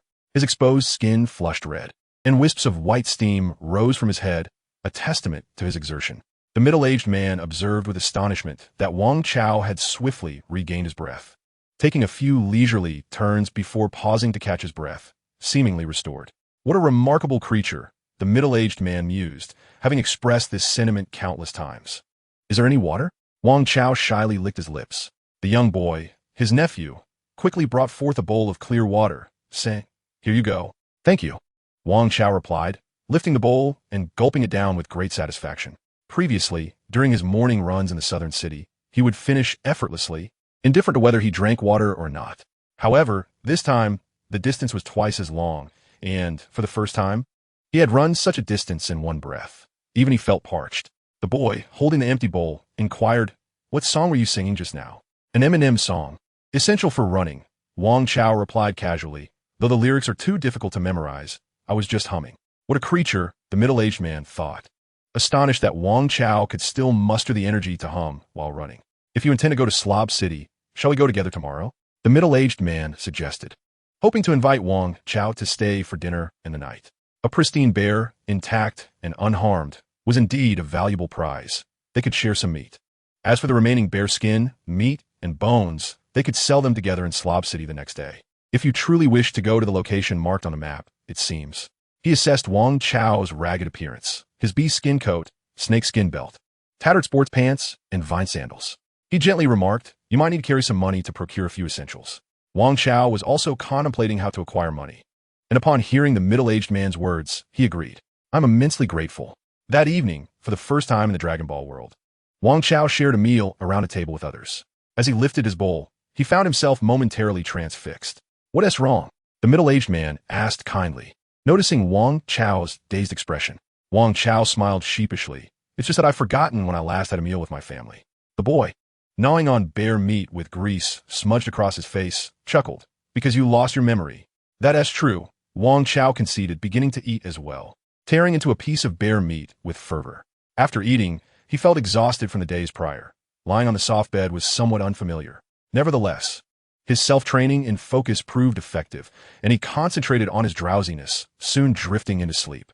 However, during the night, the boy's feet repeatedly kicked Wang Chao's face, causing him to awaken time and again, having emerged from the forest. At precisely 4:50 a.m., Wang Chao rose promptly. Stepping outside, the secluded village under the dim starlight appeared exceptionally tranquil. As he was to continue his run to Slob City that day, he refrained from strenuous morning exercise, merely wandering a few laps around the small village. Yet, in this idle time, he suddenly recalled the mysterious old man frequently practicing martial arts in the park. Leisurely. How to fight again? Wang Chao was imitating the old man's boxing techniques in a clearing within the village. He was merely floundering about, which attracted the barking of several dogs in the vicinity. However, they were soon driven away by Wang Chao's piercing gaze. He pondered what it felt like to be observed by others. Did they find him handsome or intimidating? Chapter 06, Fiery Eyes. Speaking of which, Wang Chao had yet to thoroughly contemplate the nature of his eyes. This pair, transformed into a golden hue, he shamelessly dubbed Fiery Eyes. They appeared to be his golden finger. Yet what powers did these golden orbs possess? Firstly, they granted him the ability to see through illusions or deceptions. He could pierce the disguise of Elizabeth's transformation and discern the afterimages used by King Chopa's eight-armed fist to obscure vision. Whether it was supernatural abilities, magic, or unique martial arts, all fell within the purview of his fiery eyes. Alternatively, one might argue that the criterion lay not in the opponent, but rather in himself. Whether he would be deceived would determine if his fiery eyes could unveil the truth. Still uncertain, to be determined. Moreover, when I managed to escape Bru's supernatural grip, could that be classified as a form of rebound ability? As dawn broke, painting the sky with hues of gray, Wang Chao strolled alone in the village's clearing, inhaling the fresh air while musing over his thoughts, resting one hand on his elbow and stroking his chin as he spoke to himself, and shedding Bru's confinement, besides attributing it to the effect of his eyes encountering Bru's powers. It could also be explained from his perspective as the elimination of negative effects or the nullification of supernatural effects, or perhaps simply as magic resistance. I shall have to experiment with this next time an opportunity arises. Wang Chao outlined several possible directions for exploration. Yet the core hypothesis remained unchanged. The fiery eyes could enhance him, whether encountering an adversary's supernatural ability or diminishing the effects imposed upon him, resulting in an augmentation of his own power. He then recalled a detail. At that moment, he had merely cast a glance at Luo Cha, who was feigning death with his rear end on the ground, without uttering a single word. Nevertheless, Luo Cha had clearly grasped the message he intended to convey. Bru's aversion to physical contact with women. It seemed that in moments of extreme mental focus, the fiery eyes could also convey thoughts telepathically. Yet, such a power was not extraordinary. In comics, Sun Wukong, on the brink of death from Vegeta's onslaught, could still telepathically communicate with Krillin, urging him to spare Vegeta's life. Even in the first installment, Master Roshi seemed to use telepathy during the martial arts tournament. Was it with Nam or Tien Shinon? Alas, with age, some details elude my memory. Wang Chao ambled back and forth, gazing skyward. The moon was still present, though it was waning. Morning had arrived. In essence, the extraordinary ability of the eye has transformed the age-old adage that the eyes are the windows to the soul, and that captivating eyes can speak volumes into a tangible reality. However, it does not seem particularly impressive. Is it due to my lack of prowess that this ability feels so underwhelming? Perhaps it is merely because my complexion is somewhat shadowy? I ponder, once my martial arts skills are honed, this capacity may render itself rather superfluous. I reflect on whether there are any other overlooked details. Wang Chao paced around the open space, deep in thought, murmuring to himself, is there truly no other remarkable ability? How frustrating. Suddenly, he sensed the warmth in his eyes begin to wane, as if retreating. Without needing a mirror, Wang Chao could discern that the golden brilliance in his gaze had diminished. He muttered, I merely experienced a slight imbalance in my mindset, just a fleeting moment. And yet you are so sensitive? Oh, glassy orbs, you are quite the dramatic ones. At that moment, a passing villager, up early in the morning, caught sight of Wang Chao talking to himself in the open space, and couldn't he help but smirk. Indeed, one could argue that someone who converses with their own eyes is merely a step away from madness. Yet, Wang Chao remained oblivious, as this was merely his way of alleviating boredom and stress. With the presence of others ambling about, he gradually made his way back to the home of his middle-aged relatives. Having not engaged in much activity that morning, he felt a surge of energy coursing through him, as though his bones tingled with restlessness, yearning for an outlet. Thus far, the abilities he had discovered could be summarized as follows. First, the power to see through illusions. This is self-explanatory. Having eyes that pierce through deception is indeed an essential trait. Could it be that the name I chose carries auspicious connotations? Upon reflection, I realize I named it only after discovering I could see through disguises. Second, there seems to be an enhancement of resistance against magic and superpowers. I contemplate the superpowers and magic that have appeared in the realm of Dragon Ball, and recall psychokinesis.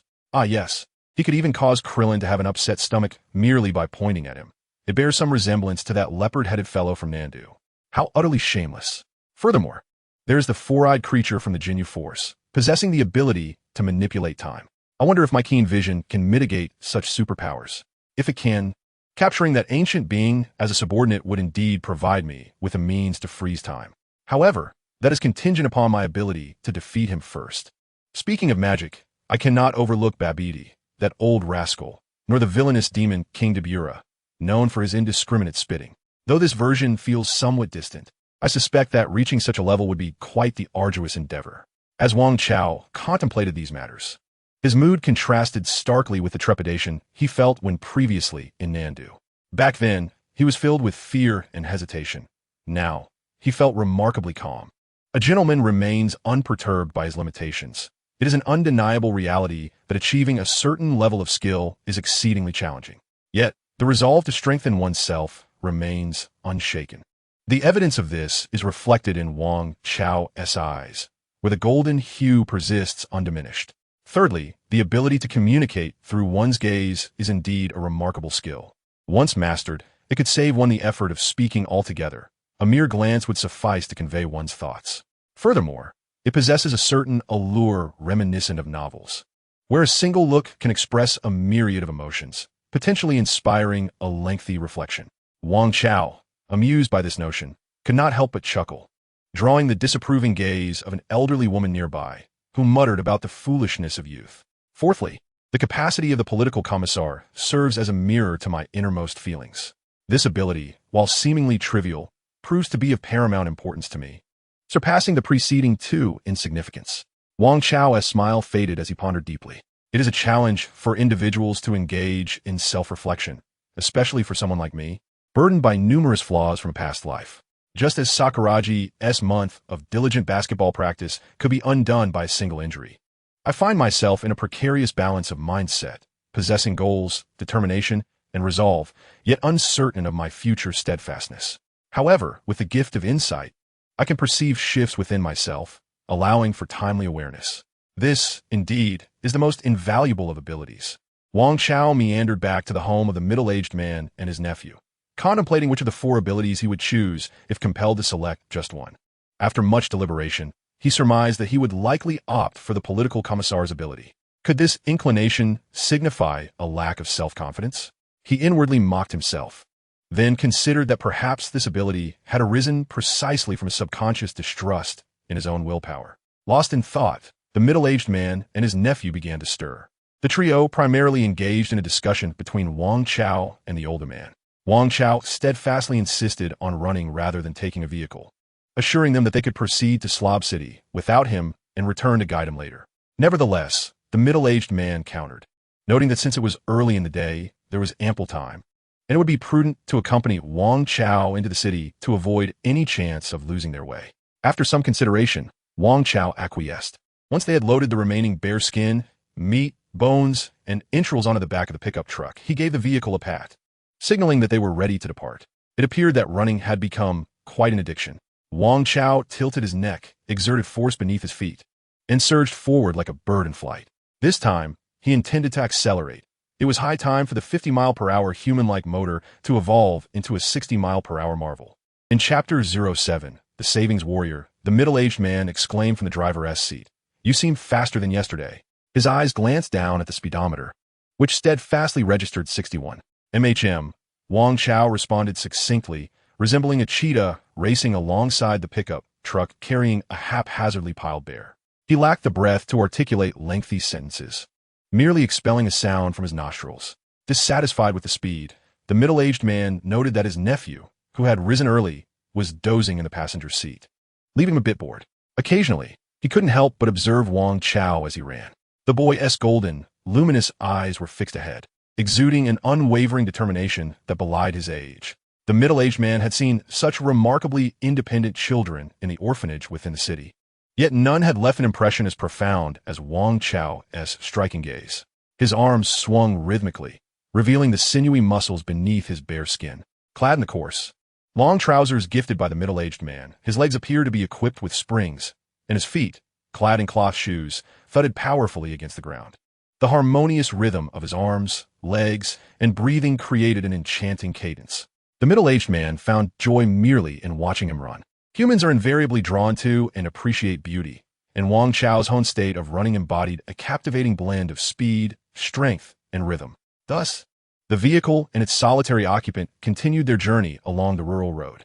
After approximately half an hour, the dirt path transitioned into a concrete road. Wang Chao adjusted to the hard surface of the newly laid pavement after a few strides, confidently considering his feet as iron soles. Previously, in the southern city, He would traverse 50 kilometers daily without needing to sip water. As the sun ascended higher in the sky, the vehicle advanced, and an hour passed unknowingly. The middle-aged man was already perspiring profusely, and the heat in the car was palpable. Turning to glance out the window, he saw Wang Chao drenched in sweat, his tousled black hair clinging to his forehead. He was no longer clad in animal hides, but in the coarse linen shirt gifted by the middle-aged man, which was now thoroughly soaked. The man could even observe droplets of sweat cascading from the boy's neck as he ran. Nevertheless, when he glanced again at the speedometer, it remained steadfast at 61. A child who could be so relentless with himself was undoubtedly destined for greatness, a conviction the middle-aged man held firmly. Just then, a sound of surprise escaped Wang Chao, tinged with curiosity. "What's the matter?" the middle-aged man instinctively inquired. Wang Chao fell silent as he gradually reduced his running speed, beads of perspiration flying off him and quickly evaporating upon contact with the sun-baked concrete. However, the middle-aged man soon noticed that police vehicles had unexpectedly appeared on the road ahead. Observing Wang Chao's deceleration, he inquired with a hint of confusion, "Are you curious about the commotion?" Even the police seemed uncertain. As he spoke, not far ahead, 2 police cars came to a halt in unison, and 3 uniformed officers sprang from the vehicles, hastily making their way toward the wilderness beside the highway. One officer brandished a double-barreled shotgun, while the other 2 held handguns, suggesting the gravity of the situation. The middle-aged man slowed his pace, having witnessed similar police actions before. He turned to Wang Chao, who was jogging alongside the road, and cautioned, "It appears someone has reported a robbery. It would be wise for us to keep our distance." Wang Chao replied, "I wish to see for myself. Perhaps it is dangerous. You should stay in the car and watch over your nephew." With that, Wang Chao followed the direction the officers had taken. The middle-aged man gradually pulled over to the roadside, reasoning that with so many police officers present, Wang Chao, a mere child, would likely be safe. Besides, Wang Chao was no ordinary child. He was capable of tearing apart bears with his bare hands, so there was no need for undue concern. He decided it would be best to heed Wang Chao's advice and remain in the vehicle to supervise his nephew. Wang Chao quickly caught up with the trio of officers, presumably from Sherlob City, and noticed that they had become increasingly cautious. Despite being well-armed, they positioned themselves behind a large tree on a nearby hill, seemingly fearful of detection. What could be lurking in the shadows? Yet, it was not the threat of criminals that piqued Wang Chao's curiosity. He was not a hero driven by interest. Rather, it was the peculiar figure he had glimpsed in the police car prior to its arrival that had drawn him in. Such an oddity seemed out of place even in the world of Dragon Ball. As Wang Chao observed the officers' backs, he noted the striking contrast of a peculiar figure among the otherwise ordinary human policemen, a person resembling a masked superhero. Indeed, it was this figure that had halted Wang Chao's steps. When he had first caught sight of the masked individual conversing with the portly officer in the passenger seat, he thought, "Is this how one embodies a masked hero? Where's your earthly form?" With a newfound resolve, Wang Chao followed closely, inhaling deeply as the golden hue in his eyes gradually receded under his control. Beneath his dark pupils, the silhouette of the masked figure transformed into that of an entirely ordinary police officer. Wearing a police cap, and with black hair, the figure appeared unremarkable from behind, significantly less imposing than the earlier masked persona. The ability to see through disguises is commendable, yet it seems a bit lacking in finesse. With my keen perception, I find myself unable to discern the opponent's masquerade, only catching a glimpse of their true form. Wang Chao silently scoffed. Ahead, 2 of the 3 police officers were cautiously concealed behind a large tree on the hillside, whispering to each other as they observed the area. The remaining officer had stealthily slipped away to the side. An opportunity presented itself. Officer Chaba, seizing the moment while his colleagues were distracted by the criminals, quickly took cover. He crouched down, gripping his belt, and mentally shouted a rallying cry, "Restore the true form." In an instant, his physical structure disassembled and reassembled at the speed of light, and he grew significantly taller, transforming into the masked superhero he had just perceived through his keen vision. Now, in his transformed state, Chaba exuded confidence, silently declaring, "Savings warrior." Gomos. With a powerful leap, he intended to jump down the slope and subdue the 2 ruffians. However, at that moment, he noticed a small, sweaty boy standing quietly in front of him, observing him with a peculiar gaze. The savings warrior maintained a stoic expression as he looked down at Wang Chao. Yet his mind was racing with questions. What a predicament. Where did this boy come from? Did he witness my transformation? With hesitation, the savings warrior began to speak. "I advise you, But Wang Chao suddenly pointed to the other side of the slope, where boisterous laughter and inexplicable explosions were emanating, suggesting it would be best to address that trouble first. What a cheeky little brat. Though slightly irked, the savings warrior recognized he had no time to entertain Wang Chao's remarks. He leaped high and landed on the plain below the slope. Wang Chao approached the edge of the hillside, beginning to observe discreetly. Chapter 08. The version is incorrect. Earth Officer Chaba is not an Earthling. To be more precise, the entity inhabiting Officer Chaba, known as Xiolin, is not of this Earth. He is an extraterrestrial being from a planet called Nighty Xiolin. Naturally, as an Earthling, it is quite normal for you to be unaware of this, considering Xiolin's homeland is exceedingly distant from Earth, a mere backwater of the Milky Way galaxy, specifically from the impoverished slob city within the solar system. Xiolin himself has been troubled by this vast interstellar distance, having only arrived on Earth yesterday. To say he arrived would be an understatement. Xiolin had made an emergency landing on Earth. The narrative unfolds with remarkable twists and turns, and from Xiolin's perspective, the perils encountered are sufficiently dramatic to be adapted into a thrilling cinematic masterpiece set in the galaxy, potentially garnering him a legion of devoted admirers and even affording him the esteemed qualification to be selected for the supreme team of law enforcers across all planets in the galaxy. The Galactic Guardians, or Galactic Patrol. Indeed, Xiolin is an enforcer. In the parlance of Earthlings, he serves as a detective from the planet Nighty Xiolin. Driven by the pursuit of a nefarious murderer, he courageously piloted his spacecraft, relentlessly chasing the criminal across the vastness of the cosmos, only for the fuel core of his vessel to tragically sacrifice itself amidst the fierce chase. Consequently, he was compelled to make an emergency landing on the nearest habitable planet, which happens to be this desolate place devoid of life. There, he was forced to merge with an Earthling named Chaba. Whether through Chaba's earthly form or the manifestation of Xiolin's true essence via transformation, it is Xiolin's will that governs the entire experience. Upon Xiolin's departure, Chaba remains oblivious to the unfolding tale, only to discover, through interactions with those around him, that he has inexplicably experienced a lapse in memory. The necessity of this possession stems from Xiolin's need for funds. As an enforcer with a profound sense of justice, he cannot resort to violence to seize the interests of others. Thus, he requires the identity and employment of an indigenous Earthling. He seeks to earn money to repair his spacecraft's fuel core and replenish its fuel supply, both of which demand considerable financial resources. Fortunately, he has researched and found that the fuel he requires exists on Earth, albeit in a peculiar twist. The Earthlings have transformed the raw materials commonly utilized by Xiolin into a form of precious currency. This undoubtedly complicates Xiolin's plans to return home. According to his calculations, he must amass a staggering sum of 17 million Earth units to exchange for sufficient fuel. As for Chaba's police salary, it is best left unspoken. Consequently, Xiolin contemplated a side venture, engaging in compensated heroic acts.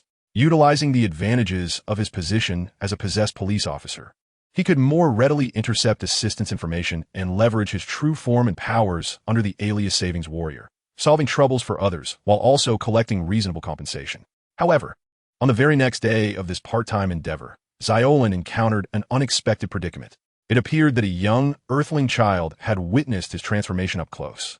This unforeseen presence disrupted Xiolin's train of thought, and he hastily descended into action before he could even deliberate on how much to charge his two fellow officers for assisting in subduing the wrongdoer, an oversight indeed. Nevertheless, the discontent of the Savings Warrior, which echoed Xiolin's own frustrations, did not linger for long. As he leaped from the high slope and landed steadily on the plain below, he focused on the two thugs who were tormenting the Earth's hostages, unable to suppress a chuckle. It turned out that the two grotesque figures before him, resembling toads and sporting Mohican hairstyles, were indeed hulking brutes. One donned a black vest while the other was clad in rudimentary combat armor. These two were none other than the murderers relentlessly pursued by Xion across the galaxy just the day before. How'd you end up here? The Mohican alien clearly recognized the suddenly appearing Xion, expressing their displeasure at his presence on this planet. The other Mohican hesitated as he touched the energy gun on his right arm, contemplating the formidable challenge Xion posed. Xion, however, remained unfazed by the criminals. His expression calm as he remarked, engaging in further criminality. Are we? Truly, you have not changed your ways. Surrender now. In hand-to-hand combat, you stand no chance. He mused to himself that if he could seize their spaceship, he would be able to return home directly, without the need to toil for extra funds. You think we're guaranteed to lose? How absurd. We were unable to unleash our full potential on the ship. Now you shall witness our prowess. One of them pointed out the emergence of an unexpected entity. Behind a large tree on the high slope, two police officers, cautiously observing, were taken aback by Xiron's appearance. Xiron's leap was so powerful that, despite jumping from the same slope, he arced so high that the officers could not discern where he had descended from. Xiron's form resembled that of a humanoid, with skin akin to a hardened superhero, tall and imposing like a larger version of Frieza, as remarked by Wang Chao. His demeanor exuded an air of aloofness, which was no surprise to the two officers, who had dubbed him a peculiar figure. What were they discussing? Wang Chao squinted, frustrated that his keen eyesight lacked a listening feature. He observed the gold coin warrior below and the two bizarre figures, particularly noting their distinctive features and the equipment one wore, which evoked thoughts of the Frieza force that should not have appeared at this time. Curiosity stirred within him. It quickly dissipated. His heart sank as he witnessed several beams of light suddenly erupt below. Wang Chao vowed that despite his intense focus on the three figures beneath him and the significant enhancement of his perceptive abilities, he could not fathom when the peculiar figure with the equipment on his right arm activated it to unleash energy beams upon the gold coin warrior opposite him. To Wang Chao's eyes, it seemed as though multiple beams appeared simultaneously. He had not truly grasped how that peculiar figure had struck, nor had he comprehended when a combatant, capable of such lightning-fast assaults, had leaped into the air to evade them. Just as Wang Chao was reeling from the shock, he became aware of the explosive sound of the energy beam reverberating in his ears. He crouched on a high ridge and gazed downward. There, he beheld the strange being brandishing a device in its right hand, unleashing beams of light into the air with movements that were beyond his comprehension. Meanwhile, the airborne warrior astonishingly hovered, deftly avoiding the incoming beams with minimal, agile motions. This scenario was utterly implausible. What year was it? Had the art of key manipulation and aerial techniques lost their value? Could it be that he had entered a false reality? He silently screamed within, instinctively holding his breath. Once, Wang Chao had presumed that even if he wished to witness the epic battles akin to those in the later stages of the Dragon Ball manga, where combatants could traverse the heavens and earth with ease, he would have to wait another 15 to 18 years. Yet, he realized he was mistaken. However, he could never have anticipated that he was merely at the beginning of his journey, yet to find his mentor and commence his training. The legendary Kakarot was, according to his calculations, yet to arrive on this very earth. And here he was, encountering beings capable of chaotic aerial maneuvers and unleashing energy waves. This was wrong, far too wrong. As Wang Chao crouched behind the ridge, lost in his tumultuous thoughts, the airborne warrior pressed a mechanism on the left side of its chest armor, causing a toy-like pistol to spring forth. Grasping the diminutive firearm, the warrior aimed it at the alien below, who was relentlessly firing energy beams at him. With a decisive pull of the trigger, a beam shot forth from the toy gun, leaving a trail of afterimages in Wang Chao's sharp gaze, colliding directly with the alien's bewildered visage, engulfing it in an explosion that left nothing behind. Witnessing this spectacle, a chill surged through Wang Chao's spine. He felt utterly pitiable, akin to a novice still wandering in a beginner's village, having just resolved to step out only to be confronted by two level 100 monsters in the wild, one of whom wielded a weapon of extraordinary power. The term trembling with fear aptly described his current predicament. Wasn't someone going to deal with the green-skinned creature in the sky? Wang Chao pondered, baffled. Surely these three entities were more formidable than the Demon King Piccolo? Wait, why do you think they were stronger than Piccolo? A fleeting thought crossed his mind, but it vanished before he could grasp it.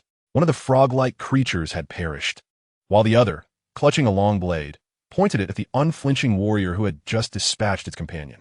Clearly unnerved and wary of the energy pistol that had obliterated its ally. With a decisive motion, the warrior discarded the energy pistol, letting it clatter to the ground.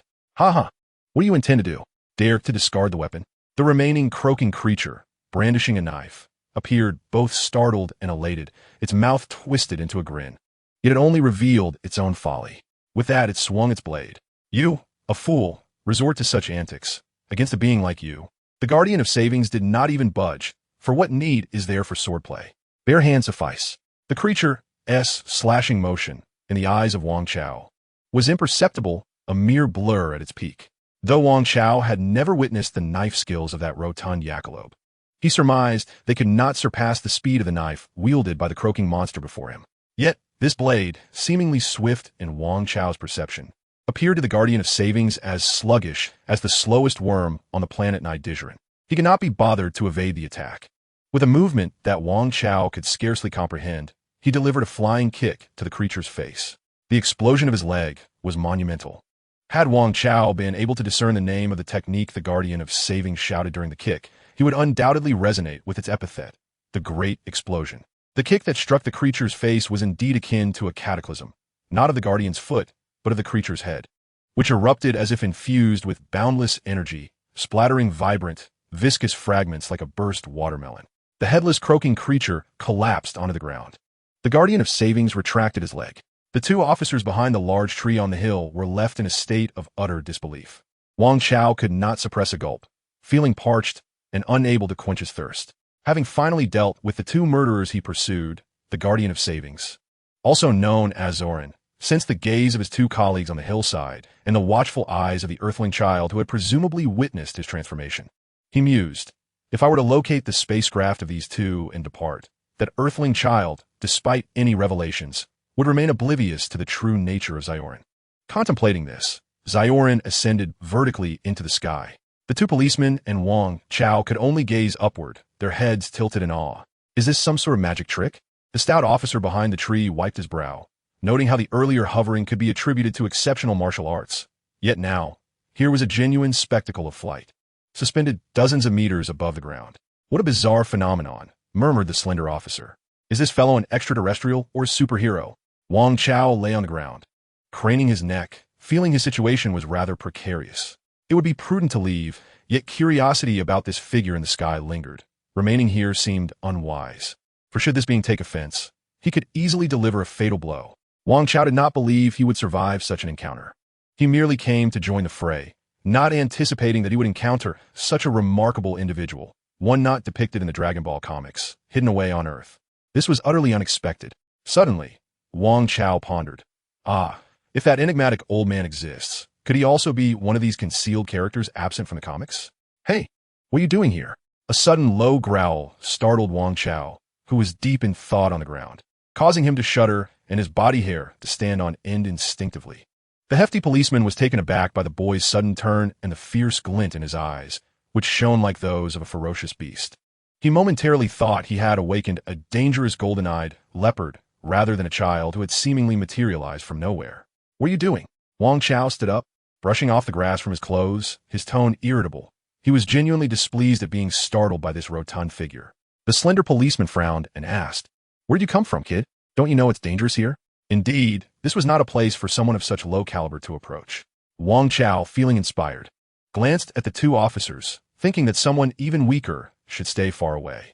Wait, where's that person? Only then did he notice that the figure in the sky had vanished. Had he flown off the earth like Ultraman after defeating the little monsters? All right, that fellow followed the path of Kamen Rider.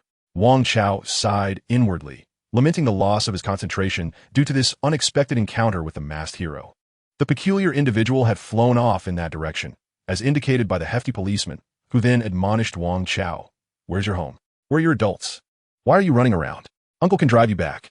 No need. My uncle is waiting for me by the roadside. Wang Chao reluctantly acknowledged the middle-aged man as his uncle. This diminutive form he inhabited had brought him both convenience and trouble. Back in Nandu, he had nearly been forcibly taken by the local police on several occasions, destined for a welfare institution. Just then, another officer returned. Where have you been, Chaba? The slender policeman reprimanded him. The hefty policeman lamented, as a police officer, how shameful it is that you ran away. Wang Chao thought to himself, isn't it rather undignified for the two of you to huddle behind a tree, shivering for warmth? The returning young officer merely smiled, but he noticed that the boy with the golden eyes was fixated on him, and Zion realized that the boy's gaze seemed to focus above his own head, as though still observing the essence of Zion's true form. Chapter 10. A Private Conversation. Over an hour later, at the police station in Shlub City, Zion, resembling a human named Chaba, returned in the police car with his two colleagues, still reflecting on the gaze of the Earth boy he had encountered earlier. The gaze that belies his age and temperament is indeed intriguing. Surely, he has witnessed my transformation? Zion, adorned in his police uniform, sits behind his desk, apathetically handling paperwork. Yet his eyes possess an unusual depth, seemingly concealing unknown powers. Could he be a superhuman? In the cosmos, there exists no shortage of beings endowed with extraordinary abilities. Saiyan hails from the planet Nidiziran, an advanced world within interstellar civilization. As an esteemed enforcer of such a planet, Saiyan is certainly a well-informed elite. Even the notorious Frieza force, infamous throughout the galaxy, has encountered him. This implies that Saiyan has dealt with a few of Frieza's minions. As a guardian of the planets within the jurisdiction of the Galactic Patrol, Saiyan, with his background as an enforcer from Nidiziran, does not fear confrontations with the Frieza force, especially with the Galactic Patrol backing him. The legendary Cosmic Emperor, Frieza, no matter how formidable, is unlikely to personally intervene over the demise of a few insignificant underlings. Among those Frieza minions Saiyan had dispatched, there was indeed an extraterrestrial with superpowers. However, the nature of this ability was rather mundane, and Saiyan has since forgotten the specifics. Yet, the golden eyes of Wang Chao left Saiyan perplexed. They seemed to penetrate the very essence of his being. How vexing. If only he too could possess such eyes. How much easier investigations would be. While Saiyan's mind oscillated with contemplation, his facial expression remained composed and inscrutable. Hey Chaba. The loud bang on the table jolted Saiyan from his reverie. Upon focusing, he realized that the portly police chief was nearly pressing his large nose against Saiyan's face. Saiyan raised a finger to nudge the nose away and inquired, "What is it?" "Someone specifically requested to see you." The chief, displeased with Chaba's tone, remarked, "You've become rather independent lately, resembling that woman from next door." The mention of the woman from the adjacent office caused a wave of discontent among the other officers. This newcomer, a rookie named Akai Tamaru, seemed either blissfully naive or utterly oblivious, exhibiting behaviors that raised questions about how she passed the police exam. She was known for wearing pajamas to work and even changing in front of her colleagues during office hours. In her patrolling endeavors, she would clumsily attempt to take over the business of traffic officers, leaving many to wonder how such a girl could have qualified for the detective exam. In the eyes of the chief, Chaba had begun to exhibit signs of this Akaiification, as the once astute young man appeared to be losing his grip on social nuances. For instance, there are moments when the rotund sheriff expresses a longing for a cup of tea, a sentiment that in the past would have prompted the ever-attentive Chaba to eagerly fetch him a steaming cup from the water dispenser. Yet yesterday afternoon, upon receiving the same subtle hint, the sheriff was met with Chaba's puzzled countenance as he retorted, "You're thirsty. Why don't you get the water yourself? It's not as if I desire any." In stark contrast, had this been the obedient Chaba of yesteryears, he would have been thoroughly anxious in the presence of the sheriff's displeasure, whether genuine or feigned. Instead, the Chaba before him now exhibited an air of calm indifference. As for Saiyan, he had indeed sensed the sheriff's discontent, yet he meticulously deduced that it was of no concern to him. Once he had accumulated sufficient funds to procure enough gold, he would simply board a flying vessel and return home. "Who is seeking me?" Saiyan pondered. Perhaps it is Chaba's girlfriend? That would be rather troublesome, as he was not adept at dealing with her. "It's that boy from an hour ago," the sheriff scoffed. "He came to the precinct, specifically requesting to see you, and has been waiting for half an hour." "The boy with golden eyes?" Saiyan was somewhat taken aback. He had intended to seek the boy out for answers, yet here the boy was seeking him instead. "I should go take a look." In the reception area of the precinct, "Any news?" Wang Chao inquired of the middle-aged man and his nephew upon their return. They had entered the city together, swiftly sold bear pelts, bones, and meat, and then proceeded to the precinct. The middle-aged man and his nephew were searching for their missing brother and niece, while Wang Chao accompanied them, hoping to catch a glimpse of the masked superhuman officer and, if possible, delve deeper into the matter. "Still no news," the middle-aged man replied, his expression filled with sorrow. The young nephew's eyes were red and brimming with unwept tears, yet he restrained himself. Wang Chao felt helpless. Such matters were beyond his capacity to assist, and he could only offer a few comforting words. "Are you the one seeking me?" At that moment, a young officer emerged from within the precinct, and the trio turned to see it was Chaba. Wang Chao, in Chaba's presence, felt his ordinary deep brown eyes suddenly transform into brilliant golden orbs fixated upon the officer. He keenly noted that upon perceiving this transformation, the seemingly ordinary officer's demeanor subtly shifted. "Focus, focus," Wang Chao mentally chanted, while attempting to convey a message through his fiery gaze to Chaba. Also known as Saiyan, "I harbor no ill intentions. I merely wish to converse with you privately." After a moment's contemplation, he added, "Of course, I hope you harbor no malice either." Telepathy? Saiyan was slightly astonished. He had indeed received the message transmitted by Wang Chao through his fiery gaze, and he silently nodded in acknowledgement. Then, Wang Chao, a middle-aged man, hesitated nearby, sensing a silent exchange between Wang Chao and the young policeman, oblivious to their intentions. Wang Chao addressed him, saying, "Uncle, you too should head back. I hope we can meet again in the future." The middle-aged man reluctantly bade farewell. "Well then, goodbye. Take care on your journey." The young nephew waved, "Big brother, goodbye." Wang Chao smiled and waved back. "Come with me," he instructed. Xiaolon pondered for a moment, opting not to take Wang Chao inside the police station, but rather stepping outside with the keys to the police car. Wang Chao obediently followed. The other party's display of strength was evidently far superior, yet engaging with them might forge a friendship, or perhaps it was a double-edged sword, representing both opportunity and risk. Xiaolon drove the police car, leading Wang Chao out of the city and halting in a desolate area. With a thud, they exited the vehicle and closed the doors. "Can you see me?" Xiaolon asked abruptly. "Yes," Wang Chao replied, striving to regulate his breathing to showcase his exceptional mental fortitude, and smiled. "I can see you." Xiaolon nodded, resting his hands on his belt beneath the police uniform, silently commanding himself to revert to his original form. In a swift, silent moment, the Earthling, Chaba, underwent a transformation right before Wang Chao's eyes, morphing into an over 2-meter-tall alien being. "Speak, why have you sought me out?" Xiaolon towered over the Earthling youth. Straining his neck to meet the gaze of the towering figure, Wang Chao felt the pressure mounting. "Can you revert back?" he asked helplessly. "It's quite tiring to look up at you like this." What was Chapter 11 about? Xiaolon fell silent for several seconds upon hearing this. Yet he did not revert to the form of Chaba, instead crouching down. This adjustment made things considerably more comfortable. Wang Chao twisted his neck, muttering, "Though I may appear young, I value my health greatly. It's rare to have such a robust physique, and I must take good care of it." Xiaolon inquired, "You sought me out for a specific purpose?" Wang Chao paused, not responding immediately. Instead, he stepped back a few paces, gesturing as if framing a photograph. Directing his hands toward Xiaolon's face, and asked without context, "You're not an Earthling, are you?" Xiaolon did not deny it, and countered, "Why do you say that?" "Because your face bears a striking resemblance to Frieza, and the two frog-like creatures you killed resemble the weaponry used by Frieza's army. Such technology is not of Earth." Wang Chao thought frantically, yet spoke aloud. "In the classifications of humanity on Earth, there is no category for someone like you. One moment appearing as an ordinary person, the next as a monstrous being. Are there many different classifications of humanity on Earth?" Xiaolin expressed surprise, almost as if conversing with himself, remarking on the remoteness of their location and how the information about Earth from his home planet was significantly outdated. Before Wang Chao could respond, Xiaolin, as if accessing the memories of the Earthling Chaba, quickly realized, so there are indeed beastmen and monstermen here. How peculiar. Why not simply exclude these so-called beastmen and monstermen from the category of humanity? Perhaps we all stem from the same ancestor.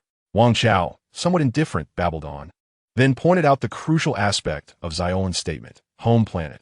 "Indeed, you are from another celestial body. Can you tell me where you hail from?" It seemed you were acquainted with those two grotesque beings you eliminated.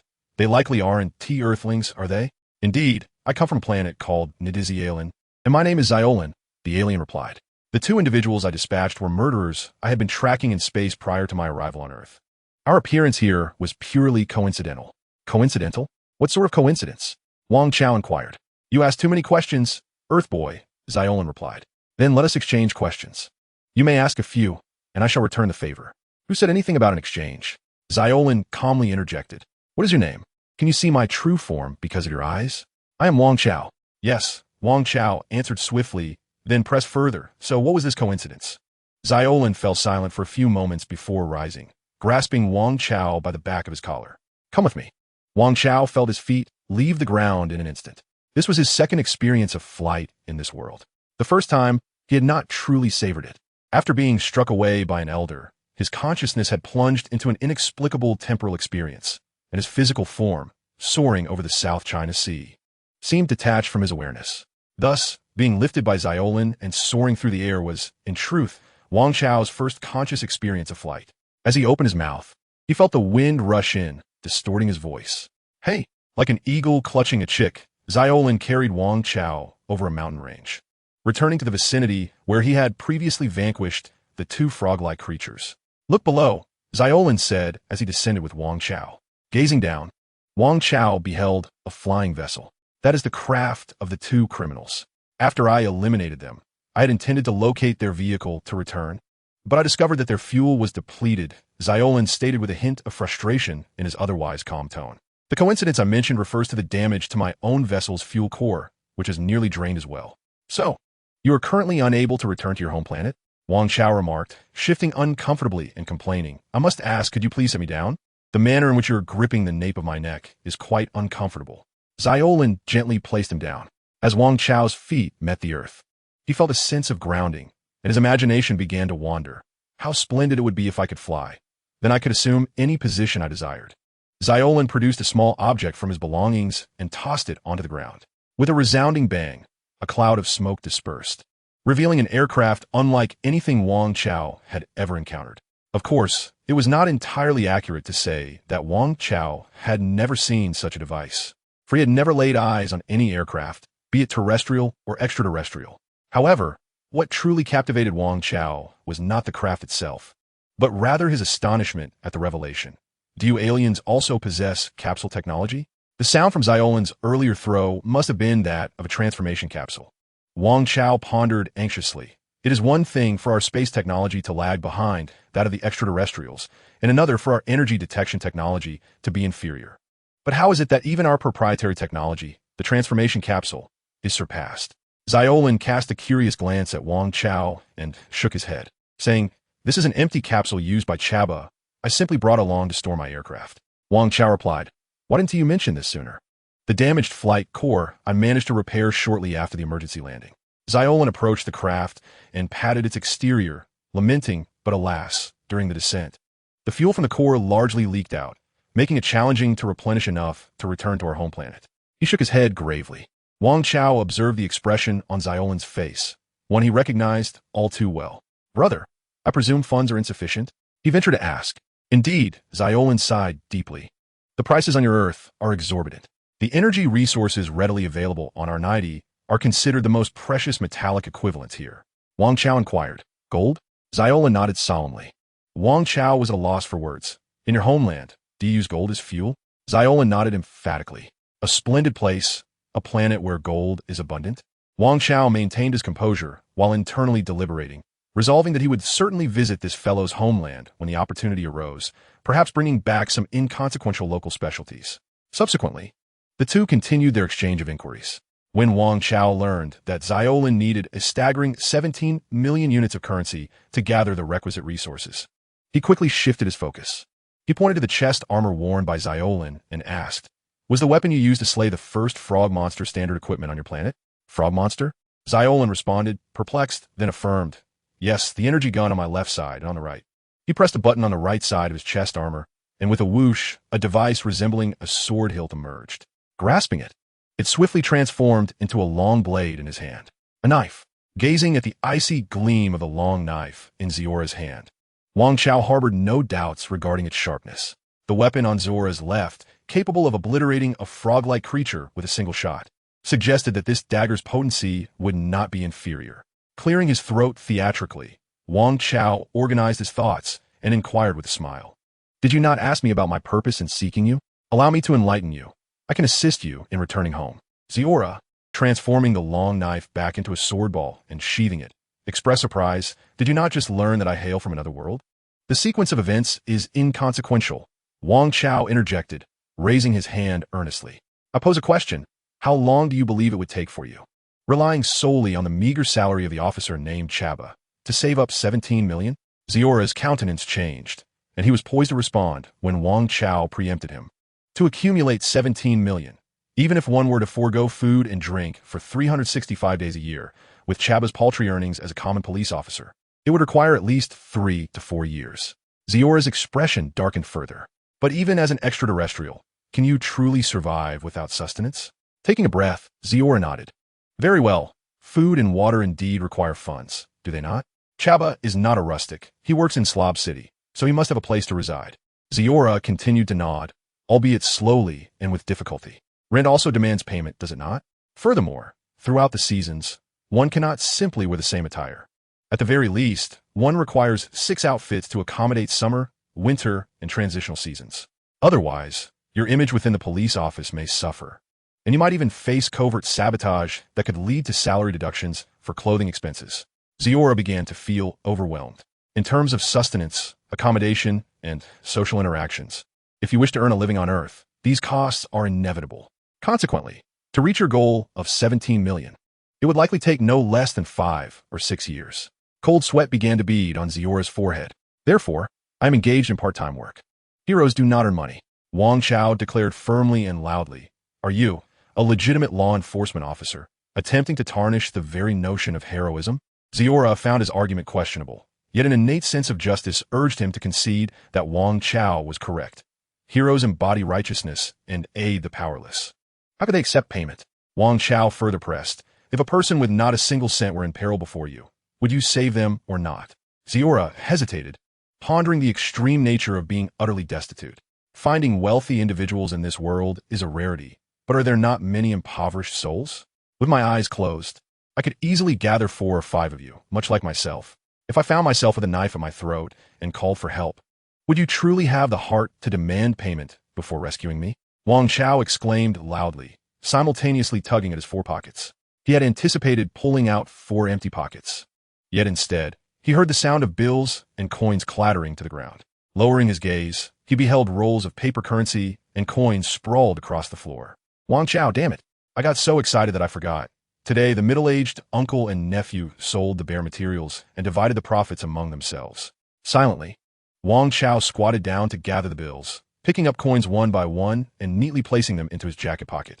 He then lay flat on the ground, his eyes wide and searching for a considerable time, finally discovering a half-bean, which he carefully stowed away in the deepest recesses of his pants pocket. He then brushed off his trousers and stood up. Where are we? He inquired. Chapter 12.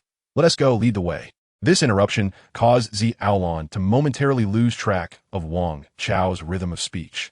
He refrained from engaging in Wang Chao's feigned ignorance and instead furrowed his brow, asking, Did you just say you could help me get home? Indeed. Do you possess a great deal of money? Aolon questioned, glancing at Wang Chao's 4 pockets.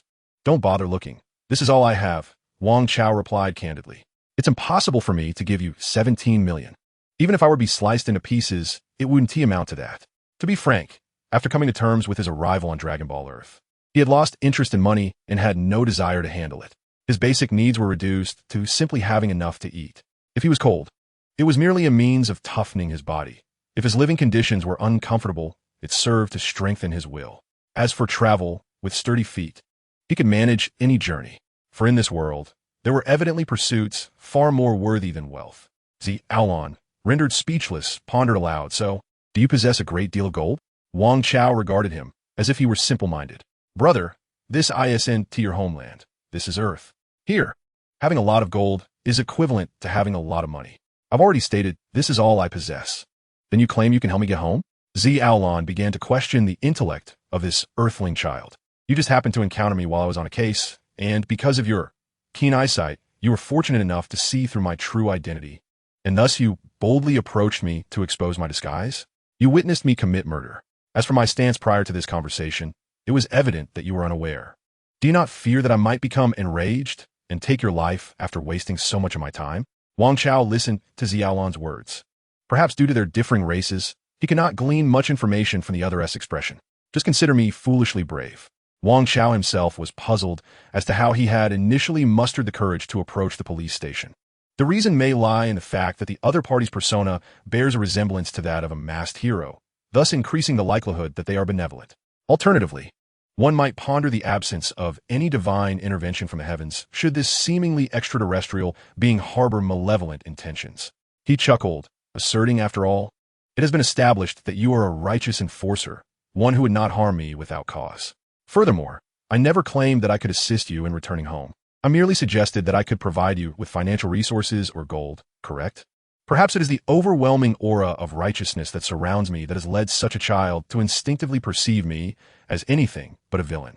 Xylan pondered silently, then astutely seized upon an implication in Wang Chao's words, his expression shifting as he inquired, Are you suggesting that others will provide for me?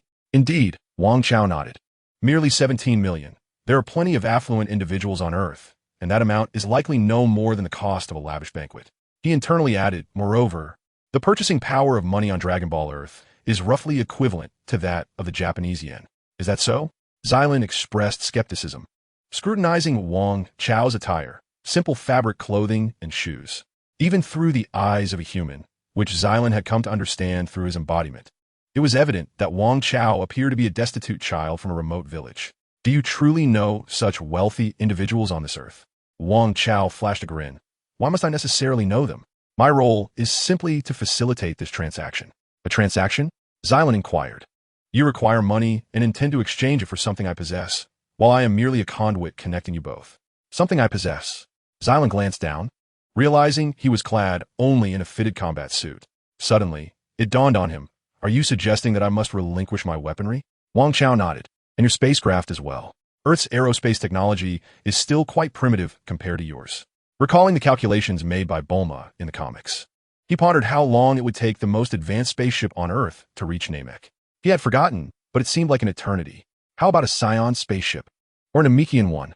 The technological disparity was genuinely on another level. If this opportunity could enable Bulma. At this time, she was still young. It must have been her father who had unlocked Earth's aerospace technology ahead of schedule. Wang Chao's plan was clear, to act as an intermediary, bridging Xylan and Dr. Brief. Naturally, as an intermediary, he intended to profit from the transaction. I do not mean to belittle you, Xylan remarked, but even if I were to surrender my combat armor, or even my spacecraft, I am skeptical as to whether your planet possesses the requisite technological prowess to derive anything of value from them. You must understand, the chasm of technology may be far more challenging to traverse than the disparity in strength between warriors. Upon hearing this, Wang Chao felt a surge of displeasure. Though this Earth was not the same as his own, he still identified himself as a member of the human race. Disdain for his home planet stirred a sense of irritation within him, prompting him to declare, "Do not underestimate humanity, extraterrestrial friend. Even if you hail from the Trisolaran system, there are individuals on this Earth whose genius transcends any technological divide." Xylan maintained an impassive expression, exuding an air of skepticism as if he merely regarded Wang Chao's words as mere bravado.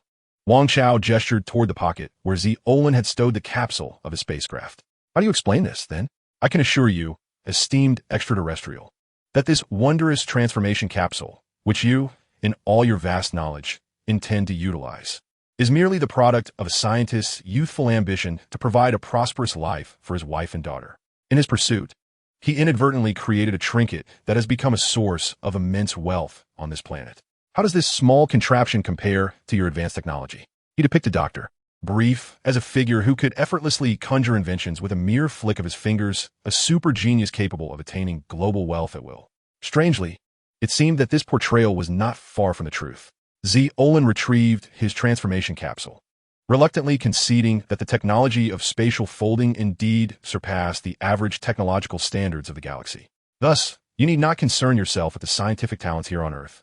Wang Chao stated, the inventor of that capsule, the doctor I am referring to, is arguably one of the most brilliant minds on our planet. As the world's wealthiest individual, if you were to lend him your equipment for research, I am confident that he would be more than willing to oblige. In fact, he might even assist in upgrading your spacecraft's navigation system. This old man possesses the extraordinary ability to transform Kakarot's small vessel into a colossal ship capable of simulating 100-fold gravity training regimen within mere days. Very well. I believe your words. Xylan nodded, but then posed a pressing concern. What is it? Wang Chao inquired. According to the regulations of the Nidai Xylan enforcement team, Xylan calmly elucidated, no member, including myself, is permitted to disclose technological equipment, including energy weapons, to other planets. Wang Chao's expression turned to one of exasperation. You decide to mention this now? Taking a deep breath, he closed his eyes, only to suddenly reopen them and direct his gaze toward the energy-depleted spacecraft of the two frog-like creatures nearby. Xylan observed this change, contemplating the implications. Their ship, surely, must not fall under the jurisdiction of your so-called enforcement regulations, correct? Wang Chao questioned, approaching and kicking the craft, producing a resonant clang. Indeed, Xylan pondered for a brief moment before conceding with a nod. Let us proceed. Lead the way. Chapter 13. Journey Westward. Yet, Wang Chao did not take the lead. Instead, he fixed his gaze upon Xylan and stated plainly, I am afraid I do not know the way. Xylan was taken aback, his expression morphing into one of incredulity, akin to a confused emoji. You, lacking the funds to negotiate with me, cannot even guide me? However, I am aware of their residence. and given their family's reputation, it would be quite easy to inquire about them upon arrival. Wang Chao paused and added, well, I have had a brief acquaintance with both the father and daughter. They should still remember me.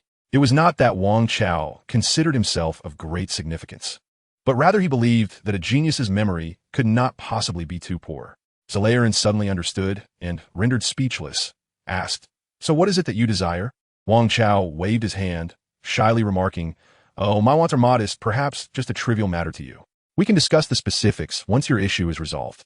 Let us return to the police station first. Return to the police station for what? Zalayan retorted. You mentioned an address, and I could whisk you there immediately. Do you not possess a sense of civic duty, my extraterrestrial friend? Wang Chao chuckled. You are eager to return home. But the individual possessed by you is merely a small officer on Earth, and has gone missing without cause. Once you depart, he may face disciplinary action or even dismissal. Moreover, returning to the station would allow us to directly investigate the precise location I intend to take you. After a moment's contemplation, Zalayan conceded, asking before leaving, who exactly is this brain you refer to as the most intelligent and affluent on Earth? His name is Dr. Brief, residing in the West City. I suspect you could readily find his contact information at the police station. After some deliberation, the two decided to leave the alien amphibian's abandoned fuel spacecraft in the wilderness, primarily due to Zalayan's lack of space in his empty capsules to accommodate it. Furthermore, Wang Chao, being financially destitute, could not afford even the standard model of storage capsules.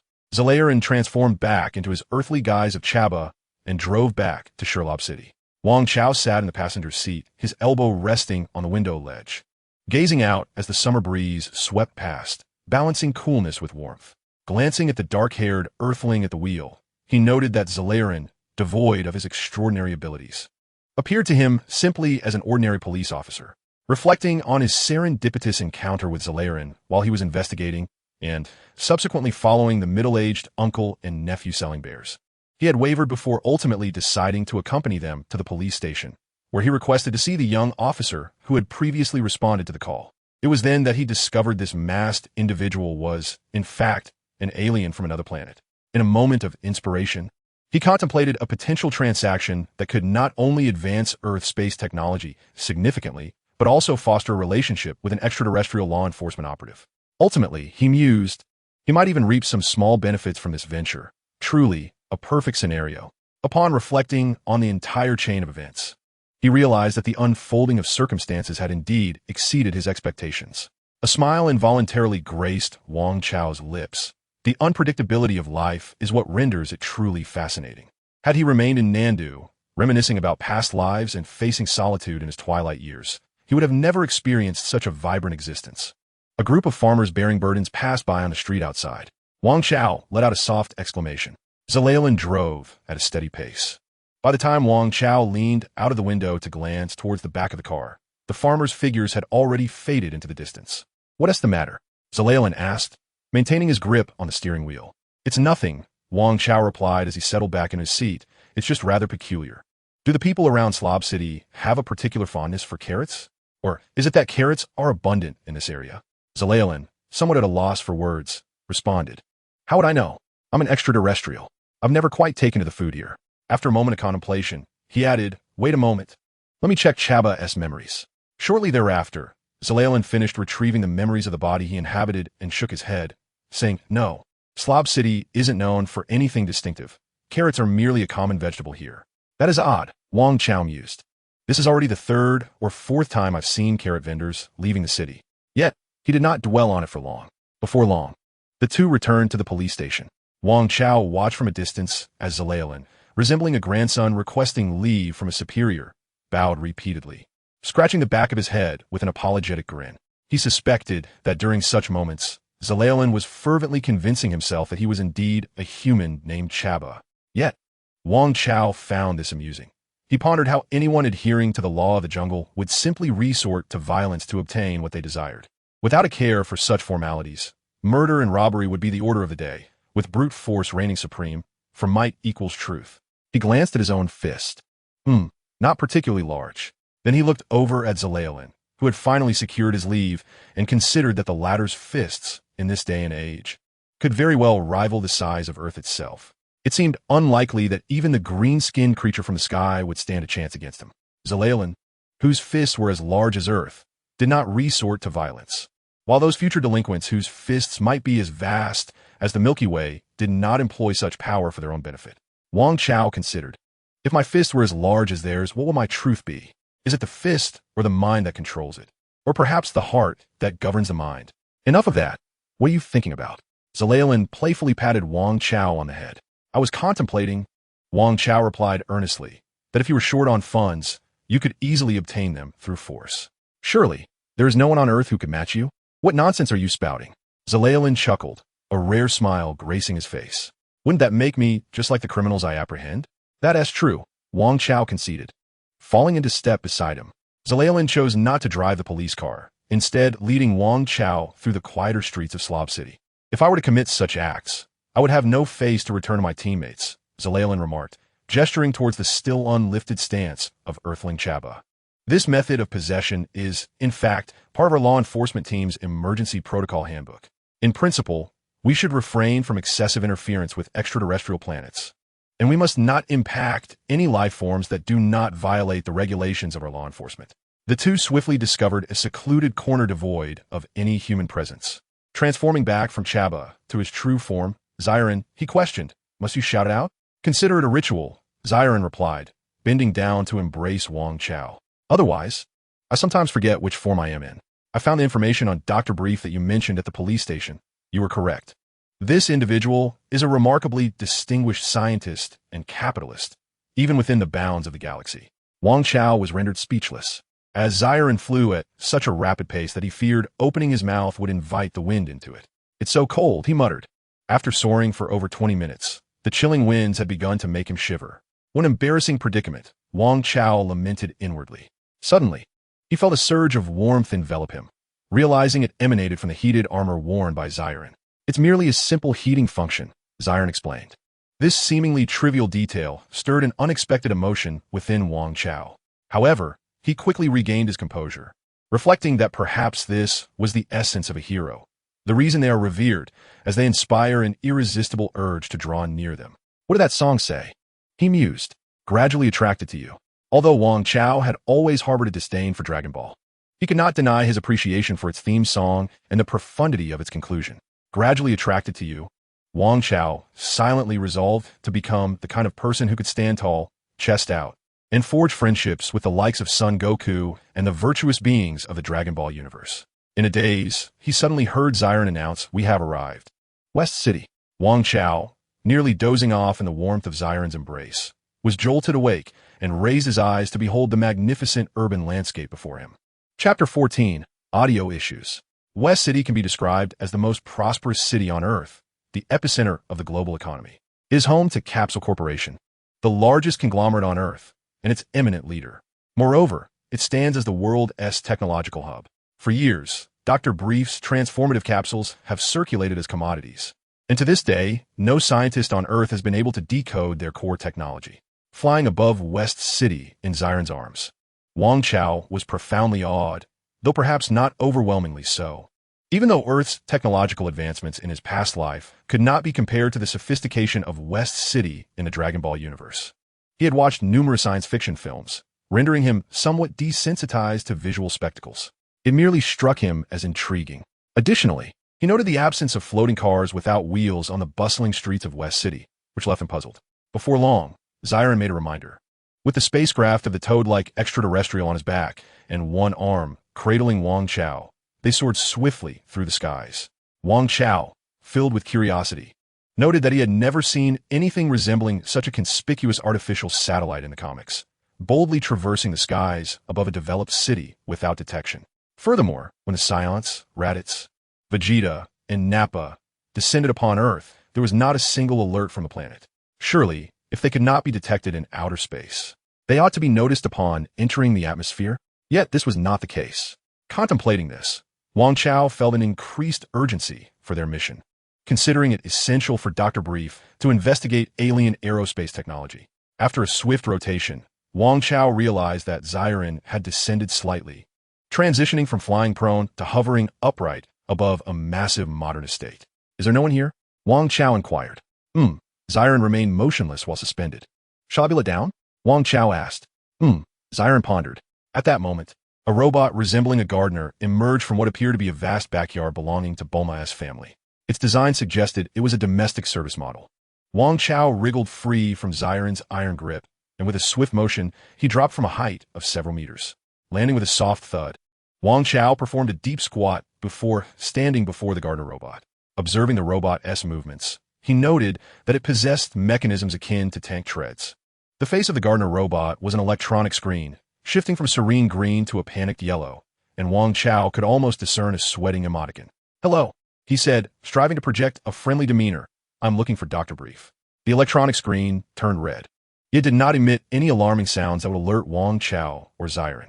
After Wang Chao spoke, he sensed a scanning presence upon him, prompting him to activate his keen perception. He faintly detected an invisible light emanating from the gardener robot's red expression, scanning him. Without uttering a word, the gardener robot pressed a button on its frame. "It won't self-destruct, will it?" Wang Chao mused internally, instinctively taking a step back. He added, "Just tell them my name is Wang Chao. I met the doctor at the superpower school in the southern city." Wang Chao.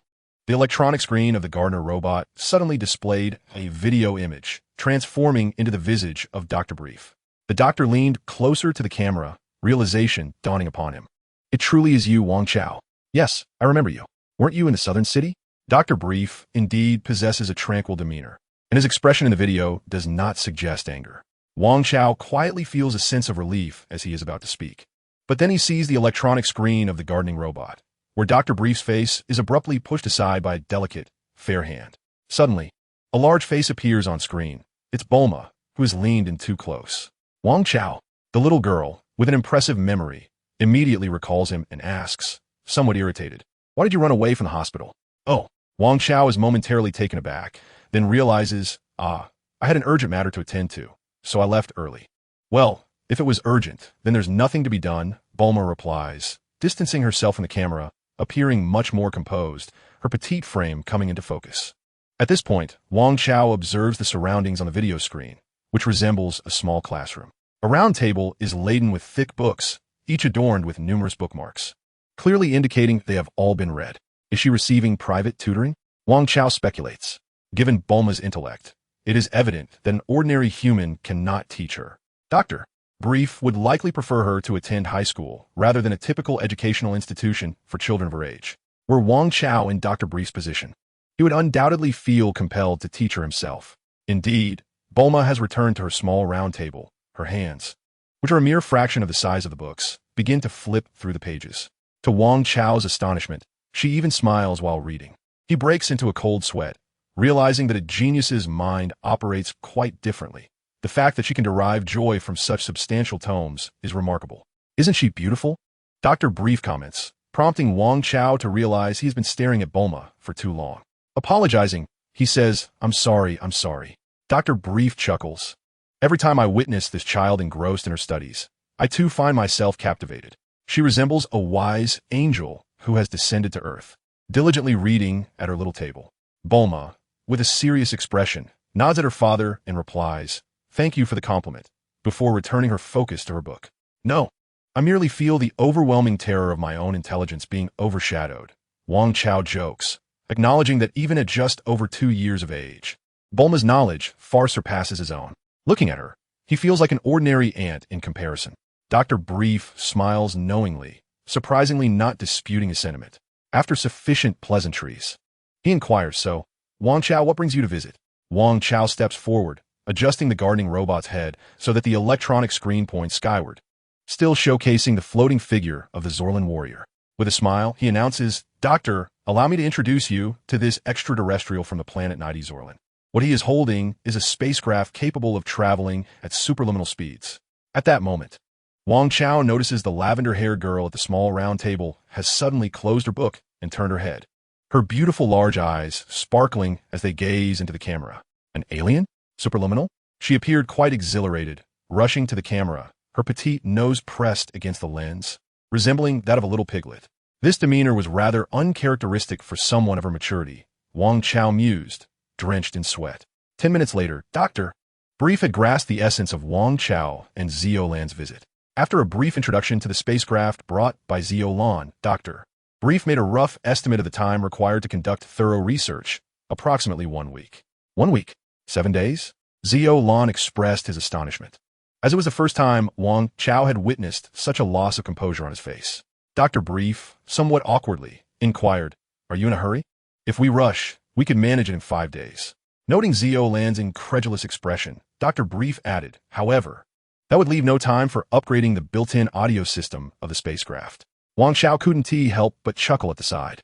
Meanwhile, a little girl, curiously observing Zio Lan and occasionally poking him, turned to Wang Chao and asked, "What are you laughing at?" Yet, she did not await his response and approached her father, saying, "Daddy, let me help you." Dr. Brief nodded. "In that case, we should be able to save a day or two." Zio Lan struggled to suppress his surprise, not wanting to reveal his astonishment. Displaying such a reaction would be unbecoming, particularly in light of his home planet's dignity. The mechanical servant began to transport the spacecraft brought by Zio Lan, while the father and daughter engaged in lively conversation and departed. It was then that Wang Chao remembered to alert them, "Wait, you've misunderstood, Doctor. This spacecraft from Zio Lan is a gift for you. He has another craft for his return journey." Chapter 15. Zio Lan's Journey. West City, Bulma's residence. The laboratory. Indeed, her family possessed a dedicated laboratory. Of course, similar to the prevailing architectural styles on this planet. While it was a building, it was also that peculiar hemispherical structure. Wang Chao had always found it rather unattractive, somewhat resembling an overturned, broken bowl on the ground. However, viewing it from a different perspective, one might consider it a proud edifice against the horizon, reminiscent of Akira Toriyama's subtly whimsical style. Upon this reflection, it no longer seemed unsightly, but rather quite beautiful. Is this the norm among your Earth-S scientists? At the topmost tier of the laboratory, which was the least occupied ring of the spherical structure, Zio Lan gazed in awe through the immense glass windows at the father and daughter inside the room, dismantling the spacecraft at a pace he found incomprehensible. Wang Chao remarked, "Those two might very well be the brightest minds on this planet. Refrain from your astonishment, my extraterrestrial friend," he added. "Zio Lan Sai, I previously thought you were merely boasting, but I never anticipated encountering such an extraordinary genius." After a pause, he glanced around the laboratory, observing Bulma, clad in a white lab coat, diligently moving small stools and earnestly discussing the disassembled components of the spacecraft with her father. Such a genius.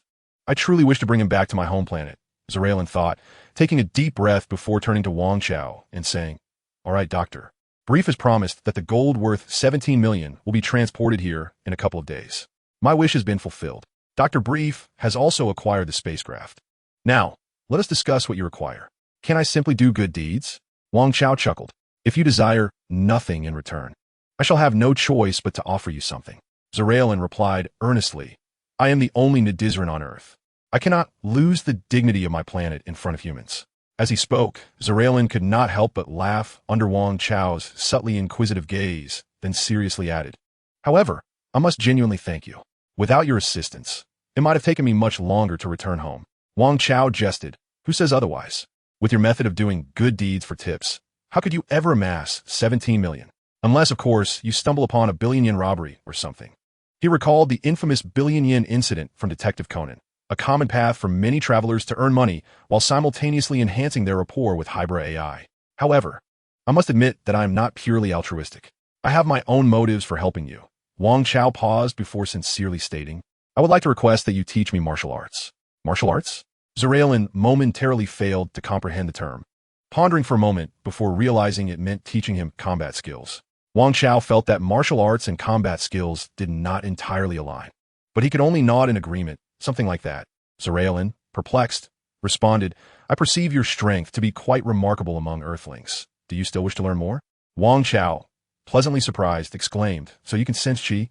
He had assumed that extraterrestrial warriors, like those of Frieza's ilk, were ignorant of such concepts. "Chi? What is that?" Zarelin, unable to find any relevant concept in Chaba's memories, shook his head in confusion. "I do not know what you mean by that perception. I merely assessed your considerable strength through physical contact and my intuition honed through years of training. This could be considered a form of combat experience. Think about it. When I engage an enemy, I can somewhat gauge their strength and momentum. In other words, they truly are ignorant of chi." Wang Chao felt a tinge of disappointment. Yet he had not held high expectations. The Frieza force, with its vast might, lacked individuals who understood the concept of chi, indicating that the cultivation of chi is indeed a highly obscure, advanced, and even ancient practice throughout the galaxy. Wang Chao shook his head. What I possess is hardly remarkable. It's merely a struggle against the weakest. There are plenty of individuals on Earth who could easily overpower me. Is that so? I have yet to encounter anyone like that. Zaraelin replied, non-committally. There are simply too many people on Earth, Wang Chao reflected. Though I may be weak, there are countless others who are even weaker. Subsequently, he candidly shared with Zaraelin his intention to embark on a pilgrimage to Baozi Mountain for the sake of his cultivation. The journey promised to be arduous, but he hoped to acquire as much skill as possible to enhance his understanding. To be frank, he was not particularly eager to seek instruction from martial artists or fighters of an average caliber. They paled in comparison to the esteemed hermit he sought. However, you are different, he thought, recalling vividly the battle he witnessed between you and those two alien criminals. Zaraelin gazed at Wang Chao with calmness. Having articulated his thoughts, Wang Chao awaited a response. I see. You wish for me to be your combat instructor? Zaraelin pondered momentarily before nodding in agreement. Very well. Let's find a more spacious area. Wang Chao responded with enthusiasm. The two companions departed, guided by the mechanical servant to the rear garden of the district. Indeed, Bulma's residence was divided into sections, and the expansive garden was not singular in nature. Oh, isn't that the charming young man I encountered in Nandu? Along the way, they met a golden-haired beauty cradling a small black cat, her eyes squinting with familiarity. Wang Chao immediately recognized her as Bulma's mother, who often inquired about Goku's dating life. Wang Chao paused to exchange polite pleasantries with Bulma's mother, and amidst her eager gaze directed at Zaraelin, he hastily took his leave with Zaraelin in tow. In the laboratory, Dr. Brief was tinkering with a disassembled engine, exclaiming, "This design is truly eye-opening. The technology of extraterrestrials is remarkable." A young girl with purple hair styled in pigtails, donned in a white lab coat, stood atop a stool taller than herself, wearing oversized protective goggles that covered half her face, nodding in agreement. In the spacious garden, reminiscent of a small meadow, Wang Chao and Zaraelin stood facing each other by a brook.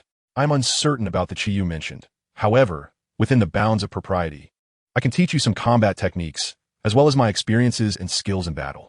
Zaraelin towered over Wang Chao, his serious demeanor imposing a considerable weight upon him. With time limited and the task at hand significant, let us proceed directly to practical instruction. Wang Chao remained silent, merely nodding in acquiescence. Having departed from Nandu, he was resolute in his willingness to endure any hardship. He closed his eyes. Upon reopening them, his fiery gaze shone brightly with determination. Kulme. As soon as Wang Chao's words fell, Zaraelin advanced toward him. Chapter 16, A Contest of Firearms. With a thud, the boy's body was propelled by an elbow strike, sending him flying and rolling multiple times, his rear end nearly touching his mouth before he came to a halt, an incident that nonetheless demonstrated his remarkable flexibility. Wang Chao lay on the grass by the small stream, gasping for breath, his bare torso marred by an array of bruises, his body positioned in a missionary pose. Gazing up at the vast, azure sky, the golden hue in his eyes having considerably dimmed. This marked the second day since he had implored Zaraelin to instruct him in martial arts. The entirety of yesterday afternoon, coupled with this morning, had been spent in rigorous practice on this very patch of grass, save for the necessary intervals for rest and nourishment. To say they were practicing together might be a slight exaggeration. A more accurate description would be that he was enduring a one-sided ordeal. What was the matter? Had he truly reached his limit? Zaraelin, a towering figure exceeding 2 meters in height, stood there unperturbed, his breath steady and calm. Wang Chao remained motionless on the ground, trembling as he raised a finger. 1 minute. I will lie here for 1 minute, he murmured, only for his hand to fall back to the grass, weak and powerless. He closed his eyes and mouth, breathing solely through his nose, his chest rising and falling in a pronounced rhythm. In his mind, the myriad of Zaraelin's attack techniques replayed vividly. These images flickered in and out before his tightly shut eyes, initially chaotic, with fragments of one scene interspersed among another. However, as Wang Chao's focus sharpened, the images became increasingly lucid. His breathing gradually steadied, and the vivid colors before him faded into a slow-motion black and white film, where, during the crucial moments of Zaraelin's strikes, only the areas of impact remained in color, standing out starkly against the monochrome backdrop. Zaraelin, observing from the grass, inquired, "Can you rise again?" With a surge of energy, Wang Chao's back muscles tensed, propelling him off the ground with remarkable force, his upper body lifting as he coordinated his energy from his waist. His legs remained firmly planted, as if nailed to the grass. transitioning seamlessly from lying down to standing up. Huh? Xiren's eyes lit up. It appears you have indeed made progress. Wang Chao smiled, the golden spark in his gaze unwavering, and replied, "Let us continue." Just then, a youthful voice interrupted their exchange. Turning to look, they found Bulma, a young girl accompanied by a robotic servant, announcing, "It's time for lunch. I brought food for you." The robotic servant glided before them, transforming into a simple dining table. "Let's take a moment to rest," Xiren remarked, his own hunger apparent. "All right." Wang Chao sniffled lightly, feeling a trickle of faint blood from his nose. His body ached all over. The training had been arduous. Approaching the portable table, it automatically extended a folding chair for him to sit. Once Xiren joined him, the table's mechanisms activated, revealing an array of delectable dishes, hot and cold entrees, soups, beverages, and even several plates of desserts and ice cream. With a clatter of utensils, the two vigorous individuals fell into a harmonious silence, indulging heartily in their feast. The young girl leaned over the dining table, her small hand reaching out for the dessert. The table robot cleverly adjusted the surface, bringing the sweet treat closer to Bulma. "Thank you." Bulma, eschewing a spoon, began to lick the dessert directly. As she savored the delicacy, she noticed the two individuals at the table had engaged in conversation, discussing martial arts and combat techniques. Topics Bulma found unworthy of her attention. "If you do not understand Chi, how can you fly?" She mused, playfully circling her pink tongue around the dessert at her lips, her gaze drifting towards Wang Chao, who appeared perplexed as he observed the voracious eating of Xiren across from him. She found it peculiar. Humans weren't aircraft, could they really fly? However, if it were a matter of superpowers, it seemed plausible. Xiren, mouth full, mumbled indistinctly, "I truly don't comprehend what you mean by Chi, but as for flying..." He swallowed a large mouthful and retorted, "Can you explain how you mastered the ability to swallow food?" Bulma's mind instinctively flashed through a detailed analysis of the biological swallowing process, involving muscles and neural reflexes. "Isn't that an innate biological instinct?" Wang Chao exclaimed, realizing, "Are you suggesting that for you, flying is as instinctual as eating or breathing?" Xiren nodded. "Indeed, isn't it so?" Wang Chao remained skeptical. "But if you haven't mastered Qi, how do you emit energy waves from your palms or mouth?" "Energy waves? I don't possess such an ability," Xiren replied candidly. "Just as I naturally learned to fly as I grew, the capacity to release biological energy waves varies among different races and individuals. In our team, there are indeed those who can emit energy waves from their bodies, but I am not one of them." As he spoke, he pressed a button on his chest armor, causing a toy gun to spring forth, a weapon Wang Chao had previously witnessed annihilate a frog monster with a single shot. "Otherwise, why would I be equipped with such armament?" Xiren elaborated. "However, I have inquired with teammates who can release biological energy waves, and they too could not elucidate the specifics. Much like our instinctual ability to fly, they also learned to release energy waves as they matured." Wang Chao furrowed his brow, struggling to comprehend Xiren's assertion that one could master the application of a skill without understanding its fundamental principles. "How can you employ Qi without having mastered it?" Bulma's fingers brushed against the energy gun in Xiren's hand. He turned, locking eyes with the young girl. "Do you want it?" he asked. Bulma's small hands still bore traces of dessert, merely curious. "This is dangerous," Xiren cautioned. "I cannot give it to you." Bulma did not let go and explained, "I also possess a wave gun, and I wish to make a comparison to see which is superior." After a brief pause, she added, "I crafted it myself as a gift for my first birthday." Xiren chuckled, confident in the prowess of his home planet's technology, thinking it impossible for a mere Earth girl to surpass him. Suddenly, realization dawned upon him, and he widened his eyes, asking, "You were already conducting research and inventing things at the tender age of 1? This struck Bulma as somewhat perplexing, as she did not fully grasp the average person's capabilities. Xiren remained silent for a moment, still holding onto the gun, stating, "I can compare it with your weapon, but it would be safer if I held it." Bulma dismissed the concern cheerfully, jumping off the table to retrieve her wave gun. Since returning from Nandu, she had forgotten where she had tossed the capsule containing the gun in her room. With the knowledge that one need not learn to harness energy to fly, Wang Chao temporarily set aside his doubts and inquired, "So, can I learn?" Chapter 17, Advancement and the Watch. Xiren replied helplessly, "Even if you wish to learn, I'm uncertain how to teach you. In our law enforcement team, the ability to fly and the release of energy waves are not essential qualities. One can achieve flight or energy attacks with appropriate equipment. To force oneself to learn without the requisite abilities is entirely unnecessary. We typically focus solely on the combat capabilities of our members. Surely, there must be a way to awaken one's instincts. Wang Chao queried. I cannot say for certain. Generally, it is best for such abilities to manifest naturally. There is no need for forced awakening. However, if you do not comprehend energy, won't your combat abilities be significantly constrained? I do not know. Nevertheless, through rigorous training and life-and-death battles, one will inevitably witness substantial progress.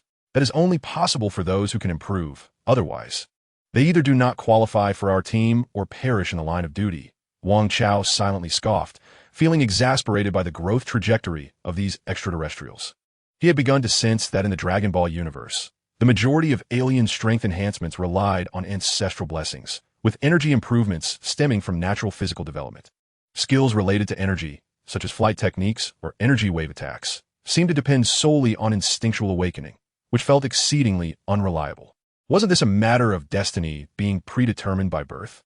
However, perhaps it was precisely for this reason that the Saiyans, who grew stronger through battle and experienced significant energy boosts upon near-death revival, were heralded as a warrior race. Other races had their growth potential limited, while only the Saiyans shamelessly gained strength. In comparison, one could argue that Earthlings might also be considered a warrior race. Wang Chao mused with a sly grin. Our circumstances certainly place us in a favorable light. Perhaps nestled within this line of thought was the belief that since Earthlings are impressive, so too should I be capable of greatness. Wang Chao pondered in the end. Nevertheless, even if I cannot acquire the essence of combat here, in Saiyan, gaining skills and experience in battle is already a fortunate outcome. After merely one day of rigorous training, I find myself imbued with confidence, significantly stronger than I was a day prior. Yet, this enhancement is not a mere augmentation of physical prowess, but rather an elevation in combat techniques. Before long, Bulma returned, wielding her energy blaster, and Saiyan guided her to a vacant area. It appears that her home possesses an abundance of open spaces and gardens. Following behind, Wang Chao mused inwardly. It is fortunate to have a genius like Bulma. If a child of average intellect were to grow up in such a labyrinthine abode, they might easily lose their way after just a few steps. Observing the silhouette of the purple-haired girl with braided horns ahead, he shamelessly speculated. I've heard she has an older sister who ran away from home. Could it be that she found this maze-like house unbearable? Boom! Boom! The sudden thunderous roars and a fleeting flash of light jolted Wang Chao from his idle reverie.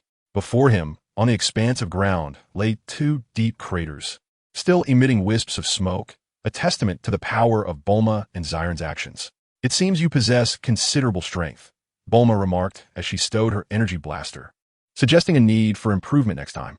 Saiyan, speechless and with a stiff neck, turned to Wang Chao, silently inquiring with her lips, is she truly a human from Earth? No, she is a Saiyan princess, Wang Chao replied, speechless, nodding affirmatively. Once we finish digesting our meal, let us continue our training. After all, this area is also open space. He gestured for Saiyan to put away her blaster, adding, your time on Earth is limited. I must make the most of it. Saiyan was indifferent to this, but she inquired of Bulma, when will the Golden One arrive? In her tone, she no longer regarded Bulma as a mere child, but as an intellectually mature equal, capable of engaging in conversation like Wang Chao. From the outset, Wang Chao had not behaved like a child.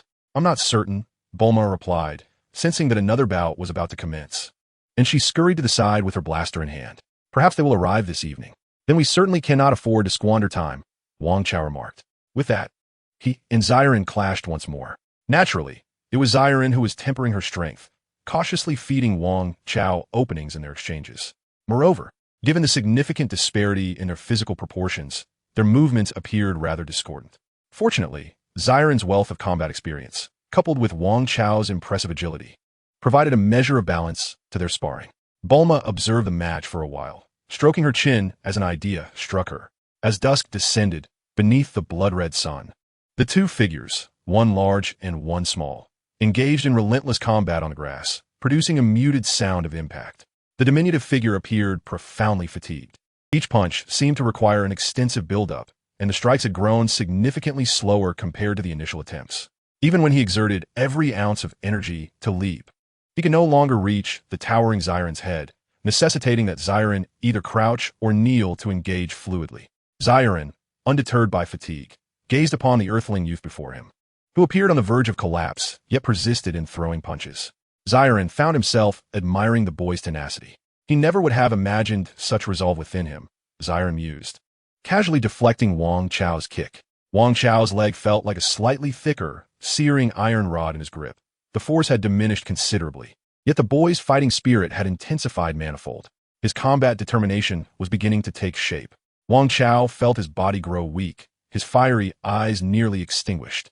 Gritting his teeth, he launched a punch, internally lamenting, "Does this guy not know when to call it quits? How embarrassing would it be for me to call it myself?"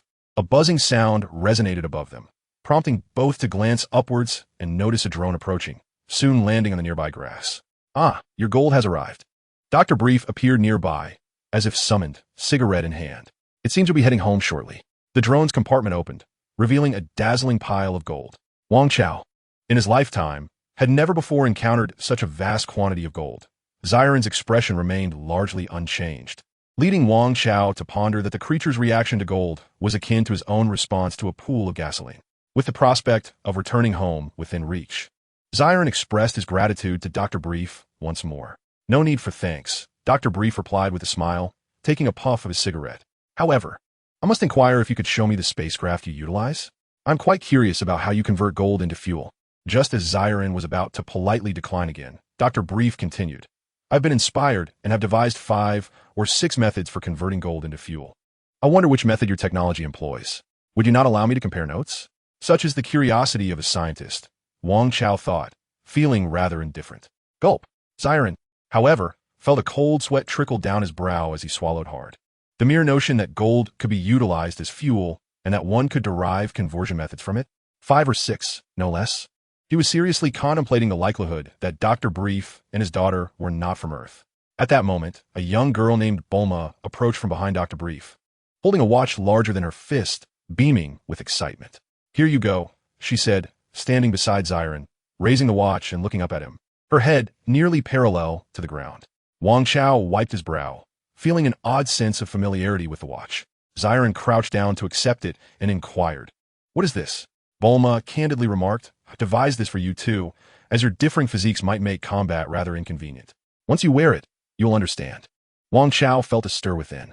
In Chapter 18, A Farewell in 2 Days, Xiren did not suspect that such a petite girl could cause him harm and readily don the watch. Following Bulma's instructions, who stood on tiptoe to guide Xiren on its operation, he pressed one of the buttons. In an instant, his expression shifted to one of astonishment as he suddenly diminished in size, transforming from a towering figure of over 2 meters to a little over 1 meter, nearly matching Wang Chao's stature. The change in perspective left Xiren momentarily disoriented, making the girl before him appear to grow larger. Wang Chao, with a cheerful demeanor, approached and playfully kicked at him. When Xiren instinctively raised his hand to catch Wang Chao's foot, he finally comprehended the situation. "I have shrunk," he exclaimed in surprise, examining himself from head to toe. As for Wang Chao's playful kick, it lacked force given his exhaustion, allowing Xiren to let go and let Wang Chao retreat. This watch is reminiscent of the one that had sent Master Roshi into a vacuum cleaner, Wang Chao thought as he landed on the ground with a thud. Propping himself up on his hands, he pondered whether Bulma was truly a prodigy of intellect, considering she was barely 3 years old. Would the next 11 or 12 years be spent in folly? What a remarkable invention. Dr. Brief praised his daughter, recognizing that this would allow for a fair fight. Bulma chuckled with delight. Xiren stood up, stretching his limbs, feeling no change in strength, merely a reduction in size. His suspicions about Bulma being of extraterrestrial origin grew. With Bulma's encouragement, Xiren experimented with the watch's size-altering function, his skepticism intensifying. "I have heard that in ancient times, this region was frequented by many beings from various planets. Perhaps your family possesses genes from other worlds," Xiren earnestly remarked to Dr. Brief and his daughter. Dr. Brief appeared indifferent, while Bulma, more intrigued by mechanics than biological origins, showed little interest. "Wait, Xiren is leaving by tomorrow at the latest," Wang Chao suddenly said, glancing at the darkening sky. "Bulma, your invention is impressive, but he may not have much time to use it." Bulma blinked. "Is that so?" She did not reveal any disappointment. Her joy resided in the process of invention and the practical applications of her creations, regardless of whether they were ultimately utilized. However, Xiren felt somewhat guilty. After a moment's hesitation, he said, "Then I shall stay for an additional 2 or 3 days. He turned to Wang Chao with a serious expression, stating, "In the final 2 days, I shall utilize this watch to engage you in combat as equals. The extent of your learning will depend entirely on your own effort. Wang Chao, exhausted and unable to endure any longer, laid down on the grass. Yet his expression remained resolute as he replied, "All right." At that moment, Dr. Brief's wife approached and invited the four of them to dinner. Wang Chao felt a twinge of guilt. His primary purpose for this visit had been to benefit from Saiyan's martial arts teachings. Yet, he had spent 2 days at Bulma's home enjoying free meals, especially the luxurious 3 meals a day along with afternoon tea and snacks. The comfort of his accommodations was unparalleled, and it was no wonder that Vegeta lingered, as the household possessed everything one could desire. Nevertheless, despite his reservations, he understood that one must eat and reside comfortably. That night, Wang Chao and Saiyan shared a room together. It was not for lack of available rooms, as Bulma's home had enough spare rooms to rival a 5-star hotel. However, Wang Chao valued his time and seized every opportunity, even dragging Saiyan to share the space and pleading with him not to revert to his Earthling form. Before retiring for the night, they exchanged insights, though Saiyan contributed more from his past experiences. Wang Chao could only share his thoughts on his keen perception and the energy, known as qi, that resides within the human body. Saiyan sat by the window, the silvery moonlight filtering through the large panes into the spacious room, casting a misty veil over him. He pondered Wang Chao's explanations regarding qi, finding himself unable to grasp any profound meaning. It was as if a vital connection was missing in his mind, making it challenging to comprehend the concepts Wang Chao described. Perhaps it was due to Wang Chao's own limited understanding, or perhaps it was akin to how foreigners on Earth struggle to appreciate various aspects of Chinese culture unless they are natives. Even though Wang Chao believed he had articulated the essence of qi clearly, the true challenge lay in eliciting it from within. For Saiyan, as an extraterrestrial, merely understanding such an existence was daunting. Wang Chao sighed inwardly, reflecting on the generational gap in their understanding, akin to attempting to recommend a fantasy novel to someone from another culture. Vegeta was undoubtedly a genius, and Frieza considered himself rather clever. Yet despite their long-standing rivalry with Sun Wukong, they still struggled to grasp the concept of perceiving qi. It was evident that understanding qi was indeed contingent upon the individual. Suddenly, Wang Chao felt a chill in his heart and thought, yet Frieza, despite his ignorance of qi, has still achieved his golden transformation. Am I being overly presumptuous? Perhaps understanding qi is not a prerequisite for becoming powerful. As a practitioner of qi from Earth, he quietly harbored a sense of arrogance, which was decidedly undesirable. Reclining on the grand bed, Wang Chao opened his keen eyes, the silvery moonlight illuminating his golden gaze even more. Xiaolan, seated on the windowsill, cast a contemplative glance at Wang Chao. There was an incessant sense that this individual was in a relentless pursuit of self-improvement, as if someone were chasing him. Time passed unmeasured, and in the dimly lit room, Wang Chao's golden eyes gently fluttered closed, drifting into a peaceful slumber. Xiaolan, however, remained awake. The rotation period of his home planet differed from that of Earth. Thus his routine naturally diverged from that of Earthlings, leaving him devoid of drowsiness at this hour. Quietly gazing at the bright moon outside, the night slipped away unnoticed. At precisely 4:55 in the morning, Wang Chao awoke on schedule, a flash of gold igniting in his eyes, instantly rendering him alert as he sprang to his feet. "Your recovery speed is impressive," remarked Xiaolan, leaping down from the windowsill. After merely a hot shower and a night's rest, Wang Chao's previous exhaustion had vanished. He had long since become accustomed to such remarkable recuperation, attributing it to the wonders of the Dragon Ball world or perhaps the anomalies of his transition between worlds. On the 3rd day at Bulma's residence, the sounds of physical clashes echoed from the expansive grassy backyard. Bulma maneuvered her little machine, casually circling around, occasionally passing near the 2 children engaged in combat. With Bulma's invention, the transformation watch, Xiaolan and Wang Chao took on similar physiques during their sparring sessions, resembling 2 10-year-olds in a playful brawl. However, the prowess of these 2 children was enough to incapacitate the majority of ordinary Earthlings in West City. "What are you looking at?" Xiaolan exclaimed, landing a punch on Wang Chao's eye. "Such a large fist, and you can't see it?" Wang Chao, clutching his eye, stepped back in pain, biting his lip to stifle a cry. Bulma halted her vehicle, crouching on the grass as she patted the little machine, pondering with her chin in hand. That evening, Xiaolan had incorporated the golden components gifted by Dr. Brief into the fuel core of his spacecraft. The empty capsules for the spacecraft, upon transforming back into his Earthling form, were returned to the pocket of Choppa, for he was an enforcer and would not misappropriate another's belongings. Wang Chao, once again weary and achy, took a hot shower and then lay on his bed, reflecting on the day's lessons before gradually succumbing to sleep. On the third day, "This is my final day on Earth," Zi Aolon reminded Wang Chao. Wang Chao offered no reply, responding instead with a playful jab. "Excellent. Your punching technique has improved significantly since the first day," Zi Aolon chuckled, evading Wang Chao's fist with agile grace, though there remained room for further advancement. The two engaged in bouts of play, pausing to communicate through conversation. Typically, Wang Chao would inquire, and Zi Aolon would respond, until noon arrived. During lunch, Wang Chao suddenly queried, "By the way, how many days off did you take?" Saiyan paused, his chopsticks suspended mid-air, and turned to observe Dr. Brief leisurely sipping tea at the table. "Rest assured," Dr. Brief remarked with an air of nonchalance, "I have already informed the local police department in Slob City. We're not in any hurry." Saiyan exchanged a glance with Wang Chao, who resumed his voracious eating. Bulma, untouched by desserts, was engaged in a hushed discussion with her father, occasionally gesturing animatedly with her petite white arms. Wang Chao, engrossed in his meal, faintly caught snippets of their conversation, which included terms like anti-gravity force production, seemingly connected to something he had been preoccupied with. After the meal, Wang Chao and Saiyan continued their practice. Dr. Brief and Bulma observed for a mere 3 minutes before departing together.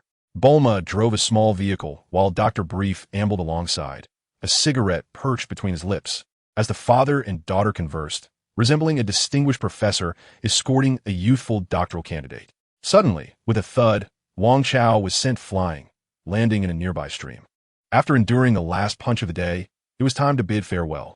When he emerged from the water, Saiyan had vanished from sight. Soaking wet, he stood in the stream for a moment, only to be startled by a faint buzzing sound nearby. Turning his head, he caught sight of Saiyan's aircraft ascending into the air, its silhouette becoming increasingly indistinct as dusk approached. With his enhanced vision, Wang Chao faintly discerned Saiyan, giving him a thumbs up before the aircraft vanished, leaving behind a fleeting impression in his gaze. "Didn't they even leave time for a dinner?" Dr. Brief mused, wandering over to watch Saiyan's departure, pondering if she should have taken some earthly delicacies with her. Wang Chao stood there, momentarily dumbfounded, then suddenly changed expression, exclaiming, "Wait, if she leaves like this, who will take me back to Slob City?" Meanwhile, in the grass of the courtyard, Officer Chaba stirred groggily awake, surveying his unfamiliar surroundings. Rubbing his head, he muttered, "Where am I?" Chapter 19. Return to the city and gifts. Chaba stumbled through Bulma's vast backyard, his mind clouded with confusion. Where is this? Is it a park? It's enormous. The small police officer from Slob City ruminated as he walked, struggling to recall the events that had led him here.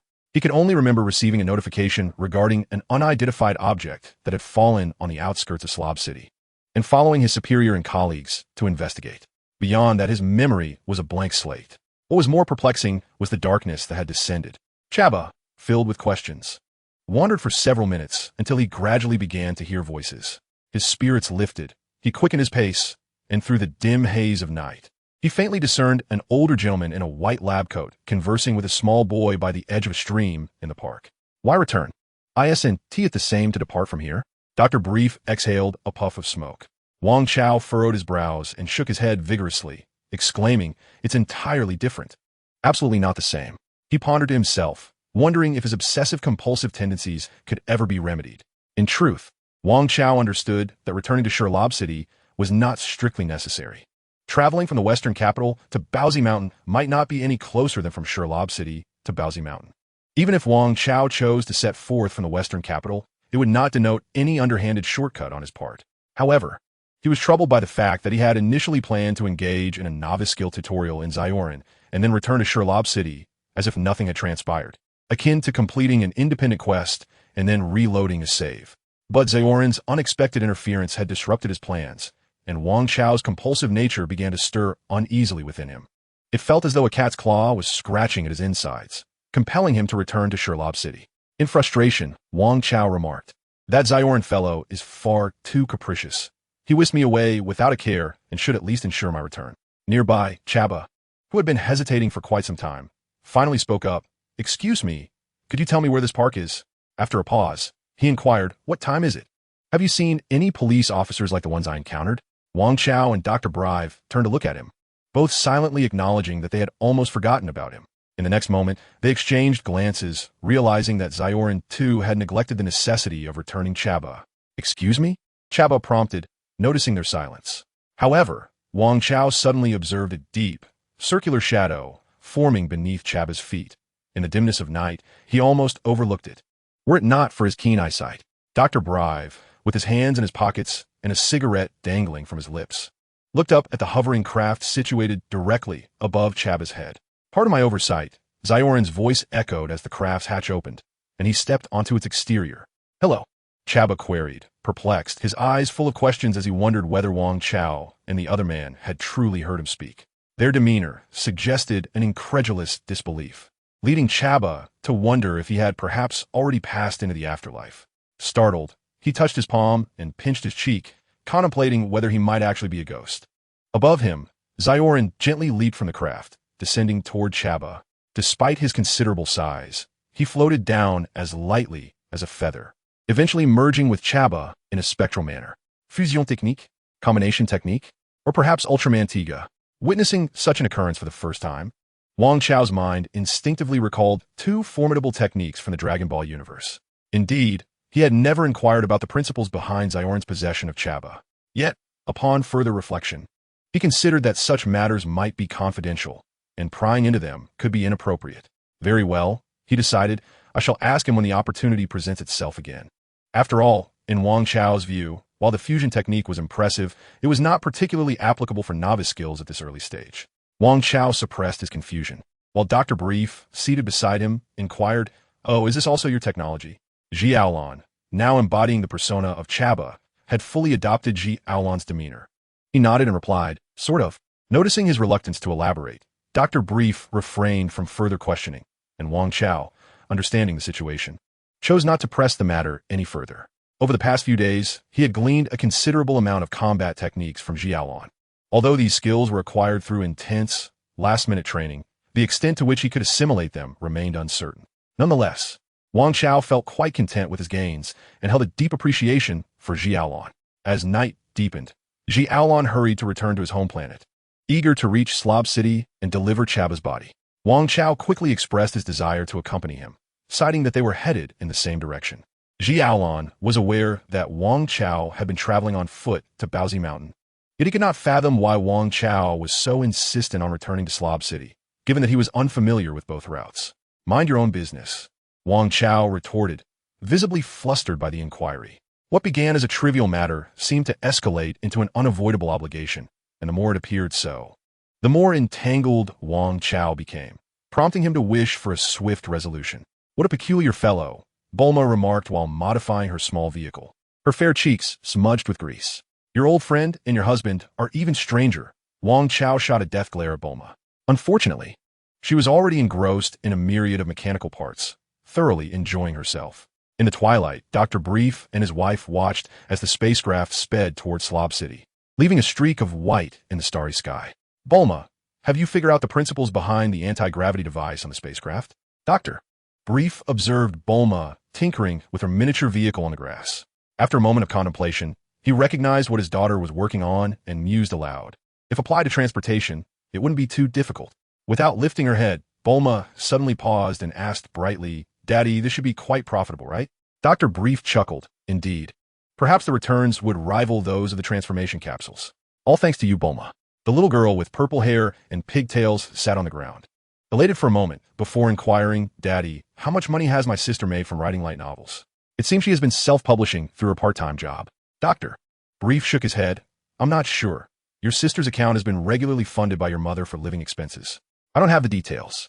Bulma, still a child with a whimsical mind, mused, "I wonder where sister is now." As Dr. Brief believed that Bulma had begun to grasp the essence of melancholy, he soon observed the young girl immersed once more in her work of modifying her little vehicle. The joy radiating from her indicated no trace of sorrow. Dr. Brief chuckled, realizing that one should not attempt to fathom a child's heart with an adult's reasoning. Meanwhile, within mere minutes, the spacecraft had soared above the city of Slob. The acceleration during takeoff and landing was so rapid that I scarcely felt a thing. What remarkable technology! This was Wang Chao's first experience aboard such an impressive spacecraft. Saiyan stealthily piloted the craft to the outskirts of the city, where, enveloped by the thick night, he resembled a specter descending to the ground. Before Wang Chao's eyes, Saiyan seemed to detach himself from Chaba's unconscious form, the towering figure standing before Wang Chao, exuding an imposing presence. Chaba lay momentarily incapacitated nearby, while the spacecraft loomed behind, its hatch ajar, as Wang Chao awaited their farewell. After a moment of contemplation, Saiyan pressed a button on the right side of his chest armor, and with a swift motion, a spinning orb ejected from it. However, unlike the deft manner in which Wang Chao had previously witnessed, Saiyan fumbled, allowing the object to plummet to the ground. "Oh dear, I accidentally pressed it. Where did it go?" Saiyan feigned surprise, quickly scanning the darkened ground, concluding that it was too dim to locate. Alas, it will have to be reported as damaged equipment.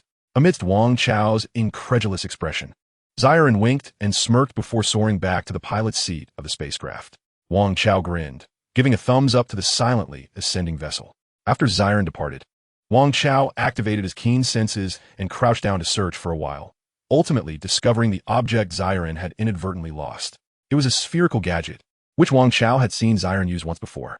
Gingerly, he gripped the orb, and to his surprise, it emitted a gleaming blade-like extension nearly a meter long, which, given Wang Chao's current stature, felt rather unwieldy.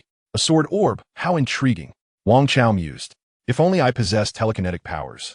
Perhaps I could wield this as if it were a flying sword? The imagination runs wild. If memory serves, that anti-gravity hovercraft technology originated from Dr. Brief's acquisition aboard GAC's spaceship in the tail of Galactic Patrol GAC. Yet here, the source had transformed into Saiyan's vessel. Chapter 20, Poison and Shopping.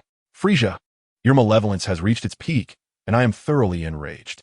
In the skies of Namek, a tall young man stood with his head held high, his voice resonating like thunder, brimming with fury. The features of the youth were indistinct, save for a pair of golden eyes that shone with an eternal light. His golden gaze flickered, and from his body, a pinecone-sized sword pellet materialized out of thin air. Under the invisible and intangible pressure of his telekinetic force, the pellet transformed into a sharp long blade, hovering before the golden-eyed youth with its edge pointed outward, aimed at the figure suspended in the air across from him. The expression on Frieza's face darkened, and he shouted something through clenched teeth, though the words were indistinct. The golden-eyed youth, using his gaze as a hand, commanded the flying blade, internally contemplating the artifact's nature. Suddenly, the suspended long knife lunged forth like a living creature, piercing through several meters of empty space, manifesting as a streak of golden light that emerged from the heart of the Cosmic Emperor, leaving behind a small, blood-dripping hole. What was he imagining? Outside the city of Shatters, in the night, Wang Chao shivered at the thought. Wasn't he the artifact in his imagination too discordant? Was he truly so morbidly whimsical? He mused with a hint of amusement. However, this sense of dissonance and dark humor, in the grand scheme of this world, could likely only be perceived by him alone. This thought brought an unexpected solitude. Wang Chao tightened his grip on the hilt of the long knife, uncertain of its composition. It felt as if it adhered seamlessly to his skin upon contact. Even someone like Wang Chao, who had never wielded a sword before, found it remarkably comfortable in hand. Had the blade been slightly shorter, it would have been a perfect fit for his 10-year-old stature. With a swift motion, Wang Chao wielded the long blade, resembling a katana, and slashed through the night sky, feeling the blade slice through the air with unparalleled smoothness, encountering no resistance whatsoever. What fine weapon, truly worthy of its import status. He sheathed the blade, satisfied, and gently caressed its surface. This alien-imported long knife lacked the cold, metallic feel of ordinary iron. Instead, it resembled a mirror in texture. When he made a horizontal cut against the ground, it was as effortless as slicing through tofu. The front half of the blade silently sank into the earth. After toying with it for a while, as the night deepened, he activated his keen sight and barely noticed a small button on the hilt. Was there no concern during its design about accidental activation? Puzzled, Wang Chao pressed it, only to find that it was merely a decorative engraving, incapable of being pressed down. Moreover, nothing changed with the long knife in his hand. Just then, while he was engrossed in his examination, he suddenly heard someone calling him from behind. Surely, it must be that unfortunate Earthling police officer, Chaba, he thought. Turning around, he focused his gaze, and indeed, he was correct. Yet in Chaba's eyes, upon hearing his shout, the figure ahead suddenly turned, and in the dim night, a pair of golden, glimmering eyes lit up, resembling those of a wolf or a demon, fixed hungrily upon Chaba like two flickering ghostly flames. Startled, Chaba felt a chill run down his spine and jumped, shouting in alarm. He reached for his holster, only to find it empty. Previously, Saiyan had taken leave to the West City, leaving his firearm at the precinct. Wang Chao rolled his eyes, pondering the absurdity of his situation in this desolate wilderness. Even if he were to scream at the top of his lungs, no one would come to his aid. He brandished his long knife, pointing it menacingly at Chaba's chest and reciting a rather amusing line from a script. Feeling quite satisfied with himself as he nodded in self-congratulation before sheathing the blade over his shoulder. After undergoing training with Saiyan, his confidence had soared.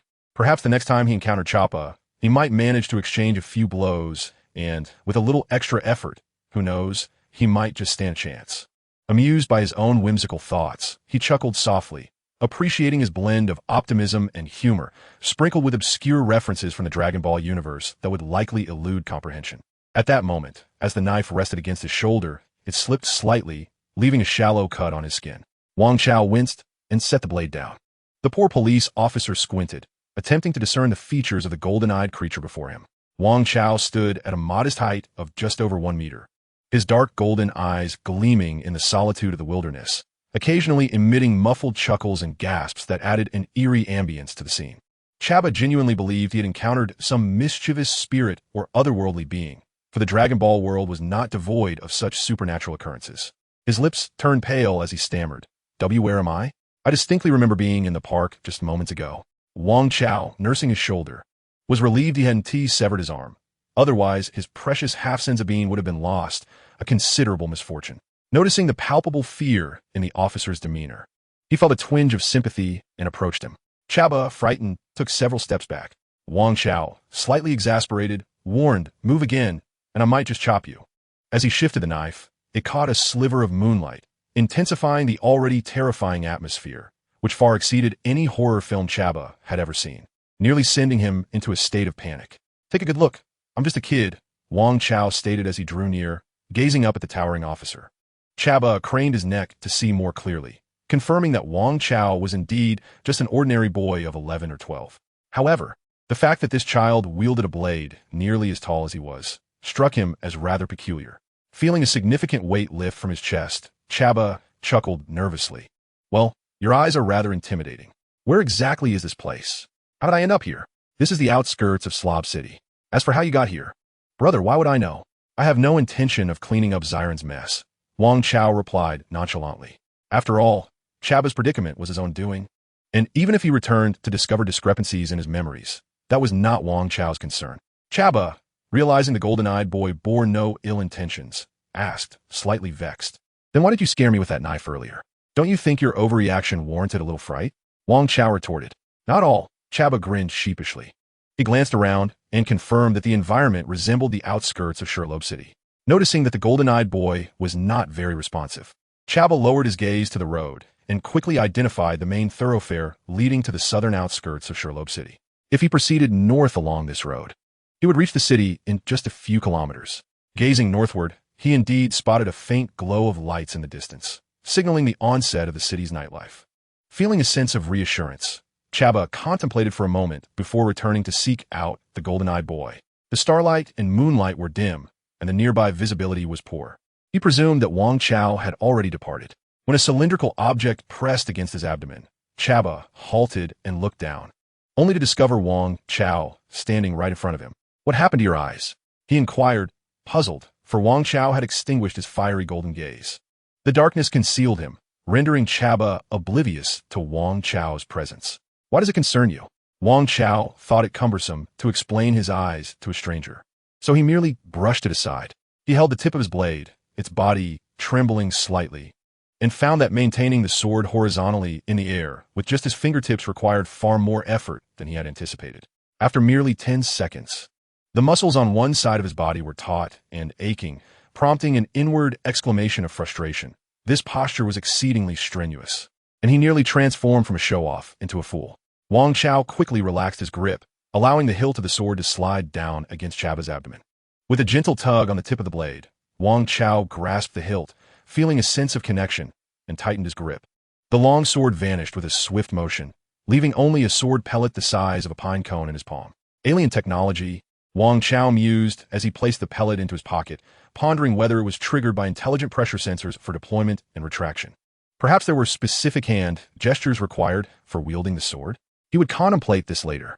Though Chaba found the boy's demeanor lacking, as a police officer, he remained quite enthusiastic and proactive.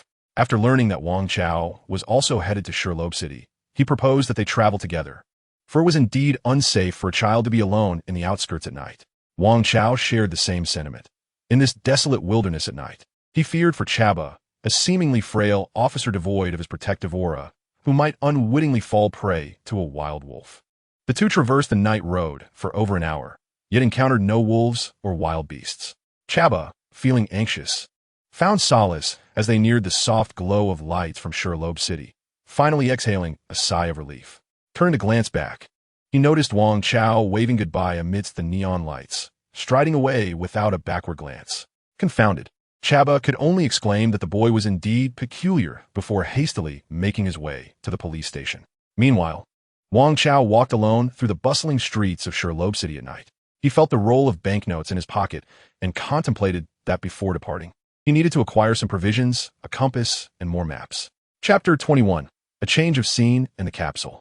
In the southern district of Sherlobe City, the night market was alive. Such places were familiar to Wang Chao, reminiscent of many lively alleys from his previous life that would come alive only in the evenings.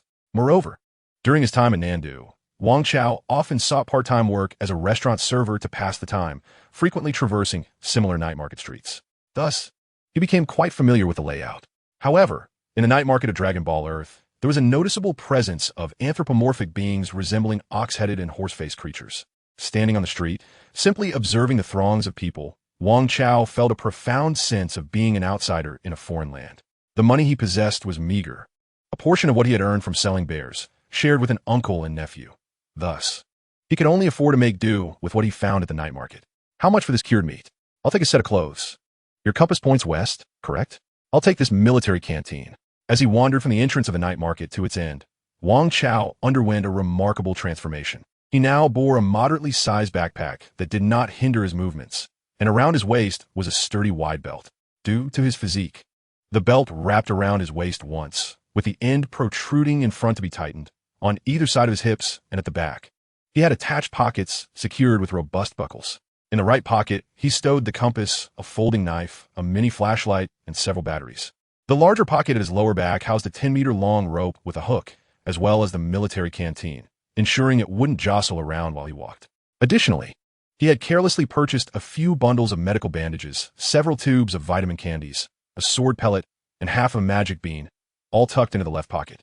The half bean was carefully placed in a small pouch within the pocket and sealed with tape to ensure it wouldn't accidentally slip out. This miraculous medicine, which could be a lifesaver in critical moments, was something Wang Chao cherished deeply, especially before he could exchange his face for beans at Galinta. Even half of it was precious. As for the backpack on his back, it was filled with non-perishable provisions. Exiting the night market street, Wang Chao stood in place, performing a few simple movements to ascertain that the weight of his gear did not impede his agility, and he nodded in satisfaction. Regrettably, he was still impoverished and unable to purchase finer goods. Wang Chao felt a twinge of disappointment, yet it was inconsequential. Having spent considerable time in the Dragon Ball world, he had come to realize that this realm was not as harsh as the Earth of his previous life. For instance, certain practical concerns that required careful deliberation on Earth were non-existent here. Wang Chao had previously crossed the bay alone and ventured through dense jungles. In his former life, whether it was the unpredictable nature of the ocean or the perilous insects and toxins of primordial forests, both were formidable challenges. Yet, the ocean in the Dragon Ball world seemed to possess a gentle temperament, and the primordial forests appeared to be a harmonious, sanitized version, lacking in troublesome nuisances. As long as he did not fall prey to the fangs and claws of wild beasts or succumb to hunger and thirst, he could generally navigate through without fear of succumbing to unnamed microorganisms or suffering a mere scratch that could lead to infection before he even exited the forest. According to Wang Chao's understanding, this is a reflection of differing worldviews. The physical laws and common sense from his previous life cannot be universally applied to this Dragon Ball Earth, which possesses a hint of fantastical whimsy. Otherwise, how could Wang Chao, exhausted to the bone the night before, awakened the next day, brimming with vitality. Although the transformation in his constitution post-transmigration plays a role, it is also undeniably influenced by the unique environment of the Dragon Ball world. To illustrate this disparity in world settings, Wang Chao would certainly point out the strikingly evident stylistic differences. Indeed, even though he is firmly convinced that the world he currently inhabits is a genuine material realm, the inhabitants of Dragon Ball Earth he has encountered over the past 5 months bear remarkable resemblance to the artistic style of his previous life as Dragon Ball. Walking the streets, he feels as though he has stepped into a 100% realistic 3D animated film of Dragon Ball. Were it not for this lingering stylistic influence, he would not have recognized Dr. Brief with just one glance during his time at the Super Ability School in Nandu. Having lived here for over 5 months, Wang Chao has grown accustomed to this aesthetic. Occasionally, when he reminisces about his past life, he finds the artistic representation of Earthlings quite peculiar. Delving deeper into this line of thought, a series of questions inevitably arise. The most poignant and unspoken being the connection between this world and that iconic national comic from his previous life. However, to unravel this enigma, it is abundantly clear that it is beyond the capabilities of his current self, a mere battle novice. Thus, Wang Chao strives to refrain from unnecessary worries, focusing instead on the essentials of life. Wang Chao believes that individuals should concern themselves with matters appropriate to their station. Ordinary humans cannot fret over the fate of this small planet millennia after the sun's demise. So, as a former insignificant person, he finds no reason to ponder the authenticity of two worlds or the age-old question of which came first, the chicken or the egg. If he ever reaches a point where such inquiries become necessary for his survival, it is likely he will have gained the ability to confront them head-on. For now, his sole concern is to gradually make his way to Baozi Mountain. Wang Chao hefts his bag and strides north along the main road of the city under the cover of night. Behind him, emerging from the throng of the night market, are two figures, one large and one small. The smaller of the two, wearing a wide-brimmed denim hat and a knee-length trench coat, has a youthful yet fierce countenance. In contrast, the larger figure, resembling a small mountain, is impeccably dressed in a black student uniform, complete with a white shirt, black jacket, shorts, and shiny black shoes, even carrying a gleaming backpack. His slick back hair and the rugged demeanor of a middle-aged thug create a striking incongruity, far more jarring than Wang Chao's previous imaginings of confronting Frieza with a flying sword. Clearly, the smaller individual is the leader, while the imposing figure in uniform is merely a follower. They watched as Wang Chao walked away under the streetlight. The shorter one chuckled. That kid looks so unfamiliar. He seems so young, yet carries so much change, buying this and that without a hint of hesitation. Let us follow him. The shorter one pulled a capsule from his coat pocket, tossed it with a click, and a modified car appeared with a bang. Opening the door emblazoned with the Devil Kid's logo, the two drove off in the direction Wang Chao had taken. As Wang Chao ventured north, he passed a specialty store for transforming capsules in the bustling commercial district and, almost as if guided by fate, stepped inside. Upon entering, he felt as though he had crossed the threshold of an Apple store. The interior was predominantly white, with a minimalist yet sophisticated design. Every detail subtly suggesting a different level of prestige and, indeed, a different price point. Carrying a bag and wearing a backpack, he glanced around the glass display counters filled with an array of capsules, only to shake his head at the strings of zeros on the price tags. All right, Wang Chao, just a look will suffice. As he gazed at the capsules, his thoughts drifted to Dr. Brief and Bulma. Suddenly, a realization struck him. He should have brought half a Senzabine for the doctor to analyze. Perhaps it would yield some intriguing results. Young man, can I assist you with something? A staff member approached and inquired. Wang Chao, feeling he might not fit the profile of a potential buyer, shot a vacant look at him. While he indeed could not afford anything, he thought it would be worthwhile to experience it nonetheless. He pointed to a box of blank capsules on the counter and asked, "How does that type of capsule work? Can I get a try?" Previously, it seemed that Saiyan had used a blank capsule to temporarily store his flying device, and to Wang Chao, it appeared remarkably similar to a spatial storage bag, sparking his curiosity about its functionality. The staff member did not refuse. Instead, he returned with a visibly used blank capsule, smiling as he handed it to Wang Chao. For first-time user, you don't need to toss it away. Once activated, a suction switch mechanism will appear in your hand, and that's all you need. The store clerk began explaining the operation of the blank capsule. It was Wang Chao's first encounter with such a blank capsule, and he felt a sense of novelty as he pressed it with a click. Following the clerk's instructions, rather than discarding it like a typical capsule, he held it in his hand. After 2 or 3 seconds, the capsule emitted a small puff of smoke, and Wang Chao felt the capsule vanish, replaced by a peculiar square device equipped with a button. He recognized it suddenly.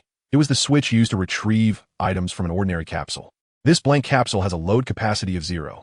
You simply need to attach the switch to any material not exceeding 0, and it can be stored as an item within the capsule. The attendant patiently explained to Wang Chao, while another staff member skillfully handed over a white metal box, suggesting he give a try. Following their advice, Wang Chao pressed the switch against the exterior of the white metal box. With a click, the square switch detached from his finger, adhering firmly to the surface of the box. Wang Chao noticed a small light illuminating in a circle around the switch, akin to a blink of an eye. Simultaneously, a faint glow enveloped the entire metal box. After the small light had completed its circular journey, a wave of brilliance surged forth from the switch, enveloping the box in a delicate, luminous film. This glow, beginning from the switch, traced the contours of the metal box, as though a plastic bag filled with air showcased its shape. When a wave of light converged at the opposite wall of the box and swiftly retreated to the switch, it flickered once more and then fell silent. In truth, from the moment Wang Chao released the switch to the brief flicker of light, the entire process transpired in mere seconds.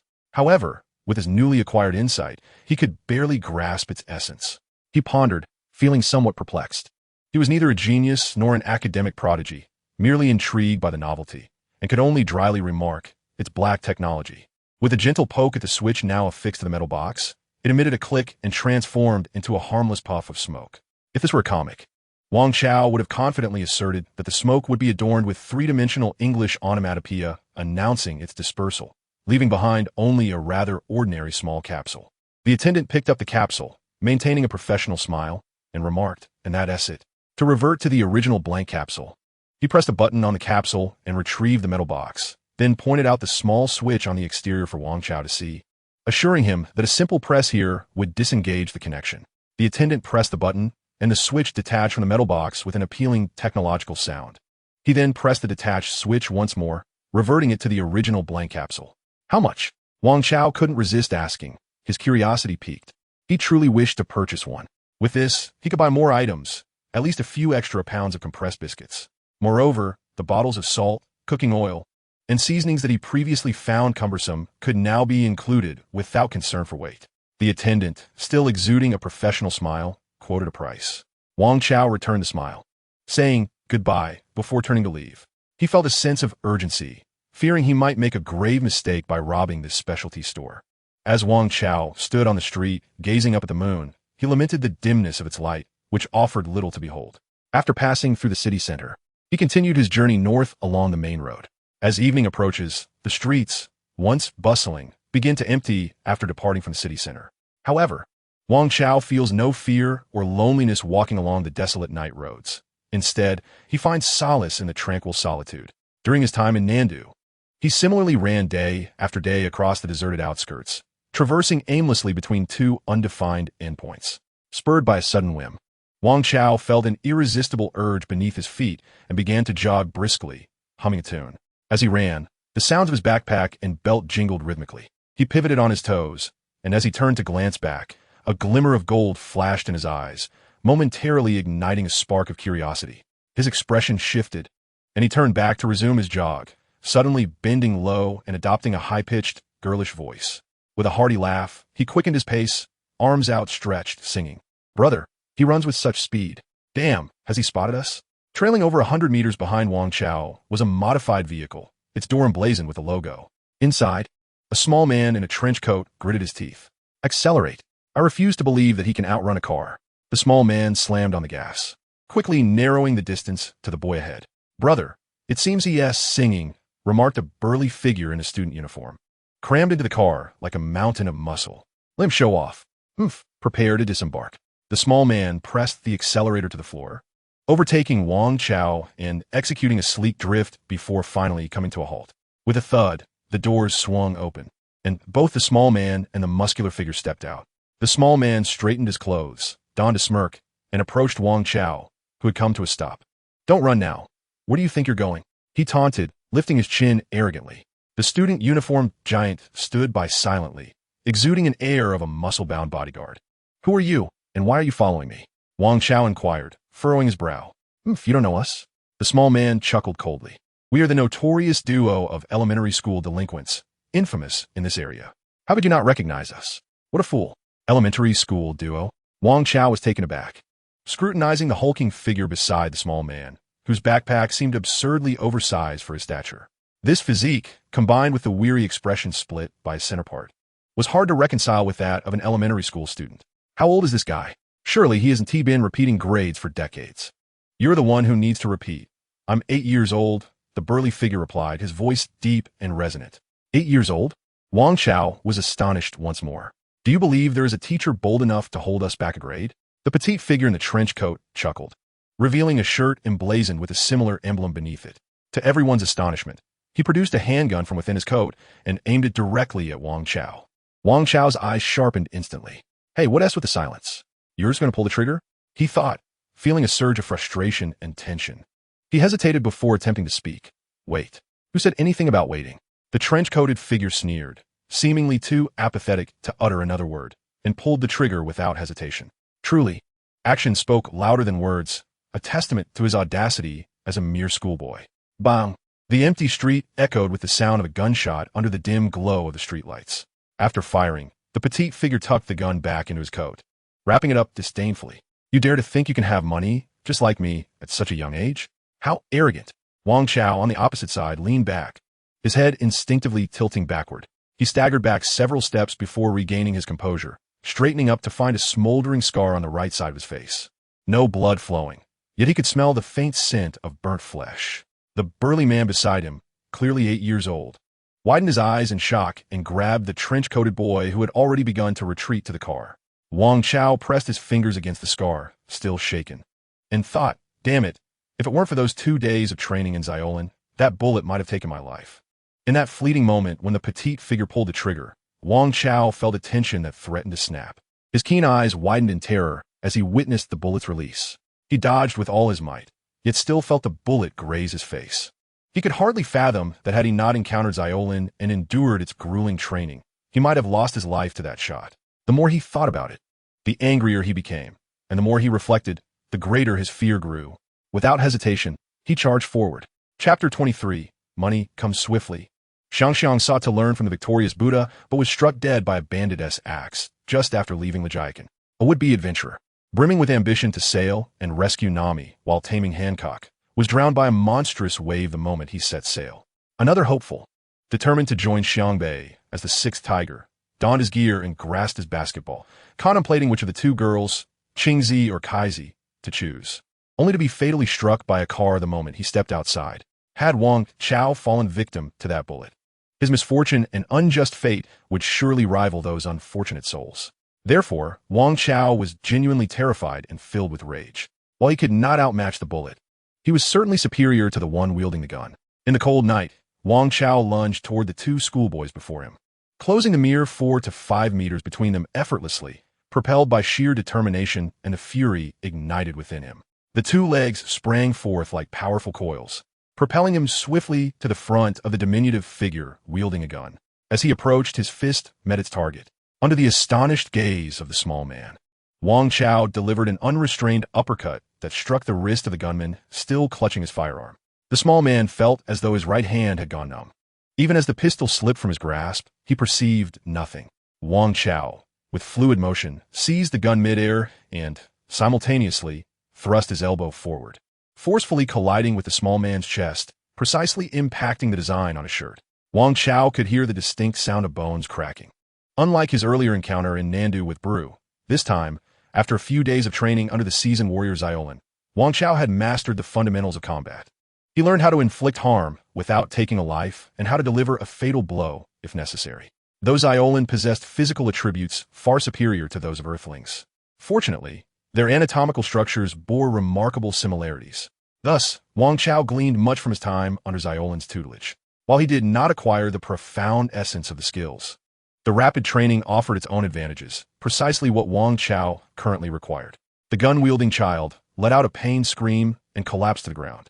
Wang Chao placed his foot upon the boy's abdomen, eliciting a bulging of the eyes and nearly inducing vomiting. Meanwhile, Wang Chao pointed the gun sideways at the burly 8-year-old nearby, lowering his voice to command, "Don't move." The stout child could hardly believe that this small figure had evaded bullets, and he was utterly unprepared for the swift reversal of fortune.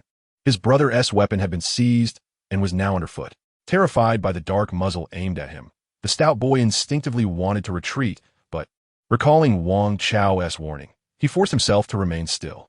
The child beneath Wang Chao coughed incessantly, yet Wang Chao felt no pity. Such a person, who spoke not a word before drawing a gun and pulling the trigger with seamless precision, suggested a multitude of lost souls who had perished at his hands. Wang Chao pressed down harder, forcing the small child beneath him to regurgitate bile. He restrained himself from delivering a fatal blow. "Why?" he asked. "What do you mean, why?" The person beneath him stammered, surprisingly defiant, perhaps a mix of arrogance and ignorance, boasting, "We, the notorious duo, commit misdeeds without needing justification." "Don't move." Wang Chao redirected his gun toward the stout boy and then turned back to the man beneath him, asking, "How many people have you killed in total?" As the man beneath began to respond, Wang Chao applied pressure with his foot, stifling the words before they could escape. Wang Chao then looked at the stout boy. Raising the gun slightly, "You answer." "How many?" "1, 2, 3. The 8-year-old quickly began to count on his fingers, but upon reaching 29, he lost track. His face slick with sweat from the mounting pressure. He noticed Wang Chao's expression darkening and hurriedly waved his hands in apology. "I'm truly terrible at math. I've actually repeated a year. I'm 10 years old." Sighing deeply, Wang Chao lowered his weapon. Just as the 10-year-old behemoth exhaled in relief, Wang Chao transformed into a shadow in the night, delivering a powerful punch to the boy's abdomen. The sturdy lad doubled over, clutching his belly, his face turning pale, mouth agape, and drooling uncontrollably. "People like you are simply insufferable." Wang Chao perceived a peculiar, juvenile malevolence emanating from these two. The malevolence of an interested villain is far more daunting than that of an interested hero. After thoroughly administering a beating to the two, Wang Chao stripped them of their clothing. The elder boy, shivering under the streetlight, covered his groin and looked pitiably at Wang Chao. "Your big brother is right here." Wang Chao indicated the smaller, similarly exposed boy beside the 10-year-old brute. The small one, emaciated in stature, would have been easily dispatched by Wang Chao, even without his training in Xiaolin. The small one sniffled, curled up, and forced a smile. "Big brother." Wang Chao ignored them and rummaged through their belongings, seizing anything of value, including wallets. In his previous life in the southern capital, Wang Chao had been so impoverished that no one would dare rob him. Even when a few thugs sought to provoke him, he had no interest in engaging in criminal retaliation. However, at this moment, he felt no inclination to show courtesy to these callous, serial offenders. "No more chances," Wang Chao admonished himself silently, but then reconsidered. "No need for chances. I just need to be guilt-free. Will robbing such individuals prevent me from holding my head high before Sun Wukong and Bulma? I imagine not." He envisioned it and concluded that it would not. Sun Wukong was no saint. He consumed even sentient beasts without remorse and had blood on his hands as well. Moreover, having felt the unwavering fervor in his gaze, Wang Chao smiled. "My discerning eye shows no disapproval either." "Oh, a delightful surprise," Wang Chao exclaimed, retrieving a white box from the smaller boy's trench coat. Upon opening it, he found it filled with several transformation capsules. With no haste, Wang Chao trained the two bare-bottomed fellows beside him while experimenting with each capsule on the deserted street. To his astonishment, he discovered that these elementary school students were remarkably affluent. Among the 6 capsules, one contained a modified vehicle, another a robotic servant, one was a 2-person submarine, another a helicopter, one was a rather heavy suitcase, and one contained a Gatling gun. Damn it, crime indeed pays swiftly. Even with his resolute spirit, Wang Chao found himself needing to suppress his darker thoughts with the 42 volumes of Dragon Ball, quietly reminding himself, what good is wealth? In this world, martial prowess is the undeniable truth, the only path to ascendancy. Wang Chao, do not succumb to vice. The deeds of murder and robbery must not be repeated. He retrieved the capsule from the suitcase, silently stowing it in his pocket. Upon peering inside, he found it brimming with neatly arranged banknotes. "All right, let us depart," Wang Chao declared, tidying up. Aside from the suitcase and wallet, he had no interest in the remaining 5 capsules, which he returned to their box. "Big brother, where are we going?" inquired the 2 bare-bottomed rascals, one tall and one small. Wang Chao chuckled. "I shall take you home." The 2 exchanged glances, attempting to retrieve their clothing, only to be kicked aside by Wang Chao, who exclaimed, "What garments? Even elementary students know better than to be embarrassed. Move along." The duo, feeling woeful, could only cover themselves and walk ahead of Wang Chao, moving slowly lest they receive another unceremonious kick to the rear. The taller one fared better, his sturdy backside cushioning the blows, while the smaller one was likely to crumble under the repeated impacts. After a brief period of herding the two like sheep, Wang Chao suddenly announced, "We have arrived." The 10-year-old, still bare, looked up in confusion to find himself at the police station. The smaller one, sensing trouble, realized that if they were caught for their crimes, they would face a lengthy imprisonment. As he attempted to slip away, Wang Chao tripped him, causing him to fall and bloodied his mouth. Wang Chao then lifted him as one would a chick, calmly whispering in his ear, "You will go in and confess to Officer Chaba. If I see you outside later, I shall personally end you. I shan't linger here." Having tossed them into the police station, Wang Chao also flung in the box containing the 5 capsules, and after a moment's thought, he discarded the surrendered handgun as well. Soon, a cacophony of chaos erupted from within the station, likely due to the notorious reputation of the two rascals, making quite a stir as they entered in their undignified state. Wang Chao lingered in the shadows outside for a while, before quietly departing. Not long after, he emerged from the capsule specialty store in the city center, where the staff, beaming with warmth, bowed and expressed gratitude for his patronage, inviting him to return.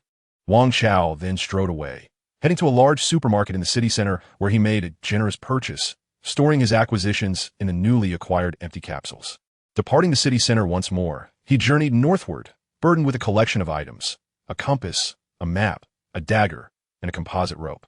One capsule filled with provisions and clean water, and another containing a cache of money. His preparations were exceedingly thorough.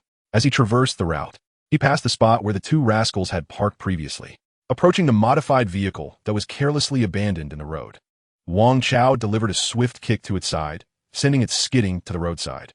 Adjusting his backpack, he continued his northward journey. As he strolled towards the northern outskirts of the city, it was nearly midnight, and Wang Chao began to feel drowsy. After some difficulty, he found a modest inn, tossed a handful of notes onto the front desk without counting, and secured a room for the night. He retrieved his money box from the capsule, opened it, and placed it on a coffee table where the neatly arranged bills dazzled the eye, revealing only a few empty spaces. Strange, he murmured to himself. Such a sum of money seems rather unremarkable. Gazing at the backpack and 3 waste pouches strewn across the floor, he pondered whether his meticulous preparations contradicted the essence of his training. He approached the window and contemplated the moon, yet the drifting clouds obscured its light, leaving his inquiries unanswered. Well, the path is forged through experience, and it remains long ahead, he reflected silently, closing his eyes and gently massaging his temples. He reminisced about the 5 months since his arrival in the Dragon Ball world. Standing here today, he thought, was something his past self could never have anticipated. A smile crept upon his face. In the stillness of the night, peculiar sounds emanated from the adjacent room, prompting Wang Chao to roll his eyes before slamming the money box shut and flinging himself onto the bed.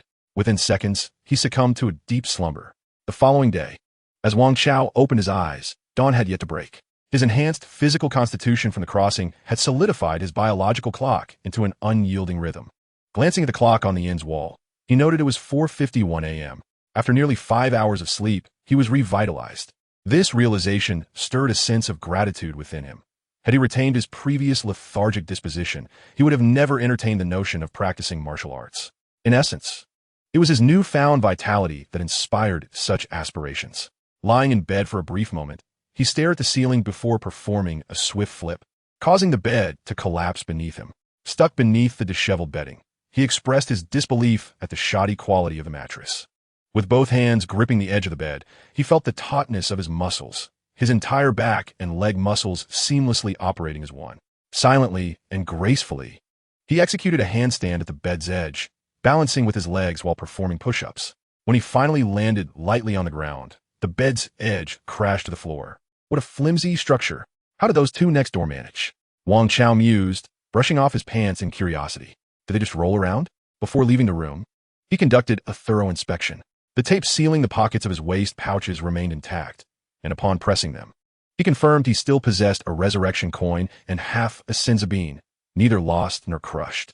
The food and water-filled capsule was also in its rightful place, along with his assorted bags, maps, compass, and the advanced technology sword pill gifted by Saiyan, all accounted for. Finally, he retrieved a stack of cash from the money box, casually tucked it into his pocket, and returned the box to the capsule for safekeeping before stepping out. At the front desk, as Wang Chao returned the key and checked out, he casually withdrew a few bills. Uncertain whether the bed was damaged or not, he felt no financial strain. Having money was indeed delightful. Wang Chao mused idly as he exited the modest inn, slinging his backpack over his shoulder. Holding a map in his left hand and a compass in his right, his eyes glinting with resolve as he discerned his direction and set off. It was only 5 in the morning, the sky barely illuminated, and the streets were sparsely populated. He walked at a leisurely pace along the street, treading on dew, continuing his journey northward. While Shrub City lay to the south along the coast, his destination, Steamed Bun Mountain, was situated in the northeast relative to his current position. The distance was unknown, perhaps thousands of miles, but it was foolish to think he could run the entire way. He needed to conserve his stamina for unexpected events.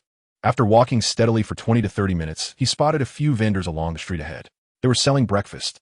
As he approached, the warmth enveloped him, and he noted the unfamiliar offerings. It resembled porridge, yet it was not quite porridge. It could be soy milk, though it seemed more like paste. It might be buns, and indeed, they were steaming meat buns. Fortunately, Wang Chao was not picky. With a robust appetite, he felt grateful. After inquiring briefly about the items, he nonchalantly produced a bill from his pocket, ordering 5 large meat buns and a small pot of what appeared to be hot porridge. No need for change. He waved his hand, preparing to depart with his breakfast. He felt quite dashing saying this. Before leaving, he noticed a few vibrant, crimson carrots displayed on the stall and inquired, "Boss, do the people here have such a fondness for carrots?" He took a bite of meat bun, the juices bursting forth, seemingly mingled with bits of carrot. He nodded in satisfaction. The breakfast vendor, a wolf-headed man, was busy switching out the steamer for the buns when he chuckled, responding, not really. Recently, a group of outsiders came to collect carrots from outside the city, which is why we have so many carrot vendors now. I'm not quite sure the specifics. Don't you like them? I could swap your meat bun for one without carrot bits. No need, just give me 2 carrots. I'll snack on them along the way. Wang Chao tucked 2 carrots in his backpack, reflecting on how he had seen farmers carrying loads of carrots on the Xylan carriage earlier. Just carrots? He mused casually, munching on a meat bun and sipping the hot porridge as he continued northward. Having covered a few hundred meters, the meat buns and the small pot of hot porridge were consumed. With warmth coursing through him, Wang Chao felt a surge of energy, eager to exert himself. He had often heard that one should not engage in vigorous activity after a hearty meal, but it seemed that did not apply in this world. Sun Wukong, that rascal, always fought with a full belly, and based on Wang Chao's experiences on this planet, engaging in strenuous activity after a meal proved to be quite beneficial rather than detrimental. Indeed, the peculiar affliction of viral heart disease that has befallen Sun Wukong underscores the stark contrast between the living environments and natural laws of the 2 Earths. Wang Chao joyfully sprinted along the road, leading northward out of the city. Having developed a habit of physical activity, he felt ill at ease on days when he was not allowed to move. Soon, he exited the city and produced a pen, biting the cap as he traced a route on the newly acquired map of Slob City, choosing paths with human presence while avoiding treacherous mountains and deep waters.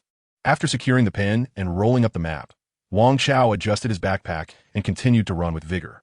To him, this pace was merely a light jog for stretching his limbs. However, to the untrained eye, it resembled a swift dash. Passers-by glanced at him with curious expressions as he sped by. Among them was a kindly truck driver who, quickening his pace, leaned out of the window and called out, "Young man, would you like a lift?" Wang Chao, suddenly amused, waved his hand towards the truck driver and replied, "No need, uncle. How about a little race?" With that, he exerted himself and surged ahead of the vehicle. Although the truck driver could not comprehend Wang Chao's words, the golden glint in his eyes seemed to convey an understanding of the sentiment, which the driver grasped intuitively. With a burst of acceleration, the truck driver chuckled. "On 2 legs, you think you can outrun my 4 wheels?" On the straight road, a diminutive figure and a small truck appeared as mere specks, moving in parallel toward the north. Time passed swiftly, and nearly half an hour had elapsed. By now, they had traveled at least 10 kilometers beyond Slob City. The roadside was devoid of urban structures, revealing the unspoiled beauty of the wilderness, with distant hills and streams barely visible. The truck driver maintained his speed, admiring the young man running outside, astonished by his endurance.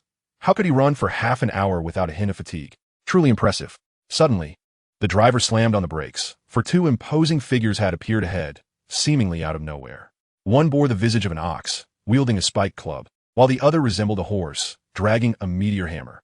The truck came to a halt right before the ox-headed and horse-headed figures, nearly colliding. Wang Chao, too, reduced his pace and came to a stop.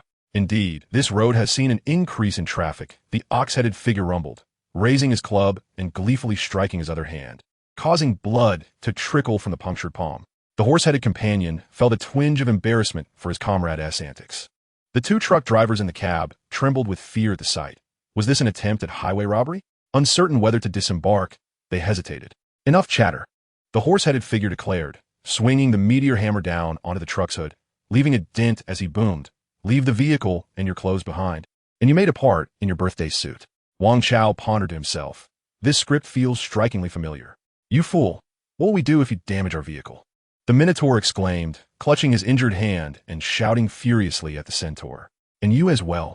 The centaur, disregarding his dim-witted companion, directed his long, equine muzzle toward Wang Chao and scolded, Stop dawdling, or I shall smash you into a pulp with a single blow. He eyed Wang Chao, laden with bags, urging him with more urgency than that of the small truck driver. Alas, young brother, you should flee. I will hold them off with the vehicle. The truck driver whispered urgently to Wang Chao through the window. Run back and summon the city's police. The Minotaur, pointing at the driver, growled. You think you can escape? I will strike you down first. Wang Chao merely shook his head, not even setting down his bags, as he approached the centaur. The centaur's massive hand was the size of Wang Chao's head, and Wang Chao himself only reached the centaur's knees. As the centaur reached out to seize him, Wang Chao deftly gripped the centaur's thick middle finger and twisted it backward, snapping it with a crack. The centaur let out a bray of agony as he collapsed to the ground. Wang Chao swiftly delivered a kick to the centaur's muzzle, sending him sprawling. Observing this, the Minotaur bellowed and raised his spiked club to strike, but it became lodged in the earth upon impact.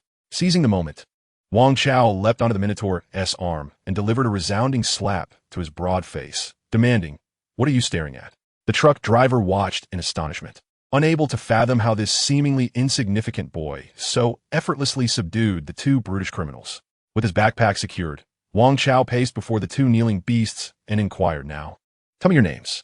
I am the little bull demon king, the Minotaur replied. And I am the horse demon king, the centaur added. Wang Chao exclaimed in surprise. The bull demon king? Have you two come from the fiery mountains? The two beasts exchanged bewildered glances, kneeling in confusion. Where is the fiery mountains? They asked.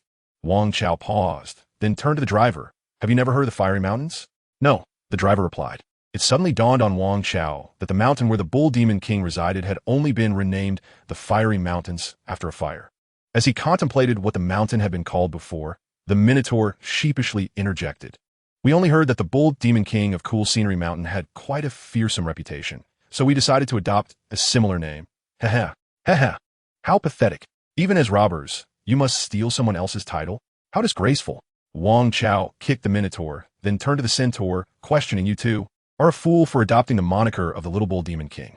And as a horse, what does it mean for you to call yourself the horse bull demon king? Haha, the centaur chuckled awkwardly, receiving a kick as well, kneeling painfully. Wang Chao delivered another kick to him. Encountering this seemingly childlike figure with extraordinary strength, the duo of Neo and Ma found themselves in a rather unfortunate predicament. They had been engaging in highway robbery for some time, yet had never come across such a peculiar and formidable young boy. Their attempt at robbery had failed miserably, resulting in them being soundly beaten. This cursed place, a rural path, offered no chance for them to call for help from passing police officers. Had it been otherwise, they would not have dared to rob in this area. Ouch, ouch. Neo and Ma clutched their heads as they endured the blows. Wang Chao used them as practice dummies, having previously been the one on the receiving end during his training with Xiaolin. Frustrated and with sore hands, he paused to catch his breath and asked, What possessed you to rob in such a place? Is there even any business here? Ouch. We never came here before, but recently heard there was some business to be had, so we decided to give it a try. Ma, who was on the verge of being beaten to a pulp, replied with a bruised face. Neo, his head seemingly swollen, complained, Had I known, I wouldn't have come. Wang Chao turned to the driver and inquired, Are there many robbers around here lately? The driver, perplexed, responded, I haven't heard anything. Wait a minute. Suddenly, his expression changed, and he murmured, But it seems there have been quite a few missing persons cases reported in the news recently. Could it be related? Missing persons? Wang Chao recalled the middle-aged man and his nephew he had saved from the bear's clutches. The man's brother and niece had also been missing for several days with no trace. However, Wang Chao dismissed the thought as irrelevant to him. He was not a police officer and was merely passing through, needing to continue his journey. "Sir, it seems this area is unsafe. You might want to turn back and choose a main road," Wang Chao advised. He couldn't realistically accompany this small truck driver as a bodyguard. The driver glanced at the two would-be robbers feigning death on the ground, and then at Wang Chao. Ultimately, he felt too embarrassed to trouble Wang Chao and decided to turn back on his own.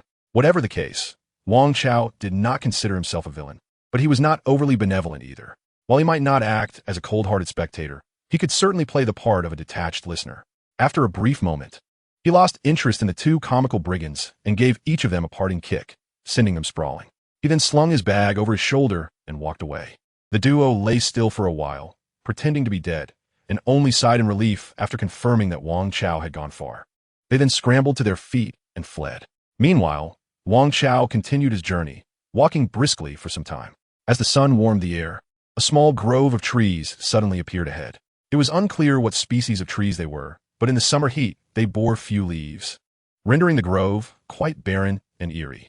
Wang Chao checked his map, which did not indicate any such grove ahead, confirming it was a small thicket.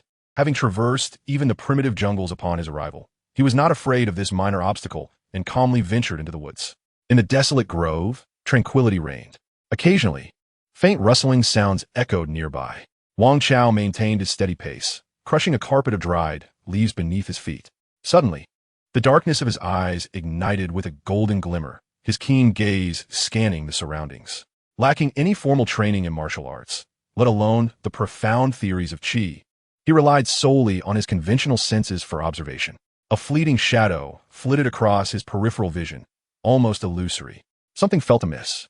An instinctive sense of danger surged within him, prompting him to reach into the pouch at his waist, grasping a small orb the size of a hazelnut. A sudden whoosh pierced the air from behind him.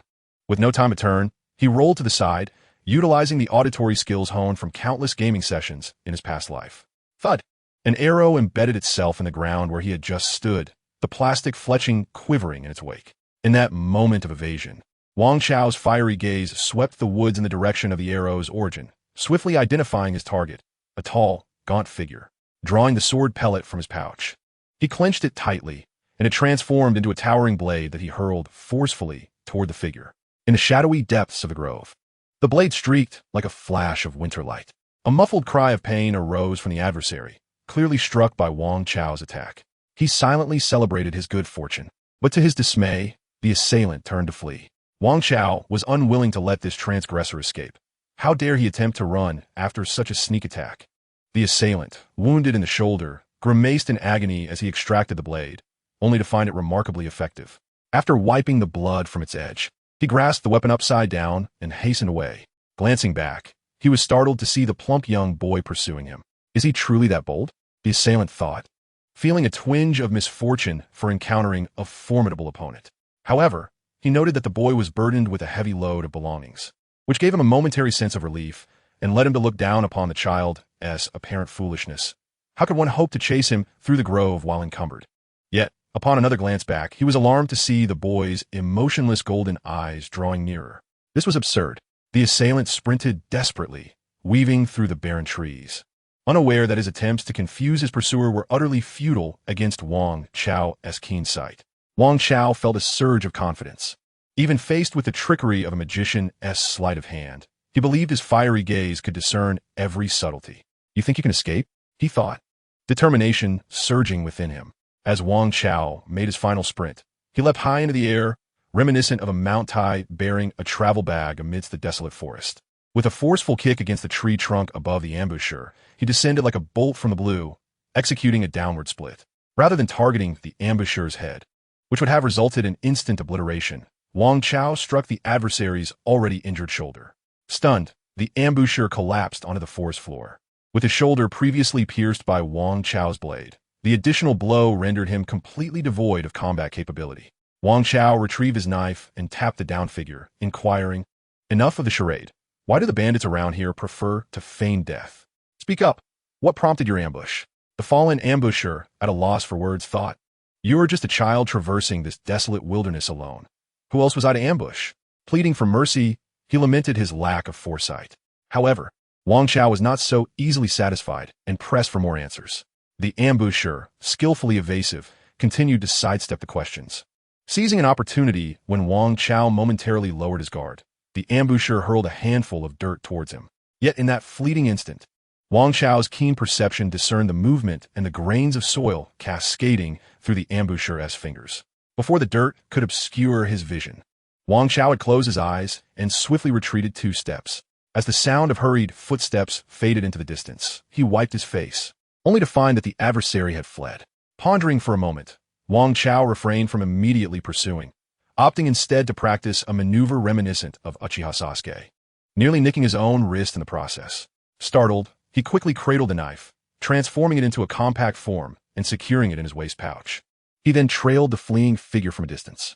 Before long, a building resembling an inn came into view. The individual did not enter through the front door, but instead circled around to the back, scaling the wall and disappearing from sight. Wang Chao focused intently on the inn sign, which bore no words but featured an illustration of carrot. Chapter 26. The first surge of killing intent. Carrots, yet again. Concealed behind a withered tree, Wang Chao gazed curiously at the sign of the establishment, pondering the recent frequency of carrot-related encounters. Outside of Slob City, while riding in a police car from Xiren, he had spotted a roadside vendor selling carrots. During a breakfast stop, he had consumed some carrots.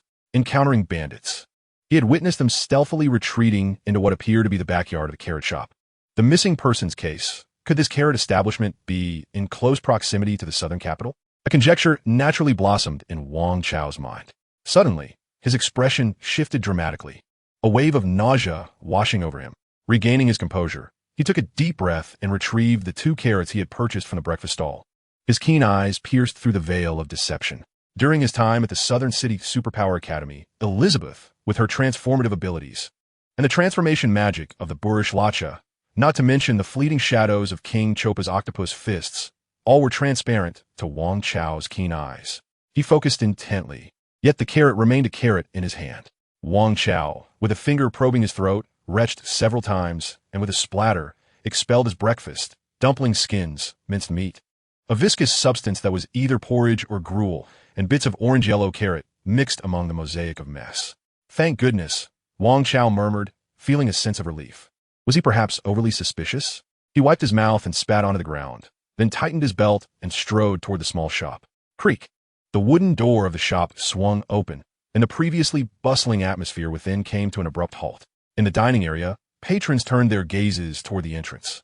Upon seeing merely a small boy with golden eyes carrying a travel bag, they returned to their conversations and meals, indifferent to his presence.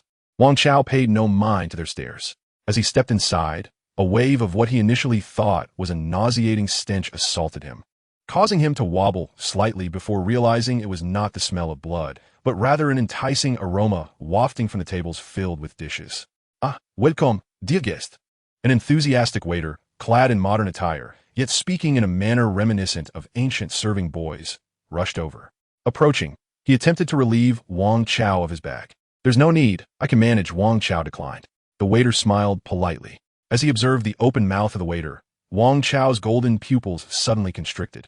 Between the waiter's teeth, there was clearly flesh. When he seated himself on a long bench at an empty table, he did not set down his bag, but instead scrutinized his surroundings with discerning eyes. At the neighboring table, a farmer was feasting on several plates of sanguine stir-fried meat. Wang Chao slowly shifted his gaze to another table. A radiant urban woman was savoring a spoonful of meat soup, exclaiming in delight. Autotune Baudichested, lifted a soup pot and guzzled several mouthfuls. A couple nearby, with a man using a knife to cut a piece of meat, tenderly offered it to his affectionate companion. Wang Chao's table began to tremble as his palm pressed down, tightening with barely contained rage that threatened to erupt from his chest, causing a slight quiver. Hello, may I take your order? You see, despite our shop's somewhat secluded location, we have quite the reputation. Many come specifically to taste our unique carrot dishes, often taking time off work to indulge in our offerings. The waiter approached, holding the menu, boasting about the glories of the establishment, promoting the dishes therein. Wang Chao stared blankly at the turning pages of the menu. Stir-fried carrots, carrot puree, carrot soup, braised carrots. He interrupted the incessant chatter of the waiter, inquiring, Is your boss a rabbit? What? The waiter, taken aback by the unexpected question, asked, How do you know? Wang Chao attempted to force a smile, but faltered, leaving his expression rigid as he pressed on. He owes me something. When will he repay me? Where's he? Our boss cannot possibly owe you anything. The waiter responded skeptically, assuming Wang Chao was causing trouble. He tossed the menu onto the table, his tone sharp. Don't make a fuss. The carrots here are specially made by our boss. Their flavor is unparalleled. He has earned quite a fortune with such skills. Why would he owe you anything? With such skills, he has indeed made a considerable amount, Wang Chao murmured. A surge of an unfamiliar emotion welled up within him, one he had never experienced before. It was a feeling of murderous intent. For the first time, he contemplated the necessity of taking a life, even that of someone he had never encountered. Hey, the waiter said, noticing Wang Chao's dazed expression, his impatience growing. The response came in the form of a slap. With a resounding crack, the waiter was sent spiraling through the air, crashing violently against the wall, half his face swollen, one tooth shattered, blood streaming from his mouth, and he promptly lost consciousness. The patrons in the hall, indulging in various carrot dishes, fell silent for a moment. A woman's shriek pierced the air. Stop eating, Wang Chao bellowed from atop the table, his voice overpowering her shrill cry. For a fleeting instant, everyone was stunned, but indignation quickly followed. What else with this brat, shouting like that? The slap that had sent the waiter flying had occurred so suddenly that no one had witnessed it, and initially, they could not fathom that a boy like Wang Chao could deliver such a blow. Do you even realize what you are consuming? Wang Chao leaped off the table, appending a neighboring one with force, causing an entire row of tables to topple. To the onlookers, it was merely a scattering of carrot delicacies across the floor. A lamentable mess. Yet, in Wang Chao's piercing gaze, the disarray transformed into a vision of severed limbs and shattered bodies. He even spied an eye rolling across the ground, its pupil vacantly fixed in Wang Chao's direction, leaving him to ponder which living being it once belonged to. Was it a man or a woman? Is it the diligent carrot vendors or farmers, or perhaps the middle-aged uncle and nephew desperately searching for their missing family members? You little rascal. What are you going crazy about? Let's all go and subdue him, someone shouted furiously. Others echoed in agreement, for in their eyes, Wang Chao's behavior resembled that of a man afflicted with severe mania. However, Wang Chao's physical prowess surpassed that of the average individual. And after enduring the grueling training of the extraterrestrial mentor, Saiyan, his combat abilities had transcended the ordinary. Even against martial artists of comparable strength, Wang Chao remained undaunted, let alone these misled commoners. Thud, thud, thud. Wang Chao surged forth like a concentrated beast, sending each assailant flying, with the larger and more robust opponents receiving the harshest treatment. Noticing some women cowering in the back to observe, Wang Chao's temper flared. He hurled a hefty adversary towards them, causing a rotund man to land atop a woman, leaving her covered in grease. In the blink of an eye, the once orderly dining hall had descended into chaos. Several patrons, possibly drawn from afar by curiosity, lay strewn across the floor, while tables, chairs, and dishes lay shattered in disarray. Wang Chao seized a relatively intact stool and settled himself at the entrance of the small establishment, ignoring the sounds of despair and the fearful gazes that filled the room. Surely, someone would hear the commotion and come out, he mused silently. You useless wretch. In the back courtyard, the leader of the rabbit gang, known as Rabbit Boss, was vehemently reprimanding his subordinates who had returned to confess their mistakes. This was the very same lanky fellow who had attempted to ambush Wang Chao with a crossbow in the desolate woods. Upon hearing the hurried report from his kneeling subordinate about the chaos unfolding in the shop, Rabbit Boss confirmed that the troublemaker was indeed Wang Chao, the one whom even a crossbow could not best. Quite the fighter, are you? Coming into my establishment to wreak havoc, are you? A murderous intent flickered in Rabbit Boss's mind as he commanded his men, Come, let's go see just how formidable this lad truly is. Chapter 27. Golden Light confronts the rabbit. As Wang Chao observed the rotund figure of the sunglasses-wearing rabbit waddling from the back of the shop into the main hall, he recognized it at last as the very rabbit from the comics that had once transformed Bulma into a carrot. If his memory served him correctly, this grotesque, corpulent rabbit possessed the ability to turn opponents into carrots with a mere handshake. Therefore, the first order of business was to sever its hand. Wang Chao had never felt such a violent, bloodthirsty impulse before. The scene he had just witnessed was nothing short of horrifying. Even though he had seen worse brutality in films, the distinction between fiction and reality was stark. This grotesque rabbit, using its powers to transform humans into carrots and then serving them as meals to unsuspecting diners, was truly heinous. Merely gazing upon that fat rabbit's face repulsed him. So, you dare to cause a ruckus in my establishment?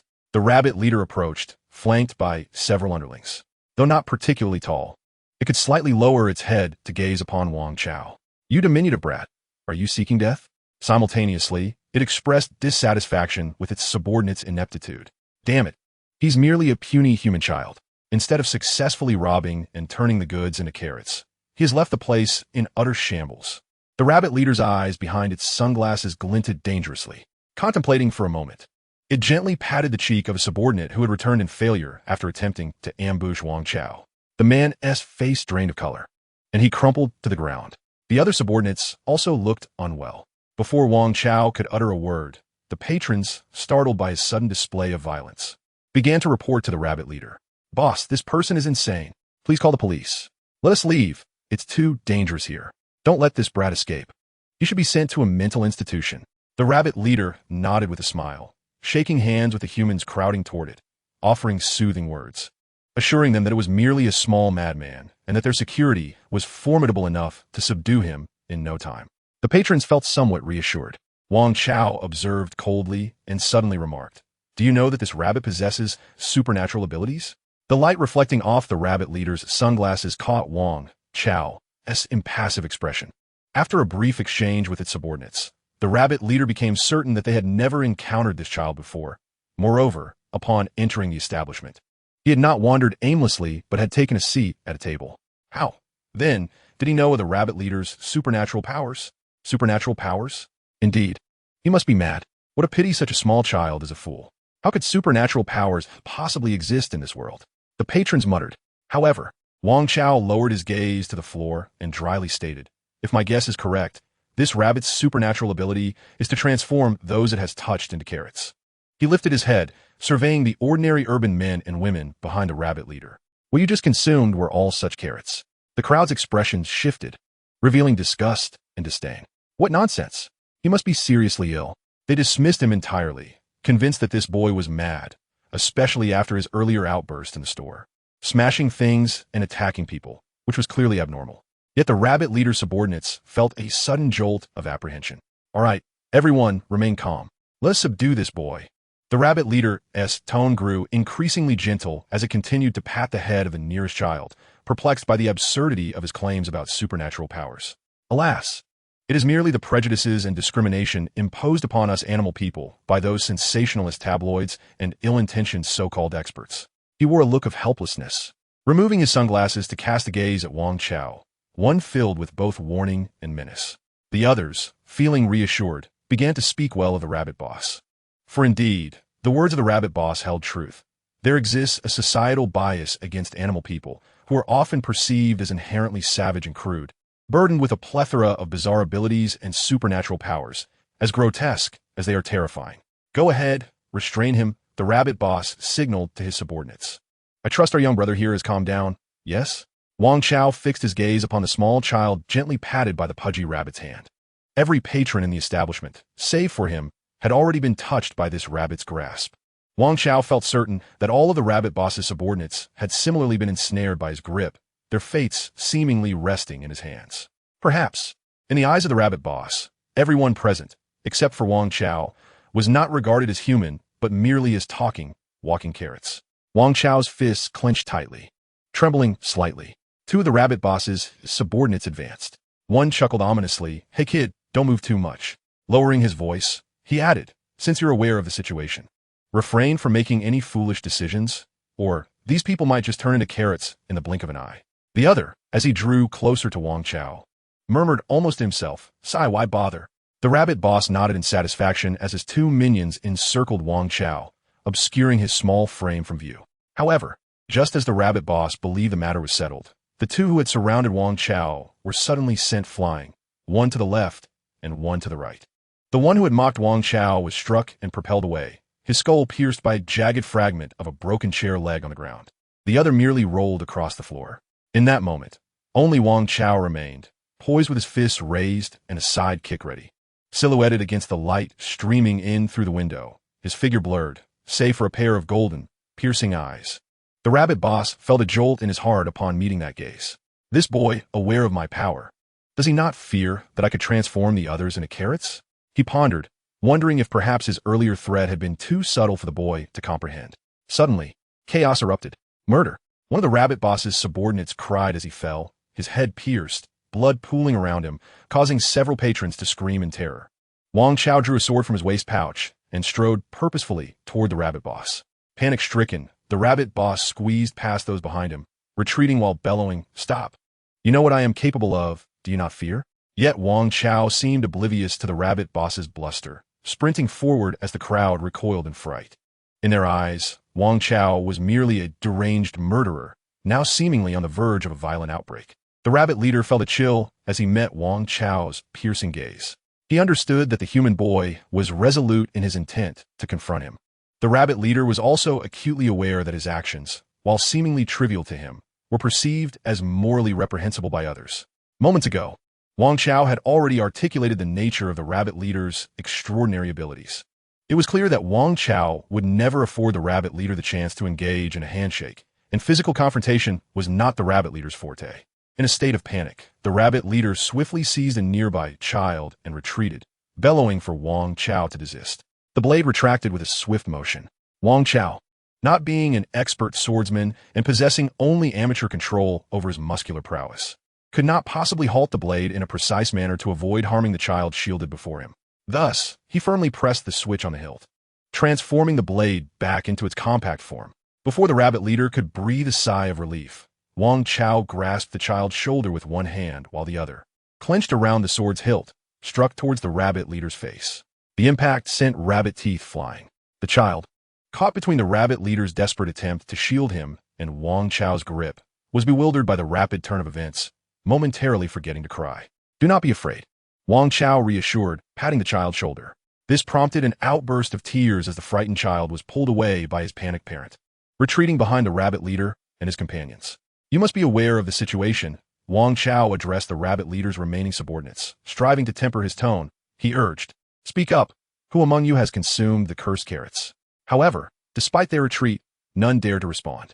It was the one who had previously sighed and was struck by Wang Chao who, now covered in dust, rose and lamented, "It is too late.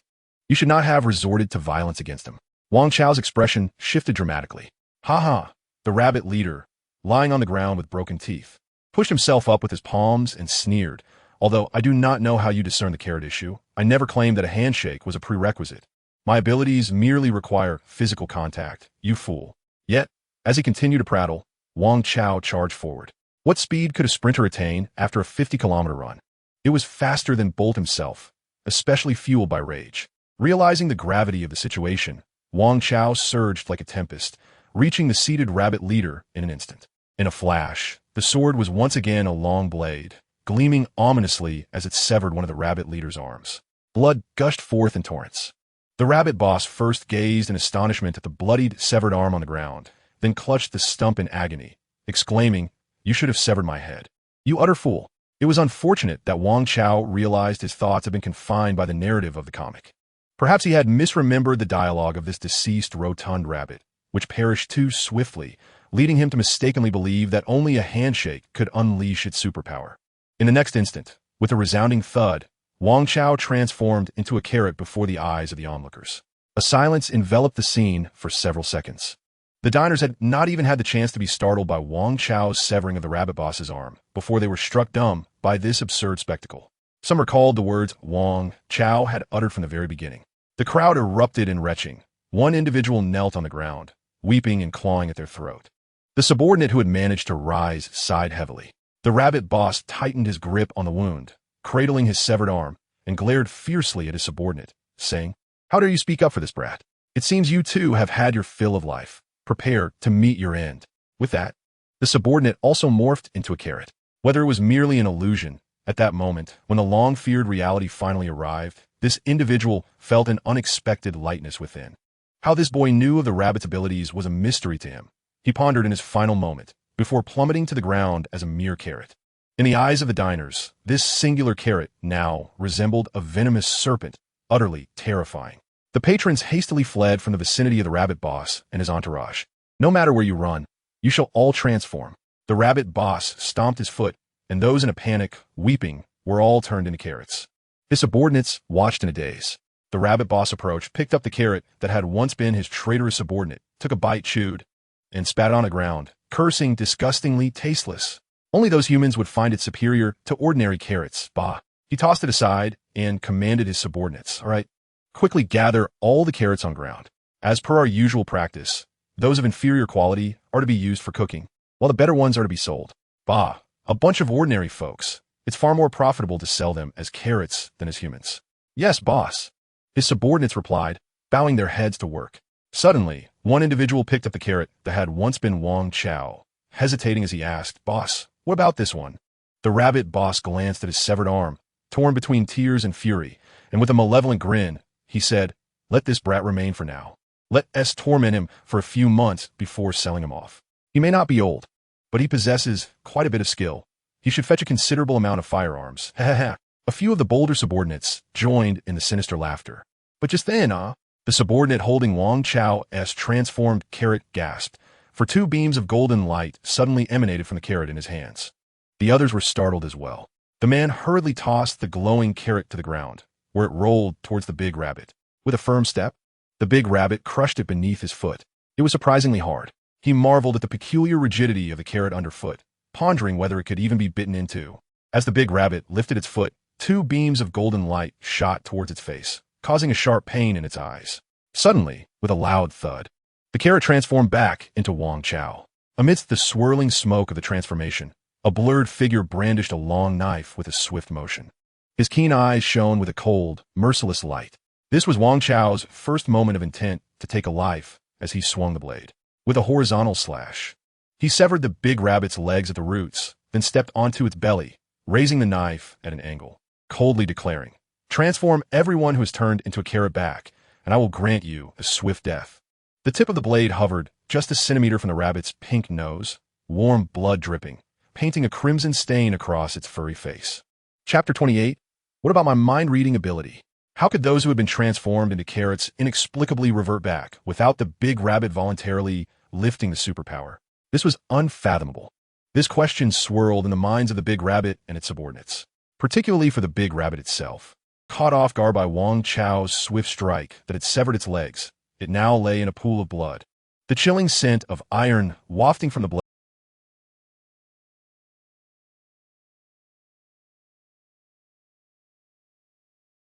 coldly commanded.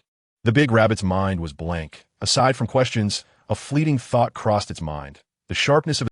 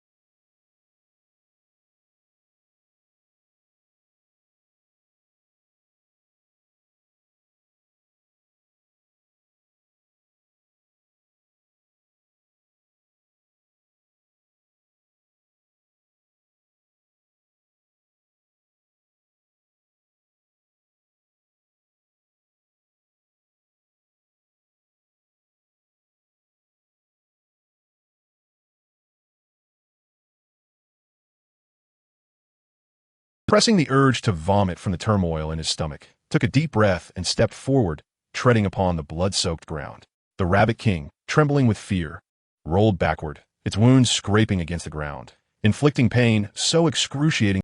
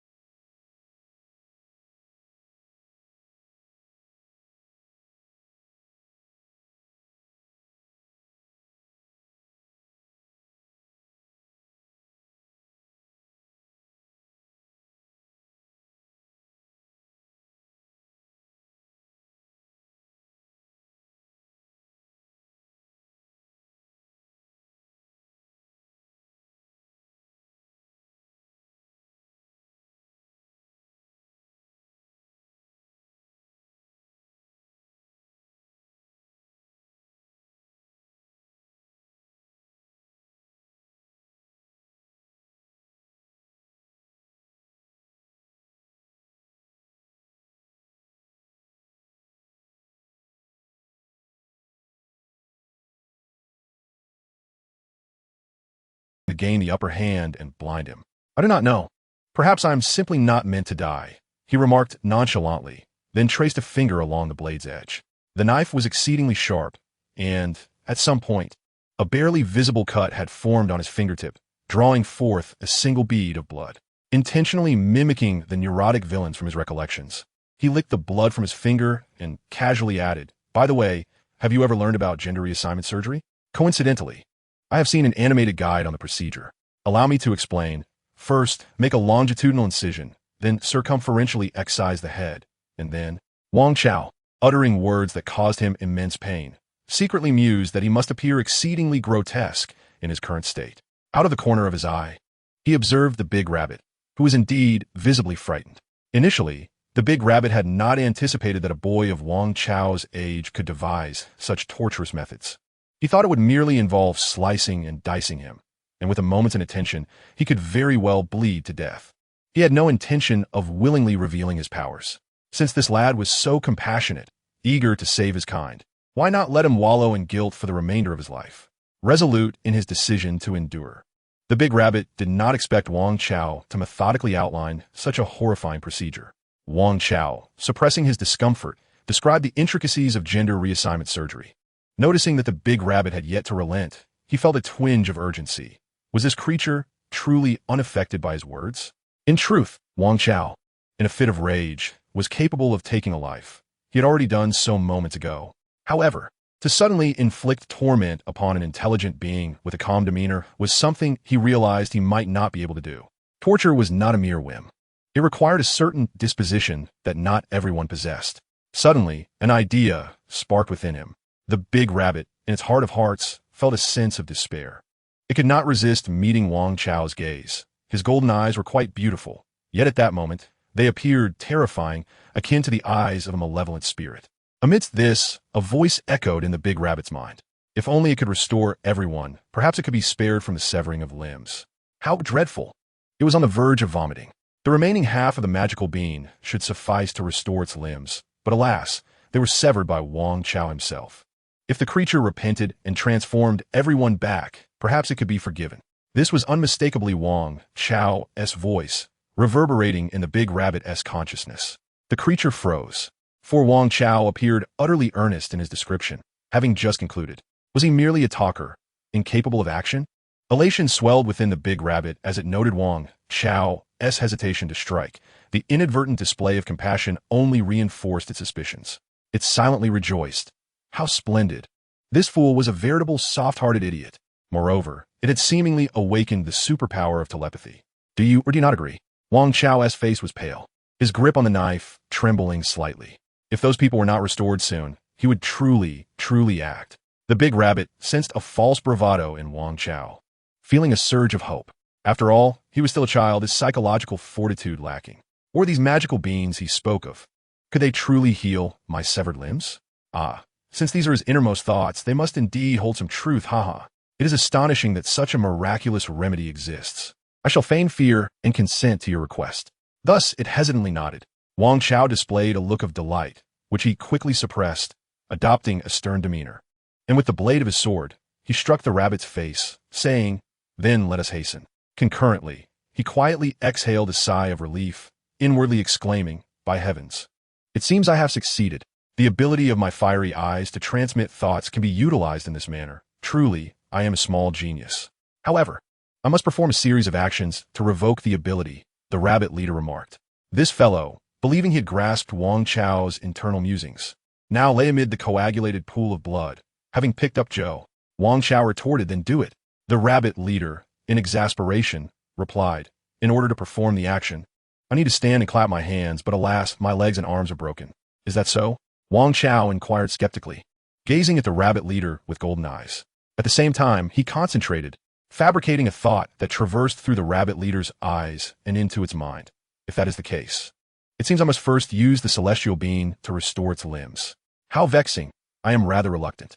In truth, Wang Chao's fiery gaze merely transmitted a thought, not an actual sound, yet the rabbit leader, upon comprehending this, instinctively interpreted it as a voice resonating within its mind, what it believed to be its own awakened telepathy.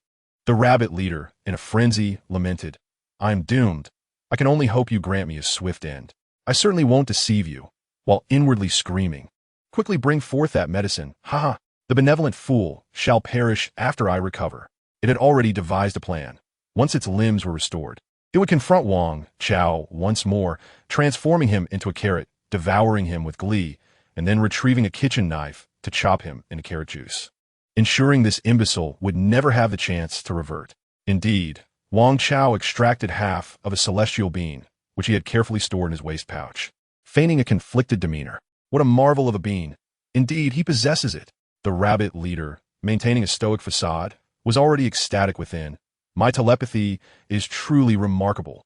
Suddenly, Wang Chao clenched the half-bean in his palm, turned to retrieve the rabbit leader's severed arm, and positioned himself behind the rabbit leader, cradling its limbless form with one arm while assisting it in grasping its severed limb with the other. He stated, I cannot possibly allow you to regrow your limbs. So let us first attempt this. Ha! It appears that this being truly has the potential to aid in restoring the rabbit leader, who was on the verge of bursting into laughter at the thought that the required actions were merely a personal quirk of mine. How utterly foolish. Yet on the surface, it feigned an expression of difficulty. Very well, I shall give it a try.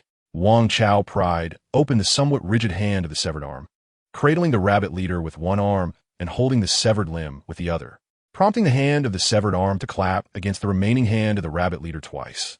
The moment the formidable rabbit master declared his release, a series of resounding thuds echoed through the restaurant's grand hall.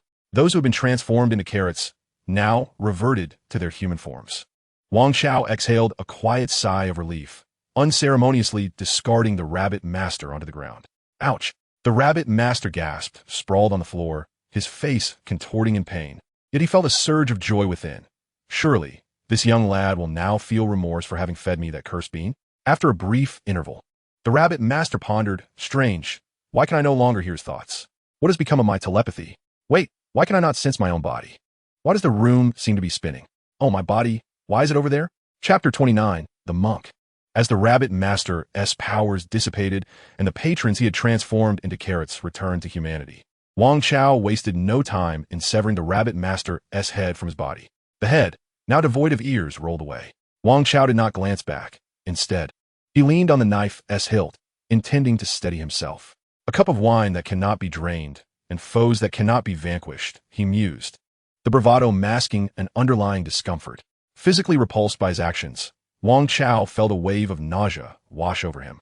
He shut his eyes tightly. As he pressed against the hilt, he stumbled, collapsing into the pool of blood beside the rabbit master's corpse. It turned out that the blade given to him by Saiyan was far too sharp, plunging deep into the ground with the slightest exertion. Wang Chao sheathed the knife. Overwhelmed by the pungent scent of blood, he steadied his racing heart. After all, he was a man who had traversed dense jungles. He had encountered his fair share of gruesome sights. In the thickets, the carcasses of beasts, gnawed upon, were often infested with maggots, swarmed by buzzing flies. The memory of those sights and smells lingered, haunting him. He recalled that moment when curiosity led him to a video titled Two Girls in a Cup, filled with thoughts of, why am I witnessing this? Why am I here? In comparison to the brutality and bloodshed of the forest, the sight of the headless corpse with its vacant, staring eyes, the severed rabbit legs, and the arm protruding from the rabbit master's mouth was not particularly shocking. What unsettled Wang Chao more was the ethical upheaval within him. I have taken a life, he thought quietly, his piercing gaze returning to its calm state. Yet he rationalized. These beings were not truly human. Thus, their demise seemed acceptable. There exists a distinction between 0 and 1. Wang Chao had never killed before, nor had he ever harbored intentions of doing so. Yet now he had crossed that threshold. He felt an undeniable transformation within himself, elusive to articulate. Yet he was acutely aware of its presence. In a moment of sudden reflection, Wang Chao found himself pondering how he had, just moments ago, broached the subject of gender reassignment surgery with such a particular tone, had it not been for a flash of inspiration, leading him to employ his perceptive skills to manipulate the words of that corpulent rabbit. Would he have truly been able to grasp the rabbit's appendage and take action? It seemed utterly inconceivable. Just then, a retching sound pierced the air. Several diners, having reverted from their carrot forms back to human shape, were expelling the contents of their stomachs. Their memories of the time spent as carrots were shrouded in a blank void, as their inherent weakness had rendered them incapable of maintaining consciousness in that state. Now, upon regaining their forms, it was as if they had hit the restart button, and they began to vomit uncontrollably. How to die? One wondered. Who cares? The bastard deserves it, another retorted, kicking the lifeless body. In the restaurant's hall, a few adventurous patrons, upon witnessing the headless rabbit leader, began cursing vehemently as they approached the corpse.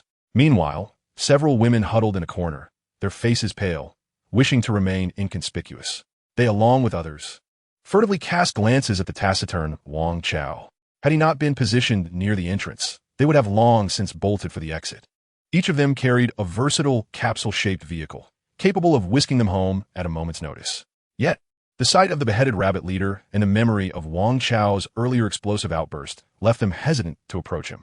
Hey, don't even think about fleeing. You all owe a debt of life, someone shouted, noticing the rabbit leader's subordinates attempting to sneak away. With fury etched on their faces, they pursued the fleeing figures. Wang Chao followed suit, and as he made his way toward the restaurant's backyard, the crowd in the hall felt an overwhelming sense of relief and surged toward the exit. Moments later, a cacophony of thuds echoed as the versatile capsules hit the ground, followed by the thunderous sound of car doors slamming. In the backyard, Wang Chao's ears perked up at the distant roar of motorcycles and the frantic grinding of Jeep tires against the pavement. Even the sound of a departing helicopter overhead reached him. Suddenly, the unmistakable crack of gunfire echoed in the air. Damn, are weapons for Dragon Ball so commonplace? He mused. If they had firepower, why hadn't they used it against him earlier? Still lacking confidence in confronting automatic weapons head-on, he proceeded cautiously, analyzing the situation. It appeared that the deceased rabbit's extraordinary abilities had instilled in it a misguided sense of invincibility, leading it to believe that no adversary was insurmountable. At that moment, the individuals who had been chasing the rabbit leader's subordinates returned, sprinting in a panic. As they passed by Wang Chao, a mixture of surprise and fear crossed their faces, causing them to split like a stream around a rock, avoiding Wang Chao while drawing closer to each other in their flight. However, one individual could not restrain himself and shouted from behind Wang Chao, "Run! They have guns!" Wang Chao, exasperated, thought to himself, "Of course I am not deaf." Nevertheless, he tightened his grip on the sword hidden in his waist pouch, ever ready to launch another throwing knife. A lesson learned, should this fool meet his demise. I cannot afford to be overly reliant on my keen eyesight. One must maintain a vigilant awareness of the imminent danger of being blinded by the enemy's strikes. Wang Chao cautiously continued forward, contemplating a post-battle analysis. Suddenly, the gunfire ahead came to an abrupt halt. "Damn it, give me back my gun." Wang Chao heard a rough voice ahead, sounding quite displeased as it addressed the person who had just fired the machine gun. Following this was a series of dull thuds, accompanied by the barely audible sound of bones snapping, and then a sigh, as someone uttered, "Amitabha." Wang Chao paused in the shadows, intending to observe covertly, when he heard the voice of the elderly man who had just invoked Amitabha say, "There is someone. Are they referring to me?" Wang Chao's heart raced with alarm. Are there others? Damn it, I must turn them into a sieve. The initial rough voice angrily exclaimed, "I almost mistook you for a carrot. You scared me to death." Following this, there were several clicks of firearms being readied, and the rough voice declared, "All right, stop hiding. Come out. Damn, they really are talking about me." Wang Chao felt a mix of irritation and curiosity. Could this Amitabha truly sense one's presence? He did not reveal himself immediately, but instead called out, "Don't be alarmed. I am an ally. I am not with that rabbit." Then, he raised his hands and stepped into view. "I was the one who dealt with your rabbit leader, and I'm also the one who restored it back from being a carrot." Only then did Wang Chao clearly see the situation of these individuals. The small courtyard was crowded with at least 20 people, led by a 2-meter-tall man resembling a soldier and an elderly monk with long, grayish-white eyebrows. The elderly monk, who had first revealed Wang Chao's presence, was indeed the one who had spoken of Amitabha. Behind these two stood a diverse group of around 20 individuals, some pure and charming youths with bright eyes, while others were robust young and middle-aged men. The soldier, aiming a machine gun at the direction of Wang Chao's emergence, paused upon realizing the figure before him was merely a tiny boy. "You took care of that dead rabbit?" The soldier lowered his weapon. "Indeed," Wang Chao replied as he approached, humbly acknowledging, "Truth be told, it wasn't so formidable as long as it didn't turn me into carrot." As Wang Chao drew nearer, the soldier opened his enormous hand, the size of Wang Chao's entire head, reaching out towards him. Wang Chao deftly dodged, disappearing beneath the soldier's gaze as if he had vanished into thin air. When the soldier heard a whoosh, he suddenly realized that a knife's tip had inexplicably extended to within 5 centimeters of his chin. Lowering his gaze, he discovered that Wang Chao had concealed himself within his blind spot, producing a knife from an unknown source. "All right, I believe you now," the soldier spoke, pushing the blade's tip away from his chin with his finger. "Could you please remove this thing? It's rather frightening." The moment he had spotted the blade, his heart skipped a beat, nearly causing an accident. Wang Chao retracted the knife. Thanks to the existence of versatile capsules on Earth, he felt no hesitation regarding the process of retrieving the sword. Anyone could achieve a similar effect by striking a knife against an empty capsule. The old monk turned to Wang Chao and praised, "What remarkable skills, young benefactor. What martial art have you mastered?" "The Zio Lan interstellar military fist and sword technique." Wang Chao fabricated a school, though in truth he possessed no knowledge of swordsmanship whatsoever.